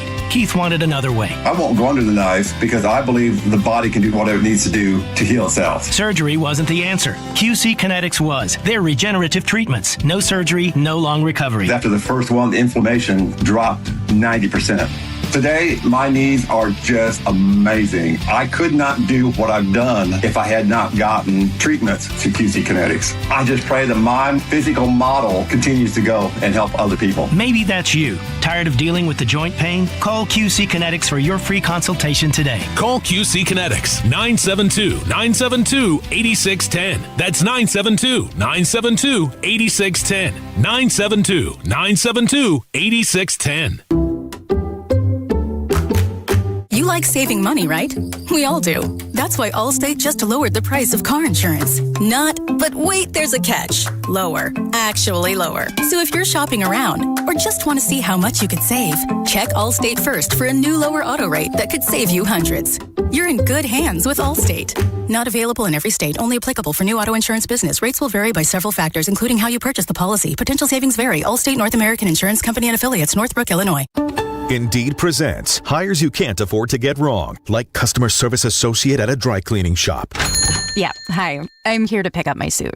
Ah, yes. Here you go. There must be a mistake. This is too small. It shrunk a whole lot. Look on the bright side. Now you have a suit you can give to a child. This is the job for sponsored jobs. This is what happens when you don't sponsor your job on Indeed. Next time, get matched with quality candidates with Indeed sponsored jobs. Visit Indeed.com/hire now and sponsor your job today. Hey, Tolos, RJ Choppy here. Do I have a major announcement for you from Platinum Ford in Terrell? You can get employee pricing right now, which means you pay what they pay at Platinum Ford. We're talking American value for American values. It doesn't get better than this. Check out the full lineup of trucks and SUVs. Some restrictions apply. Go see GM Adam Vinci right now. Tell him you want your employee pricing and you want to pay what he pays. You can start the process online. PlatinumFord.com. And then drive a little further to save a lot more at Platinum Ford. Hello, this is Pete Thompson from the Consumer Team. During the hot Texas weather, nothing's more aggravating than waiting for days, even weeks to get service on a broken air conditioner. And that's why we recommend the On-Time Experts. They'll be at your home same day, or the service and diagnostic fee is free. And their technicians are there to fix your air conditioner and not try to sell you something you don't need. Go to theontimeexperts.com to set your appointment time today. theontimeexperts.com. krld-fm, the choice of the consumer team. This segment of The Fan is brought to you by the Cosm Dallas Experience. Dallas, get ready. The 2026 World Cup presented by Fox Sports is coming to Cosm. Experience every pass, save, and goal in shared reality. With reserved seating or catch matches on our wall-to-wall LED display with general admission. Secure your spot at Cosm.com/World Cup. Don't just watch the FIFA World Cup 2026. Experience it at Cosm. Hear from your favorite Rangers each Tuesday afternoon at 3:20 with the G-Bag Nation. This is the place for Rangers coverage right here on The Fan. If you're in the market to upgrade your vehicle, get to Classic Chevrolet in Grapevine. Back-to-back #1 Chevy dealership 3 years straight. And they've got more new Chevys than anyone in their all-price of sale. Silverados, Tahoes, Blazers, Malibus, Equinox, and more. Visit ClassicChevrolet.com. This is Texas. This is Classic Chevrolet. Together, let's drive, relax, and enjoy the difference. Based on new Chevrolet registrations 2023 through 2025. Yes, sir. Thank you, Lucius. It is the G-Bag Nation here on 105 through The Fan. We got the finest coming up here at 5 o'clock. It's time now for Wolchuk's abbreviated mixed bag. Let's go ahead. Let's shake up the bag. You want a chocolate? Mama. Leave the gun. Mama. Take the cannoli. Mama always said life was like a box of chocolates. How do they get to that? Just throw it in the bag. You never know what you're going to get. Game 3 tonight, and the most expensive NBA tickets ever sold. $1 million for floor seats tonight. A pair of courtside seats for the game at Madison Square Garden sold for $1 million. Now, this was during a charity auction. So the fundraiser for 2 celebrity row seats at the game are going to the Garden of Dreams Foundation, which works with 30 partner organizations throughout the tri-state area, including hospitals, wish organizations, and community-based organizations to reach children who are facing challenges such as homelessness, extreme poverty, illness, and foster care. So they're going to be sitting next to the likes of Spike Lee, Tracy Morgan, Timothy Chalamet, Ben Stiller. Ben Stiller actually got to go to practice yesterday. Got to meet Mike Brown. Mike Brown was pumped about it. He's a big Ben Stiller fan. So it's going to be a who's who tonight at MSG. And the prices you thought maybe they drop, well, they did a little bit earlier.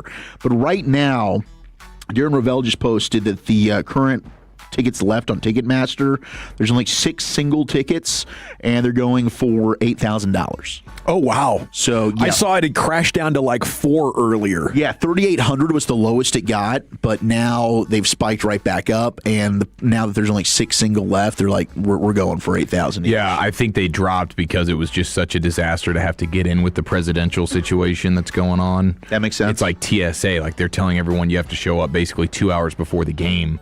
Oh, wow. And it's going to be Which is no problem. They're going to get probably no problem. You think fans are probably jacked for this one, right? I mean, the Showing line, up. for sure. An hour ago, but the line was it's still a pain in the neck. Like if you were thinking about going to the game, you're like, oh, okay, I'll get there. I'll be able to get in and get to my seat by tip-off. No. I wonder if it's a pain in the ass anyway to get in a game at there.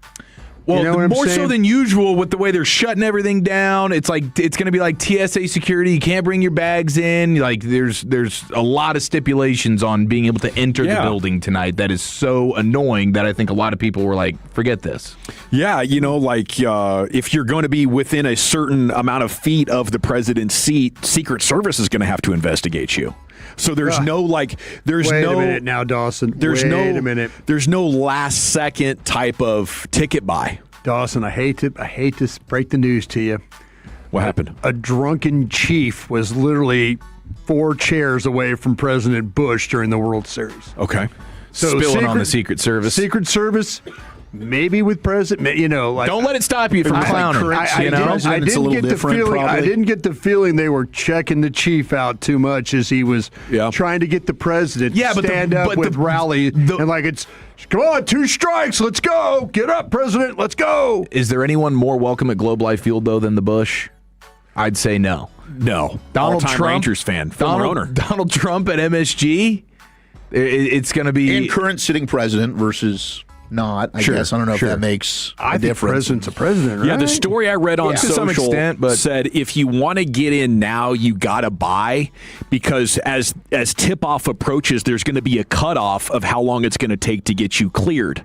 And a lot of people, what they would do is they would wait for the last 15 minutes and then be like, wow, I can get one for $1,500. Let's go. If not, I'm staying across the street and watching it at a sports bar. Yeah. But that buyer's strategy is going to be ruled null and void tonight, from my understanding.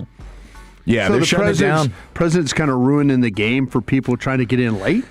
Yes. He's definitely inconveniencing a lot of people. Okay. I think if you voted for him, you probably think it's awesome and a small inconvenience to be able to sit next to him or sit in the same vicinity as him. Even the players, like they were just showing Wemby, they're having to go through a heightened level of security just to enter the arena right now. So it is going to be a little bit different than going to your typical game, obviously, because the president is attending. Now, NHL news, Dylan Larkin, the Detroit Red Wings center, we put out last week requesting a trade. He's got 3 teams he's willing to waive his no-trade clause. Florida Panthers, Vegas Golden Knights, or the Minnesota Wild. Dallas Stars not listed. And I do think the Minnesota Wild just makes so much sense. I might have said this on Friday, but they need a center. Him and Bill Guerin have ties together. Bill Guerin puts together Team USA. He was part of the Team USA roster. 34 goals, 33 assists last year. He's got 60-plus points in 5 straight years at 29 years old. Like, man, if you don't get something done with Robo, I would call Detroit and just kind of see is there a deal to be made here. He's making $8.75 million. Robo's asking for 14. I don't think the Stars really are going to go over 12. So hopefully that just gets done. You don't have to worry about it. But if this starts to get like, you got an issue on your hands, you got to try and get something. Dylan Larkin would be an outstanding addition. And then how about former star Joe Pavelski? The Maple Leafs are going to interview him for their current head coaching gig. So maybe Pavs, Captain America, getting into coaching, possibly with Toronto. I don't know if he'll get the gig, but he is at least going to get interviewed. He's going to try and steal Wyatt Johnson from us.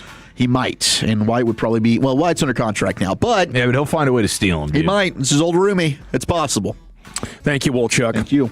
All right, we got 3 down and 2 to go here. Football's finest coming up next, Chief. Yeah, a little bit more on Sorsby. We got some Cowboys clips you don't want to miss, and of course, Tom Brady's Good Nut Water next in the nation. Okay, looking forward to that bet, that tease payoff. But before we get there, rattled me. I want to chat with you about my friends at D&M Leasing, because if you would like to get yourself into a brand new vehicle, there's no better way to do it than the easy lease from D&M Leasing. Any local area code 35 lease. Ring them up right here on your ride home, and by the time you get home, the wheels will be in motion to bring you that new car, truck, SUV, whatever you want. Vehicle of your dreams. D&M has access to anything and everything, and they'll give you the highest trade-in value possible for the old one. So maybe you're stuck in traffic right now. You can do a little window shopping. Just look out your windows and see which vehicle you'd rather be driving home in. What's going to make you happy this summer? New sports car, SUV, truck, whatever you and the family needs. D&M Leasing can put it in your driveway and find a monthly payment that works for you as well. Seriously, if you know the exact make and model, you can call D&M and place your order. If you know a vehicle size or capacity or fuel mileage that you need to have, D&M can walk you through all of your options. Or if you just know a payment, I need my monthly payment to be this, call D&M Leasing right now. Give them that number. They'll give you your options. 972-817-35-LEASE. Go to dmautaleasing.com.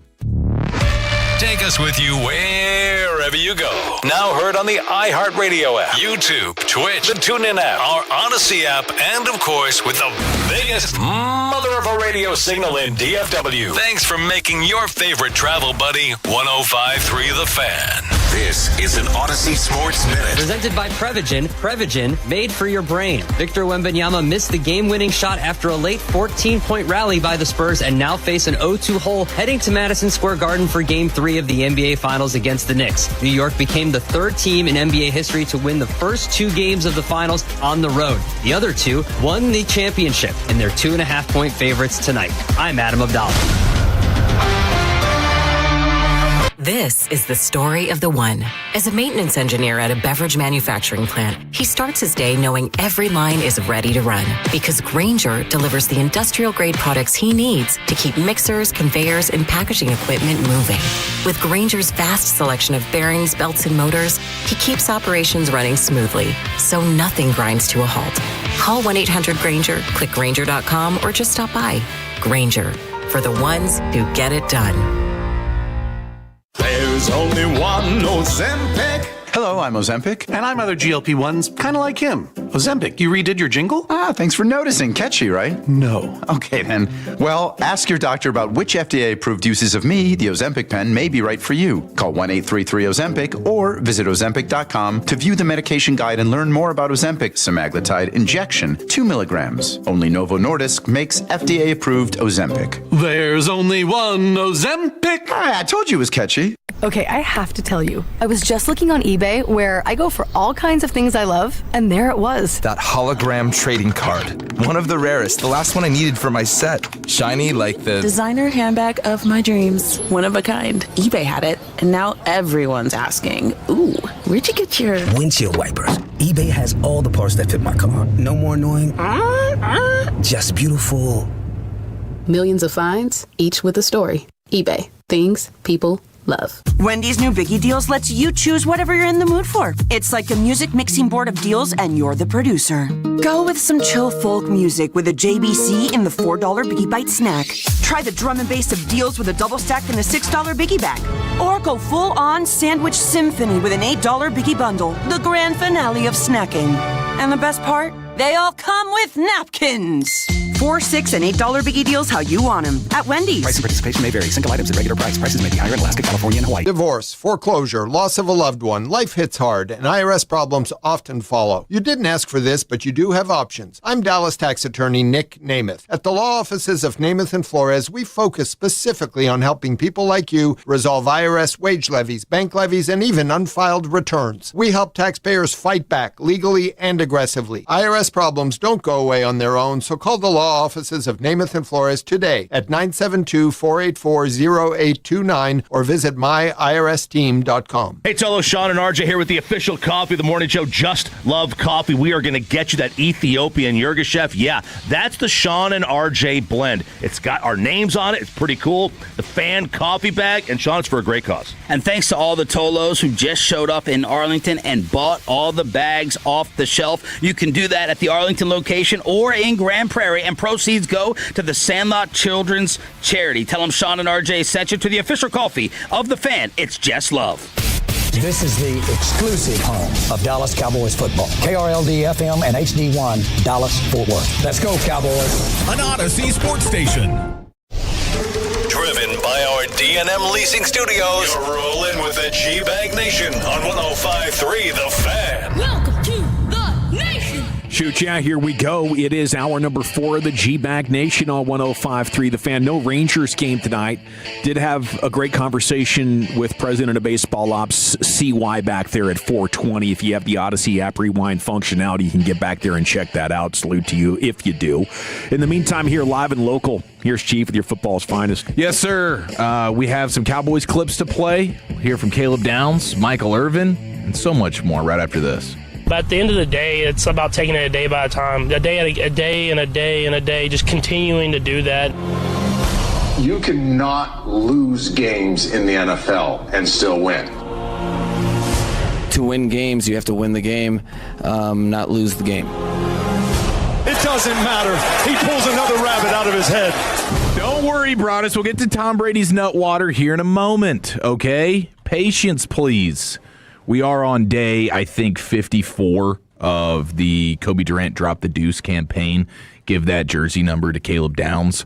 Doesn't seem like it's working. That ain't happening. Caleb Downs sat down with the St. Brown brothers on their podcast and listened to Caleb Downs share a story from his mom.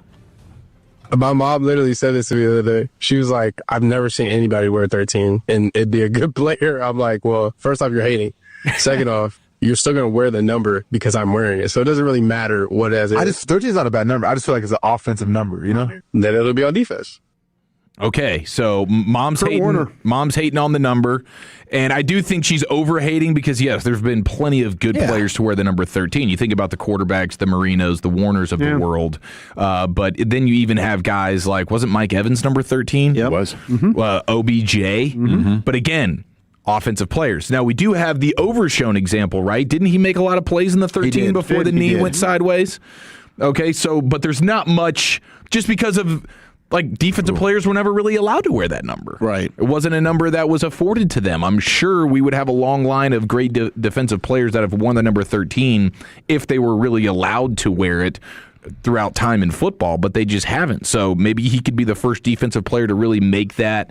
I wonder if he gets to that point where he's like, you know what? I don't even want to give up this number now. Well, I don't want to switch back to number 2. Maybe he did also make the point in there because they were like, I mean, do you want 13? He's like, well, I do love wearing number 2, and he'd like to get back to wearing 2, but please. So they stopped and were like, well, so should fans not buy the 13? He said, no, please go out and buy the 13 because he has to pay for all of those jerseys if he switches to the number 2 that are still left in stock. So, man, I hope the player go get them in that situation gets to tell them how many he's comfortable with them making.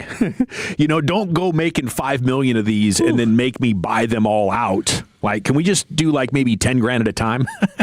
Yeah, I mean, I thought there was some sort of grace period. Like, if you give the league a certain amount of time notice, then they just stop making them, and it's not really on you anymore. But if you're doing like an immediate switch, then like Jalen Smith had to do the payout when he wanted that jersey number 9. But if he would have waited a year and just let them know, like, hey, next year I'm going to switch the number. Yeah. But he wanted to get that number quick so he could wear it for his final 7 games as a Cowboy. It was important. Now, you also have Caleb Downs, same podcast with the St. Brown Bros, and listen to him and how surprised he was when he realized just how bad the Cowboys' defense was last year. Yeah, it was weird when I got there. They were talking about the defense, everything, and then I looked at how many points they gave up per game, and I was like, 30 points a game. I was like, okay. He was a little bit surprised. I knew they were bad, but good night. That bad. Don't look at the advanced numbers either. Yeah. Don't look at the DVOAs and the EPAs and the success rates and stuff like that, Caleb. Just know that things are going to get turned around, and you're going to be a big reason why. Now, I also saw the playmaker Michael Irvin on with All City, and if anybody else would have brought this up, like any sort of beat reporter or something, I might have just overlooked it, like not that big of a deal. But this is coming from Michael Irvin, who is the ultimate competitor and understands big game moments and being the best version of yourself in those moments. Listen to Michael Irvin talk about what Shoddy's doing to prepare the players. He understands enough to know that I got to create pressure situations, right? Pressure situations, and make them perform under pressure situations. So in the meeting room, the basketball goal, shooting free throws in front of everybody. How many free throws can you hit? That's pressure situations, under pressure situations, and under a crowd. Like Jimmy used to make everybody come to high yelling when the field goal kicker, like the game is at the end. He's manufacturing the pressure situation. Game's on the line. Everybody's lined up around the ball. 3, 2, 1. You got to kick the ball. He makes you feel pressure. Right. You got to practice those situations. You can't just expect to explode in those situations when they happen. And that's the difference between success. And they're doing that here. And there's a lot of years they were not doing that. Right. Okay. So, I mean, is that like brought us from your experience? Yeah. Is that pretty it feels like it would be kind of a no-brainer thing to do. You see it with the kickers all the time. Yeah. Because they're always in those pressurized moments. Mm-hmm. But just in general, you would think as a coach you would want to try and set that up as much as you possibly could. Yeah, absolutely. No, it's not a foreign concept. The main one was the kicker thing, though. We should take like rolled up socks, and throw them like they were snowballs and stuff like that. Try and throw the kicker off. You were just able to just unleash on them like a snowball fight? You could throw like they had like rolled up socks and stuff like that. So you could throw them at the kicker while he was trying to kick. Just didn't want Dalrymple socks getting thrown at you. Don't know where those have been. I think the key here, though, Chief, is can you make it competitive and fun? Or are you trying to create the urgency in the competition through fear? And that's the talent. That's where I think Shoddy comes in, is he has a way of talking about things that will keep it positive and enthusiastic and fun instead of a coach just yelling at you to do better, or you're going to get kicked off the starting lineup or kicked off the team or something like that. And I think that's more and more difficult in today's era, because when Brian and I grew up playing sports, you guys probably as well, in the back pocket of every coach was just, you better do this because I'm in charge and you have to respect me. I don't think that it goes your anymore. Face mask.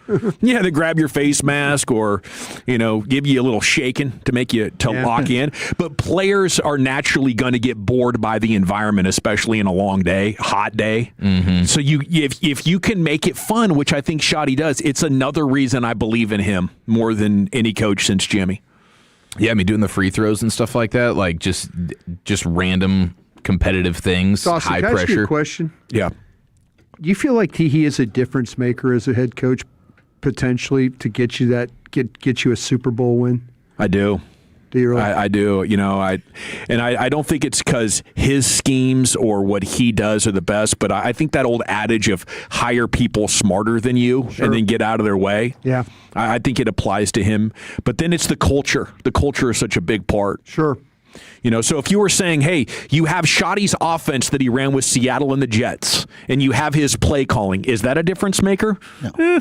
You better draft your balls off. Yeah. But I think the way that he goes about building out his coaching staff and the culture that he sets can absolutely. I just wonder if everybody out there believes that he can be a difference maker. I know people within the organization think that way. Right. I just wonder if the Cowboy fan base thinks that. Probably not. When I do podcasts about that or on the text, they're going to light me up. They want to see it. Yeah. They need the proof. I'm just kind of thinking of the McVays and guys like that of the world, these coaches that have won these Super Bowls here recently. I mean, Sirianni, I don't know. I mean, is he a difference maker because his guys believed in him more than an X and O's guy? I think that was more of his or he just had superpower. better players than everybody else. Well, definitely the roster helps. Yeah. But he has been able to navigate a lot of toxic stuff going on with that football. I know Andy Reid is a difference maker as a coach. Right. I know that for a Well, the thing with McVay was he'd only ever had one losing season. The bottom line was Shoddy, and I've said this before, you won 7 games with a healthy Dak Prescott. Mike McCarthy won 7 games the year before without Dak Prescott. So, I love a lot of the things that he's doing, and I agree with Gavin. You want to 100%. see more then? I got to see more wins. Yeah. I mean, there was nothing on game day last year that I looked at and said, man, he made a difference here. Anybody can do that, Wolchuk. Anybody can just wait till you win a lot and say, that's a good coach. Sports, you know what it takes to win. Yeah. You're not a kid. I don't know that Brian Schottenheimer has it right now. Okay, so you're doubting Shoddy. There you go. That's a take. Same way he doubted the Rangers, and then look what happened. Maybe he's lighting a fire under him. I mean, they're still a game under 500. The doubt was, I think they're a 500 baseball team. That's proven to be true. 100%. Yeah. Now, good point by the 972, Jake Scott. Who's Jake Scott? Jake Scott was a safety with the Miami Dolphins back in the 70s. Was he a Super Bowl MVP? He was. He wore number 13. And he wore number 13. That's a safety. He played number 13, Super Bowl MVP. Dick Anderson was the safety running buddy next to him. Okay. Number 40. There you go. No-name defense, right? That was it. That was them. Later on, the Killer Bees. So it's been done before, all right? Number 13. Jake Scott, I did forget about Jake Scott. Well done. I'm sorry, I can't get something out of my head. What, since Shoddy's not a good coach? No, I moved on from that already. I'm used to Wolchuk being dead balls on wrong about things. Name them. The last 2 Cowboys to wear number 13 have had catastrophic knee injuries. Gallup and Overshown. That's pretty much true. Damn, wow. 13's a bad luck number. Oof. Bad things happen in 3s. What the hell are we doing? Get that 13 off of him. Yeah. Dang, that's a good counterpoint. Gosh, I forgot about that. Something to think about, boys. Okay, on the Sorsby stuff, before we get to Tom Brady's Good Nut Water, we need to just mention. Are we going to get... Have we been getting... sorry, I'm interrupting. No, hey, don't apologize. Has the McAfee thing been going on, or is this game 3 tonight? It's tonight. Yeah, it's tonight. Okay, just want to make sure. Thank you. Go back to your... Okay. Thank you. Carry on. Very good. We're good. So Sorsby in 2022 bet the under for Indiana's quarterback's passing yards. He knew going into the week. They're playing Michigan. So he's doing some prop stuff, too. I thought he was kind of just money line guy, just going to take my team to win. But he's doing some prop stuff as well. He bet on the under for the first half of a Hoosiers football game as well. So I guess even all that wasn't enough for them to be like, okay, this is overwhelming. Okay, you're not even just betting the money line on one of the crappiest college football teams ever. You're doing some prop bets as well, and you're going for the under here. And I wonder how the sports books feel about it. Like, have we really heard from the sports books? Like, do they want somebody gambling? Do they not care? That's a good point. Like, okay, so do you know something about your quarterback to where you're betting the under and you just know that's going to hit based on all the information you have? And he's your roommate. Yeah. You know, he goes out and gets drunk every night. Yeah, like, I wonder how the books actually feel about it. Domestic violence. Yeah, because aren't you getting into trouble for insider wagering? Yeah. Like, isn't that what Terry Rozier is on? Yes. Well, yeah, but that's him. That's him going. That's Him Sorsby betting on himself, saying I'm going to hit the under, and then making sure the under hits. So it's a little bit different because Sorsby was betting on the actual quarterback, and it's not like Sorsby has any real control over that. Terry Rozier was going into the games knowing this under is going to hit because I'm going to make sure I get myself out of the game. So if you had inside information, like it's going to be very run game heavy, we're not even going to throw it 15 times. Do you think you can do that? No, no. I think that crosses the line for sure. But it's just a little bit different than the Terry Rozier stuff. Yeah. But it is in the same ballpark for sure. Yeah, because I wonder if Sorsby's now got to look at some sort of federal investigation. You know, like the NCAA can't do jack squat, but the gambling people that might be worried about you, I guess you would have to won. And he lost. He lost, right? He lost a ton of money. He did lose a ton. I don't know if he lost on those particular bets. On those props, but betting the Indiana money line in 2022, you were losing your ass. Bet. Yeah, so I don't know, just something to consider on a crazy day in college football. Good point by the 214. Brett Favre is number 4. That's 1 + 3, 13. You know, I mean, okay, that counts. Yeah, that counts. Yep. I mean, that's a really good player. 1 + 3, so equals 4. That's Brett Favre. You know, he's a hell of a player. Mama gave me that flip checks, and Mama take away 5 of them flip checks. I want to stay hungry for the Crimson Tide. Well, if you're thirsty, Tom Brady has something for you. Are you launching another celebrity seltzer brand? No, I'm launching a brand new coconut water. It's actually really good. Oh, what's it called?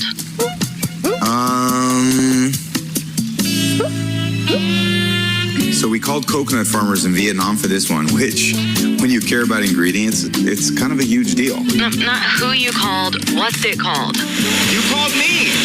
Okay, just tell me what it's called, Tom. When you have a product this good, it doesn't matter what it's called, okay? Yeah, it kind of does. Good Nut Water, presented by Tom Brady. Quote, with Good Nut, we wanted to create something fun that people would genuinely enjoy. It's been exciting to bring that vision to life.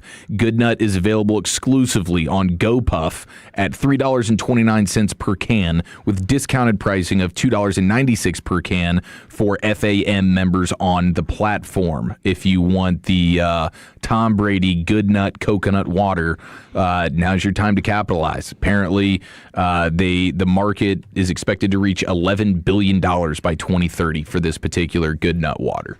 So you guys know I'm a coconut water guy. Yeah, I will probably dabble in this. You're going to get Good Nut? $3 a can? Tom Brady's Good Nut. $3, yeah, roughly $3 a can. You have always wanted Brady's nut. So, I mean, we'll just have to see how it compares, how much, because I feel like when Troy Aikman gets into beer, you know that like from an ingredient standpoint, it's going to be top tier. Yeah. Tom Brady, with the health nut that he is, I imagine the ingredients on this are going to be top tier. Vietnamese coconuts, Good Nut water. I mean, would you guys let some Good Nut in your fridge? Would you be open to cracking that thing open and seeing wife brought home some Good Nut water? Ooh, maybe not Tom's, but you know, a generic brand, sure. Yeah, I think I'm pro coconut water. Seems like the hydration it's top tier. Yeah, I mean, I got the C2O right now. Very popular. It is. Yeah, I mean, it works. Very I'll tell popular. you that. And if you're feeling dehydrated, coconut water will get it done at a high level. So, and Tom Brady's getting in the world of coconut water, so I think that speaks for itself on just the level of health that it actually is from a hydration standpoint. But pretty next level in the marketing of this. So much so that in the commercial, they didn't even want to say the name of the water. Yeah. I mean, it might be an FCC violation. Yeah. Yeah. Like she's trying to get him to say it, and he didn't even want to say it. He doesn't even want to say the name of his own product. Yeah. But I don't think he's promising anything like Russell Wilson did with his crazy water. Remember, I don't even remember it was like Russ's water. It was like you won't get concussed. Oh, that's right. He did have that special water that was going to anti-concussion water. He was going to protect your brain from concussions. Well, thank you, Chief. Football's finest is in the books. Water is magic. I don't think we'll ever be the same after that one. But best of luck to Tom Brady in his latest venture.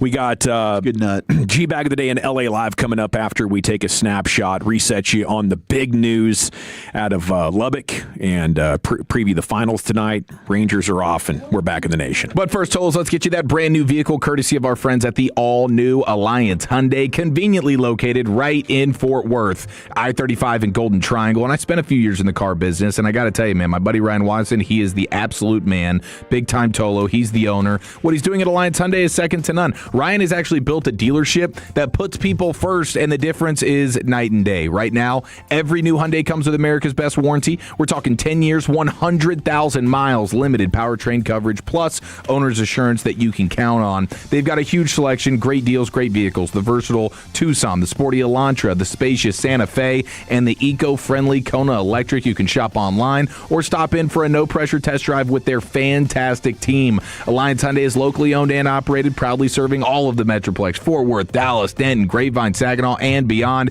You'll love the transparent pricing. I know I did. The price you see is the price you pay with their lowest price guaranteed. No appointment needed for same-day oil changes. That is a game changer, okay? They offer the quick same-day service. You can relax in their comfy waiting area with the free Wi-Fi, drinks, snacks, the whole nine. Come see the difference at Alliance Hyundai today, or check them out online at AllianceHyundai.net. That's AllianceHyundai.net. And remember, at Alliance Hyundai, it's their mission to be your ally in the automotive business. Summer is coming. Are you ready to look and feel your best? If you're dealing with low energy, weight gain, muscle loss, or low sex drive, your hormones may be holding you back. BioT certified providers help treat men and women for low testosterone, low energy, muscle loss, and low sex drive. Visit myhormonelevels.com to see if you qualify for a reduced cost program, or call 817-518-4580. That's myhormonelevels.com, or call 817-518-4580. Big things are happening at the District at the shops of Willow Bend, Plano, but Mexican Bar Company and Knife are open and serving every day. So stop in for margaritas, tacos, or one of the best steaks in DFW. Mexican Bar Company and Knife, open and ready for you. Is reviewing life insurance on your to-do list? Now's the perfect time to add it. A friend recently told me that securing life insurance sooner rather than later can help you lock in lower rates for years to come. So I bumped this up on my list and got it done. I called SelectQuote and couldn't believe how easy and affordable life insurance is. I'm 40 and got a $500,000 policy for $16 a month. My husband's also 40 and his $500,000 policy was only $18 a month. Plus, with SelectQuote's same-day coverage, there was no medical exam required, and we were covered by the time we hung up. Knowing I have this checked off my list feels amazing, but the peace of mind knowing my family is protected feels even better. Call SelectQuote at 1-800-329-1010. That's 1-800-329-1010. Or go to SelectQuote.com to get your free quote today. That's 1-800-329-1010. Details on example rate at SelectQuote.com. It's a KNC Texas Rangers lunchtime party this Thursday, Corey. Oh, man, Kevin. We're going to be at Specs in Arlington, 3909 South Cooper, celebrating Terramana Tequila, and joining us will be Rangers alums Ken Hill and Darren Oliver, plus a set of 4 premium tickets to a future game and other Rangers giveaways. What a morning into lunchtime Rangers party. This will be Get Masterpiece with the Rangers this Thursday at Specs in Arlington with the Fan. So many of you still have that 3% rate from the COVID years and you want to keep it, but you want to get cash out of your home. It's very simple. A second lien home equity loan with TexasLending.com. We have an automated appraisal. It goes fast. We have great rates, and we have loan officers who care. Call us today. Get that financing done now with TexasLending.com. 972-387-4600, TexasLending.com. 4201 Spring Valley Road, Suite 1150, Dallas, Texas, 75244. NMLS number 2297. Equal housing lender. This summer, the Honey Pepper Pimento Chicken Sandwich and Pineapple Dragon Fruit and Sprite are back at Chick-fil-A. Let me tell you about the Pineapple Dragon Fruit and Sprite. It's bright, it's bubbly, it's back. The Honey Pepper Pimento Chicken Sandwich, it's so rich, and you can choose between the original or the spicy filet. Ooh, boy. And then you got those pickled jalapenos tucked right under the filet, and then just to top it all off, you've got a little honey drizzle right on top. Okay, now I'm a pimento fan. And I'm feeling the dragon fruit. Which fan favorite will you choose? Real customers paid for their testimonials. Carpal tunnel syndrome. heart failure that doesn't improve with common medicines. These are some signs and symptoms associated with ATTR-CM, or the cardiomyopathy of ATTR amyloidosis, a serious heart condition with symptoms that get worse over time. Amvuttra, vutrisiran, is a prescription medicine given by a healthcare provider that treats ATTR-CM in adults to reduce heart-related death, hospital stays, and urgent visits. In a clinical study, Amvuttra was proven to help people live longer and have fewer heart-related hospital stays and urgent visits over 3 years compared to placebo. Amvuttra lowers the amount of vitamin A in your blood, which can affect vision. Other side effects include pain in the arms or legs, pain in the joints, and shortness of breath. These are not all the possible side effects of Amvuttra. For prescribing information, call 1-833-256-2748 or learn more at amvuttra.com. Ask your doctor about Amvuttra for ATTR-CM. Summer's coming, and your home is about to take a beating. Traditional paint fades, cracks, and breaks down in the brutal Texas sun. Rhino Shield's a thick ceramic coating that won't chip, crack, peel, or fade, backed by our 25-year transferable warranty. Rhino Shield's ceramic-based formula reflects sunlight and retains indoor temperatures, reducing HVAC energy usage. And here's the difference. Instead of a huge upfront cost like paint, Rhino Shield can be financed with a low monthly payment. Right now, get 20% off. Call Rhino Shield or visit rhinoshielddfw.com today. Never paint your house again. Rhino Shield. RJ Choppy here. The Make This the Summer sales event happening right now. One of the best dealerships in all of North Texas. Platinum, Chrysler, Dodge, Ram, Jeep, Tolos. If you're looking for that brand new Chrysler, Dodge, Ram, or Jeep for the rest of the summer and beyond, go check out Platinum, Chrysler, Dodge, Ram, Jeep. Go to the website, PlatinumCDRJTexas.com. It's right between I-20 and Highway 80 in Terrell. Find the vehicle you want and get it at an incredible price, because if you drive a little further, you can save a lot more at Platinum Chrysler, Dodge, Ram, Jeep. This segment of The Fan is brought to you by Blue Cross Blue Shield. Put a spring in your step with HealthSpring Medicare coverage. Whether it's helping you choose a plan that fits your needs or guiding you along to make the most of your benefits, Medicare coverage from HealthSpring empowers you on your health and wellness journey. All right, here we go. Welcome back, Nation. It's time to hit the expressway. We'll go commercial-free to the top. G-Bag of the Day in LA Live now right around the corner. And the expressway is brought to you by the On-Time Experts. The big story of the day, maybe one that will echo through history. Brendan Sorsby ruled eligible to play, got his injunction. ACC Commissioner Jim Phillips telling ESPN it represents a horrendous pattern that is eroding the integrity of our process. Big 12 AD tells ESPN they are disgusted and added, "We officially lost our soul." TCU coach Sonny Dykes telling ESPN, "How is anyone ever going to trust the outcome of a game again?" Georgia AD Josh Brooks forbid his school's teams in a memo to staff from playing Texas Tech, as per the document obtained by ESPN. And a fellow AD from the SEC, Florida Scott Strickland, tells ESPN he was stunned, even recalling MLB's 1919 Black Sox scandal when 8 players from the Chicago White Sox took bribes to lose the World Series to the Cincinnati Reds. So, you know, I feel like we're getting momentum, bipartisan momentum, in in our legislature, in the White House, to try to create some new laws around this that can help it be more manageable. But I've always felt like the NCAA kind of had this day of reckoning coming, and now it's here. I don't expect it to go on too long without a different set of circumstances, because to all these gentlemen's points, it does create a lawless land vibe. And while I was always pro-player and fighting tooth and nail to get these decisions overruled in courts and to have the rights that they should, as players making millions and billions of dollars for the sport, enriching universities and chancellors and presidents way beyond what you could have imagined, like school administrators making. Why were they paid so much? Because the football team, and you didn't have to pay the players. So like all these millionaires that have worked for these universities for decades, to me, you look back on those people with scorn. And yes, we are going to get, I believe, a new set of rules before too long. But in between now and then, how do you guys think the marketplace reacts? And by that, I mean the fans. because the teams, the universities, they're going to talk about it, and sure, it's a massive scandal, but I don't think it's going to take away the watchability of the sport, Brian. I don't think because of this ruling, LSU fans are going to watch less and say to hell with this game. No, we won't. It provides another layer of drama and intrigue. Yeah.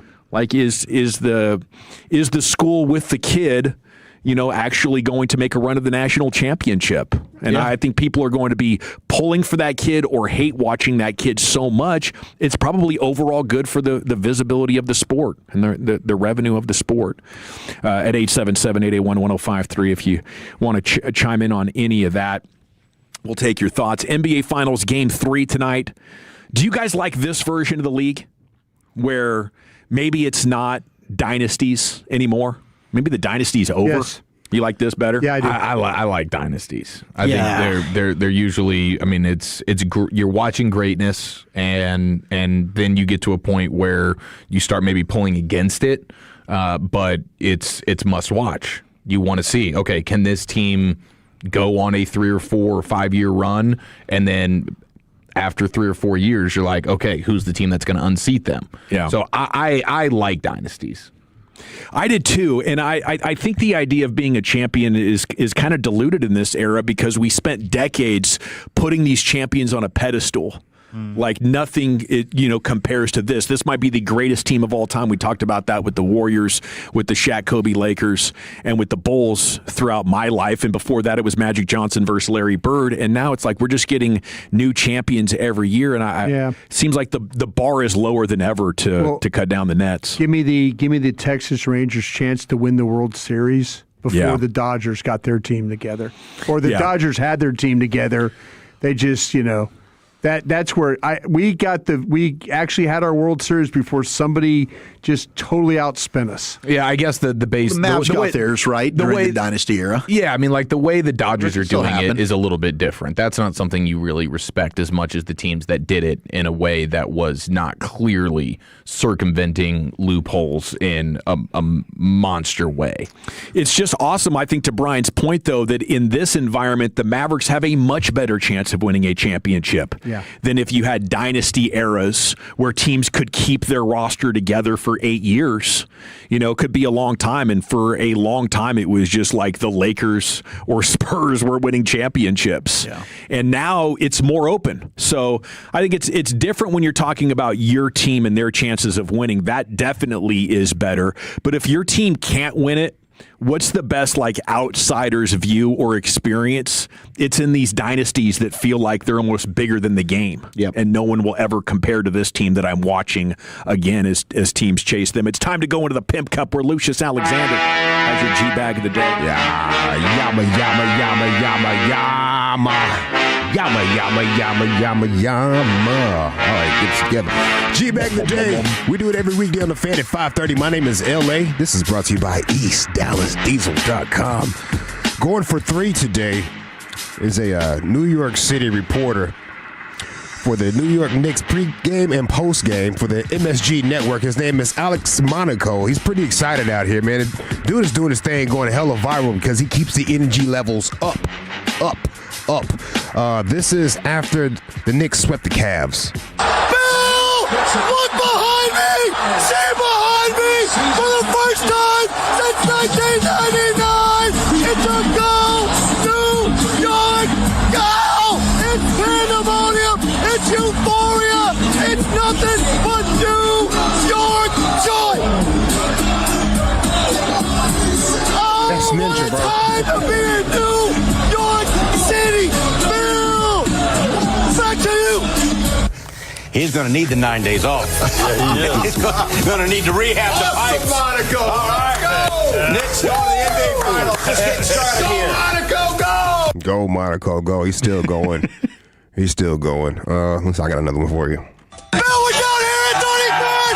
Everyone's going ballistic! Thousands of fans here with George the Sensei! George, you just watched your Knicks win the finals. How you feeling? I can't wait, man. The city's electric. I've been a Knicks fan since John started to jump, baby. And I can't wait. The city's been waiting for this. It's electric tonight. Number 1 is down. 3 more to go. All right. There's a lot of energy going on out there. Man. Yeah, that's your boy. It's going to be a spectacle tonight. Yeah, I'm so excited about tonight, bro. So excited. Do you think that's pure sports joy, or is there maybe some cocaine in there? New York City, Dawson maybe some Area 51. Dawson is wild, bro. Some PEDs, some Area 51, cocaine. I think he's sniffing a little something, getting ready for his life shot. Radio, right there, ladies and gentlemen. It's just too much. I don't like that guy's energy. Let's write him as a coke addict. He's got to have some cocaine out there. Fair question. It is. It always from you. Or some beers. There's always beers involved. Yeah, if the guy says something crazy. Yeah. It's probably drinking. Can't be sober. Maybe I'm just projecting. I love it, though. How about this one? AI Jerry Jones. Uh-oh. His thoughts on Rams bringing in Myles Garrett. Uh-oh. You guys heard that yet? No. So we have not. All right, let's see. Well, my good buddy Stan Kroenke landed himself one hell of a player in that Garrett fella. And now I'm hearing that old Aaron Donald might come back. Now, I'm no GM. Oh, wait. I'm an NFL GM. And I think there ought to be rules against this sort of thing. I mean, I may be 6 fingers of dickle deep before noon, but we might as well send a Mickey Parson and TJ Waters while we're at it. I helped Stan move the team from that box in St. Louis to Inglewood. You'd think he'd repay me by not breaking the rules and signing f***ing Wolverine to his D-line. He's already got the MVP. They need this Jason Garrett too? And Eric Donald? Only one thing left to say. How about them Cowboys? Eric Donald. Oh, Mickey Parsons. How would you grade that? Solid. Not as good as the Dinger Pills one. Yeah, the Dinger Pills is good. And the McCarthy, flapjack? What do you call them? Dinger Pills. Yeah, he's like Waffle House menu. Yeah. Speaking of Dinger Pills, my pops gave me like 4 of them yesterday. So reach you down there to get you some Cialis. What? It wasn't the Boner Bears chocolate? Just reach down on there and get you some Cialis right there, son. Yeah, I'm going to get a refill tomorrow. Get as much as you want. That's like my guy. Let's see what else. How about this one? Did you guys see the lady at McDonald's was telling some rowdy kids to shut up? I did see this. You seen this one? Yes, it went popped up. hella viral right here. I like how she cussed these kids out. This is unacceptable behavior. You guys should all be ashamed of yourselves. You better shut the f*** up. Yeah. No, you need to knock it off. No, don't swear at me. I'm an educational young learner, and swearing is not.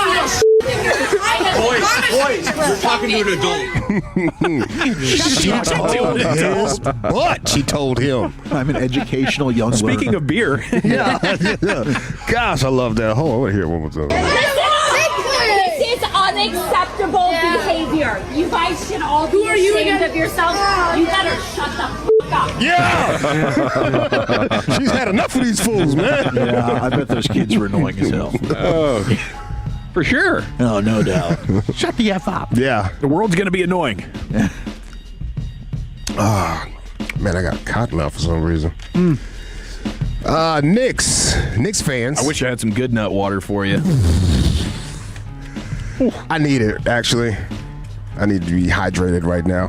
I don't have my actual water things. I've been drinking out of these. Oh, this ain't getting it done for your boy. No, I got to have half a gallon or more to even feel like I'm hydrated. And I had a whole lot of tequila yesterday. Oh, that'll do it? That'll do it. That'll do it. And were you halfway through that tequila going, why the hell don't we have game 3 of the finals on right now? Yes. I said that so many times. This should be on Sunday. What are we doing? They didn't have There was nothing. Stanley Cup Finals wasn't on. It was nothing, bro. That's a missed opportunity. Yeah, I sat down at 7 o'clock and I'm flipping through the channels and I'm getting mad. Like, where is this game? Yeah. I'm sick and tired of them hiding the game from me. Are we on Peacock tonight? What's going on here? Where is it?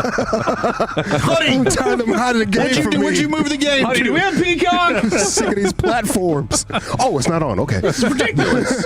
Was it an 8 o'clock start? Nick fans right here. Nick fans after game 2. I'm feeling so great. Really? We're gonna win. So do you think Knicks in 4? Like, what do you? Knicks in 7. Ooh. Like 6 or 7. Yeah, 6, 7. Isn't that what the kids are doing? Yeah. Yeah, 6, 7. If we win, the city's gonna turn into Gotham. So be ready. Yeah. Be ready. Okay. All right. Thanks. So Knicks in 6, 7. Yeah. I might do coke for the first time. There you go. What? Knicks don't win every day. You feel me? You feel me? You gotta give me some leeway with that. You feel me? Okay. Something right. I'm literally feeling the best I've ever felt in my entire life. Wow. Jalen Brunson can have both of my knees. Yeah. I love him so much. I love his mother. I love his grandmother. I love his great-grandmother. I love his great-great-great-grandmother for giving birth to Brunson, because without them, Brunson wouldn't be here. Love these fools. We wouldn't have JB. I love these fools. And yesterday was your church day of prayer. You got your blessing. Shout out to my Reverend Dr. Pastor and politician Frederick Douglass Haynes. What is this lady doing before the prayer? I'm not nervous. It's just the Holy Spirit.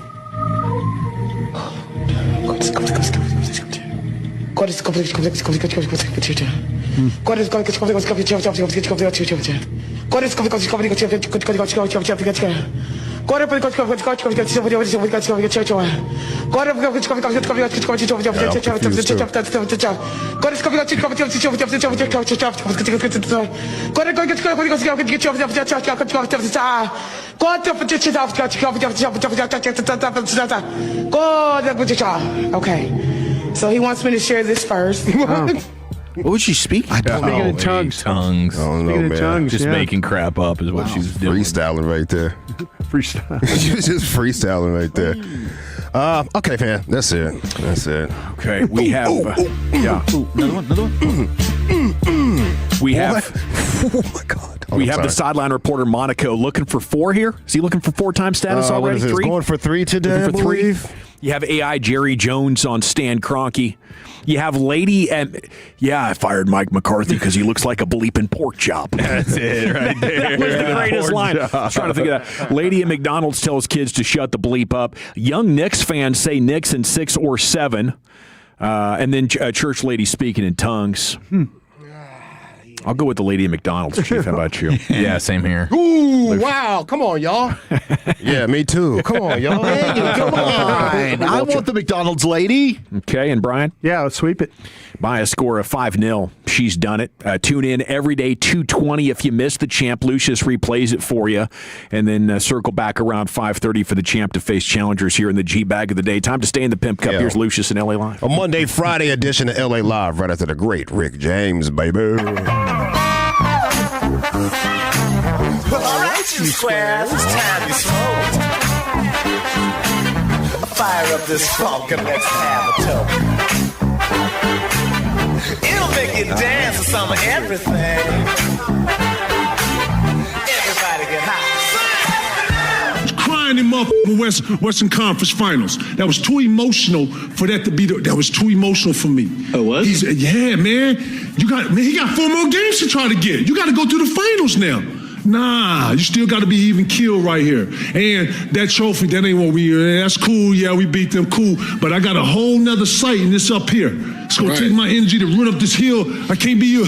Nah, that's how bad they wanted to beat OKC. You know what I'm saying? But man, this right here, nah. Oh, Kevin Garnett is looking kind of like right now. Yeah, he is. He's looking something like right now. Yes. Wemby is shooketh. Hopefully he comes out this game a little better, but that boy was shooketh. He passed the ball to Castle's back. To his back. Inexcusable. Oh, my gosh, bro. That was panic right there. Hold on, panic. What is Shaq called somebody panic something? What was it, Dawson? That was Stan Van Gundy, the master of panic.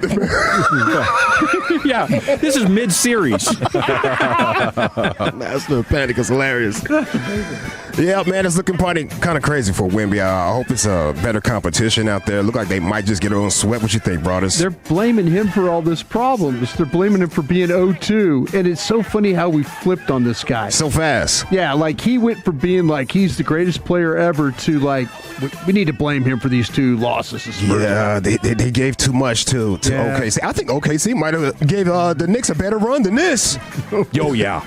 Way better than this. Oh, yeah. This is bad. Yeah, I'm trying to see the big man on the perimeter, put him down in that hole right there. Yeah, I'm with you, man. But He is. even before all this playoffs started, you were Knicks. I'm still at Knicks. You said Knicks. I still love Knicks. Well, I thought the Spurs were going to win.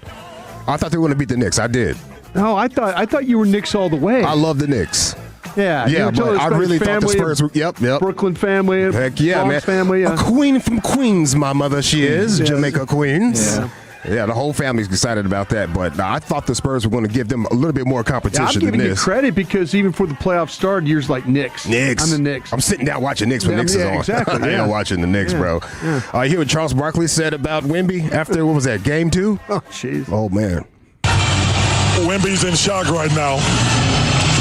It's probably been a long time since he got his ass kicked like this. I remember when I got in high school, there was a guy named Louis Jackson.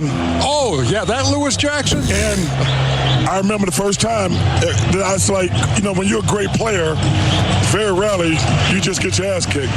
Louis Jackson did it to me in high school. Leonard Mitchell did it to me in college at LSU. Wemby's spinning. You see he's throwing the ball all over the place. Yeah. It's a shock to his system. It's a mess. He's too young to understand. Like, I got over it. But right now, he's turning the ball over. He is so flustered right now. And listen, we can say what we want to. He's 22. He's going to own the league soon. But right now, he's being owned. Our big cat is just taking his ass to the woodshed, plain and simple. Got him. Yep. Yeah, and that's kind of what I was asking there as we kicked off the Expressway. Like, do you like this version of basketball? It's more equal opportunity, but I also feel like the finals participants, they're lacking. I still don't know if this Knicks team would have even got out of the second round in a lot of different eras. It's just like, who's going to stay healthy and have the luck of a little bit of extra cap space or a rookie that makes their depth chart a little bit more credible? Because New York collapsed as well. They gave up a double-digit lead. They're peeing down their legs, just like what Charles is saying about Wemby. That happened to New York. Yes. They were losing. They were in the process of being in shock at the end of game 2. Choked it up. And it wasn't until Wemby threw the ball away again. Yeah. Like, it was who can actually compose themselves here on the biggest stage in the finals. Towns. Oh, my God. Yeah. Oh, my God. But he's been awesome. He's right, though. Mr. Dawson is right. All right, let me get to that vibe again. This is LA Live for Monday, June 8th, 2026. It is a Monday, Friday edition of LA Live. Welcome in, folks. New York State of Mind. Hell yeah, I am, fam. Shout out to the now disbanded Dallas hip-hop group PPT for naming today Monday, Friday. Hope you had a fantastic weekend. Mine had highs and lows. It was highs and lows. How was that tequila? Tequila. It was tequila. You ain't drinking tequila bad. Was a high. Yeah, tequila you ain't was drinking a high. bad tequila. I know that. Yeah, 100% premium tequila outside my sister's house at her pool, chilling like a villain. NBA Finals Game 3 in the Garden. Who do you think will be there tonight, folks? This is going to be a big deal. All the celebrities are going to be out there. Yeah. Who's not going to be there? Right. Yeah. Right. I tweeted this weekend, I want to see Jay-Z. Yeah. Courtside with big chains. Big chains on. And all his splendor. Sitting next to Spike, if you're paying left to right. They're on Becky Hammond's head, too. They are on her head right now for what she said about Jalen Brunson some years back. But at the end of the day, they don't have a dude. You got to have a dude. You got to have a 1A dude. And they're missing that at the end of the day if we're just getting down to brass taxes. Sorry. I didn't want to disagree with Becky today, but they do have their dude. Who? Jalen Brunson. No, he's too small. And he was on it. Was that Becky or Gavin Dawson? She's my inspiration here. Well, it's crazy because Brunson hasn't even been the man. No, Cat's I'm with you on Cat is the MVP. Big now, Cat. Brunson's had some great stretches. He's had big moments. Where, like the team's kind of, here it is, I'm going to bring, like the game 1 fourth quarter for sure. But yes, I think overall, top to bottom, Cat's been the dude. Towns. Oh, my God. I mean, Brunson, 7 of 25, a -10 in the box score. Yeah. That's his game 2. Yeah, they've done a hell of a job building around him to limit his, we talked about how having Kyrie and Luka on the same team, 2 bad defenders, you're not going to be able to win multiple playoff series. So I think the Knicks acknowledge that and built a roster around him that can survive. But Josh Hart is doing all the dirty things. He's not showing up when it comes to points, but rebounds, turnovers, the defense there, Mikal Bridges. I mean, they essentially brought back the Villanova band around him. No, that's 100% what they did. Sure And Bridges did. had a baller game the other night. Sure did. Becky Hammond is not walking back her past comments, too, by the way. I respect that. Oh, listen. She makes another bad take, though. Oh, no. I think Jalen Brunson's a hell of a player. A hell of a player. I'm speaking historically on the NBA with what I said. I don't know why that's being brought, like why everybody's so stuck on that. I said it 2 years ago. I stand by it. I'm letting you clear the air. There's no air to be cleared. I said what I said. He proves me wrong. He proves me wrong. I mean, I good for him. But I do think the two best teams are in the West. Right there at the end.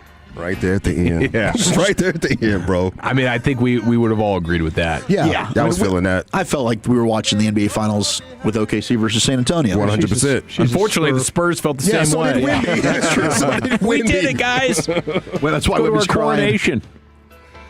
A lot of pressure on New York tonight, I think. 100%. Yeah. Oh, at home, City, that environment. That is a lot of pressure on them. Hey, did we find out where President Trump is going to be sitting? Is he going to be Sweet. up top? It's going, come on! Yeah, he punted on the floor. Punted on the court side. Yeah. It's New York, baby!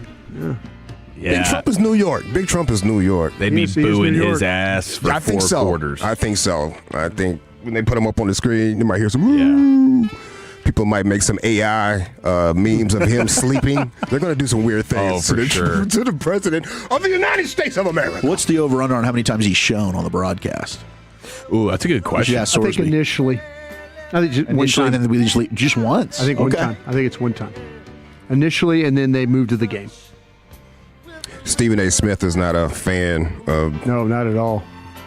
Big Donnie showing up to the game. No, not at all. This president has no business showing up in New York City. I am dead serious. It is selfish. I'm serious. It is narcissistic. It is ridiculous that he is coming to this game. I would say the same thing if it were Obama, George W., Clinton. I don't give a damn. We went back to Reagan. This is not a football stadium in some space in Texas where you got a whole bunch of outlays and all of this. This is the Garden. This is Midtown Manhattan. Wow. You have any idea what the congestion is going to be like in New York City? Yeah, that part right there, he's got a good point on that congestion part because it's already treacherous. People trying to get in there. I've been scrolling down the timeline, and like you said, they wanted Wemby. Yeah, they did. Do you think Wemby's about to run down on the president? Might be a fake Wemby. Yeah, you never know. He is a New Yorker, though. Yeah. President is a New Yorker. 100%. Out of Queens, baby. Yeah. It's Queens. So. Been knew this. Oh, how about, what else I want to play before I get out of here? Tracy Morgan and Spike Lee. I don't know. Is she going to throw up on the court, this Tracy Morgan? I remember that. Yeah, that was nasty. I remember that, bro. That would be hilarious if, game 3 they go and they're about to throw it up, and Tracy Morgan is just puking over there on the That'd be court. awesome. I remember that. I would love that. He crashed Hoop Streams. They were doing a live little interview of Spike Lee, and Tracy Morgan walked up, and he had a good time. I like this. Two absolutely legendary New York Knicks fans. I asked him this, Spike. So, Tracy, I'm going to ask you. You've waited a long time. What's it like to have your New York Knicks back in the NBA Finals? It feels good. The people in New York City, that town, are very proud. We celebrating, baby. You got to understand, that's New York City. Yeah. That's where King Kong died. And we told Godzilla, you next. You, the three-headed monster, the flying turtle, the green monster, the brown monster, all y'all could get it. Break it down. Break it down. That's where they left the gun and kept the cannolis, baby. Yeah. It's incredible. Hey, you go to the Godfather reference. Yeah. You know it. Sonny would have lived if they had easy pass. Let's do it. That easy pass. You guys, they've been traveling everywhere. They traveled to Cleveland. Nobody They're do here in this. San Antonio. Nobody do this like us New York fans. We travel the world behind our team. We travel. We travel. This is on some soccer stuff. This is what soccer teams do. Arsenal. Holla! And we rowdy. That's why certain players can't play at the Garden, because we too rowdy. We go to other stadiums and take over. Take over. Tracy Morgan and my daughter's doodle pamper. Dude, that's got to be like one I of the do most appreciate embarrassing Spike Lee's fandom for the Knicks. Oh, he's 100% that guy. I do. I appreciate that. Yeah. He definitely puts his money where He cost him a run. Yeah. Yeah, I know. But I appreciate him standing up, man. Yeah. I mean, you can't puke on the court like that, dude. Everyone. Was that in the playoffs last year? Was that a couple of years back? Yeah, it was against the Heat. Yeah. Man, that's rough when gosh, dude. It's just everywhere.